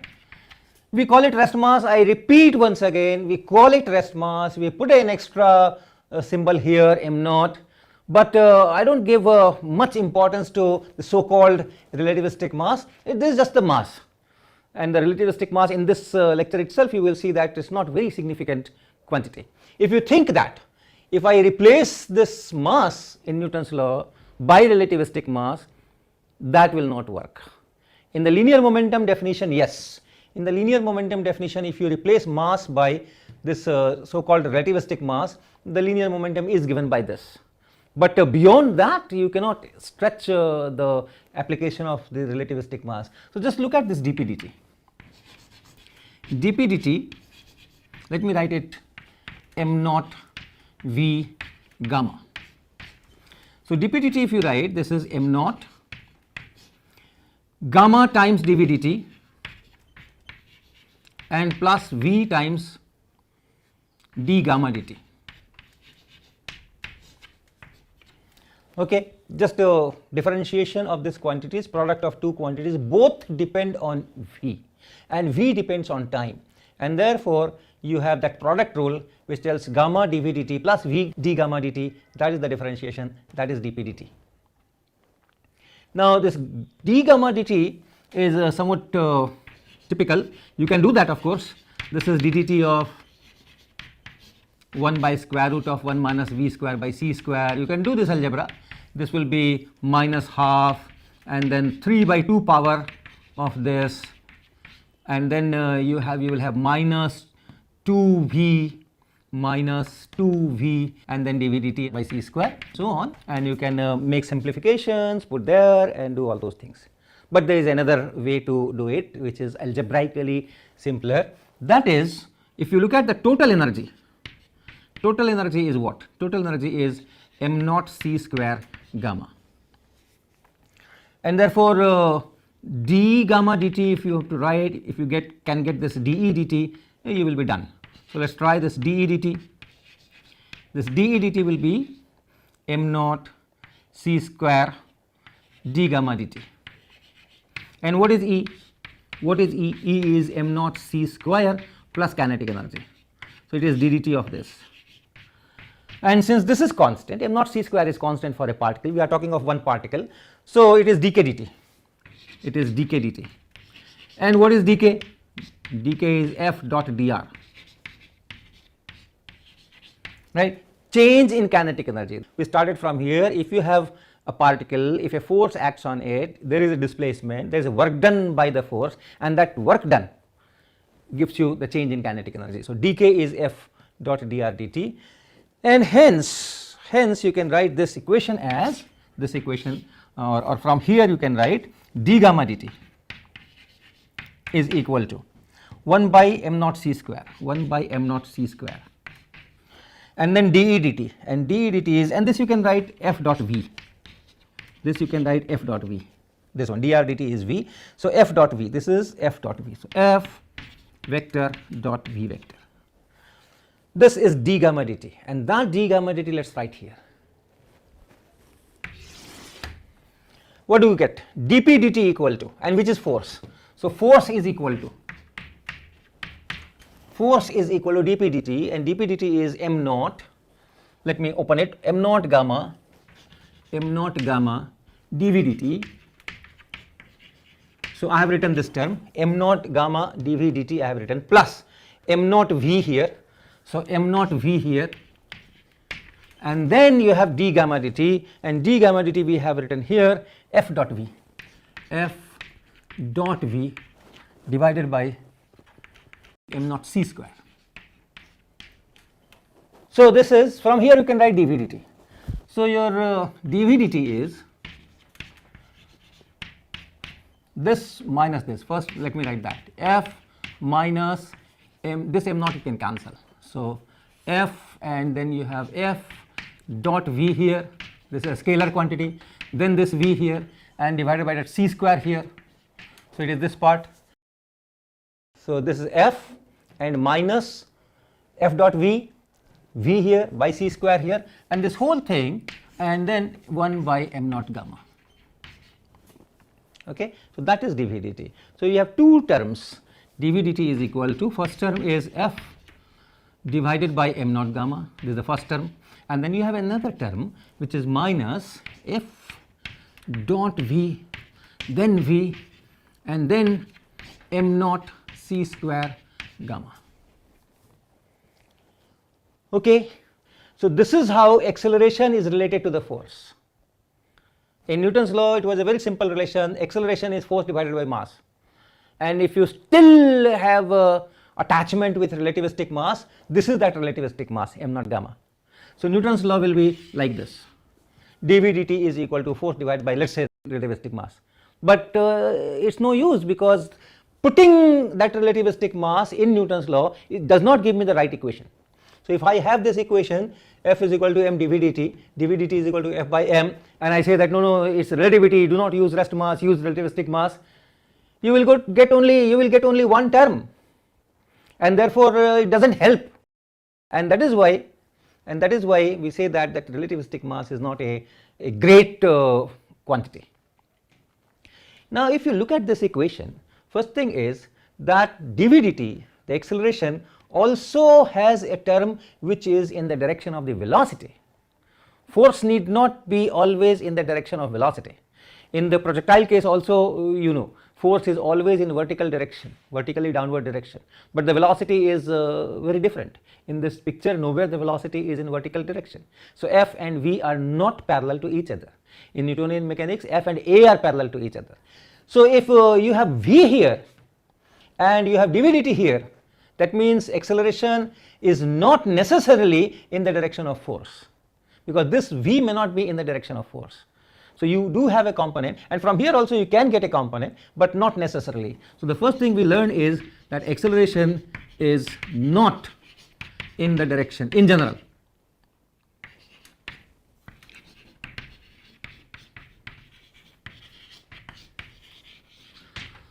So, our experience that if I have a force in x direction, it will not affect motion in y direction or z direction or anywhere in yz plane, that notion has to go away. The acceleration can have a component which is not in the direction of the force. There are some special cases where acceleration is indeed parallel to the force, and let us see what these are. So, first case I consider when the force is in the direction of velocity. So, if the force is in the direction of velocity, for example, if you take a particle which is at rest and then apply force, so what will happen? So, here the force will generate the velocity, and its starting initial velocity will be 0, and therefore this term will be 0, and so the dv will be in the direction of f, and hence you will have velocity produced in the direction of f, and all the time that will be like that. First v was 0, and after that you will have something else, but then let us see what happens. So, if force is parallel to the velocity, then your dv dt is given by f over m gamma, m naught gamma, and minus, this is f into v, f is parallel to velocity. So, this f dot v is just f into v, and then this is v. So, if I take everything in one direction, this will be f into v square. Okay. So, let us take that direction as the x axis direction. Alright. So, in that direction, if I write only the magnitudes, because all directions are same, force, velocity, everything, all directions are same. This force, this velocity, and then from there this dv dt, all directions are same. So, I am dropping that arrow sign on the top, and therefore, I can write dv dt is equal to f over m naught gamma. Look at here, and then you have f by, so the first term is this, and the second term is minus f into v, cos theta is 1, into v. So, f into v square. So, f into v square and divided by m naught c square gamma. So, if you take f divided by m naught gamma common, f divided by f naught gamma take common, then this is 1 here, and f divided by m naught gamma you have taken common, so it is minus v square by c square. So, it is this, and you can write this as f divided by m naught gamma cube. Remember, gamma is nothing but 1 by square root of 1 minus v square by c square. So, or you can write this as f over m naught and then 1 minus v square by c square to the power 3 by 2. So, dv dt is given by this. If you want to say that okay, it is still in the form of force divided by mass, then your mass is this much, your mass is m naught divided by 1 minus v square by c square to the power 3 by 2. So, for the cases where the velocity is in the direction of force, you have this kind of mass. If you want to define another mass, it is like this. And the other case is when f is perpendicular to the velocity. If force is perpendicular to the velocity, in that case this f dot v will be 0, and then the equation will be just dv dt. dv dt is equal to f divided by m naught gamma. So, if you want to define mass from f equal to ma, your mass will be different for velocities parallel to the force and velocities perpendicular to the force. So, no sense. So, best thing is that just mass means mass, rest mass, that is all, and after that the form of equations, expressions, they are different. Now, let me solve a problem before I close, and the problem is very simple. It is just a particle at rest on which a force, constant force is acting. So, a force, a constant force f I cap, let us say f naught I cap, acts on a particle of mass m naught. So, I am gradually dropping that idea of rest mass, everything is rest mass and nothing else. So, a constant force f I cap acts on a particle of mass m naught at t equal to 0. The particle is at the origin and has 0 velocity and at rest. So, you have to find the velocity or speed, find the velocity of the particle as a function of time.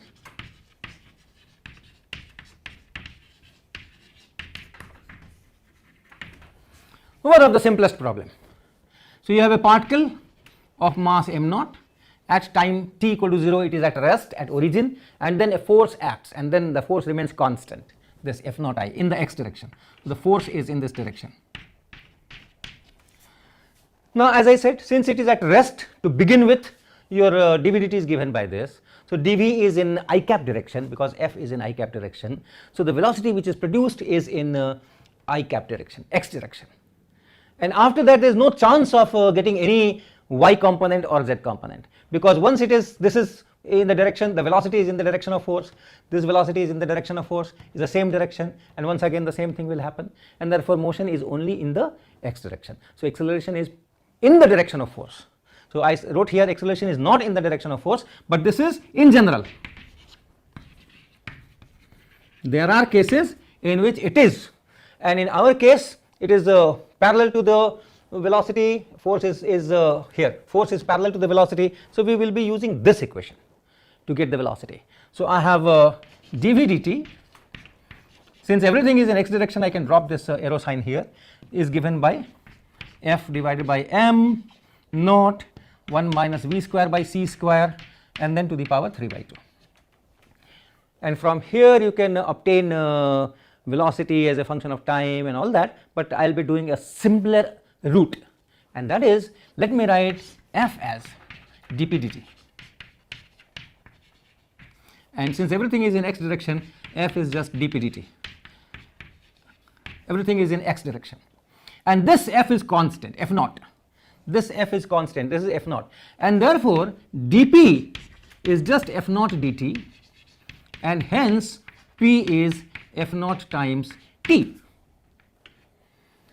Initially at t equal to 0, velocity is 0, and therefore the linear momentum is also 0, and hence that integration constant is 0 and p is f naught t. And what is p? P is m v m naught v square root 1 minus v square by c square, this is p, this is equal to f naught t, and hence you can write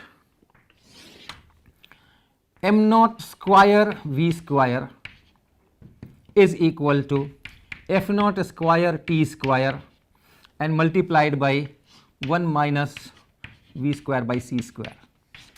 Okay, square both sides and take this to the other side. So you have f naught square t square multiplied by this is this. Collect the v square term together. So you have m naught square here, v square plus f naught square t square v square by c square. So I have taken this term minus v square by c square multiplied by this. I have taken it here. That is f naught square t square. So you can take v square common and divide on the other side. So v square is equal to f naught square t square and then divided by m naught square from here plus f naught square from here t square from here divided by c square. Okay, so I have taken v square common and then in the bracket I will have this m naught square plus f naught square t square by c square, which will go on this side and that will be v square. So what is v? V is equal to f naught t divided by square root of m naught square plus f naught square t square divided by c square, square root of this, it's like this. Let me multiply both sides, numerator and denominator, by c. So c here and c square, so this will become this one and this will be multiplied by c square. So m naught square c square plus f naught square t square, it is like this. So you can see that if I take this f naught t here and then f naught square t square here, compare this. So this denominator is greater than this f naught t, square root of this quantity, the denominator, this entire denominator will be greater than this f naught t. If this is 0, then it is f naught t. I am adding something, that means I am increasing it here, and therefore this is greater than f naught t, and hence v is less than c for all t. No matter how much time you apply the force, the velocity will remain less than c. And if velocities are small, that means only for small time you have applied force, that f naught square t square is small as compared to m naught square c square. In that case, yes, if this is small, if you can neglect this, then this c will cancel here and this will be m naught f naught t by m naught, which is the classical result.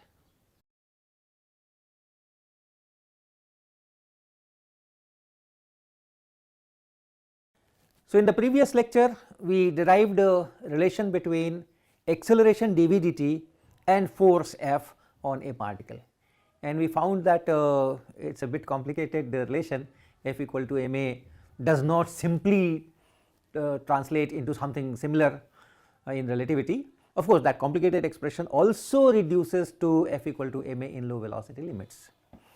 Then we took an example where a particle which was at rest initially was subjected to a constant force, and we saw how the velocity increases with time, and we saw that no matter how much time you apply the force, the velocity is not going to reach c. All those things we did.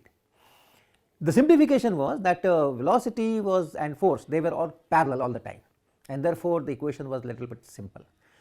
Today I will start with a question where this will not be the case. The velocity and the force will not always be parallel or always be perpendicular to each other. So it will be a two-dimensional curved motion.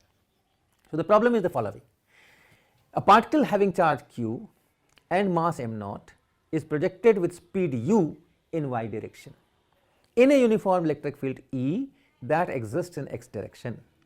You have to find the velocity as a function of time. This is the question. So you have a particle q, charge q, which is projected in y direction. So the initial velocity is this initial velocity, and then this whole region you have an electric field E. So force on the particle is q times E. I have written this E, and there is a reason behind this. So force is q times electric field, and since this is uniform and constant as a function of time, it does not change. So wherever the particle goes, it finds that electric field. So this is the force. and we have to find the velocity as a function of time. The force will be in x direction all the time, and so you will expect that the motion will be a curved motion. So, how do I get velocity? We can write this f as dp dt, this is qe, and therefore dpx dt is q times e, because the field is in x direction. So, this is the magnitude of the field, and dpx dt, whereas dpy dt is 0.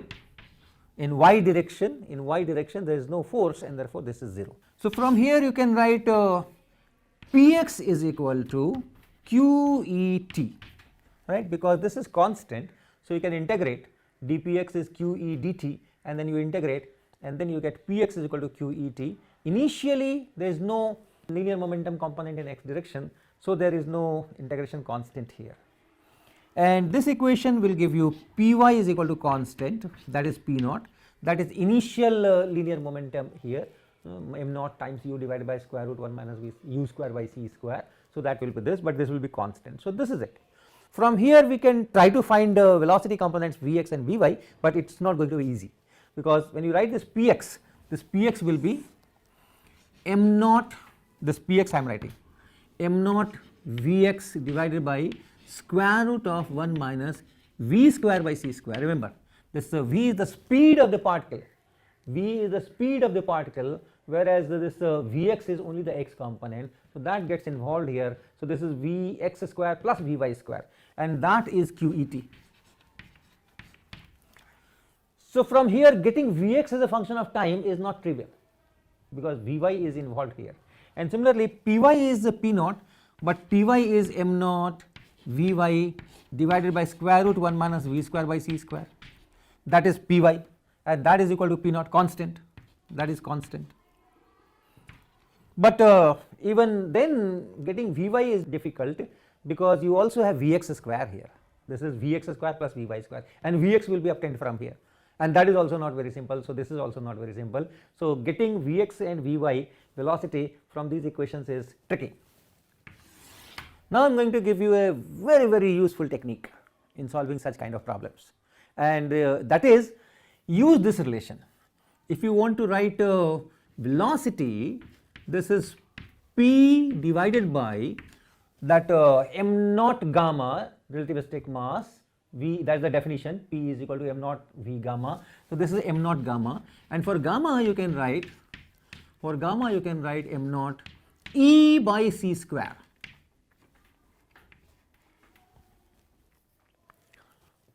This m naught is also not necessary. Okay. So, E by c square, what is E by c square? This is the total energy, remember this is the total energy. What is E? The total energy is m naught c square gamma. So, instead of this m naught gamma, you can write just E by c square. So, V is p c square by E, and total energy, if you have a particle, the total energy, the kinetic energy and plus the rest mass energy, that is here. So, you can use this relation. So, if I have px is equal to qet and it take x component here, I get vx is equal to px c square by E. Remember, this E is not constant, this E is changing with time because the particle is gaining kinetic energy. So, this is not constant, but then you know what it is,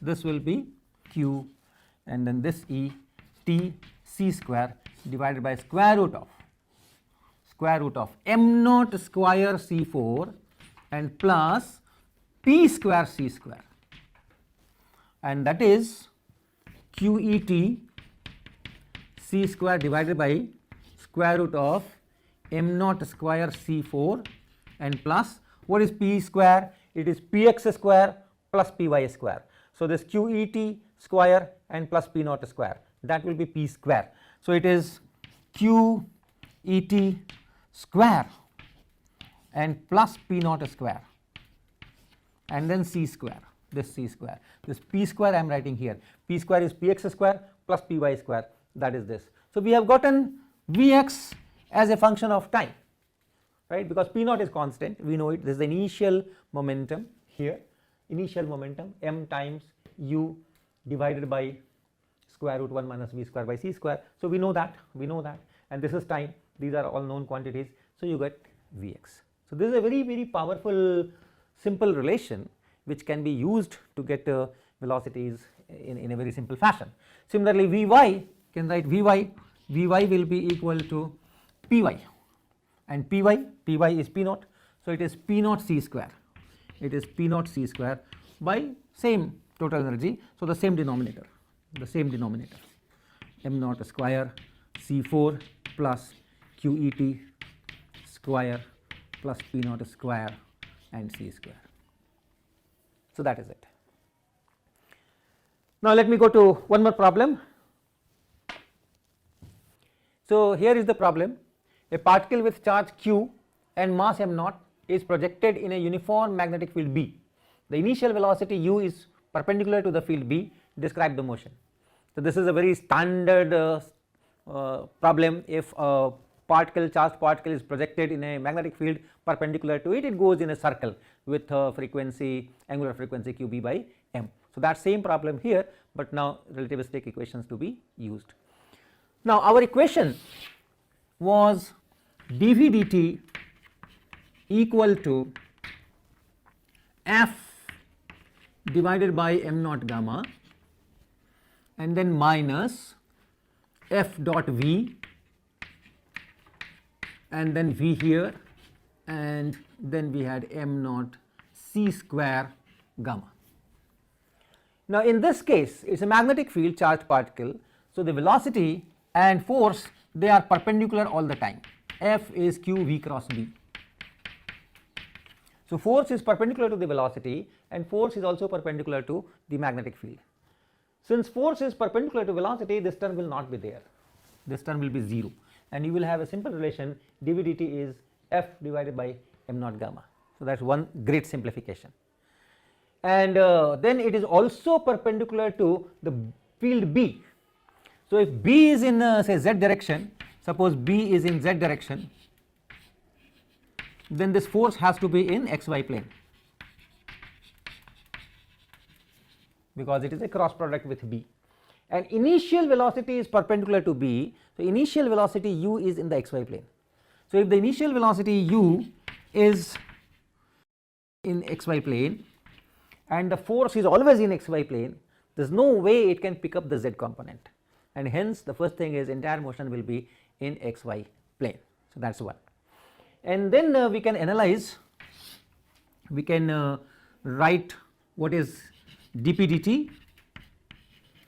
dp dt is this force, and that is q times v cross b. So let me write it vx I cap plus vy j cap and cross b k cap, which will be q vx b with a minus sign, I cross k will be j, minus sign is here, and then plus q vy b I cap. So if I take x and y components, I will get px is equal to dpx dt. So dpx dt is equal to q vy and then b, and dpy dt will be j component, y component, that is this, minus q vx b. I can write this in terms of vx and vy, and for that again I will be using that same equation, v is equal to p and c square here and e here, this is the total energy, okay. Because from here if I try to write dvx dt, it will be difficult because of that square root 1 minus v square by c square coming in all the time.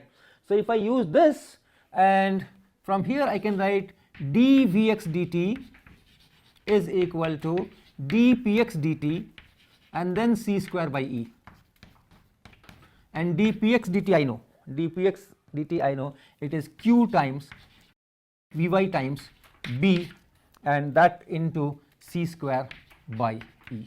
So that is dvx dt. And similarly you can write dvy dt, will be dpy dt and then c square by e which is dp by dt is minus q Vx b and then c square by E. So now I have nice relations. I can write q into b into c square by E, this write as omega, q into b into c square E, same thing here, q b into c square by E, I write this omega. Then I have dvx dt is equal to dvx dt is equal to omega times vy, omega times vy, and then dvy dt is minus omega times, I put a double minus here, dpy dt is this, just one minus, so it's minus omega times vx. Now these are exactly the same equations which you get in non-relativistic case. Only difference is this omega is not this much, omega is qb by m. So it's the same equation, if you are in non-relativistic region, non-relativistic speeds, then you get the same equation with omega as qb by mass, it is this. So in terms of omega everything is identical, and therefore this will be again a circular path, and the angular frequency will be given by this quantity qb c square by capital E. This is the total energy, remember, and now you can write that if you write this omega naught, this omega, this actual omega, this omega is q b c square by total energy, but E by c square you know what it is, E by c square is just m naught times gamma. So it is q b by m naught and then square root of 1 minus v square by c square. So with that much of change it will be the usual circular path in a uniform magnetic field. Okay, now another topic, just I will just give the equations and not practice much on that, and that is transformation of force if you change frame. What I have done today and in the previous lecture was, I was in one frame, my particle was moving, so there was force, velocity, acceleration, and we try to describe that motion from this one single frame. Now the question which I am going to address is, if I see that there is a force in this frame, and then if that same force is seen, there is a force on the particle, particle's motion depends on frame, from which frame you are seeing. So if I change frames, I know how to change velocities, how to change positions. We can also work out how to change accelerations, but how to change frame, how to change force in the frame, that also is a question, and we will just see that the force also depends on which frame you are seeing it. So I will again depend on F is equal to dp dt. So I am still thinking of a particle, I have a particle in mind, its rest mass will be some m naught, and at time t it will have some speed, some velocity, which you can have a u symbol for that. Now this dp and this energy, you remember energy and momentum, they make a 4 vector. The 4 vector was energy momentum 4 vector in E by c and then px and then py and then pz, that makes a 4 vector. So at a particular time the particle has some total energy E, some total linear momentum which has components px, py, pz, then at time t plus dt these things will change a little bit. So you have E plus dE, px plus dpx, py plus dpy, pz plus dpz, but that also will form a 4 vector. And when you subtract, difference of two 4 vectors is also a 4 vector, addition of 2 vectors is also a vector in the same spirit, and therefore if I write dE by c, dpx, dpy and dpz, this also forms a 4 vector. And since this forms a 4 vector, it will transform as you go from S to S prime, it will transform according to the Lorentz transformation equations. So in the primed frame, if this is the value, and then you will have the transformation matrix the same Lorentz transformation matrix, and here it will be dE by C and then dpx, dpy and dpz. And your S and S prime, if that is a standard definition that we are using from the very beginning, S prime moves in x direction with a velocity v, positive x direction, at the time of origin crossing, t equal to 0, t prime is equal to 0, all those things. If I am sticking to that, then this Lorentz transformation, you know what it is, that gamma beta, that transformation. And then you will have, remember, let me write, if you have Ct here, x here, you have y here and z here. So that will be same transformation matrix, and then you will have Ct here and then x, y and z here. And then this transform, look at this transformation, this one, for this it will have these two terms, and x prime is equal to x minus Vt divided by square root 1 minus v square by c square, and this t is this Ct divided by c, okay. So that is it. And in the same way, this dpx will be related to these two, and you will have dpx prime is equal to, dpx prime will equal to dpx minus v times, and then the first one, this one, divided by c, okay. Since it is the same matrix, so whatever is the form here, that will be the form here. Here it was x prime equal to, so I am taking dpx prime equal to, then it was x minus, so x minus, so I am taking dpx minus, then v is here, t, this t is Ct divided by c. So similarly here it will be dE by c divided by c, so dE c square, dE by c square, and then the denominator will be 1 minus v square by c square. So that is how dpx prime will transform. And how will dt prime transform? Very simple, very simple.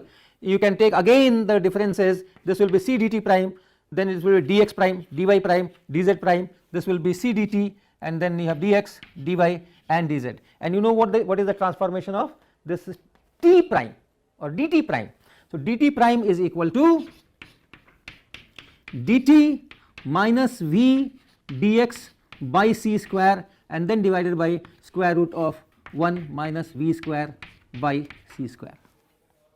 This we had been using from the very beginning. T prime is equal to t minus vx by c square divided by square root 1 minus v square by c square. So here only we have dt prime and dt and dx, otherwise this transformation is same.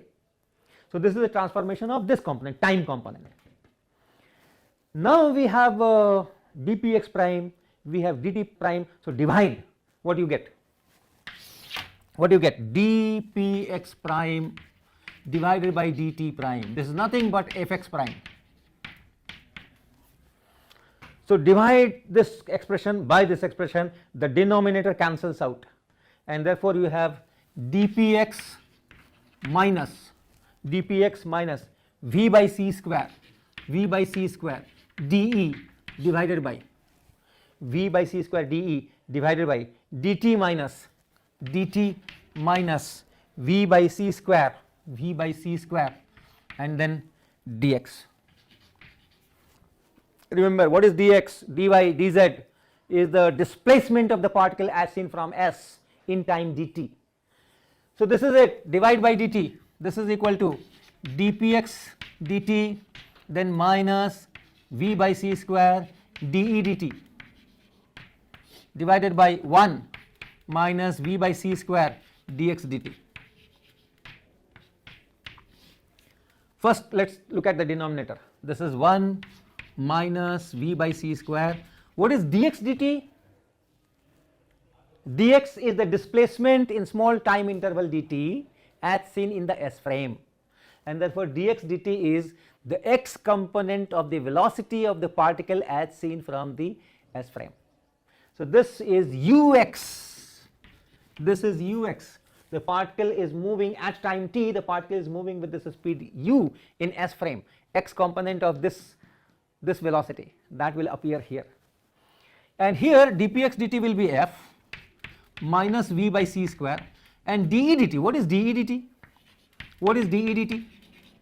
What is E? E is m naught c square plus k, kinetic energy, rest mass energy plus kinetic energy is total energy. This is constant, so this is dk dt.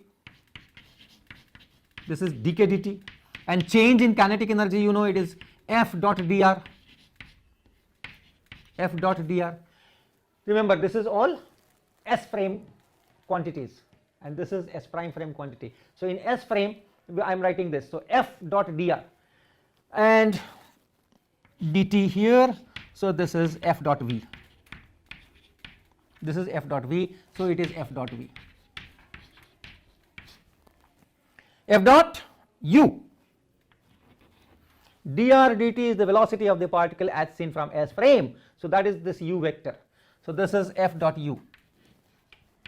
So that is the transformation between fx prime and fx. This is fx. So it's not only fx coming in, it's fx, fy, fz, everything coming in, and then this particle velocity is also coming in. So that is how the x component will transform. And for y component transformation, fy prime will be dpy prime divided by dt prime. And what is dpy prime? What is this quantity? dpy prime, third component in this 4 vector. Third component in this 4 vector. dy prime is equal to dy, y prime is equal to y. Similarly here, dpy prime will be just dpy. So this is dpy. And then dt prime is of course dt minus v by c square, and then dx here, okay, and then divided by square root of 1 minus v square by c square. Remember, v is the frame velocity and u is the particle velocity in S frame. Make this difference. This v is the frame velocity which is coming in Lorentz transformation, and u is the particle velocity in S frame. So again divide by dt. This is dpy dt.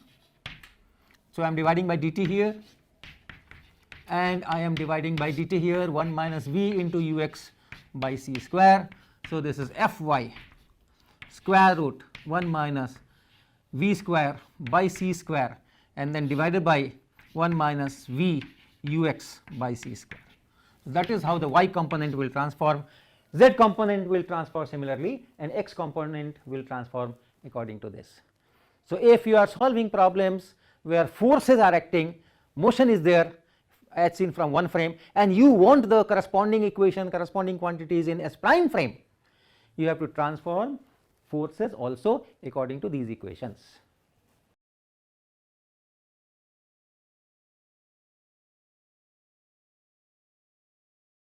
So we have almost finished the dynamics part, which I wanted to tell in this course. We talked about forces, momentum, kinetic energy. We changed so many definitions, and we defined new quantities like total energy and all those things, and everything comes from one clue from electrodynamics, Maxwell's equations, and that is electromagnetic waves.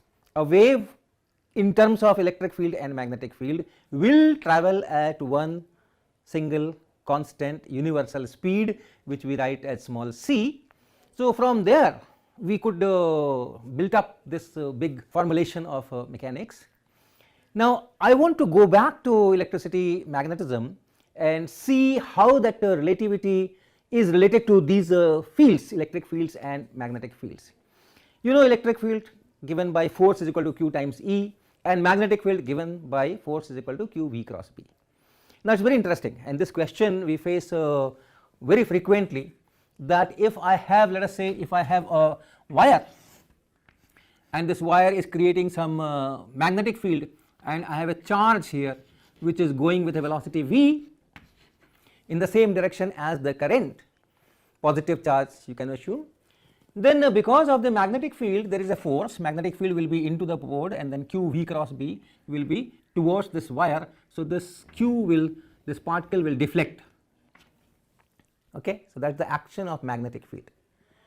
But then if I go to another frame which is also moving, suppose I have a frame which is also moving in this direction with the same velocity v. So in that frame this charge is at rest, and magnetic field does not exert any force on a charged particle at rest.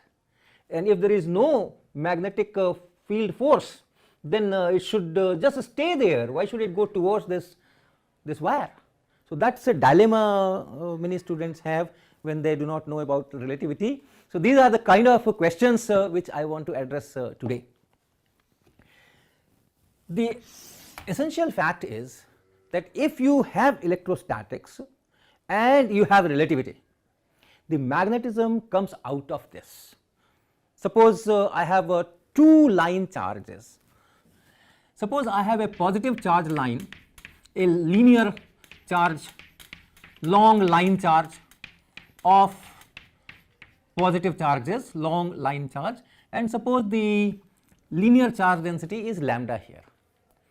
And then I have a negative charge line also, a line of negative charges also superimposed on this one, just superimposed on this one, and this negative charge line that moves in our lap frame with velocity v towards say positive x axis, and the linear charge density here is minus lambda.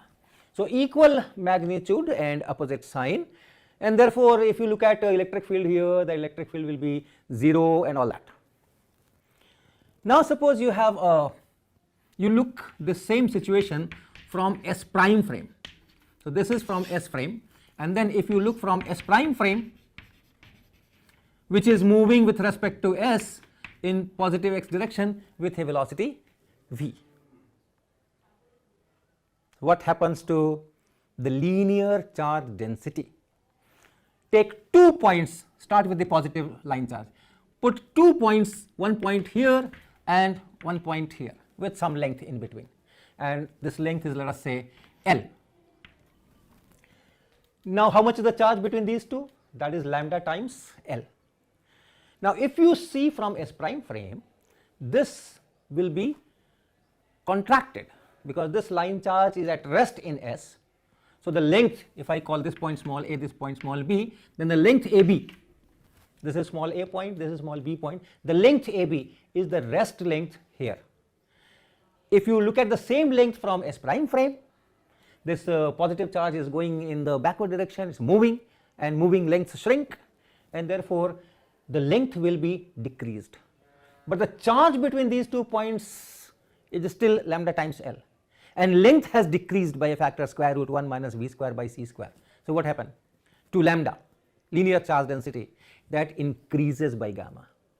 So lambda plus prime will be lambda divided by square root 1 minus v square by c square. Length has contracted, linear charge density is length, you have to divide by length, charge divided by length, and length has contracted, so this has increased. Now look at the negative charge line. The negative charge line in S frame is moving with a velocity v towards right, towards positive x direction, and therefore as seen from S prime frame, this is at rest. So again if you take 2 points on this negative charge line, and then you ask if this length is say L, what will be the length between these same 2 points as seen from S prime? That length will be larger because in S prime frame this is at rest, and rest length is the largest length, moving length is smaller than the rest length.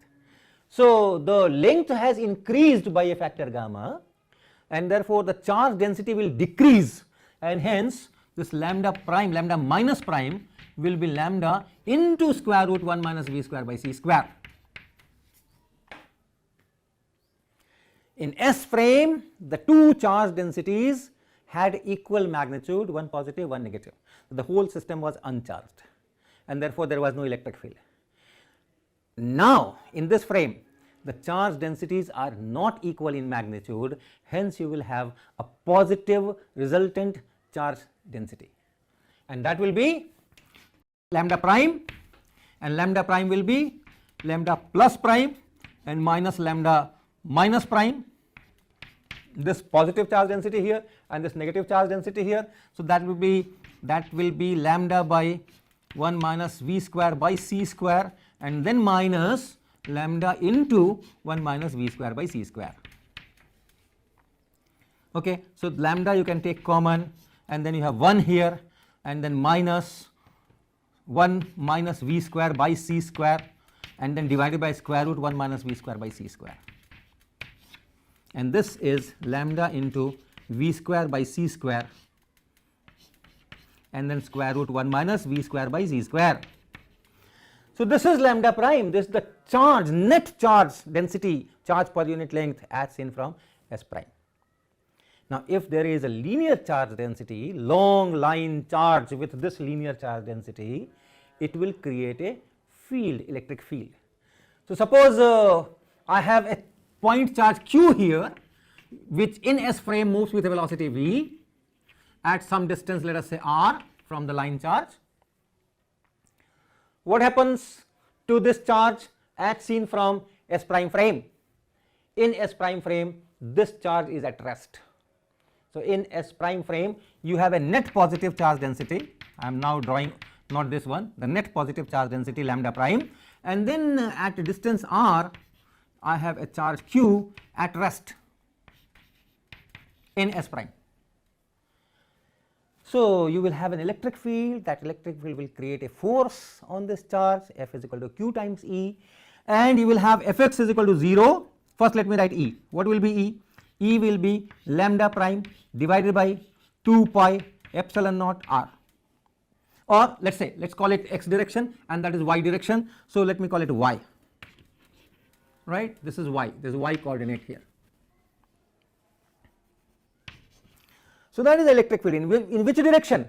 In y direction. So j cap. So force will be q times E. So if I write force, it will be q times this, and lambda prime is here, remember lambda prime is here. So we can write that also here. So what is Fx? What is Fx? Fx is 0. What is Fy? Fy is q into lambda prime, which is lambda into v square by c square, and then divided by, this is 2 pi epsilon naught here, y here, and then square root 1 minus v square by c square. Check, lambda prime I am writing this quantity, so q is here, lambda prime is lambda v square by c square, and then divided by square root 1 minus v square by c square, and this 2 pi epsilon naught y, which is here. So that is Fy, and Fz is 0, and all these are in primed coordinate S prime. So let me put prime here, and that is it. Fx prime is 0 and Fy prime is this. This is y and y prime are same, so I can leave it here. Now if there is a force on this particle q in S prime frame, I can make use of force transformation equation and obtain what is the force on this particle in S frame. Right, you remember force transformation equation? The force transformation equation is Fx prime is equal to Fx minus v by c square F dot u divided by 1 minus v ux by c square, and similarly Fy prime was Fy multiplied by square root 1 minus v square by c square, and the same denominator 1 minus v ux by c square, and similarly for Fz prime. I have to go from S prime to S, so inverse transformation, and inverse transformations will be, remember, very simple, interchange all primed and unprimed quantities and replace v by minus v. So if you do that, Fx is equal to Fx prime, so I am interchanging primed and unprimed quantities, and then it is minus v by c square, this is F, so this will become F prime dot u prime, and then divided by 1 minus v ux by c square. So that is for the x component of force. And for y component of force, once again this will be plus, because v becomes minus v here, so this will become plus, and this v becomes plus v, so this will be plus v, so plus here, and then Fy prime is equal to, or Fy is equal to Fy prime square root 1 minus v square by c square divided by this v becomes minus v, so it is 1 plus v ux prime divided by c square, and similar expression for fz. There are two velocities involved, remember. There is a particle velocity and there is a frame velocity. This u is the particle velocity. This is velocity of the particle in s frame in this formulation. In this formulation, this is the velocity of the particle in s prime frame. And then the frame itself moves with a velocity v, so this v is there. This ux is, once again, this is the x component of the velocity of the particle in s prime frame. So I am going from s prime to s. Now in our case, we have this particle q, and the velocity of this particle is 0 in s prime frame. So u prime is 0, that u prime is 0, this u prime here, this u prime or this ux prime, this is 0, and hence what we have is this is 0, this is 0, so fx is equal to fx prime, and this is 0, this is 0, so you have fy is equal to fy prime multiplied by square root 1 minus v square by c square. So this is the transformation equation in our case, where the velocity is 0 in s prime frame, velocity of the particle is 0 in s prime frame. Then fx prime is 0, fx prime is 0, x component of the force on this particle is 0. I have a net positive linear charge density, long line charge, the electric field will be in y direction, so no force in x direction, fx prime is 0, and therefore fx is 0, this fx is 0. Then fy is fy prime multiplied by square root 1 minus v square by c square, so here it is, so multiplied by square root 1 minus v square by c square, so this quantity will cancel out, this quantity in the denominator will cancel out by this quantity in the numerator, and therefore fy prime will be equal to q lambda v square by c square, q lambda v square by c square, and then divided by 2 pi epsilon naught y, 2 pi epsilon naught y, this factor cancels out. So this is fy, fx is 0 and fy is fy prime multiplied by this, which is this. So in s frame, now come back to s frame, where the total linear charge density is 0, plus lambda and minus lambda. So there is no electric field, but still there is a force, and the value of the force is given by this. It is fx is equal to fx prime, which is 0, and fy is equal to this much. So you have a force in y direction, you have a force in y direction on this particle, there is no charge density, still you have a force. So you can write this lambda into v as I, lambda into v as I. There is a current, the positive charge line is at rest, but the negative charge line is moving. The linear charge density is lambda and the velocity is v, so lambda times v will be the current. And then you have, so you can write this as q, this q here, and then I, this I here, and this v, one v will be there, by c square will be here, and then 2 pi epsilon naught, 2 pi epsilon naught y.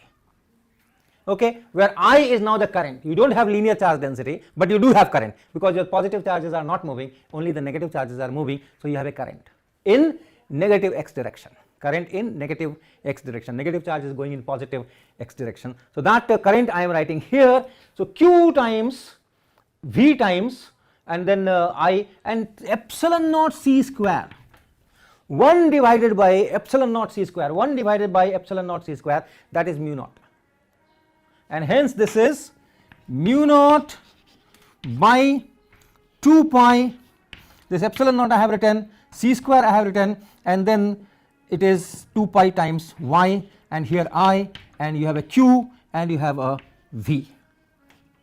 So you can see, you can write this as q, this q, and then v, and this quantity if you call it b, your force is q into v into b. And if you can give directions also, if you write B in minus k direction, B vector, write B vector as minus bk cap, and this V vector as V I cap, you can immediately see that this force which is in y direction, remember this is in y direction, force is in y direction, this force will be Q times V cross B.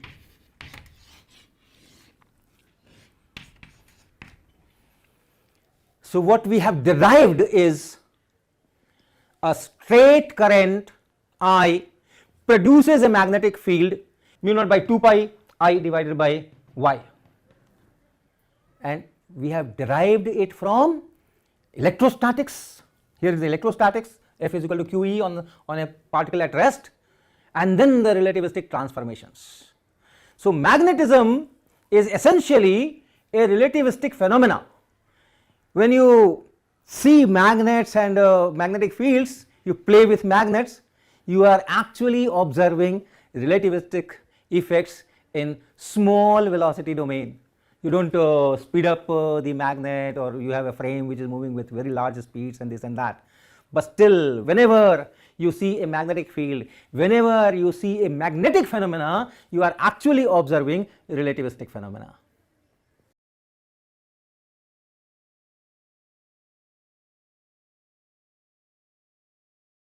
So in the previous lecture we had seen that electric field and magnetic field, they depend on frame. What you have a pure electric field in one frame may become electric field and magnetic field in some other frame. Similarly, what is a pure magnetic field in one frame may become electric field and magnetic field in some other frame. The clue of this mixing comes from the very definition of a magnetic field, where we define magnetic field using force equal to Q times V cross B. So the velocity comes into picture. So by changing the frames, we are changing the velocities, and therefore you do expect that fields are frame dependent. Just like space and time, as long as you are one particular frame, time has its own totally different kind of identity, space has its own different kind of identity. Similarly, you have energy, momentum. So if you change the frame, these things get mixed up. Once again, in that frame you have a separate energy, separate momentum, separate time, separate space, but then it's like you have a vector, and then you are rotating the frame, you are changing your xy axis, and the components are changing. So as long as you do not change your frame, xy axis are fixed, then a vector has a definite x component, definite y component, definite z component. But once you rotate your axis, then these components change, although the vector remains the same. So electric field and magnetic field seems to be some kind of components of a particular entity which you can call electromagnetic field. So if you have in one frame, then the components are electric field components and magnetic field components separately, but once you change frame and try to relate the fields in one frame to the fields in other frame, then you have mixing of E and B field. So today I will be talking of the transformation of EB components from one frame to other frame. So let me start with frame S prime. Suppose I have a frame S prime, and in this S prime frame we have a charged particle Q at rest. This is at rest. So there could be some electric field here, some magnetic field here in this frame. Since it is at rest, magnetic field will not exert any force. You only have electric field, force due to electric field. So force, let me write prime here, everything is prime. So the force on this particle will be Q times E prime. This is the force. So you have Fx prime equal to Q Ex prime. You have Fy prime, which is Q times Ey prime. Then Fz prime, which is Q times Ez prime. Now you can make transformation to S frame. So you remember how to make this transformation? We used in the previous lecture also. Force transformation. Fx prime is equal to Fx minus F dot u, then V divided by 1 minus uxv by c square. Fy prime was fy multiplied by square root 1 minus v square by c square, then the same denominator like that. And if you revert, go for inverse transformation, you change primed and unprimed quantity and v is replaced by minus v. So you can immediately write what is fx. Fx is fx prime, and then minus this is f prime, this is f prime, and dot u prime, and then v becomes minus v, so this becomes plus here, and divided by 1 plus here ux times v by c square. And fy from here, fy is equal to fy prime square root 1 minus v square by c square, and then divided by 1 plus ux v by c square prime here, that is it. And similarly fz. So if I transform these forces here, fx prime, fxy prime, fxz prime to fx, fy, fz, this u prime is 0, because I have taken my particle at rest in s prime. So u prime is 0, and therefore it is a great simplification. What you get is fx is equal to just fx prime, because this is 0, this is 0. So this is fx prime, and that is q times ex prime. Then fy is equal to fy prime square root 1 minus v square by c square, because this denominator is just 1. So it is this quantity. And what is fy prime? Fy prime is q times and then ey prime and square root of 1 minus v square by c square. And similarly fz will be q times ez prime and square root of 1 minus v square by c square. So keep this in mind, we will be using it. Now come to S prime. Now come to S prime and look at the same situation. Look at the same situation from S frame. So in S frame there will be some electric field, will be some magnetic field, and this particle will be moving in S frame with a velocity v in positive x direction. So from S frame you have this particle q which is moving in this direction with a velocity v. This is your S frame, and you have some electric field, you have some magnetic field. So if you have a charged particle moving in some electric and magnetic field, you can write the force from the very definition. So F as seen from S frame will be q into E and plus q into V cross B. So this is the q Ex I cap plus Ey j cap plus Ez k cap, it is this quantity, then plus q V is Vx I cap plus Vy j cap plus Vz k cap, and then cross product with B, cross product with B. So what is B then? B is Bx I cap plus By j cap plus Bz k cap. But then this is 0 because your velocity v, velocity of this particle q is in x direction, so this part is 0 and you only have this part. So this will be equal to, and this Vx is just v, right, this v. So let me remove this from here.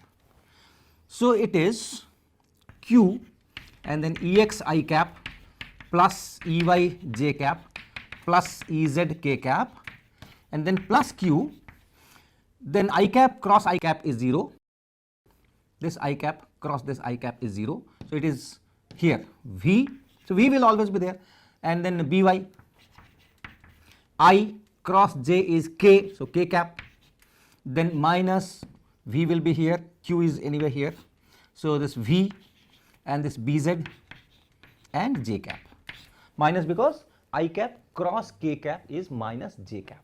So this is it. So what is Fx? What is Fx? This is F, this is the force on this particle because of the electric and magnetic field. So Fx collect I cap, where is I cap? I cap is only here, and therefore it is just q into Ex. So Fx is q into Ex. Fy, this is at two places, j cap here, j cap here. So q into Ey q into Ey, and then q minus q v bz, that is it. So, this is our y component, and the z component fz is equal to q into Ez, and k cap is also from two places. So, you have here and here, q into v into by. So, plus q into v into by. So, these are the force components in S frame, but we have already obtained the components of the force in S frame using these transformation equations. This Fx, this Fy, this Fz. This is same as this Fx, this Fy and this Fz. So, you can equate them. So, if you equate them, what happens?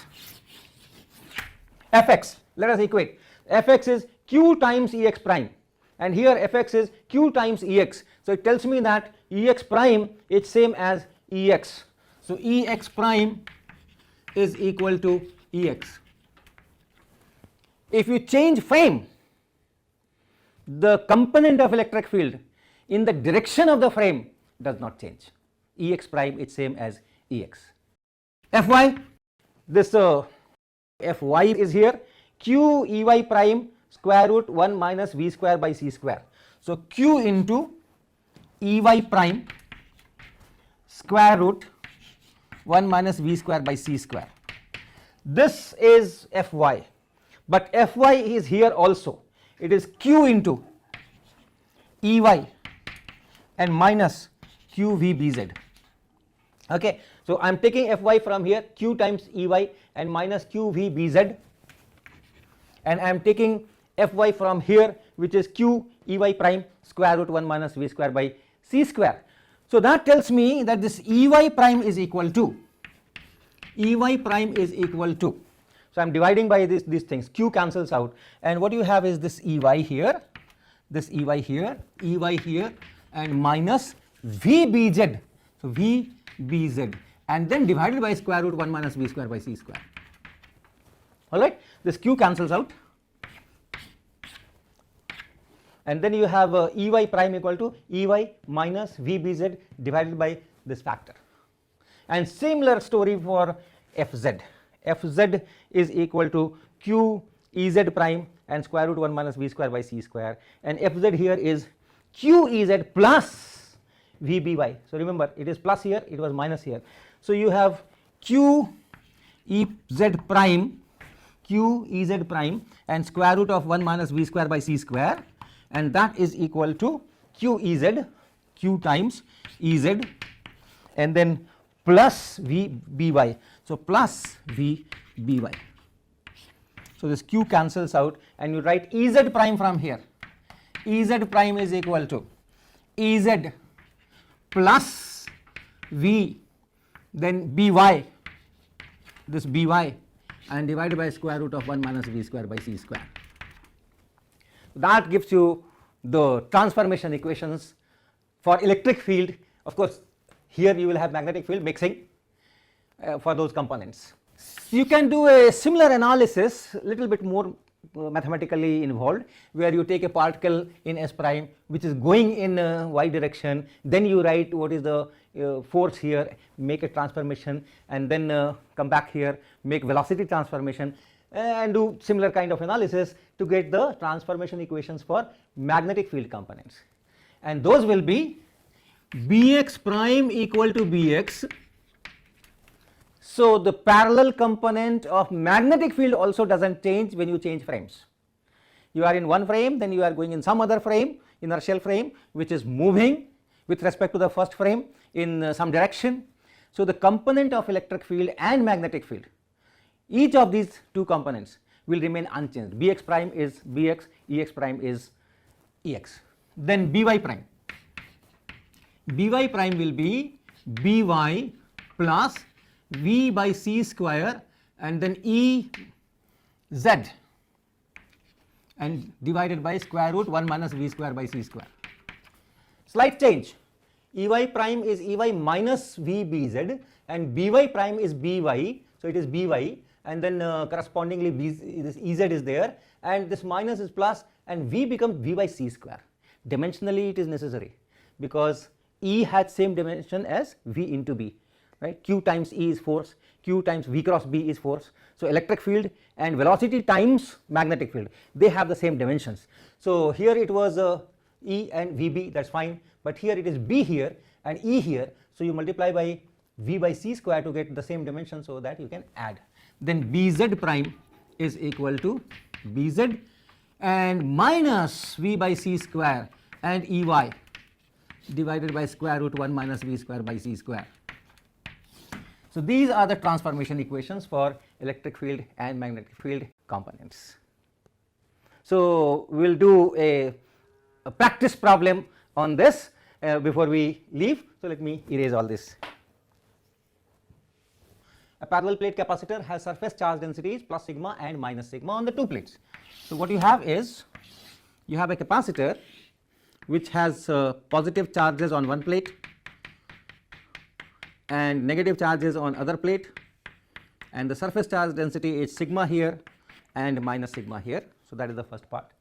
The capacitor moves parallel to the plate with a speed v. So, parallel to the plate. So, if this is the plate, it is parallel. So, we can say that this whole capacitor is moving with a velocity v in this direction, which we will take x direction. So, you have to find electric field and magnetic field in the capacitor.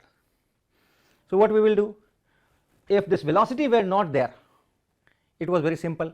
The electric field would have been just sigma by epsilon naught and the magnetic field 0, but it is moving with velocity v. So, there could be some magnetic field, electric field might change. So, we have to check. So, let us call it S frame and go to S prime frame. Go to S prime frame, which is moving with respect to S with this same velocity v. So, what happens there? There this capacitor is at rest. So, if I draw the picture from S prime, I have a capacitor and I have positive charges here and I have negative charges here, and then this is at rest. So, do I say that electric field is sigma over epsilon naught in this direction? You can call it y direction. So, do I say this? No. Why? It is at rest. The problem is, this is moving, this is at rest, in this frame it is at rest, and charge density, surface charge density is charge per unit area. So, this sigma which is given here is charge per unit area. So, on this capacitor, if you take a unit area, then or some area, then the charge contained here divided by that area will be this sigma. When you change frame, this area changes. The charge remains the same in this area, but then the area itself changes because of length contraction, right. You have length and width. So, you can take a rectangular area, and then the length which is parallel to the motion will change, length perpendicular to the motion will not change, but the area will change. And since this is at rest, the length is largest, rest length is the largest length. So, if the length here is L, length here will be more than L, L divided by square root 1 minus V square by C square, and the perpendicular length will not change. So, the area will increase because of that length contraction phenomena, the area will increase and charge is same. So, the charge density will decrease. So, you will have plus sigma prime here and minus sigma prime here, and the sigma prime will be sigma square root 1 minus V square by C square. So, the electric field here in S prime is this sigma prime divided by epsilon naught in j cap direction, and that is sigma square root 1 minus V square by C square and by epsilon naught in j cap direction. So, Ex prime is 0 and Ey prime is sigma by epsilon naught square root 1 minus V square by C square, and Ez prime is 0 in this frame, and B is 0. So, all components of B are 0, Bx prime equal to By prime equal to Bz prime equal to 0, all components of magnetic field is 0. There is no motion here, so no question of magnetic field. So, now I can make use of the transformation equations that I have already written here to get the quantities Ex, Ey, Ez, Bx, By, Bz. So, inverse transformation is needed.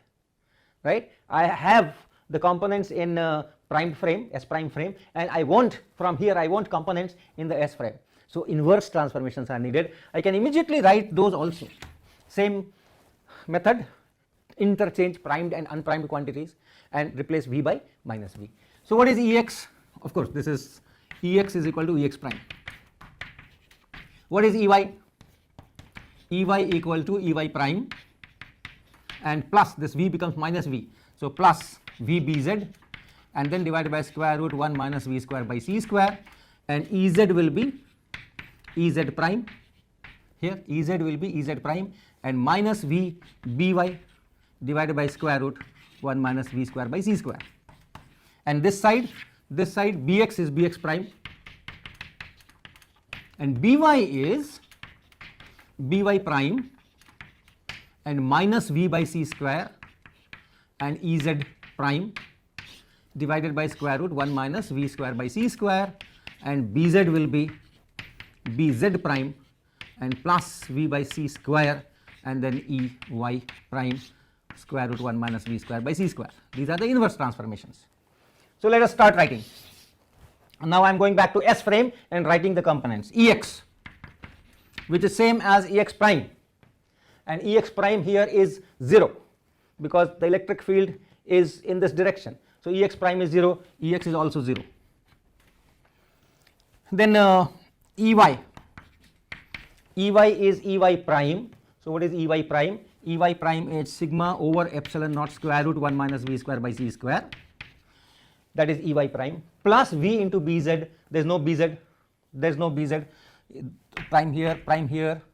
Yeah, that's fine. So though no Bz prime, so Bz prime is 0. So this second term I don't have to write. Then divided by square root of 1 minus V square by C square, which is sigma over epsilon naught. So even if the capacitor is moving, these charges are moving, the electric field is still given by charge density sigma divided by epsilon naught. Then Ez.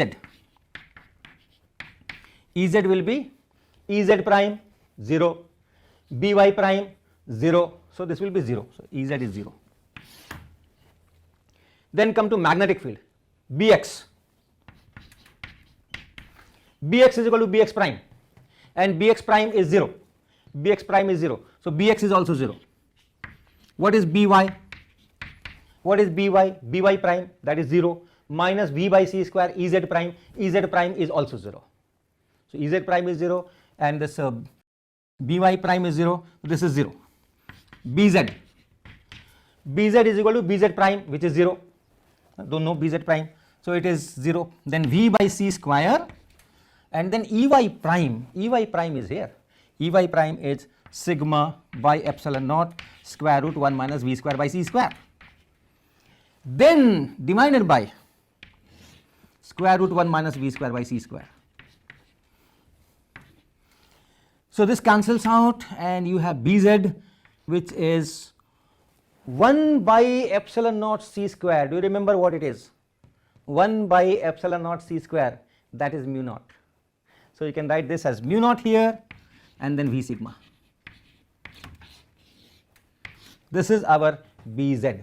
So you have an electric field and you have a magnetic field, and the magnetic field is in z direction. So if this is y, I have taken this as y and this as x, then the k direction, the z direction is coming out of the board. So if the plates are moving like this, then there is a magnetic field which is perpendicular in this direction. So that is the z direction coming out of the board. You have a magnetic field in this direction, and the value of that magnetic field is given by mu into V into sigma, mu naught into V into sigma. V into sigma is called current density for this plate as well as for this plate. If you have sigma surface charge density, sigma, the whole thing is moving with velocity V, you have a current density that is defined as sigma times V in this situation. So you can just write it mu naught times k.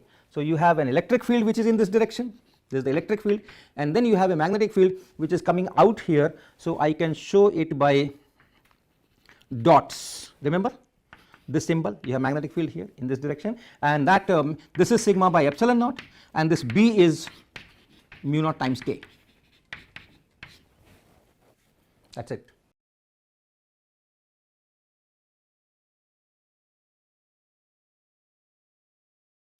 So, we had derived transformation equations for the components of electric field and magnetic field as you go from one frame to the other frame, and the equations are still on the board.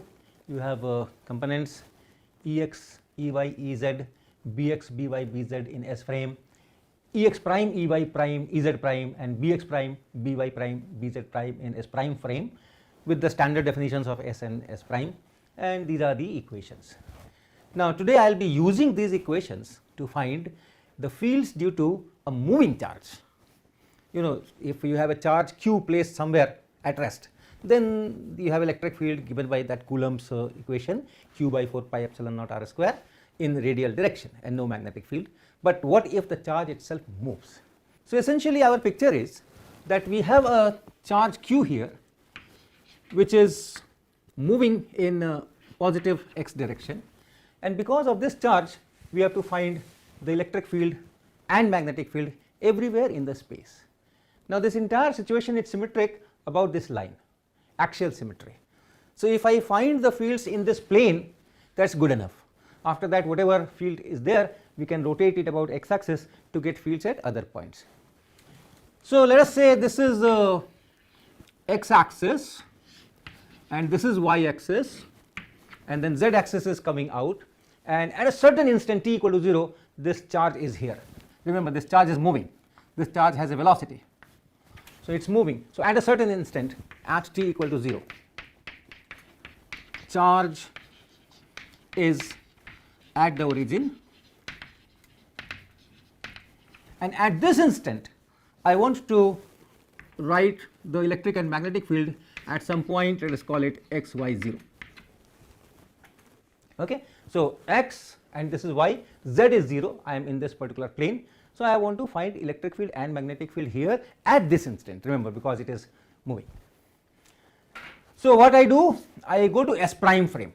So, S prime frame also at this origin crossing, when origins are crossing each other, at that time this charge is right here. So, let us go to the S prime frame, and in S prime frame what is the situation? In S prime frame, which is moving with respect to this S at velocity v, this is our S frame, and with respect to this S frame, S prime is moving with same velocity v, which is here, and therefore this charge is fixed at the origin of S prime, right. This charge is fixed at the origin of S prime. So, in S prime frame, this is the situation, this is x prime axis, this is y prime axis, the charge is all the time here, the charge is all the time sitting here, and then the point corresponding to this will be x prime, y prime, and t prime I am not concerned with, because here t prime does not make any difference. So, at this point you know what the electric field is, because now the charge is stationary, the charge is not moving. So, if this is x prime, y prime, and not t prime, let me write 0, t prime will be time coordinate. So, here the field will be radial, in this direction, and will be given by this q divided by 4 pi epsilon naught r prime vector and then r cube here, r prime cube here. So, this is the electric field here, and magnetic field is 0. This r prime vector is this vector, position vector, which is nothing but q x prime I cap plus y prime j cap, and divided by 4 pi epsilon naught, and this distance is x square, x prime square plus y prime square power 3 by 2, right. So, this is r prime vector, which I write x prime I cap plus y prime j cap, and then divided by this distance is the square root of x prime square plus y prime square. So, cube of the distance. So, one distance is coming from here and cube coming from here, and if you take the magnitude, it will be q by 4 pi epsilon naught r prime square. So, this is electric field. So, you can write what is Ex. Ex is equal to I cap component q x prime by 4 pi epsilon naught x prime square plus y prime square power 3 by 2. What is Ey? Similarly, Ey prime will be equal to q y prime then divided by 4 pi epsilon naught x prime square plus y prime square power 3 by 2. And there is no magnetic field, this charge is at rest. So B is 0. So Bx is 0, By is 0, and Bz is also 0. Okay. Now let us make transformation of this x prime, y prime and these points, and transformation of this fields also. So first let us make transformation of coordinates. So Ex prime is equal to q times x prime, and x prime, remember x prime is x minus Vt and then divided by square root of 1 minus V square by C square. Ultimately I want to reach here, in terms of xy. So therefore I am converting things in xy divided by 4 pi epsilon naught. So 4 pi epsilon naught here, and then square root of or square this bracket x prime square is x minus Vt, t is anyway 0. So this divided by square root of 1 minus V square by C square, this whole thing x prime square, and plus y prime square, y prime is just y, so it is y square power 3 by 2. So I have written Ex prime, this q, then x prime. For x prime I have written this whole thing is for x prime divided by 4 pi epsilon naught. Then for this x prime also I have written the same expression, plus y prime is equal to y, and then power 3 by 2. And since t is 0, you can write this as q into x divided by 4 pi epsilon naught square root of 1 minus V square by C square, and here it is x square divided by 1 minus V square by C square and plus y square 3 by 2. This is this expression. Ex prime, remember it is Ex prime, I am still writing the electric field as observed in S prime. I have only expressed that in terms of these coordinates x and y. So this is Ex prime. I can make a more simplification if I say that this angle is theta. And this distance is r, then x is equal to r cos theta and y is equal to r sin theta, right? In S frame, if this distance is r, this angle is theta, that x will be r cos theta and y will be r sin theta. So I can put there. This will be equal to q, x is r cos theta divided by 4 pi epsilon naught square root 1 minus V square by C square, and this side here is r square cos square theta, and let me take this denominator here. So x square divided by this is here, then plus y square, which is r square sin square theta, and that multiplied by 1 minus V square by C square. Right, so what I have done, x I have put r cos theta, so this x also I have put r cos theta, x square divided by this, so you have x square divided by this, plus y square, so this will cancel out and it's y square, and y square is r square sin square theta. So this is q r cos theta divided by 4 pi epsilon naught square root 1 minus V square by C square, and this will come in the numerator, so it will be 1 minus V square by C square to the power 3 by 2. So this comes here, then r cos square theta plus r square cos square theta plus r square sin square theta, this is 1. So I can write this as 1 here, and the rest is minus V square by C square and the sin square theta. Okay, so let us check once again. QR cos theta is here, 4 pi epsilon naught square root 1 minus V square by C square is here. It is coming from this denominator to the power 3 by 2, so that goes up here. Then you have r square cos square theta, open this bracket, the first term is r square sin square theta, that adds to 1, and the second term is minus V square by C square sin square theta, so it is there, and r square is there. So r square and power 3 by 2 will be r cube, so that r cube will come outside, so r cube is here. This is r cube. So this r square to power 3 by 2, so that comes here. So this is it. So this is, we'll keep it in this form. Now this was what? Ex prime. I am still writing the electric field component in S prime frame, remember, expressed in the coordinates r and theta, which are coordinates from S frame. So although these coordinates are from S frame, but the field that is being written is Ex prime, and similarly now I will write Ey prime. So the field in this primed frame, the field here, y component that I will be writing, and that is this q y prime divided by. So let me write that here Ey prime is equal to q y prime. Y prime is same as y. Y prime is same as y. So y prime is y, and here 4 pi epsilon naught. So 4 pi epsilon naught, and after that square of x prime, square of y prime, add power 3 by 2. That is just this thing. Okay, that is just this thing. This same thing I have written here, x prime square plus y prime square power 3 by 2, and that simplifies to this here, and that simplifies to this here, and that simplifies to this here. So let me write directly, let me try. This is 1 minus v square by c square to the power 3 by 2. So I have written this, and then I have r cube here, so r cube here, and then I have square bracket 1 minus v square by c square sin square theta, and to the power 3 by 2. Okay, so check q into y by 4 pi epsilon naught, this part is here. The rest is only this denominator, and this denominator is same as this denominator, and that denominator is here, and that denominator is here.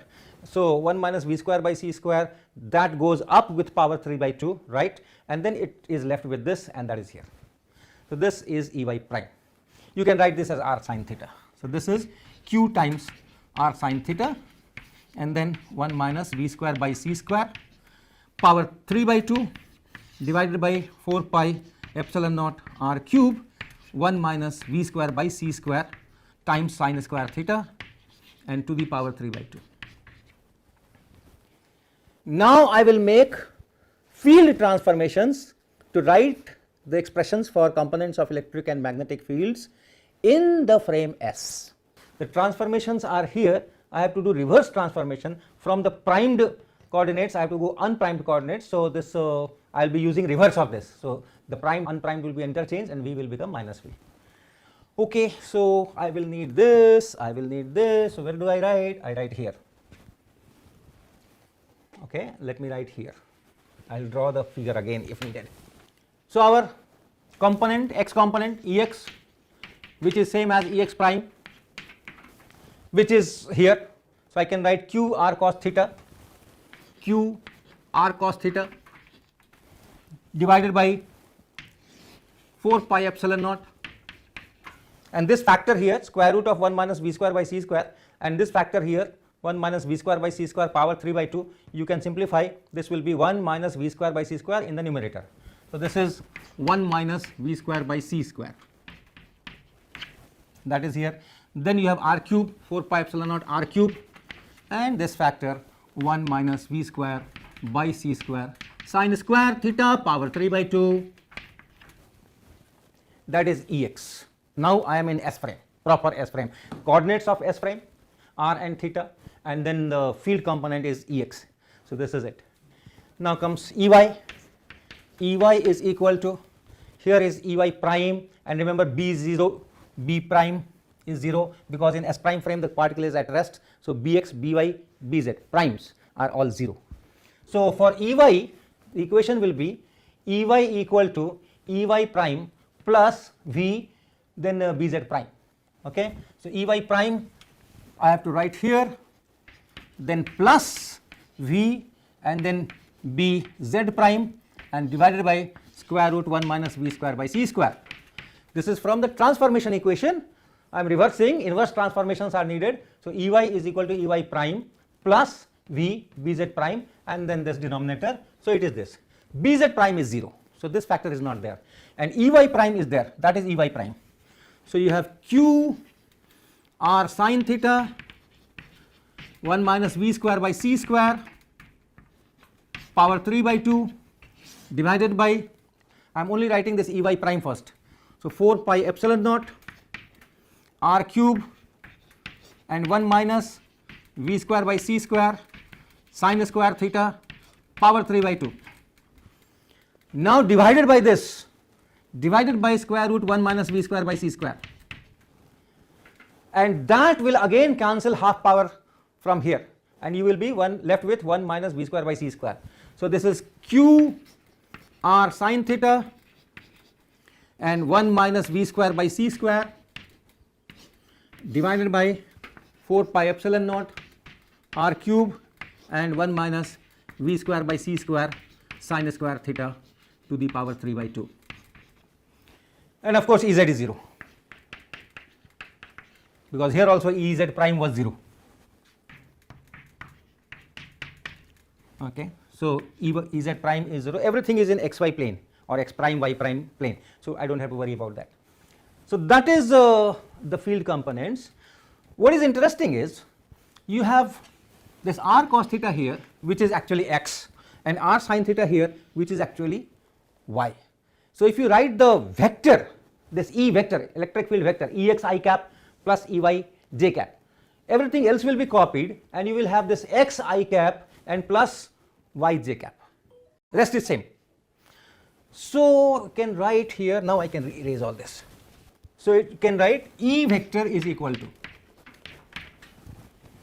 q then 1 minus v square by c square r vector, okay, this r cos theta I cap plus r sin theta j cap, that I am writing as r vector, and then you have rest all the things are equal, q times this and then divided by 4 pi epsilon naught r cube, 4 pi epsilon naught r cube and 1 minus v square by c square sin square theta 3 by 2. So what you see is that electric field is in the direction of position vector r. That means if I have this picture, now I am drawing in S frame, the particle is coming from say negative x axis side and then it is going this way, this way, this way, this way. When it is here, when the particle is here and going in this direction and you need field here, so the direction of field is radial, this r vector in the direction of this r vector, that is the field, electric field, from the instantaneous position of the charge, wherever this point is. This point may be far away, but still the field here at this instant, when this is crossing the origin, at this instant the field here will be radial from the instantaneous position of the charged particle. If the particle is here, the electric field will be in this direction. If the charged particle here, it will be in this direction, it is in radial direction. And the magnitude you can work out, the magnitude is E, the magnitude of this E is equal to q, and then you have this is sin square theta, yeah. So this 1 minus v square by c square, and this r magnitude is now r, and that I will cancel it here. So 4 pi epsilon naught r square and then 1 minus v square by c square sin square theta power 3 by 2. So the magnitude now depends on theta, magnitude of the field depends on theta. So if theta is say 0, that means you are looking at the field in the forward direction, somewhere here at the same distance, let us say at the same distance you are looking the field somewhere here, then it will be q 1 minus v square by c square divided by 4 pi epsilon naught r square, theta is 0, sin theta is 0, so this is 1, so this is the field. But what if theta is pi by 2? If theta is pi by 2, this is 1, and then it is 1 minus v square by c square power 3 by 2, 1 power is here, so that will cancel and you will have q divided by 4 pi epsilon naught r square and then here 1 minus v square by c square square root of this power half. Here you have 1 power, here you have 3 by 2 power, because sin theta is 1 at theta equal to pi by 2. So it is just square root of this. So you can see that if you are here, the field is this much. At the same distance, if you are here, the field is this much, and they are different. And which one is smaller and which one is larger? So, this one is larger and this one is smaller. You are multiplying by a quantity which is less than 1. Here you are dividing by a quantity which is less than 1. So, this is larger and this is smaller. So, when the particle is going in x direction, then in the forward side or backward side the field is smaller, and in the transverse side the field is larger. So, if you draw field lines, what it will look like? If here is charge, if the charge is say here, this is charge, and you want to draw field lines, this charge is going in this direction. So, in the forward direction or backward direction, theta equal to 0 or theta equal to pi, in that direction or in that vicinity the field will be lowest, and as theta increases, as you are going this side, then the field will increase. So, number of field lines should increase, and pi by 2 in that direction it should be maximum. So, if the speed is large, you will have to draw lot of lines here, less line here, and here it will go like this. So, field will be confined more in the transverse direction, and in the forward and backward direction the field will be less. So, that is when the charge moves with some high speed. So, next lecture I will continue with this and get the magnetic field components. These are electric field components that we have worked out because of the moving charge, and then because of this moving charge you will also have some magnetic field, and the components of that will be obtained in a similar way going from S prime to S. So, we will see what kind of magnetic field it gives.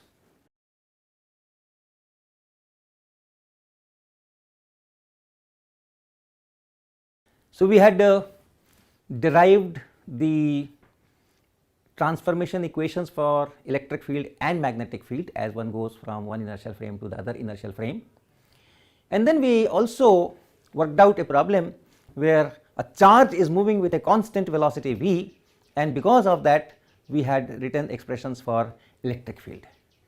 And today is the turn of magnetic field. We would like to write the magnetic field due to this moving charge. So, the transformation equations are here on the board. These are the transformation equations going from S to S prime, and in our scheme we will go from S prime to S. Remember, what we had done is we have taken a particle, this is S prime, and a particle moves with velocity v, and at certain instant it is at the origin, and at this instant we are writing what is the electric field, what is the magnetic field at this point x y 0. And our scheme was that we set up S prime frame which is also at this origin of S prime is at this point at t equal to t prime equal to 0 when this particle is here. So, that I take as t equal to 0, t prime is equal to 0. So, S prime is here, and after that q moves with velocity v, S prime moves with velocity v. So, this q is always at the origin of S prime, and hence if I look at this whole situation from S prime, what I feel is very simple situation. The charge q is placed at the origin, that is it, and therefore we know what is the electric field, what is the magnetic field here, and then from here to here we make the transformations. So, electric field we have already done, and magnetic field we have to do. So, the magnetic field equations are here, Bx prime is equal to Bx and all that, and we will be using the inverse. So, let me write those equations first. So, it will be Bx equal to Bx prime, okay, Bx is equal to Bx prime. I am interchanging primed and unprimed symbols, and then V should be replaced by minus V.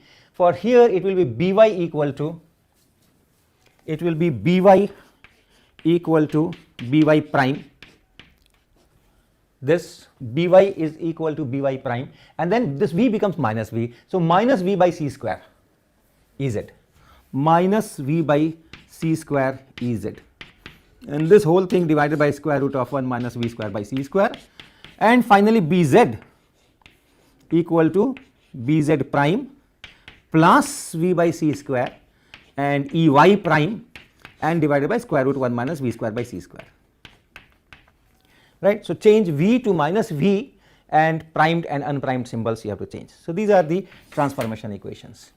In this frame we have a 0 B. So, Bx is equal to By equal to Bz is equal to 0 because the charge is at rest here. So, there is no magnetic field, and the electrostatic field, electric field we had written Ex prime, Ey prime and Ez prime. On the board I have Ey prime, expression for Ey prime I have here, Ez prime is anyway 0, Ex prime perhaps I do not need, so it is fine with me. So let us start. Bx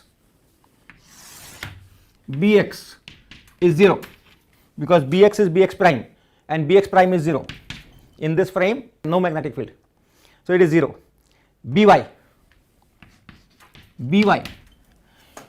prime 0, Ez prime again 0, Ez prime again 0. So By is also 0, so it is only Bz. And how much is Bz? Bz is Bz prime, which is 0, plus V by c square. So plus V by c square, here is V by c square, Ey prime. And Ey prime we had derived it in the previous lecture, it is still on the board, so I will use this. This is Ey prime. So it is q r sin theta, then 1 minus V square by c square power 3 by 2 divided by 4 pi epsilon naught r cube 1 minus V square by c square sin square theta and then to the power 3 by 2. This is Ey prime, V by c square into Ey prime, and that divided by square root 1 minus V square by c square. So that divided by square root 1 minus V square by c square. So this square root 1 minus V square by c square will cancel half power from the numerator here. So you will be left with q into V into r, q into V into r, then sin theta, and this is 1 minus V square by c square divided by 4 pi q into V into r I have written. So 4 pi epsilon naught c square and r cube, right, 1 minus V square by c square sin square theta and 3 by 2. Alright, once again check, q into V into r is here, then sin theta and 1 minus V square by c square, and then the c square is here, 4 pi epsilon naught c square and then r cube and 1 minus V square by c square sin square theta 3 by 2. So that is the magnetic field. We have gotten the expression of magnetic field.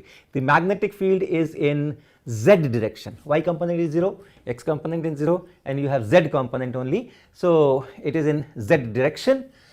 So you can use your right hand thumb rule. If it is a current in this direction, you know, if you have a current in this direction, you can put your right hand thumb along the current and the fingers will give you the direction of magnetic field. So here the magnetic field will be coming out of the board, and this is x axis and this is y axis, so z axis in that direction. So magnetic field for this current would have been in z direction. What we say is you do not have a current as such, you do not have a wire, you do not have a linear charge everywhere here to large distances moving, it is one single particle. So because of that also the magnetic field is in that same direction. It acts like a current element, and if you remember Bart's-Havertz law, because of a current element, if you have a current I and a small length dl, consider only this much, it is part of a bigger circuit. So you have a current in a circuit, and from there I take just a small part of length dl, and because of this part, what is the field here? Okay, so if this is r distance and this is theta, then the Bart's-Havertz law is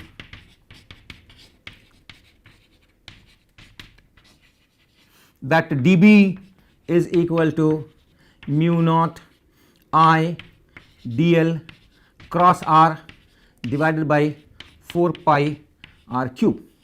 So that is Bart's-Havertz law, and this 1 by epsilon naught c square, that you can write mu naught, so you can put mu naught here, so it is mu naught by 4 pi, r cube is also there, and dl cross r will be mu naught. So if I take the magnitude, let me take the magnitude. So let me take the magnitude. The magnitude is here is dB is equal to mu naught I dl and then r and sine theta, where theta is the angle between this dl direction and this r direction, and then divided by 4 pi r cube. So this r you can cancel, it will be r square, here also r can be cancelled and it will be r square. So that comes from the Bart's-Havertz law. But this charge moving charge, single charge, one single charge moving in one direction, can you call it a current element? And can you use Bhatt-Savart law? If I compare this with this, the expressions are very, very different. So a single charge moving, for that Bhatt-Savart law as such cannot be applied. This is the real magnitude of a magnetic field, and this comes from the Bhatt-Savart law. But if the speed of the charge is small as compared to the speed of light, if v is much smaller than c, then you can make some simplifications. Okay, then you can make some simplifications. You can neglect this v square by c square here, and then it will be q into v into r sin theta divided by, here also it is v square by c square, so you can neglect that in comparison to 1, and then it will be 4 pi epsilon naught c square. 1 by epsilon naught c square you can write as mu naught, so it will be mu naught here and 4 pi here, r cube. That is all. And you can see that if you say that q into v is equivalent to I into dl, it matches. Q into ideal, mu naught into ideal, then mu naught into qv. So for ideal, if you write as q times v and then r sin theta 4 pi r cube, it matches. So a single charge moving with velocity v, q times v, that can be treated as your current element, and then you can use Bhatt-Savart law to get the magnetic field. But in general, no. In general, if v is not much smaller than c, then you should use this whole expression. Okay, so that is about the electric field, magnetic field due to a point charge moving. Now one more thing I would like to point out in this course is that electric field and magnetic field have these transformations that we have used, and we derived these transformation equations using Lorentz transformation, right? Remember how did we derive all those equations of Ex prime, Bx prime and all those equations, transformation equations?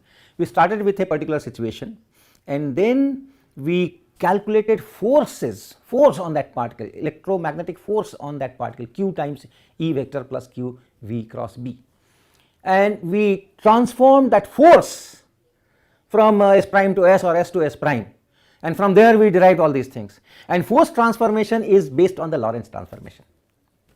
So these are related through Lorentz transformation. So we had several sets of quantities which are related through Lorentz transformation. We have that Ct and the space coordinates x, y, z, and they transform according to Lorentz transformation, and we say that it makes a 4 vector. So let me write. So it is Ct x, y, z. This is your position vector, 4 position vector. Now this transforms according to the Lorentz transformation. If you write it in S prime frame, then this is your Lorentz transformation matrix, gamma minus beta gamma 0 0, then minus beta gamma gamma 0 0 0 0 1 0 and 0 0 0 1. This is that Lorentz transformation matrix, and here you write the components in S prime. So Ct here, x here, y here, z here. So this is a 4 vector, and all these 4 components in S frame and in S prime frame are connected through this. This is the Lorentz transformation matrix L. And any 4 components, set of 4 components which transform according to this equation as you go from S to S prime is a vector, is a 4 vector. Here we have 6 components, Ex, Ey, Ez, Bx, By, Bz. So we cannot write this kind of equation. This is a 4 by 4 matrix, so you cannot create just a vector out of those 6 components. But then there is another quantity or another class of quantity which we called second rank tensors,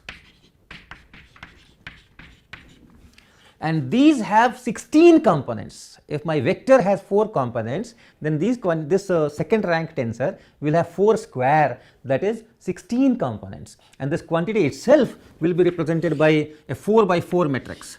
So let me say A11, A12, A13, A14, like that, A21, A22, A23, A24, then A31, A32, A33, A34, A41, A42, A43, A44, like that.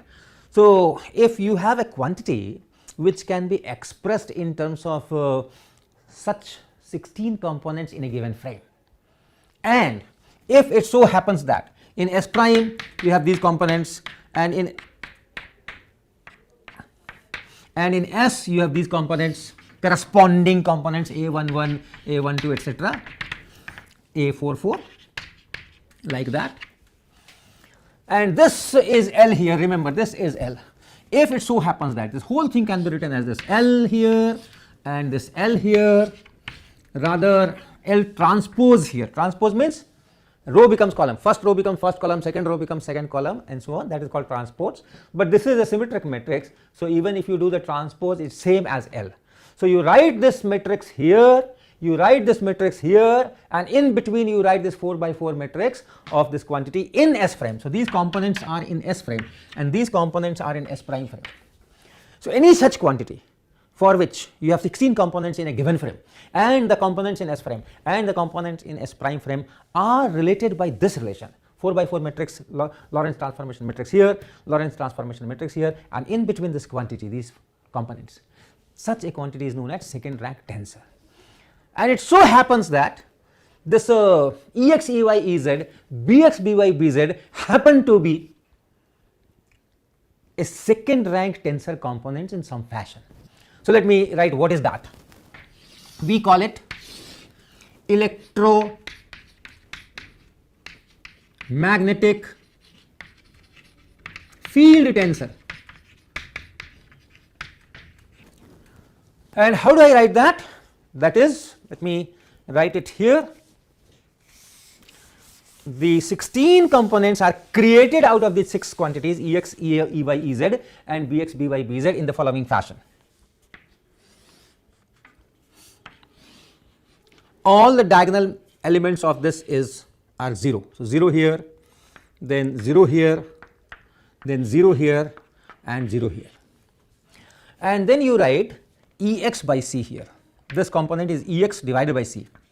This component is Ey divided by C. This component is Ez divided by C. So the first row is complete. In the second row, you have Bz here, Bz, Z component of magnetic field, and you have minus By here. In the third row, you have Bx here. So I have written half of this 4 by 4 matrix, including this diagonal. So these are your diagonal elements, and then the first row is 0, x component of electric field by C, y component of electric field by C, z component of electric by C. In the second row, I will just write here, and the second row and second column, this is 0 here, Bz here, then minus By here. I will write the components here, but then in the third row, third element is 0, then Bx, and in the fourth I have written 0. To write the remaining components, you just reflect these things in the diagonal and change the sign. So it is Ex by C here, you reflect, you get minus Ex by C here. You have Ey by C here, you get minus Ey by C here. You have Ez by C here, so you write minus Ez by C here. Similarly, come here. So what is the reflection? The reflection is Bz here, so minus Bz here. So this row is complete, this row is complete, this row is complete, this row is complete, and 2 elements are to be written here. When you reflect in the diagonal, this Bx will come here, becomes minus Bx, and then when you reflect on this, what you get is By. This is minus By, so the reflection is By. So By. Okay. So this is in S prime. So you write prime, prime, prime, prime, prime, prime, prime, prime, prime, prime, prime, prime.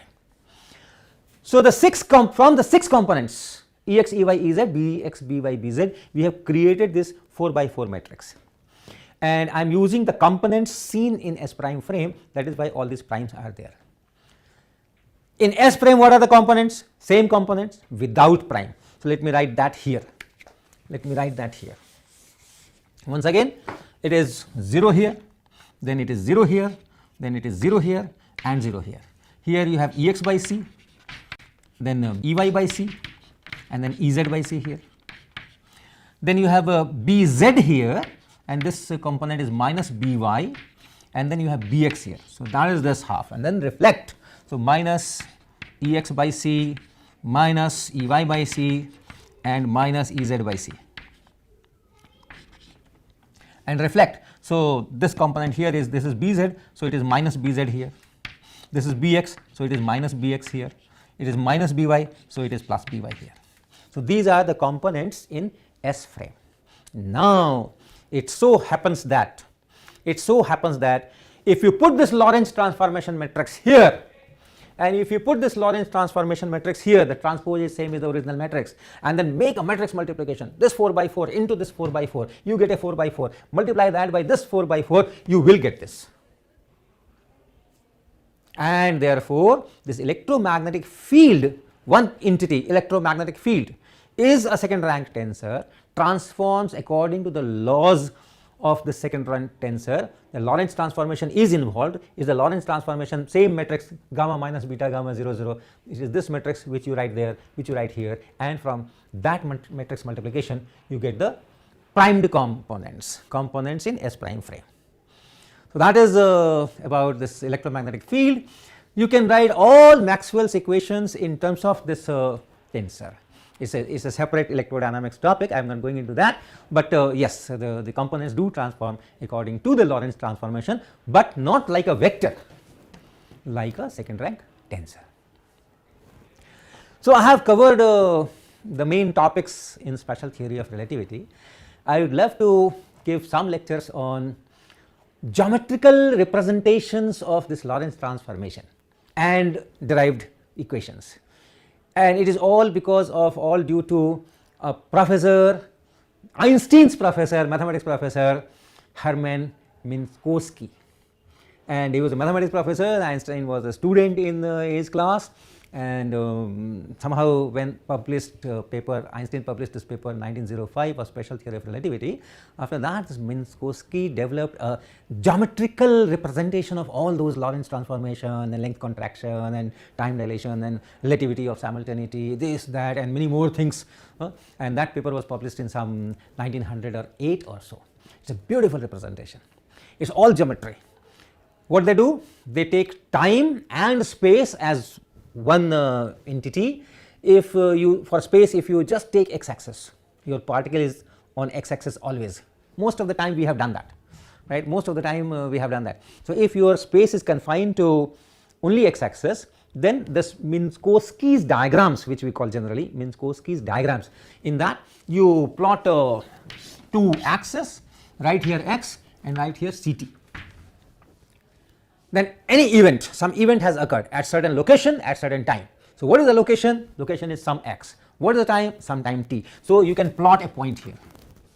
So, an event which is occurring in space at a certain time is correspondingly represented by a point. So, that is the whole game, and just on this he has constructed a beautiful geometrical representation which can be taken as alternative formulation of special theory of relativity.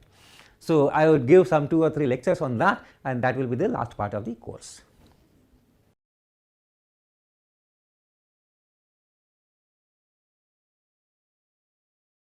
So, last time I talked about Minkowski's diagram.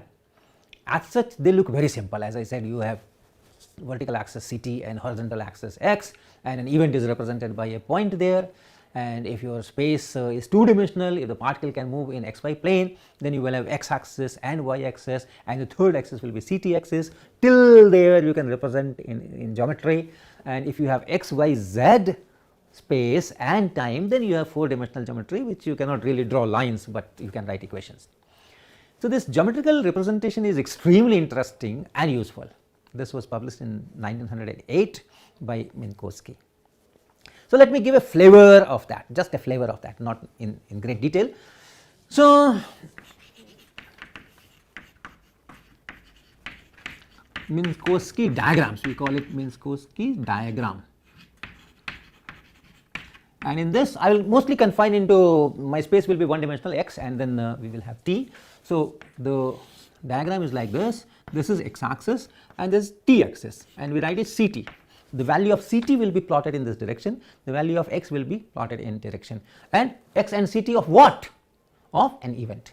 So, in space some event has occurred, as we have talked in the whole course. Some event has occurred, an event has a location which is x, an event is occurred at a time instant which is t. So, this x and this t, so this x and then this ct. So, if the event occurred at somewhere at this x and at somewhere some time which corresponds to this ct, then there is a point. So, each point on this diagram is corresponding to an event, and each event that has occurred somewhere in a space has a corresponding point on this Minkowski diagram. So, this is the first thing to learn. Now, since I will be more concentrating on Lorentz transformation and how geometrically we can represent that. So, we have x axis and we have S frame and we have S prime frame. These coordinates that I am writing are from S frame. So, this whole diagram is from S frame. So, this is the real frame, x here, y here, z here. So, this is the real frame, S frame, and then some event occurs somewhere and you find that okay, this event occurs on the x axis at some this x, this value of x at certain time, and then for this event you have this point. But the same event can be seen from S prime frame also. The same definition, S prime moves with respect to S along common x prime axis with velocity v in positive x direction, and all those things, origins cross at t is equal to 0 and t prime equal to 0, all that same. So, the same event can also be seen from S prime frame, which is moving with velocity v as seen from this S frame, and from here if it is xt, then here the same event x prime t prime, and this x prime t prime are related to x and t through Lorentz transformation, Einstein's equations. If I try to show this x prime t prime things on this diagram, how to do that? Okay. So, let us take some special cases. The first case is event occurs at t prime equal to 0. So, the t prime coordinate, the time as seen from S prime is 0, t prime is equal to 0, and you remember t prime equal to 0 means t equal to 0 and the origins are crossing. So, origins are crossing, okay. This means your origins are crossing, your axes are just overlapping on each other at this instant t prime equal to 0. So, this is x axis, this is also x prime axis, this is your y axis and this is also y prime axis. There are two frames here, S and S prime, and S prime is moving, okay. S prime, S is stationary, remember, two overlapping lines, this is x axis, this is also x prime axis. I am talking of t prime equal to 0, right. So, at that time origins are crossing, but then the event may occur here, the event may occur here, the event may occur here, the event may occur here. If the event occurs here, I know x is equal to 0, x prime is equal to 0, but somewhere else at the same time in S prime, remember in S prime origins are crossing here, but the event has occurred here. So, what is x prime and how do I represent that x prime in this plot? So, that is the question I am discussing in this section. Okay. So, what are our equations? X is equal to, here what we plot, we always plot x and ct, not x prime. This is a plot which is from S frame. So, what is x? X is x prime plus vt prime divided by square root 1 minus v square by c square. And since I am considering events which occur at t prime is equal to 0, this is x prime and then divided by square root 1 minus v square by c square, that is x. And what is t? T is equal to t prime plus v x prime by c square divided by square root 1 minus v square by c square. So, this is Lorentz transform, algebraic form of Lorentz transformation. What we will be doing finally, we will have a geometrical form of Lorentz transformation. So, this, and since t prime is equal to 0, this is equal to v into x prime divided by c square and then square root of 1 minus v square by c square. So, let us multiply by c here. So, c here. So, c here and this cancels with this. So, this is equal to v by c, which is beta, v by c is beta. So, it is beta x prime divided by square root 1 minus v square by c square. Look at this equation, x equal to x prime divided by 1 minus v square by c square square root. Ct is equal to beta times, beta is v by c, beta times x prime divided by square root 1 minus v square by c square. So, what you see is Ct is beta x, okay. So, this gives me Ct is equal to beta x, right. C times t is, this is beta and after this beta what you have x prime divided by square root 1 minus v square by c square is just here, and that is this. So, Ct is equal to beta x. There is a relation between Ct and x, and these are the coordinates of the event in S frame, and therefore, if I plot that point here, that point will be on a straight line. Remember, this is our Ct coordinate here and x here. So, and this is Ct here and x here. It's just like y equal to mx, straight line y equal to mx. So, this will be a straight line. So, I can draw a straight line, and this angle is let us say theta 1, let us say, let us call this theta 1, and tan theta 1 will be equal to beta, which is v by c. Okay. So, any event which occurs at t prime equal to 0 must be on this line, right. So, if you have in this x ct plot, in this plot, if I look at these points on the x axis, what is common? All these events correspond to t equal to 0 and different values of x. What is the event here? What is the time of event represented by this point? The time is 0. Suppose this point, this also represents an event. What is the time of that event? T equal to 0. So, this is x axis. On the x axis, choose any point and the corresponding event will have t equal to 0. Now, look at this. You have a straight line here. Choose any point, this, any point. They represent different events, but for all these events t prime is equal to 0. So, I will write it as x prime, this x prime line. I do not want to call it x prime axis because x prime axis is here. This is x axis, this is x prime axis. This is fine, this is x, same x, but then this is not the axis as such. So, let me call it x prime line. But it has the same idea. On this line, for every event t prime is equal to 0. And this line is at a certain angle theta 1 from x axis, and tan theta 1 is beta, which is v by c, and this v is the velocity of this frame with respect to this frame. Now, consider events for which x prime is equal to 0. Suppose x prime, I am talking of events where x prime is 0, t prime may be anything. So, that means it is not at the time of origin crossing, it is not at the time of origin crossing.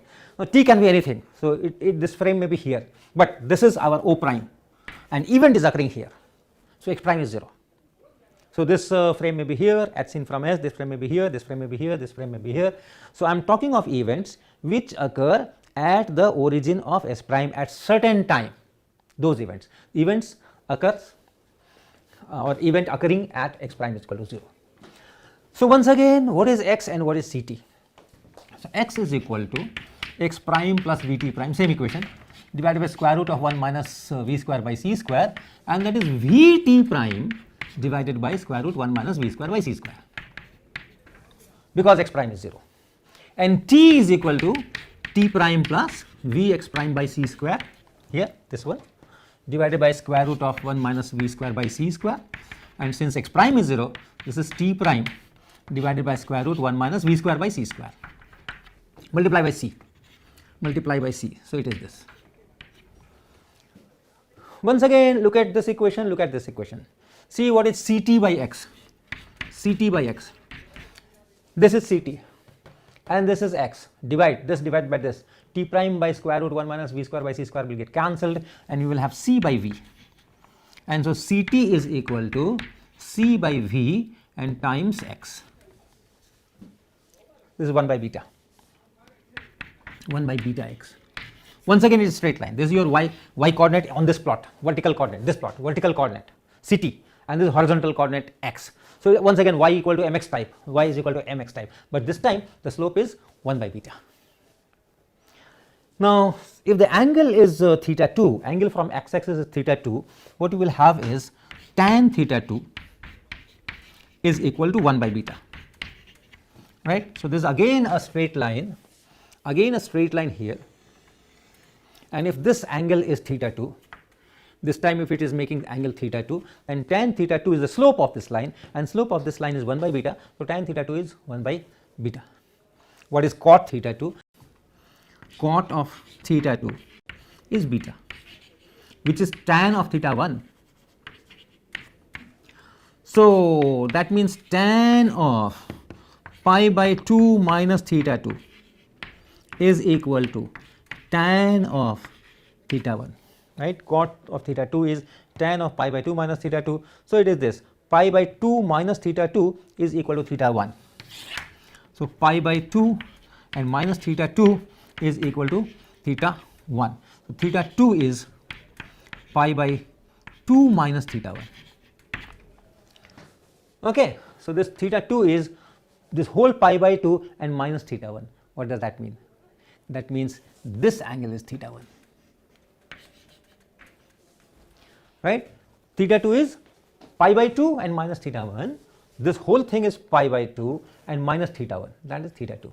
So this line which I am drawing now makes an angle theta, same theta 1 here, same theta 1 here, same theta 1 here. So I can drop this 1, I can write just theta here and theta here, and this is tan theta. Tan theta is beta, which is V by C.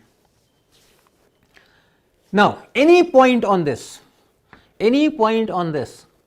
will represent an event for which x prime is equal to 0. And if x prime is equal to 0, what does that mean? That means it is like t axis. Suppose I am on this axis. Suppose I am on this axis. What is x here? 0. What is x here? 0. What is x here? 0. What is x here? 0. So if I collect all the points for which x is equal to 0, that is my CT axis. Now on this line, all the points, what is x prime here? 0. What is x prime here? 0. What is x prime here? 0. What is x prime here? 0. So I call it CT prime line.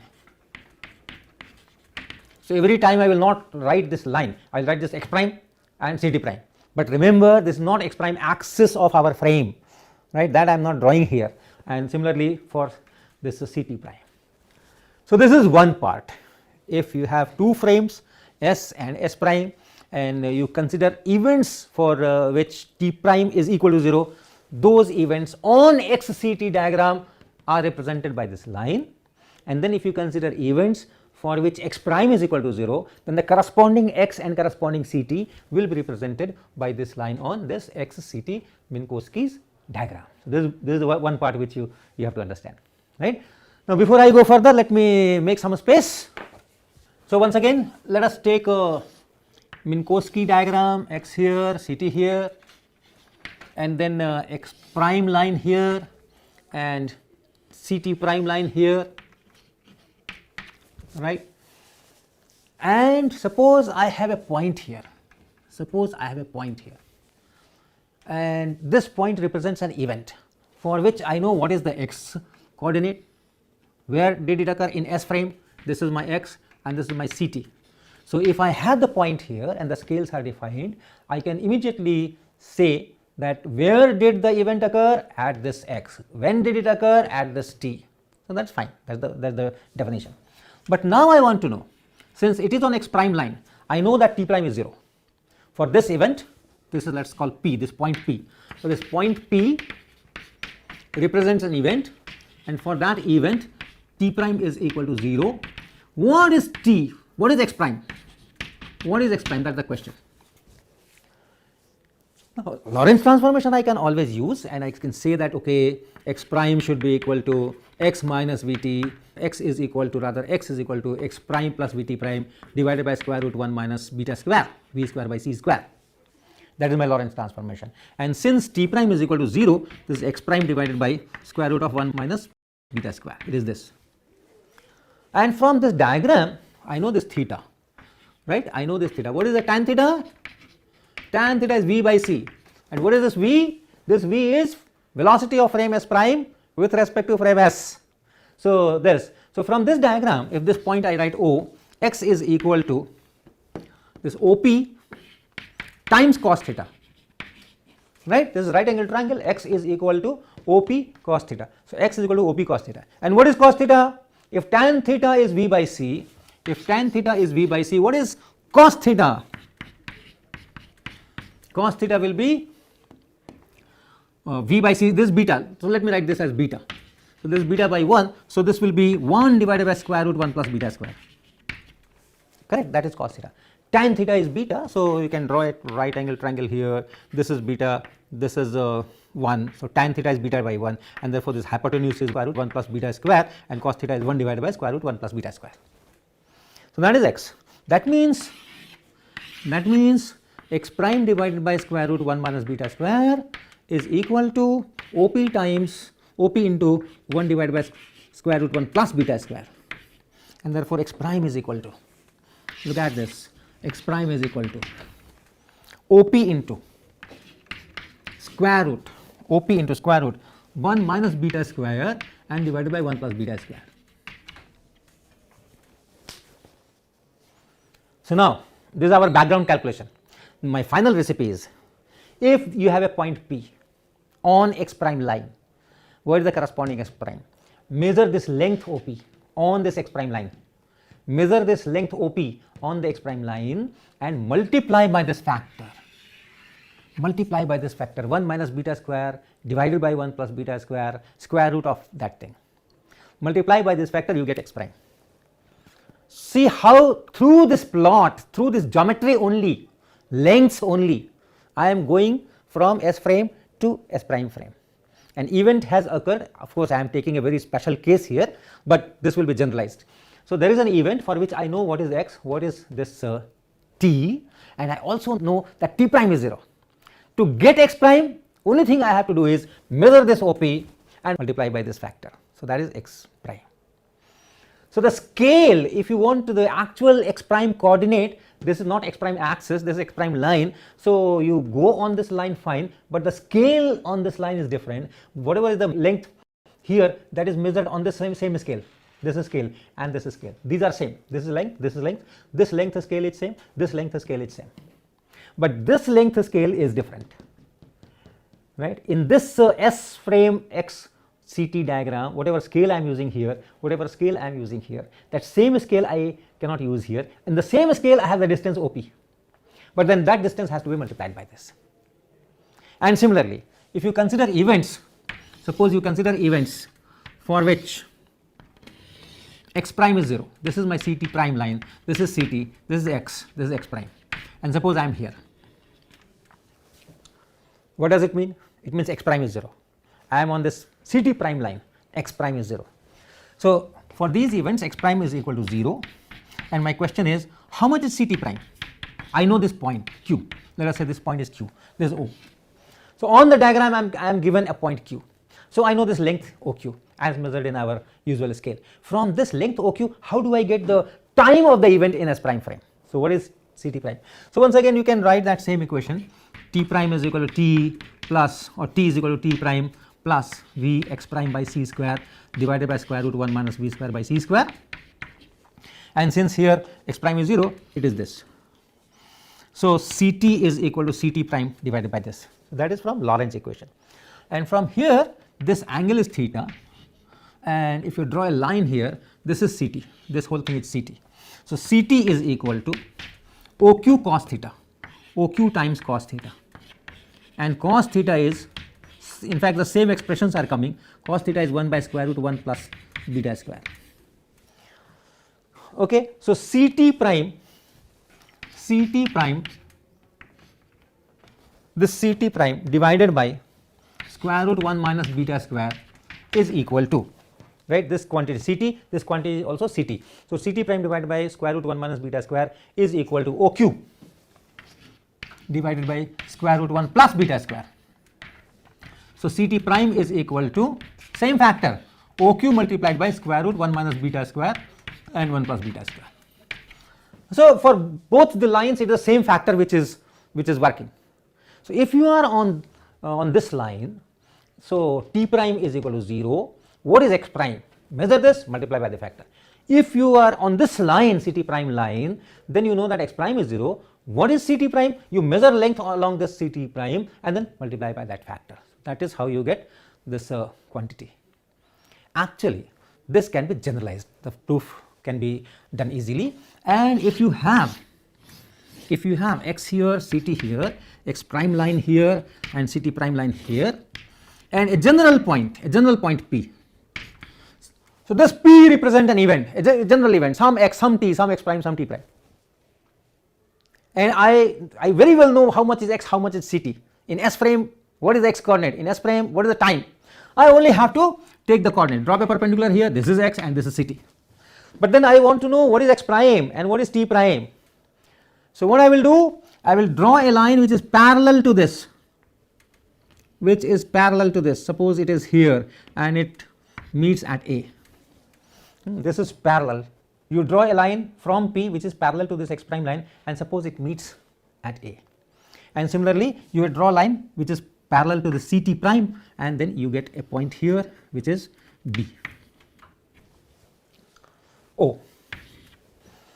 So to get CT prime, measure this OA, geometrically measure this OA, multiply by this factor, and you get what is CT prime of that event represented by P. Similarly, if you take this one OB, in this multiply this length OB by this factor and you get x prime. So purely geometrically, if you know the coordinates x and ct in S frame, you immediately know, doing very simple geometry, what is x prime and what is t prime. Just like in our rectangular coordinates, we draw lines parallel to the axis and then say that this is x and this is ct. Here there are oblique axes, it is like oblique axes, and therefore you draw lines which are parallel to the two axes and see the intercepts. Here also you see the intercepts, here you also see the intercepts, and then this length multiplied by the factor gives you ct prime, and this length multiplied by the same factor gives you x prime. So you can go from xt to x prime t prime, the same thing which Lorentz transformation does. So we will continue from here.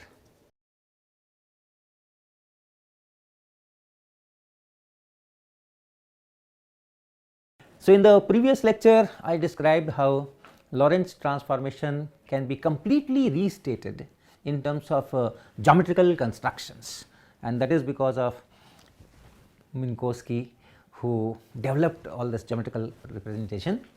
And the recipe is very simple. If you have frame S,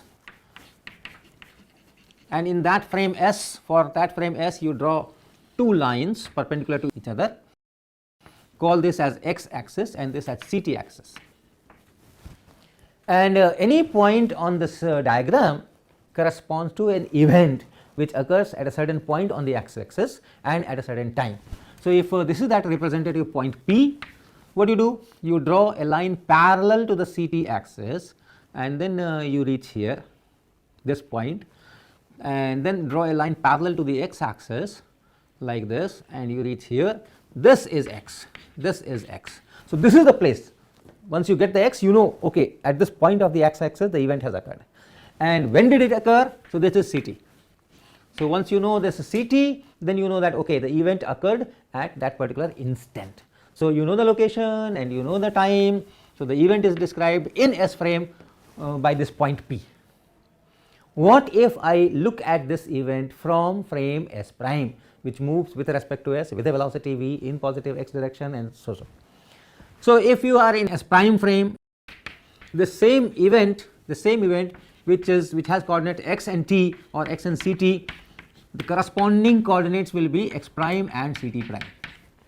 So what we want to know is, in S prime frame, where did the event occur and when did the event occur, and how do I get this x prime and t prime from x and t? One way is Lorentz transformation, we had been doing that, but now forget Lorentz transformation, come here.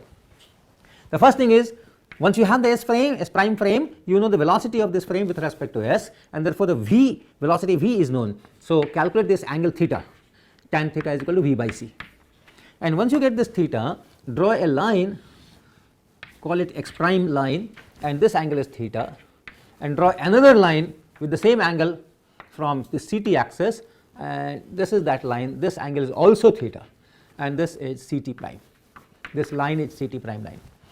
So now you have oblique axis for S prime, you have oblique axis here, and what you, if you want to know what is x prime, what is t prime, what you do, your axes are now oblique. So same story, from this point P, from the same point P, you draw a line parallel to this ct axis. So the line will be like this, the line will be like this, let us call this point as q, call this point as q, and then draw a line parallel to this x prime line. So, from this P you draw a line parallel to this, like this, parallel to this x prime axis, and call this point as, let us say, R. So, this OQ, this you have to measure, and x prime will be equal to OQ. Normally I will say that, okay, these are my axes, so this is x prime and this is CT prime, but on this line, yes, in this diagram, yes, this is x prime and this is CT prime, but actual x prime is this multiplied by square root 1 minus beta square by 1 plus beta square, and CT prime is equal to this OR and multiplied by the same factor 1 minus beta square by 1 plus beta square. And what is beta? This is beta. So, draw these two lines, measure this OQ and multiply that OQ by this factor square root 1 minus beta square 1 plus beta square, beta is V by C. So, you know what is x prime, and similarly measure this OR and then multiply that OR, that length OR, by this square root of 1 minus beta square by 1 plus beta square, and you get CT prime. So, from this geometrical construction you know x prime t prime once you know x and t. So, that is the thing which we discussed. And if you go parallel to x prime line, suppose you have an event here represented by this, and this is parallel. So, you are going parallel to the x prime axis. So, then x prime will change, but this t prime will not change, because from here you have to draw a line parallel to x prime. So, the same line will be there, same line will be there. From here you draw a line parallel to x prime, the same line will be there. So, all these events have same t prime, they are simultaneous in s prime. The events represented by points like this, like this, like this, like this. If you draw this line which is parallel to x prime line, then all points on this line represent events which are simultaneous. Similarly, this point, this point, this point, this point, there is an event corresponding to this, there is an event corresponding to this, there is an event corresponding to this, and so on. For all these events, once you draw a line parallel to CT prime, they will all come to this Q only. So, all these events are occurring at same x prime. In s prime frame, they are occurring at the same point. So, these are the things which we discussed. And another thing you can just see that since our frames always have velocity less than c, so that means this beta is always less than 1, and therefore this theta is always less than pi by 4 or 45 degrees. So, this is one frame with certain velocity v. If you go to yet another frame with larger speed, larger velocity, larger value of v, what will happen? This theta will increase, and for that frame you will have your x prime line somewhere here, and then equally you have to incline this also by equal angle. So, it is like this. So, this will be CT prime, this will be x prime, they are converging like that. If you increase the speed still higher, your x prime will be, for that new frame, your x prime will be like this, and your CT prime will be like this, and so on. But this line, x prime line, will never reach 45 degrees and will never cross 45 degrees, and the CT prime, if you measure from the CT axis clockwise, this also will not reach 45 degrees, because this angle and this angle are same. So, that also you keep in mind. Now, let us derive some things which we derive from Lorentz transformations. Relativity of simultaneity. Two events which are simultaneous in one frame occurring at different points are not simultaneous in other frame. We discussed that. So, if you have two events, say E1, E2, which occur at the same time in S frame, from S prime frame, they are not occurring simultaneously, one precedes the other. So, how do I say here? Suppose I have a S frame represented by this x and this CT, and then S prime frame represented by this x prime and this CT prime. This angle is theta, this angle is theta, tan theta is V by C. And then let us say there are two events. Suppose you have two events, and both these events occur at the same time, they are simultaneous in S. So, T is same, x is different, but T is same. So, if one event is represented by this point, another event is represented by a point like this. This is P1 and this is P2. So, in S frame, how do I get T? You just draw a line parallel to x axis. You draw a line parallel to x axis, and then it meets here. So this is the time of event P1. And what is the time of P2? Once again from P2 you draw a line parallel to x-axis, it is the same line, it will cut at the same point, so same t. So they are simultaneous in S frame. What are their time in S prime frame? For this event, what is t prime? How do I get t prime? To get t prime, I have to draw a line parallel to this x prime axis. So in S prime, how do I get time for this? Time for this, t prime for this, you have to draw parallel to this from here. So you draw a line which is parallel to this, and it meets the ct prime axis here. This length, this is O, and this is, let's say, some q1. So OQ1, ct prime is equal to OQ1 and multiplied by square root 1 minus beta square 1 plus beta square. That is ct prime, and this is for the first event. For the second event, for this event represented by this point, once again draw a line parallel to x prime axis. So from here when you draw a line parallel to x prime axis, it goes like this, and it meets somewhere here another point O, another point Q2. Both these lines are parallel to x prime axis. So CT2 prime will be this OQ2 and multiplied by square root 1 minus beta square by 1 plus beta square. So since OQ1 is different from OQ2, these events are not simultaneous in S prime. T1 prime is not equal to T2 prime. The events which are simultaneous in one frame, they are not simultaneous in another frame. You can draw events which are simultaneous in S prime in the same diagram. How do I do that? This is x, this is ct, this is x prime, and this is ct prime,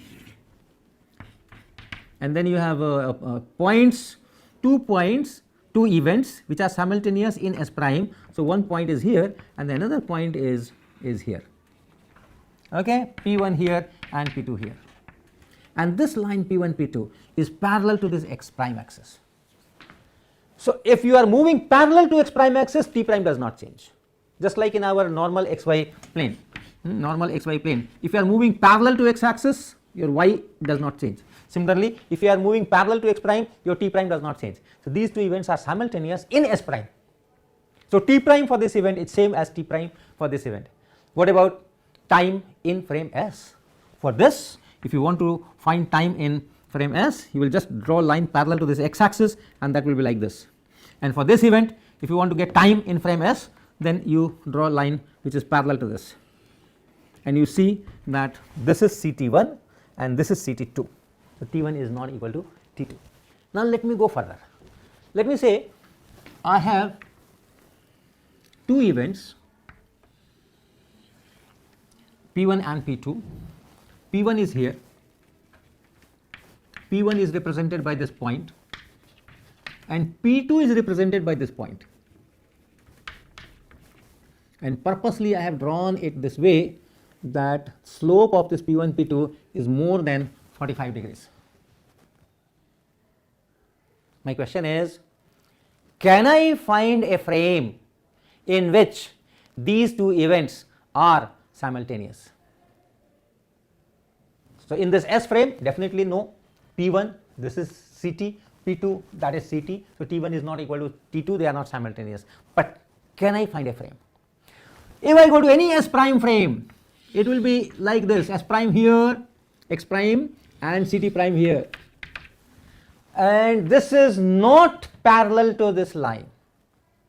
If you increase the velocity, it will go here and that will go here. Still, this is not parallel to this line, because this slope I have drawn is more than 45 degree, and for no frame you can have this x prime which makes angle with x axis which is more than 45 degrees. So for no frame, x prime axis can be parallel to P1 P2, and the 2 events are simultaneous in a frame only if this P1 P2 is parallel to x prime axis, x prime line.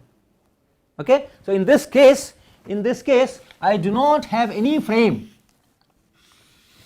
if P1 P2 has slope greater than 1, right, greater than 1. So this angle is more than 45 degree. there is no frame in which these two events are simultaneous.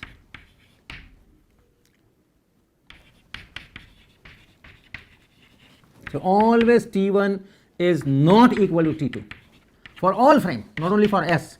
Okay, let me put prime for any frame.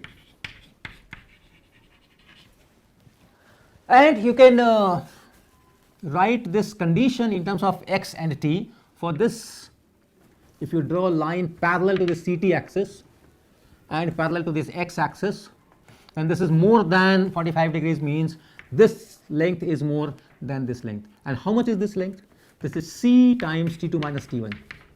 And how much is this length? This is x2 minus x1. All right, simple. You draw a line here, this is x1. You draw a line here, this is x2. So this is x2 minus x1. You draw a line here, this will be CT1. You will draw a line here, this will be CT2. So that is this. And for this condition is C times T2 minus T1 is greater than x2 minus x1. So if you have two events in any frame, if you find in any one frame, you find that C into T2 minus T1 is greater than x2 minus x1, then those two cannot be simultaneous in any frame. So there is one result. Such events, pair of events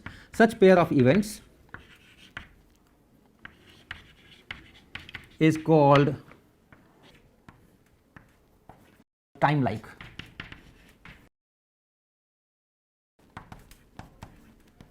Okay.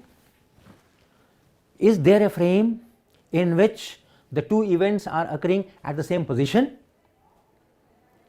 If two events are occurring at the same position, that means this line is parallel to this CT prime line. Okay, because if you are going parallel to CT prime, the CT prime is changing, but x prime is not changing. So x prime for this will be same if this line is parallel to CT prime, and that is always possible, because if this is greater than 45 degrees, this is less than 45 degrees. And you can always find a velocity so that this angle and this angle are same. This is less than 45 degrees. So you can always find a frame for which this angle is same as this angle, and in that case this line and this line are parallel to each other. And in that frame, this point, this event and this event, they are occurring at the same x prime. So if that is this frame, then it is this x prime. Okay, you extend this line, it is this x prime, this length, multiplied by this factor, of course. So at that x prime this event is occurring, at that x prime this event is occurring at different time. So your space coordinate can collapse, time coordinate cannot. So that is known as time-like. We will go further and derive the time dilation thing. Okay, so let me erase this, make space, and then do that. So this frame that we have drawn here, x prime frame, S prime, and this P1, P2 is parallel to the CT prime line, so that in this frame the two events are occurring at the same position, and therefore the time interval between these two events as measured in this frame S prime is the proper time interval between these two events. Okay, remember that. So proper time interval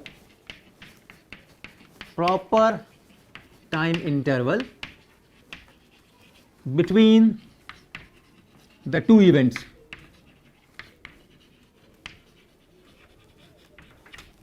is the time interval measured in this S prime frame where the two are occurring at the same position. And what is that? What is that time interval? For this point, what is the time t prime for this event? For that you have to draw a line parallel to x prime axis or x prime line, and then this will meet somewhere here, it will meet CT prime axis somewhere here, and this gives you t prime of this. Similarly, to get t prime of this, from here you will draw a line parallel to x prime axis, and that will be like this, and that will meet here, and this will give you CT prime for this event, this gives you CT prime for this event, and therefore this interval, this distance, this separation gives you the time interval CT2 prime minus CT1 prime. But remember, don't forget to multiply it by that scale factor. So actual, this is on this diagram you have C2 prime minus CT1 prime is equal to, this is C2 prime, this is CT1 prime, and this is that difference, which is same as P1 P2. This is a parallelogram. This is a parallelogram. P1 P2 is parallel to this. This is parallel to that. So this separation is same as P1 P2. So it is P1 P2. But that is on this Minkowski diagram, and if you want the time in seconds, this has to be multiplied by 1 minus beta square by 1 plus beta square. So that is the time interval. So T2 prime minus T1 prime is equal to P1 P2 divided by C, and then 1 minus beta square, 1 plus beta square here, square root there. That is the proper time interval. And then what is the time interval in frame S? In frame S, this is x, this is ct. So what is the time in frame S for this event? You draw a line parallel to x axis, and then you get a point somewhere here. This is your time for this event as measured in S frame. I am going parallel to x axis, this x axis. So I am getting this. This is my ct1. This is my ct1, right? This is ct1. And similarly for P2, you draw a line which is parallel to x axis, and then you reach here, and this is your ct2. This is ct1, this is ct2, and this difference is ct2 minus ct1, and no scale factor, no square root 1 minus beta square. This is S frame, and this length is same as this length here. This length is same as this length here. This is ct2 minus ct1. So C times T2 and minus C times T1 is equal to this length here, and this length is P1 P2 into cos theta. This angle is theta. Okay, this angle is theta. This angle is theta. This is theta here. This is theta here, and it is the same angle. This line is parallel to this line. This line is parallel to this line. So you have that same theta here, and it is cos theta. P1 P2 into cos theta. So it is P1 P2 into cos theta. So T2 minus T1. Remember, this improper time interval. This is improper time interval is equal to P1 P2 by C, and then cos theta, and cos theta is 1 by square root of 1 plus beta square. We have done it several times. Tan theta is beta, and therefore cos theta is 1 by square root 1 plus beta square. So if you write this as delta t improper, and if you write this as delta t proper, what you get is delta t proper is equal to, or let me divide it. This is P1 P2 C, P1 P2 C, and this lower part. Okay, this part P1 P2 by C, and then divided by square root of 1 plus beta square. That is here. That is T2 minus T1. For this I can write T2 minus T1. So it is delta T. T2 minus T1 is delta T improper, and then multiplied by this factor square root of 1 minus beta square. That means delta T improper and multiplied by square root of 1 minus b square by c square. Proper time interval is the smallest time interval between two events measured across all frames, and that factor by which it is smaller is square root 1 minus b square by c square. That is the time dilation formula we derived from Lorentz transformation. So the same equation you can get using all the geometrical representations. Similarly, you can derive equation for length contraction, whatever you have done with Lorentz transformation using algebra. T is equal to T prime is equal to T minus x b by c square, etc., etc. Everything you can do with this recipe. So that's the strength of this Minkowski diagram.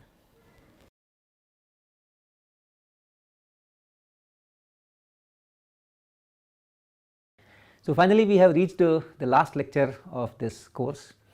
We have done varieties of derivations from Lorentz transformation, and at the end we are discussing Minkowski diagram, which are geometrical representation of these Lorentz transformations, and you have seen how interesting it is.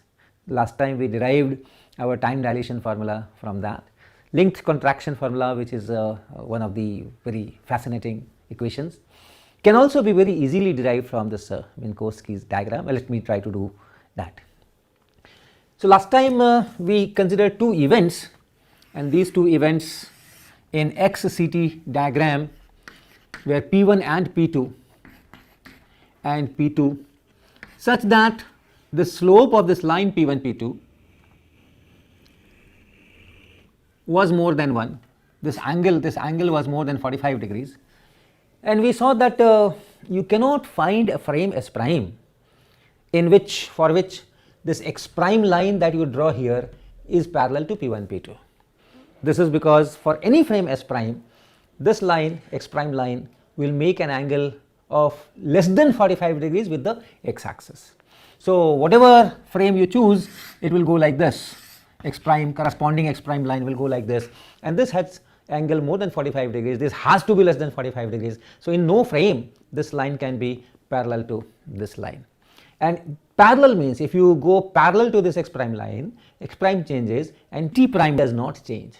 So there is no frame in which these two will have same time. That we saw. There is a frame in which they occur at the same position, right? Because you can have a frame in which the CT prime line is parallel to this P1 P2. That is possible because this angle has to be equal to this angle and less than 45 degrees. So this can be parallel to this, and for this particular frame where P1 P2 is parallel to this, T prime can change, x prime will not change. So these two will have same x prime. So in that frame these two events occurred at the same place, and the time interval is proper time interval. From there we derive this time dilation thing. So today what we will do is we will take up two events for which the points P1 P2 are such that the slope of that line is less than 1. So one event is represented by this P1, another event is represented by this P2, and this line here P1 P2, this line makes an angle with x axis which is less than 45 degrees. So this angle is less than 45 degrees. Then you can find a frame for which the x prime line is parallel to P1 P2. So let us draw that line corresponding to that frame, and this is that line x prime, and correspondingly this is the line CT prime, and here for these two events P1 P2 is parallel to x prime, and therefore if I am going from here to here, x prime is changing but t prime is not changing. That means in this particular frame these two events are simultaneous. They are occurring at the same time but at different positions. So they are simultaneous events, and there is no frame for which this CT prime can be parallel to P1 P2. So there is no frame in which these two are occurring at the same position. So they always occur at different positions, but then in one particular frame the two are simultaneous. Such things are called space-like event. This pair of events is space-like in the sense that the space coordinate will always be different. The time coordinate will be same in one particular frame S prime, but in any frame the space coordinate has to be different. They are called space-like events. Now you can consider a rod, let us say a rod which is, this is x axis and this is y axis now. Now this is not Minkowski's diagram, and then you have a rod, a physical rod which is placed parallel to x axis, and you can measure this position at any time t1, this position at any time t2, and x2 minus x1 is the rest length. So these are two events measuring, these are two events. First event is E1, which is measuring the position of left end, and then E2 is measuring the position of right end. This is x1 at time t1, this is x2 at time t2. Whatever t1 t2, x2 minus x1 is same, that is the rest length. Okay, so rest length L0, rest length is this x2 minus x1. Now let us represent this on Minkowski's diagram. So here is the diagram. You have x axis, you have CT axis, and the first event is x1 t1. So let us say first event is p1. So this is x1 and this is CT1, and then this is x2, this is x1, and this is x2, this is CT1, this is CT2. Now we go to the frame S prime for which this P1 P2 is parallel to this x prime line. So go to that frame, and in that frame in which the rod is no more at rest, the length is to be measured. So the two ends are to be seen or measured, the positions of are to be measured at the same instant simultaneously. So if this x prime axis is parallel to P1 P2, that is the frame in which these two are measured at the same instant. So if the rod is moving, but if I am measuring the two positions at the same instant, I am getting the length of the rod in that particular frame. So if this is the frame in S prime, the time x prime, how do you get x prime and how do you get t prime? For x prime you have to draw a line which is parallel to this. So you draw a line which is parallel to this, and this point will be x prime in the scale of this diagram. Remember, actual x prime will be this x prime, and then multiplied by that factor square root 1 minus beta square by 1 plus beta square. So this is x1 prime here on this line, on this scale. And similarly, to get that x prime of this event, again you draw line parallel to this, and that meets my x prime axis here, and this is that x2 prime. And x2 prime minus, so length is equal to x2 prime minus x1 prime, and x2 prime minus x1 prime in this scale is this length, this is x1 prime and this is x2 prime, and this is same as P1 P2, right? This length is same as P1 P2, it's a parallelogram, and so it is P1 P2. But remember, the actual x prime is obtained by measuring this length on this diagram and then multiplied by square root of 1 minus beta square 1 plus beta square. So that is the length measured in S prime. Okay, the rod was at rest in this S frame, and therefore no matter what is T1, what is T2, x2 minus x1 gives me the length, and that is the rest length. But in this frame, in S prime, the rod is moving, and we make sure that we measure the two ends at the same instant, and for that this x prime line should be parallel to this, and then I know how much is that length. It is x2 prime minus x1 prime. On this diagram scale it is P1 P2, but for the actual positions it will be multiplied by that. And what is x2 minus x1? x2 minus x1 is simple. In this frame, in S frame, this is x axis, this is CT axis. You draw line parallel to CT axis, it meets here, this is x1 and then this is x2, so it is just this length and no more scaling factor, and this length is same as this length. Okay, this length here, x2 minus x1, this length is same as this length. And what is this length? What is this length? If this is theta, then this length is P1 P2 into cos theta, and since tan theta is V by C, which is beta, cos theta is 1 divided by square root 1 plus beta square, and therefore this quantity is P1 P2 times 1 by square root 1 plus beta square. And now compare this length and this length. This is your rest length L naught, and this is your moving length L prime. So now we compare this L prime is equal to this L prime is equal to this quantity here, this quantity, which is x2 minus x1, which is L naught. So L naught, I can write L naught here for this thing, P1 P2 multiplied by 1 by square root 1 plus beta square, that is my L naught. So this is L naught, and then what is left? It is only this square root 1 minus beta square.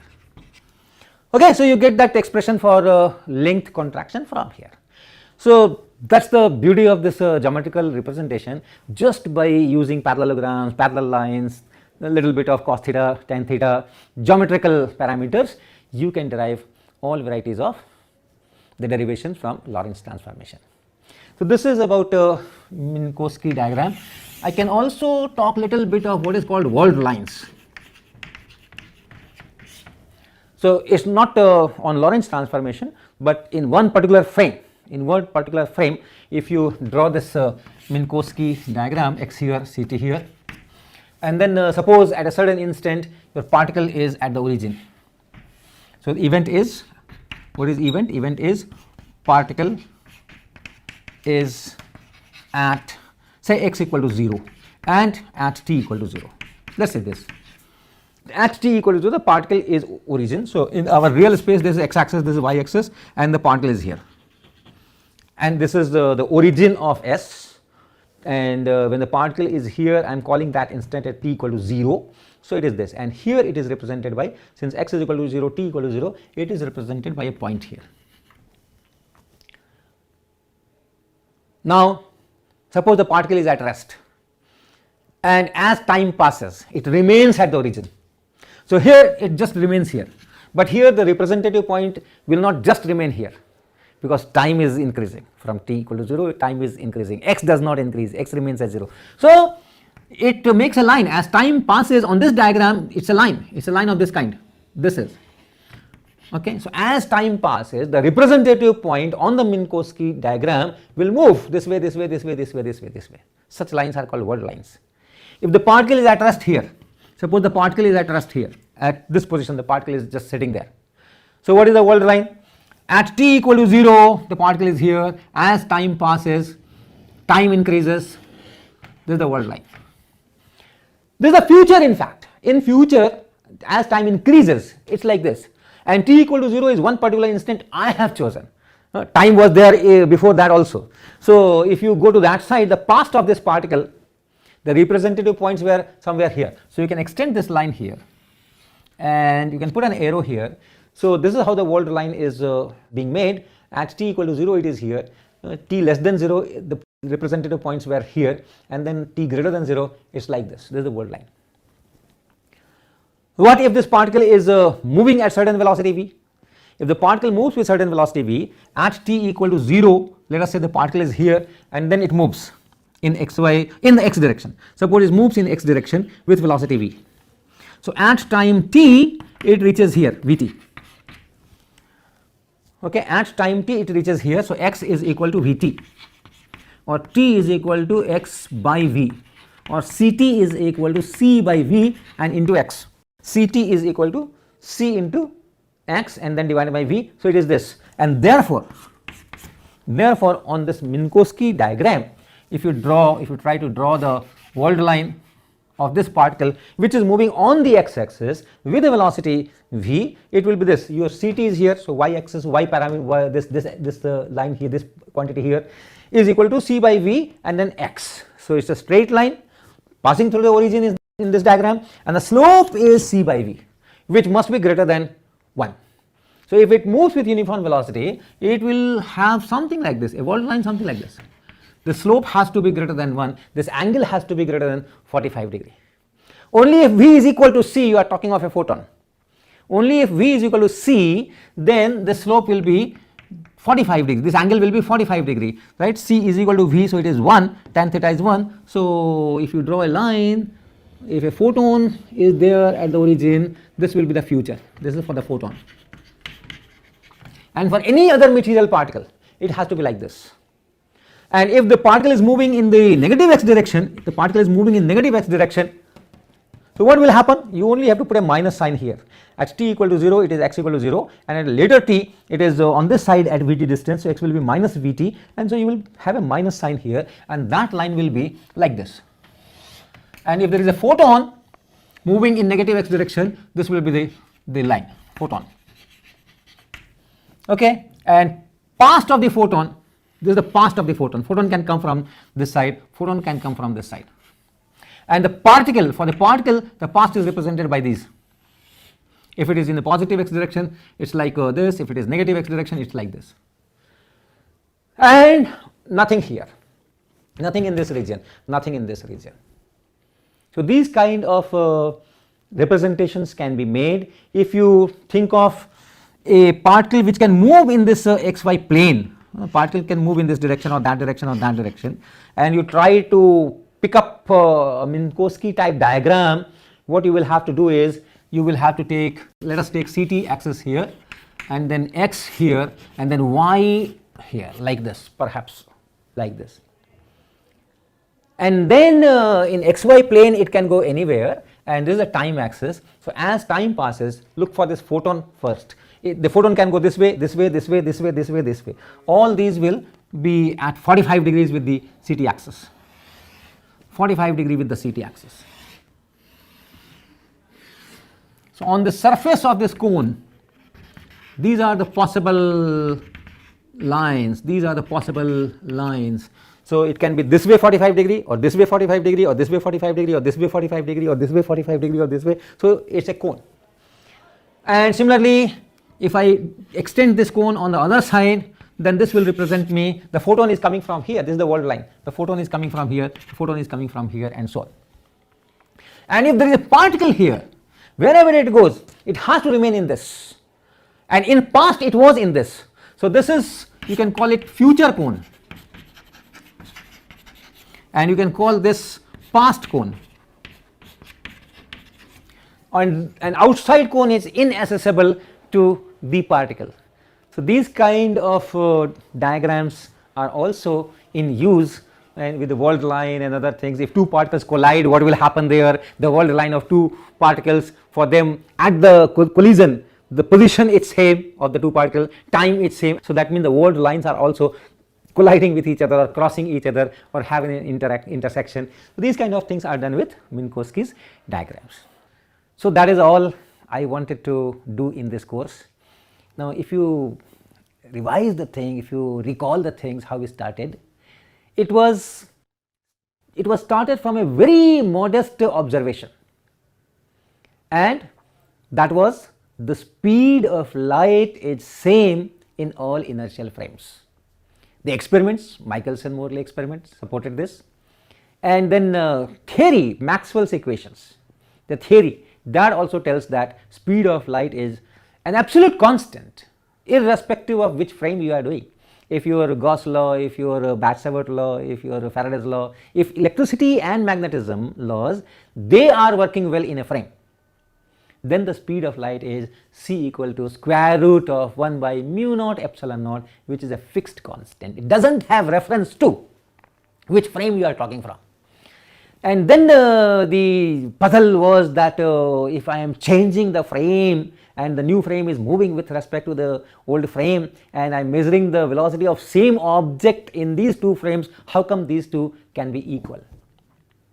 So, starting from that small piece of electromagnetic theory and the experiments, this puzzle came up that the velocity transformation from one frame to other frame is not governed by Galilean transformations, and therefore, respecting the principle of relativity, respecting that in this universe you do not have a special frame which you call inertial frame, anything, all inertial frames, if you have one frame which is inertial, then all frames moving with constant velocity with respect to this frame are also inertial, and you cannot pick up one and say this has some special thing, and the Maxwell's equation must be correct in this, the speed of light should be c in this, you cannot.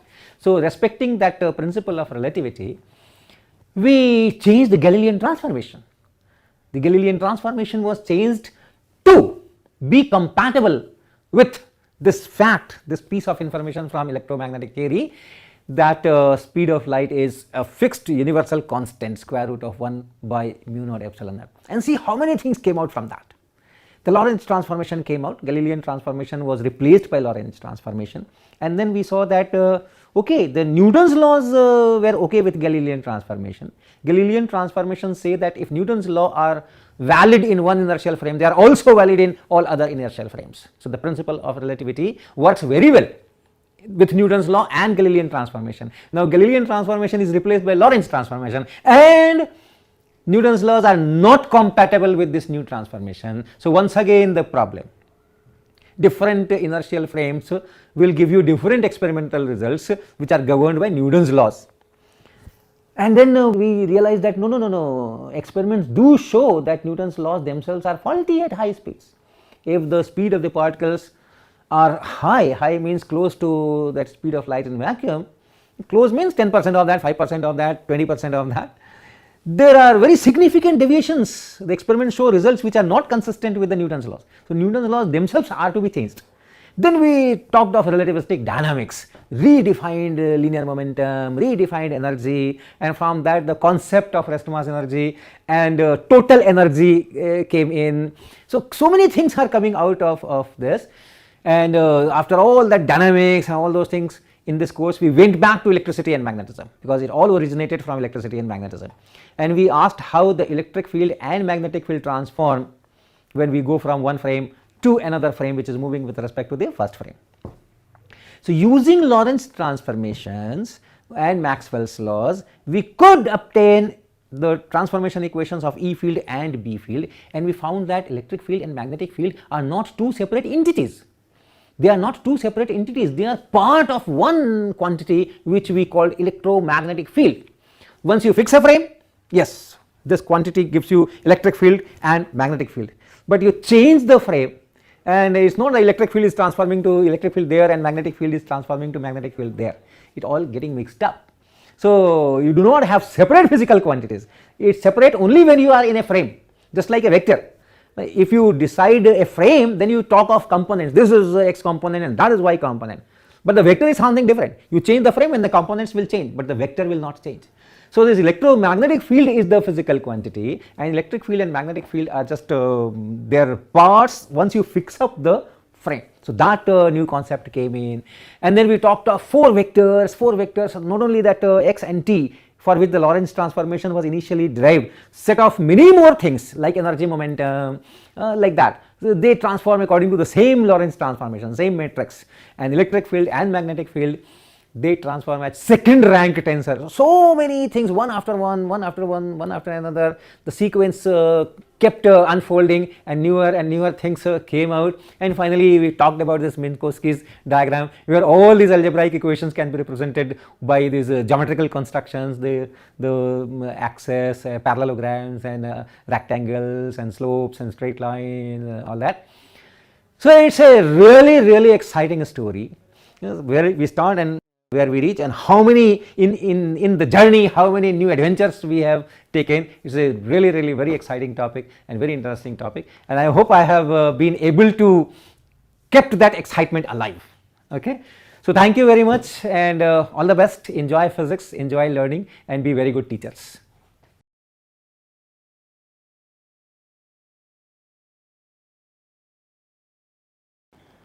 So all 30 lectures of this advanced course on special theory of relativity are over, and it was a beautiful experience for me, for tutors, for students. Let me start with some data. We had 21,367 registrations in this course, and over the period people left out, and finally we had some 2,400 plus students who are still active, who are looking at the lectures, viewing the lectures. So it's almost 10% or a little more than 10% who have survived this course. It was an advanced course, and it was well expected. In all such online courses, the final survivors are in single digit, if you see on the average in percentage. So that way it's a good number, 2,420 students still active and still viewing. The beautiful part is that 30 lectures means nearly 15 hours of total content, and then on the forum the total number of posts at this moment is 2839. So 2,839 posts were created. Not all of them are related to the course and academics, many of them are related to something else, black holes and Big Bang and all those things, and thank you and bye. So but not many, so I can very safely assume that 2,500 posts will be related to the course. And then the comments which are posted, they are 7,703 at this moment, still going on. Quiz 5 is still to come, and a lot of posts and a lot of comments will be there. So if I add these two, that number will be more than 10,000 or so. So in 15 hours of content, if some 10,000 posts are created and replies are given, and for creating a post you have to think, you have to formulate, then you have to write, and then when the comments come, then you read those comments. So the person who is posting the question will spend something like at least half an hour on one post on the average. taking all these things into account. Similarly, the people who are making the comments, they will also first understand the question, then formulate the answer, then they will key in there, and then comments on comments will be there, so they will be looking at those things. So average say half an hour, 20 minutes per post if I see, that means it's almost 300 hours of discussion. So that's the real success of the course. 15 hours of total content and 3000 hours of discussion. Viewing and understanding and self study, making notes is separate. Then actually discussing question answer sessions, that 3000 hours, that means on 1 hour of content some 200 hours of this discussion. That's the real strength of the course. And since most of the answers are given by students and the participants themselves, I cannot handle all those 10,000 posts and comments. So most of the comments, most of the posts, they are among the students, so it's a kind of peer learning. So it's a established fact that when a teacher teaches and then you learn from the teacher, and if you discuss among yourself and then learn from that discussion, the later mode is very much more effective. So this peer learning, this platform has given a real opportunity for this peer learning, and that has gone very successfully, so I am very happy on that. Then quizzes were a really challenging task, right, to formulate the quiz, because the quiz are open for 72 hours, sometimes 96 hours, and so to formulate questions so that you keep thinking on that for all that period was a really challenging job for me and our team. But nevertheless, the idea of quiz, when I formulated the questions, there were two targets. One was evaluation, of course, and the quizzes, like all examinations, tests are made for evaluation. But much more important thing in my mind was that this should be used as a learning tool. Through the quiz, I can make you learn, make you churn on the concept, so that anything, any lacuna comes out well, and then through discussions and through question answers and then evaluations, those misconceptions are removed. And very happy to see comments where people have not scored well, but their comments are extremely good, thanking me for making such questions so that their misconceptions were removed. So that was another beautiful aspect of this course, the quizzes. Of course, there were some problems, because anything has to be described in language, and science, academics is one, physics is one, and language, the competency over language is a different thing, and competency from both sides. The person who is formulating the question should also have a good competency on the language, so that unambiguously he can frame or she can frame questions. Then the person who is reading, that person should also be competent in language, so that whatever is written is correctly understood. So because of these things, there were some problems, and in the forum posts we had discussions on that this language can mean this and that, and so on and so forth. Nevertheless, the quizzes were a very important aspect of this course, and many of the concepts which were not deeply rooted in mind through the lectures got deeply rooted through the quizzes only. So that was another very good aspect. Then the whole goal is to make you feel the excitement of physics, and I can make you feel excitement of physics because I am excited about physics. And once you are excited about physics, and when you take up teaching professions, then you will be competent enough to make your students feel that excitement. And if that excitement is propagated, that enjoyment in learning is propagated, then our future is secured. Otherwise, it is very difficult. If that enjoyment is not there, if that excitement is not there, and if the education, higher education means only answering some questions and cramming some answers, then our future is really not secured. So those things were there, and many thanks to my tutors team, especially Ms. Smita Fangaria, who devoted a lot of time and with a lot of commitment. She answered the questions, helped me in formulating the quiz questions, then editing, and at every moment she was always there. So thanks to her. Mukit team led by Revati, Deepak, Sugatha, these people were very active during the whole course, and anytime any problem related to administration or management or uploading of lectures, quiz, this, that, anytime it was pointed out to me through forum, I immediately sent that to this team and they sorted it out. So and indeed the group leader Dr. T.V. Prabhakar, who introduced me in this line, so I am really thankful for that. Many people are asking what will be the next course. So, I am planning to give the next course on electrodynamics, but that will be in Hindi, right. So, it's just a plan at the moment, and if I finally give this course on electrodynamics, it will be a series of courses, because electrodynamics is really vast. Even the basics are so many topics are there that it may take 2 courses or maybe 3 courses. So, maybe electrodynamics 1, that will be my next course, and I am targeting for 15th August. This ACSTR was launched 26th of January, and the next course I am targeting 15th of August. If everything goes fine, we will see you there. And all these 2,400 students who are still active, you are my teammate in campaigning for this course, for this platform, for this website, IIT Kanpur Center for Continuing Education. So, you will be campaigning for our next course, and our target should be 100,000 registrations. Thank you very much.